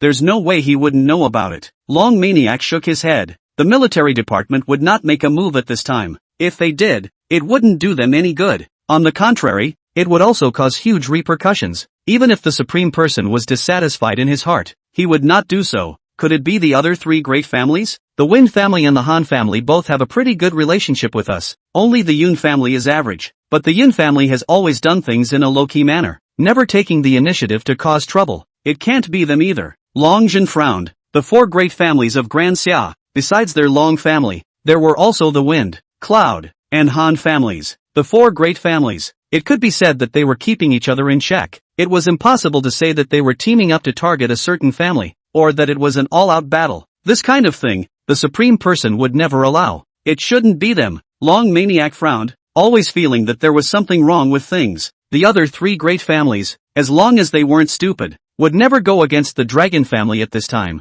Once the Long family sat in the position of Dragon team leader, at that time, the days of their three great families would definitely not be good. Moreover, in their opinion, this position of Dragon team leader could almost be said to be the Dragon families for sure. It was even more unlikely that they would make a move to directly exterminate their Dragon family's management staff. Just as the three of them were frowning and discussing, Long Jin's cell phone rang. Hello? A trembling voice came from the other end of the phone. Master, the young master, the second young master, have all been killed. The eldest young master is desperately rushing to the family. Hearing these words, Long Jin violently stood up from his position. A pair of eyes were bloodshot beyond measure, and a terrifying killing intent erupted from him. What? Who the hell did this? Find out for me. If you can't, I'll take your heads and sacrifice them to heaven. As the words fell, Long Jin ruthlessly smashed his cell phone on the ground, while Long Maniac was looking at him with a frown on his face. What happened? Father, Xiao Yu and Xiao Ao, gone. They were both killed. Long Zhao's pupils dilated, his eyes filled with shock. Long Maniac slapped his hand on the armrest with a bang. This time, the handrail could no longer withstand the terrifying force and was broken by the slap. Long Yu and Long Ao were his two most valued grandchildren, a born business wizard. At the age of only 18, he was able to manage a listed company on his own and take care of it in a well-organized manner, and the earnings were far more than the companies managed by his other grandchildren. As for Long Ao, he was even a born manager. Long Maniac even thought that if he was not around one day, the position of the head of the Long family would be passed on to Long Ao, but he never dreamed that these two grandsons would be one step ahead of him. Who the hell is it? Find out for me. Use all your power and investigate for me. I'm going to kill them. Long Maniac was furious, and on the highway that was only a few kilometers away from the Long family villa, in a multi-million-dollar business car, Long Jin's eldest son, Long Shi, was covered in cold sweat. He received a call from the big housekeeper, saying that both the oldest three and the second brother had been taken out. He was told to immediately get into a bulletproof car and go back to the family manor. He didn't even think about it and immediately had someone drive home. Seeing that he was about to arrive home, his hanging heart was released. He was also wondering who in the world was trying to deal with his own family. Moreover, weren't those people afraid of being retaliated against by the Long family? One must know that once the Dragon family became furious, the other three great families would also have to suffer. He couldn't think of anyone who would have such guts to squarely target the Long family. However, while Long Shi was thinking about this, a jeep without license plate behind him chased after him. A silhouette slowly stood up from the car. If one looked carefully, one would find that the man was carrying something like a cannon barrel on his shoulder. The driver, who was driving the car, saw the jeep catching up behind him. At first, he thought it was just passing by, but when he fixed his eyes on it again, his face changed drastically. With a cry of horror, RPG, bang, accompanied by a deafening explosion, the entire bulletproof car burst into flames. Chapter 66, I don't mind adding fire. And at this moment, the Long family manor, the big butler rushed into the hall in a hurry, his face full of cold sweat. He had just received news from his men that the young master had been blown up with his car. There were almost no bones left. and now only part of the remaining body had been found. One of the family members responsible for driving the car was just as able to escape death. Old Master, something big is wrong. Young Master Longxi was attacked by someone on the way back. Even the people with the car were blown up. The several people of Long Maniac who were discussing what to do to catch the mastermind behind the scene. When they heard this from the big housekeeper, they got up violently. Longjin was even frozen in place, his eyes filled with disorientation. He would never have dreamed that his 3 sons had all been killed overnight. Moreover, it was only a few kilometers away from the family. What? Who the hell is the other party? How dare they? Long Maniac's face was filled with violent anger, and his eyes were covered with killing intent. In just 2 hours, nearly half of the family's direct members had been lost, and many of them were the top staff of the family business. Once they died, the family's business was feared to suffer a terrible shock in a short period of time. It's still being traced. However, the person who attacked young Master Longxi has already been targeted by us. Being chased. Hearing this, Long Maniac's face looked a little better. Command down. Catch them alive. I want to personally torture them. Long Maniac rushed at the big housekeeper and said in a cold voice. This time, he was truly furious. Even if he used all of the family's reserves, he had found out who was the instigator behind this group of people. He wanted to see what the other party was from, actually daring to make a move against his own family. Moreover, in just 2 hours, so many people were taken out. Wasn't the other party afraid of being targeted by the military department? One must know that the other party used heavy weapons in the middle of this conflict, and once they were discovered by the people from the military department, then they would definitely be watched. Anyone who dared to use such a weapon in the capital city either had a very terrifying background or a very good relationship with the people from the military department. However, other than their 4 great families, other people simply did not have the qualifications to use this kind of weapon. Even if it was their 4 great families, they wouldn't dare to use heavy weapons easily until they had no choice. Yes, the big butler left the living room in a hurry. Long Xiao was also a little panicked in his heart. All 3 of his elder brother's sons were already gone, although he himself only had 1 daughter. But after all, he was also a senior person in the family business. He hurriedly took out his cell phone, intending to make a call to his own daughter. But before he could call, his cell phone even rang first. Dad, help me. The distressing voice of his daughter, Long Yun, came from the other end of the phone. Instantly, Long Zhao's face changed drastically. Where are you at? I'll send someone over to pick you up right now. Unsurprisingly, his own daughter was now in danger as well. I'm at the Shangtian Hotel. Come quickly. The phone was hung up by here. Long Xiao looked at his own father. Dad, Xiao Yun is in danger. I want the family's dragon guards to go and rescue her. The dragon family's dragon guards belong to the elite of the elite, no less than the average member of the dragon team. Moreover, each of them had been selected by thousands, and their ability to fight alone against 40 ordinary people was not a problem at all. Go! Remember, if you can, try to catch some alive. Long Maniac's face was still terribly cold. His eyes fell on Longjin who was on the side. Go! Make a call to Yi Ao, early tomorrow morning. I want to hear all the identities of the instigators of this operation. Longjin, who was in a state of disorientation, only then stood up from his position in a bit of a trance. The death of his 3 sons could be said to be a huge blow to him. Originally, he thought that he would be able to easily sit in the position of the dragon family head, but now everything was shattered like a bubble. I know. For a time, the entire capital became terrified. The other 3 great families had also received this horrifying news. In their opinion, this was a terrorist attack against the Long family. In just one night, the Long family was afraid that it would be heavily damaged. At that time, those industries of the Long family, they would have every chance to take advantage of the opportunity to acquire them. Meanwhile, in the middle of an office in the military department, Yi Ao received a call from Longjin. When he heard that such a big change had occurred in the capital, his entire body froze in place. In his opinion, the only ones who dared to make a move against the Long family in the entire Grand Xia were the other 3 great families. However, from Longjin's words, it wasn't the 3 great families that made a move this time, but someone else. Remember, my father has already put the word out. Tomorrow morning, if there is no news, you can return to the family. The phone was hung up, and Yi Ao's face was as cold as frost. Taking out his cell phone, he made a call to Su Xiaoyu, the leader of the intelligence squad. Hello, Captain Su, right? Trouble mobilizing everyone in the intelligence squad for the terrorist attack that happened in the capital tonight. I want you to find out all the clues of the enemy within an hour. Su Xiaoyu, who was resting, heard Yi Ao's tone as if he was ordering. A cold smile appeared on his face. Captain Yi, you seem to have gotten one thing wrong. I'm not your direct subordinate. You're not qualified to use this tone with me. Also, this matter, our intelligence squad can't do anything about it. We haven't received any orders from the matriarch, so it's impossible for the people of the intelligence squad to serve you. Hearing this, Yi Ao's face was extraordinarily ugly. Su Nianying was going to die soon, and this group of people were still obsessed. Captain Su, I hope you figured it out. Right now I'm the acting leader of the dragon team. My orders are the orders of the team leader. If you don't accept this order, I will consider removing you from the position of intelligence team leader. He thought that he had made it clear enough, but Su Xiaoyu did not buy his argument. Captain Yi, I wonder when you became the acting leader of our dragon team. Why haven't I received any news? Or do you think that you yourself are the acting team leader? Yi Ao was furious and his face was full of iron. Now there was only Su Xiaoyu left, who was not willing to submit to himself as a team member. One must know that the most powerful thing about the dragon team was not the strength of the dragon team members, but the dragon team's intelligence organization. As long as they wanted to find out, there was basically nothing they couldn't find out. Even now that he had become the captain of the 2nd Brigade, he knew nothing about the distribution of all the members of the intelligence organization squad,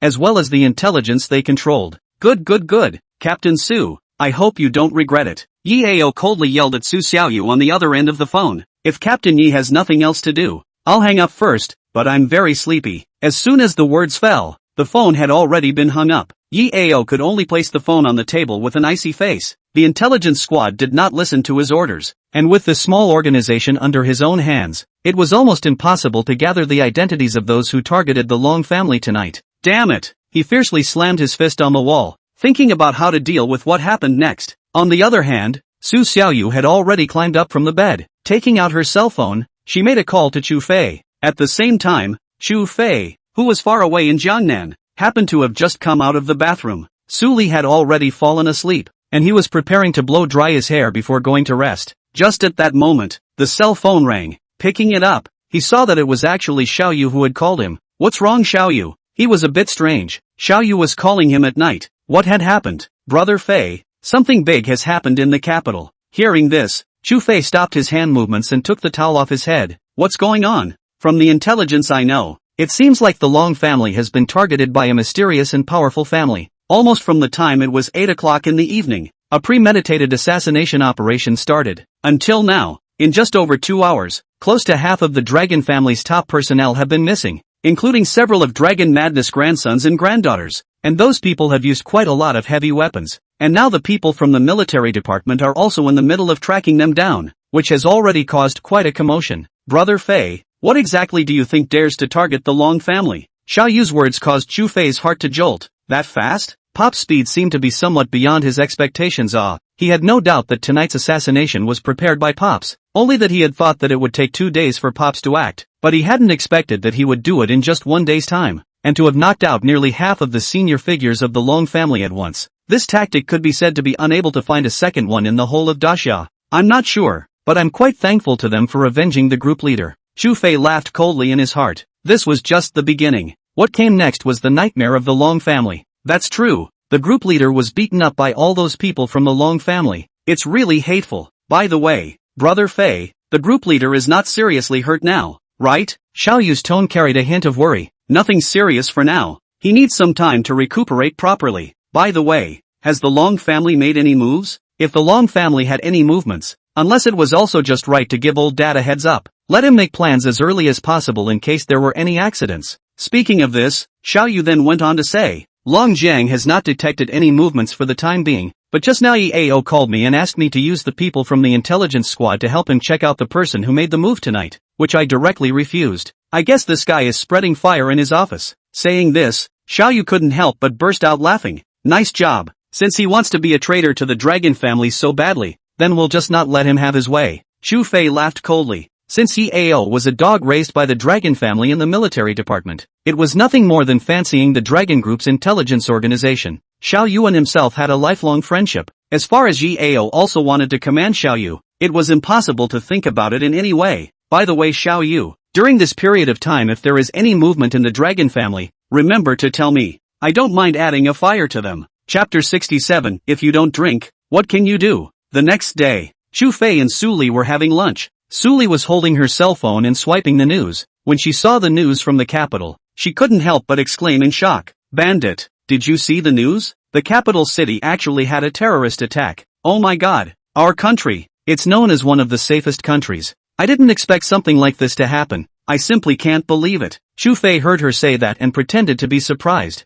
Really? Let me see. Receiving the cell phone handed over by Su Li, the cover of the news was a picture that had been mosaicked. However, it could still be clearly seen that it was bloodstained. It could be seen how horrifying last night's events were. Only, Chu Fei was laughing coldly in his heart. The Long family, just seeking their own death. They would never think of how terrifying it was for Pops to get angry. It's probably some personal grudge. When I used to work in the military department, I knew that there are actually many families in our country that have firearms among them. It's just that, it's all defaulted by those big shots above. Until it's a special time, it's usually not easily utilized. Chu Fei simply commented. Hearing his explanation, Su Li was somewhat surprised. However, she did not say anything more. After all, in the middle of Jiangnan City, some people did have firearms in their hands. It was just that very few people dared to hold them in the open. After having lunch, the two of them did not stay at home. The weather was just right, so going out for a walk was not bad. This is not only good for Su Li's body, but also good for the child in her belly. It was not until 3 o'clock in the afternoon that the two returned to the villa. They changed into a set of formal clothes and drove to the location of the banquet,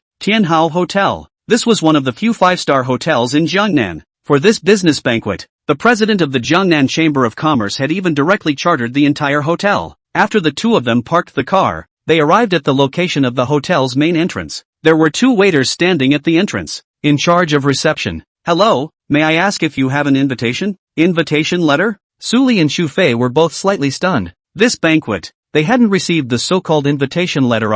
Is this the banquet of the Jiangnan Chamber of Commerce? Is there still a need for an invitation? Su Li looked at the two waiters with some confusion. Yes, in order to avoid some unnecessary small companies from mixing in, the president has specially issued invitations to the companies that have been invited. If the two of you don't have an invitation letter, you won't be able to enter. Sorry. The waiter's words caused Su Li to frown slightly. When the president had called her before, he hadn't said anything about the invitation letter. Just as she was about to take her cell phone to give the president a call to ask, a man pulling a woman appeared behind the two. After seeing that it was Chu Fei and Su Li, he couldn't help but make a sound. Yo, isn't this Mr. Su? What? Is there no invitation? Chu Fei and Su Li looked back at the same time, but unexpectedly discovered that Lin Shuwei was standing side by side with a woman who looked to be over 40 years old. Most importantly, this woman's figure could be described as one-dimensional. With a figure of 1 meter 6, she looked like a large balloon from afar. When she walked, her body fat was trembling. Honey, you know them The woman's duck-like voice landed in Chu Fei and Su Li's ears, and goosebumps rose all over. Lin Shuwei's eyes stared at Chu Fei and Su Li with some resentment as she gritted her teeth and said angrily, more than knowing them, in order to rise to the top, Lin Shuwei could be said to have sacrificed everything. The current woman was his new girlfriend, and her company, in Jiangnan City, could be said to be a ranked existence. In order to please her, Lin Shuwei could be said to have spent a lot of effort. Now, every night he enjoyed the thrill of being squeezed by a pile of fat meat, the greasy flavor that could make a person spit out their overnight meal. However, for the sake of his company, his future, he could only endure the pain. He placed the reason for all of this on Chu Fei and Su Li's body. General Manager Lin, good health. I haven't seen you in a few days, but you've actually changed again. Do you want me to introduce a few good medicines for you to try out? Guarantee you'll be alive and well. Chu Fei held back his laughter at the side. He also did not expect that he would actually be able to run into this unlucky fellow Lin Shuwei here. Since he had taught this fellow a lesson last time,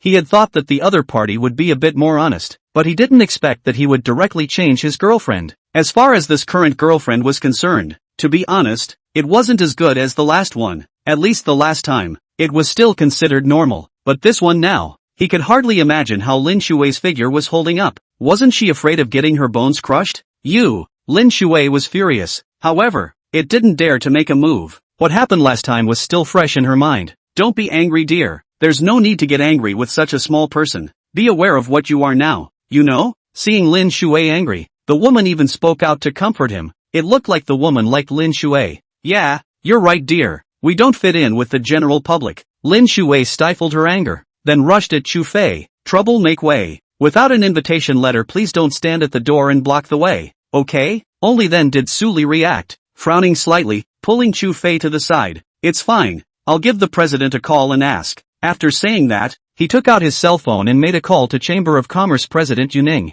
Hello, President Yu? I'm Su Li, the president of Kuyao Corporation. May I ask if still needs an invitation for admission? Yu Ning, who was busy in the hall, could not help but frown slightly upon receiving this call. This Su Li was the one that those few big companies from above had named to see, and he didn't dare to be slow. Yes, Mr. Su, I remember I sent an invitation to your company. You guys didn't receive it? Hearing this, Su Li had a few more moments of puzzlement in her eyes. The invitation had been sent to the company? Then why didn't you receive it yourself? President Yu, I indeed did not receive it. I don't know. Was there some kind of accident? Hearing this, Yu Ning then opened his mouth and asked, It won't be. Where are you now? President Su, should I come over and bring you in? Only then did Su Li open her mouth to say that she was at the door. Yu Ning put down the phone and said to the people around him, You guys continue. I'll go pick up someone. After saying that, he walked quickly towards the front door. After seeing Su Li and a man stopped outside the door, he hurriedly apologized. Mr. Su, I'm really sorry. Maybe it's because my people didn't do their job and forgot your invitation. Su Li also smiled and returned the greeting. President Yu is polite. It's also my honor to be able to come to this banquet. Only then did Yu Ning's gaze fall on Chu Fei. This is my bodyguard. After receiving Su Li's answer, only then did Yu Ning invite the two inside. In the hall, quite a few people had already come. However, those who were there now were just small companies. The truly large companies hadn't even arrived yet. Just like Chu Men, the boss of the Juanhao group, none of them had come yet. As for Lin Shui, he had been paying attention to the front door, and after seeing Su Li and Chu Fei being brought in, his face was a bit ugly. Unexpectedly, they actually had connections to come in here. With a turn of his eyes, he immediately thought of a way. Then he came together and whispered in his girlfriend Lu Ting's ear. Once Lu Ting heard this, a hint of anger spread across her disc-like face. Playing this kind of small tactics, do you really think that my man has no one to love? Honey, don't worry, I'll give you a head start. After saying that, he directly picked up a cup of red wine on the table and walked towards where Chu Fei and Su Li were. When it was no more than a few steps away from Chu Fei and Su Li, it stopped. So you're the president of Kuyao Company. It's really better to be known than seen. I wonder if Mr. Su can show his face and have a drink? After saying that, he raised the wine cup in his hand. Su Li frowned slightly, looking at Lin Shui beside the woman. Sorry, not feeling too well. Can't drink. However, Lu Ting was unforgiving. Yo, is Mr. Su putting up a fight? I've heard that quite a few companies have been looking for Kuyao to invest recently. Mr. Su's value has also risen. Looking down on us small companies? Some harsh words made Su Li's face look a little less than favorable. The matter here also attracted the attention of quite a few people. There was no lack of bosses who wanted to cooperate with Kuyao Company. However, without exception, these people didn't even see Su Li's face. Moreover, without exception, their requests for cooperation were all rejected. At this moment, someone was targeting Kuyao Company, and they were happy to see it. It's not that. I'm just not feeling too well. I still hope this boss will bear with me. It wasn't that Su Li didn't want to drink, but she still had a little one in her stomach right now, and she couldn't drink on her own. I see. Mr. Su was just looking down on us small companies. Lu Ting's voice was not loud, but quite a few people present heard it. For a while, the winds favored Lu Ting's side. At the same time, a man came forward. Mr. Su, this is the chairman of Aoshi Group. A glass of red wine won't get you drunk, right? The man who spoke was the owner of a real estate company that Su Li had refused to cooperate with. He was also worth hundreds of millions of dollars, and his company was not small. And the voices of other people also sounded beside him. Mr. Su, a drink won't do any harm. As soon as the crowd spoke, Su Li's face became even more ugly. However, Chu Fei opened his mouth, sweeping his gaze over the crowd. He slowly said, If you don't drink, what will happen? Chapter 68, A man depends on his clothes and a horse depends on his saddle. A cold, icy voice echoed in the ears of the crowd. However, as soon as Chu Fei opened his mouth, he was greeted by Lin Shui's mockery. You're nothing but a tiny bodyguard. There is no qualification for you to speak here. The moment these words came out, the people present could not help but burst into laughter. At first, they thought that this person was General Manager Su's man or husband. It was nothing to say this. After all, it was one's own woman, and it was understandable that she was not feeling well and could not drink. However, this kid was just a small bodyguard. What qualifications did he have to say such words for his boss? Su Li also did not want to offend these bosses to death, and could only signal for Chu Fei to back away. Afterward, he picked up the red wine on the table. Bosses, I'm sorry, my people don't know what they're doing. This cup of wine, Before the words were finished, Chu Fei had already snatched the red wine from her hand. In front of everyone, he casually threw it. Splat! The goblet shattered and the red wine spilled all over the place. I said, you're not allowed to drink it. Understand? Chu Fei's face was calm as he looked at Su Li. The latter stared at Chu Fei's face, and a trace of emotion flashed through her eyes. Aha! However, Chu Fei's actions drew the dissatisfaction of quite a few people. I say, Mr. Su, a bodyguard beside you can tell you what to do. It can't be that you have some kind of relationship with this bodyguard, right? Or is he a little white boy that you raised? Ha ha ha ha ha. For a while, the entire scene burst out laughing. However, there were only 3 people who didn't laugh out loud. One was Lin Shuai, not for any other reason, because he himself was the one who was adopted. As for the remaining 2, they were Chu Fei and Suli. Chu Fei, on the other hand, slowly raised his head and looked towards the person who had just uttered those words. Taking a step, he walked up to him, a pair of eyes quietly looking at him. I'll give you a chance to apologize. The man, on the other hand, clearly did not expect Chu Fei to dare to be like this. At that moment, he snorted. Kid, do you know who I am? Making me apologize. Do you have the qualifications? The surrounding people clearly wanted to watch the show as well, and each of them stood aside with a sneer. When Suli saw Chu Fei in this state, she knew that she couldn't stop it and could only stand dryly. Whether there is a qualification or not I don't know, but I know that you will definitely get beaten. A hint of a smile was outlined on Chu Fei's face. Before the latter could react, Chu Fei slammed his fist onto the man's face. Bang! The man was knocked to the ground by his punch, and a trace of blood spilled out from the corner of his mouth. It could be seen how much power Chu Fei had used for this punch. The people in the surroundings were stunned when they took a look. It hadn't even occurred to them that this kid would actually dare to make a move. And at this moment, Yu Ning also discovered the situation over here. He immediately frowned. A bodyguard also dared to make a move against the boss? Security! Security! The man who was beaten clearly did not want to make a move against Chu Fei, and instead called for security. Immediately, 2 men in security uniforms came forward. This gentleman, please also go out. Seeing this, Yu Ning also stepped forward. This gentleman, please also go out. People without quality are not welcome here. As soon as Suli saw that the president had stepped in, she hurriedly stepped forward to explain.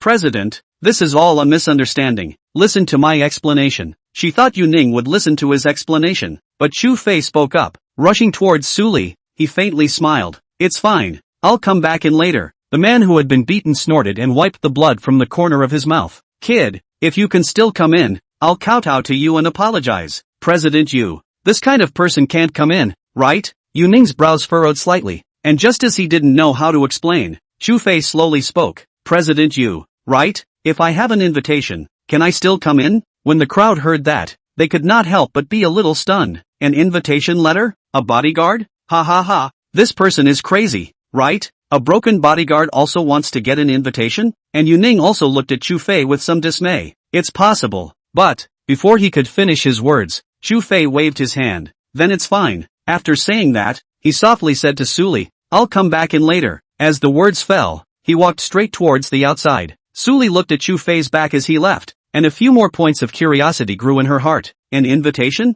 Did Chu Fei really have one? Yu Ning also froze. It seemed that he, too, had not sent this bodyguard an invitation. Had he? He could come in with an invitation? It couldn't be possible. Chu Fei, who had left the banquet site, arrived outside the hotel. Taking out his cell phone, he made a call. Young master, a respectful voice came from the other end of the phone.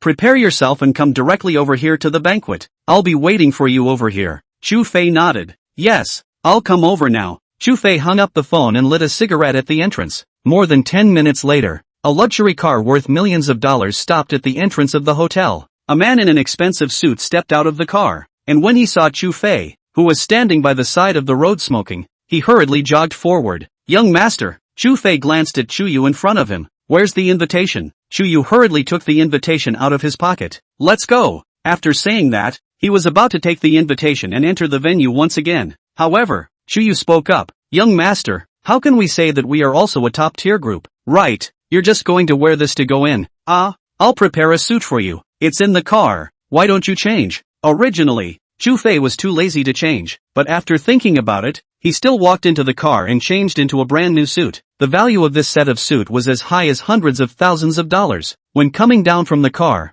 Chu Fei was like a different person. Together with the black sunglasses, he was a completely different person from the one who just wore a bodyguard suit. Let's go. Chu Fei gently lifted his collar and led Chu Yu towards the venue. The waiter at the entrance, on the other hand, took in everything in front of him. His eyes were on the verge of glaring out. This person who had just been kicked out actually owned a top-of-the-line luxury car worth millions of dollars? When Chu Fei walked in front of the two waiters, neither of them dared to reach out to stop him, and they didn't even dare to look at the invitation. Such a character was not something they could stop. After Chu Fei walked into the scene, many people's gazes looked over. It was just that he was currently wearing sunglasses, making many people feel a bit unfamiliar. But Su Li, who was sitting in her seat, could tell that this was Chu Fei with a single glance. There were a few more points of surprise and amazement in his eyes. This guy, after changing a set of clothes, was like a different person. That temperament, it was like the young master of some powerful family. Who is that person? The aura is so strong. I don't know, probably the boss of some big company. Looks so young.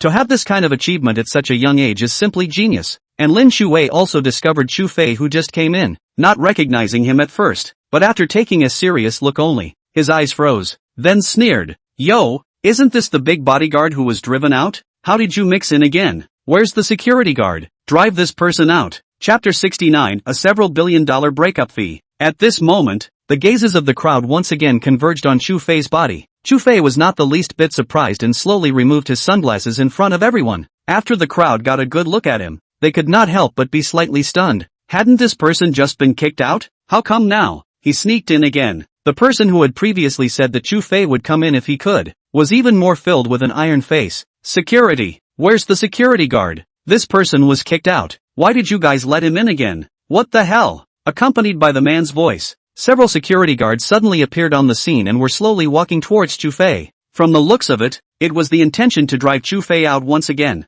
Only, before Chu Fei could speak, Chu Yu on the side took the lead and took a step forward. Blocking in front of those security guards, she slowly took out the invitation. Blind your eyes, even the chairman of our group dares to invite out? Chairman Yu, this is where you're looking? Yu Ning was still in a state of dismay when he heard Chu Yu's voice. Chairman of the board? He was no stranger to Chu Yu. The other party was the president of Chu Men Group, and in order to show respect, the invitation was still sent over to his door on his own initiative. However, the chairman of Chu Gate Group would actually be Chu Fei, who had just been kicked out by him, and this chairman was actually Su Li's bodyguard? He couldn't figure out this layer of relationship no matter how he thought about it. Although he knew that there was a cooperative relationship between Chu Men and Kuyao, and Chu Men had also invested quite a bit of money in Kuyao, but after all, that was the chairman of Chu Men. Who would choose to be a bodyguard for the owner of a small company? When the others heard this, they were even more filled with dismay. Chairman of the Chu Men Group? Ever since the Zhao Group disappeared, the Truman Group took over.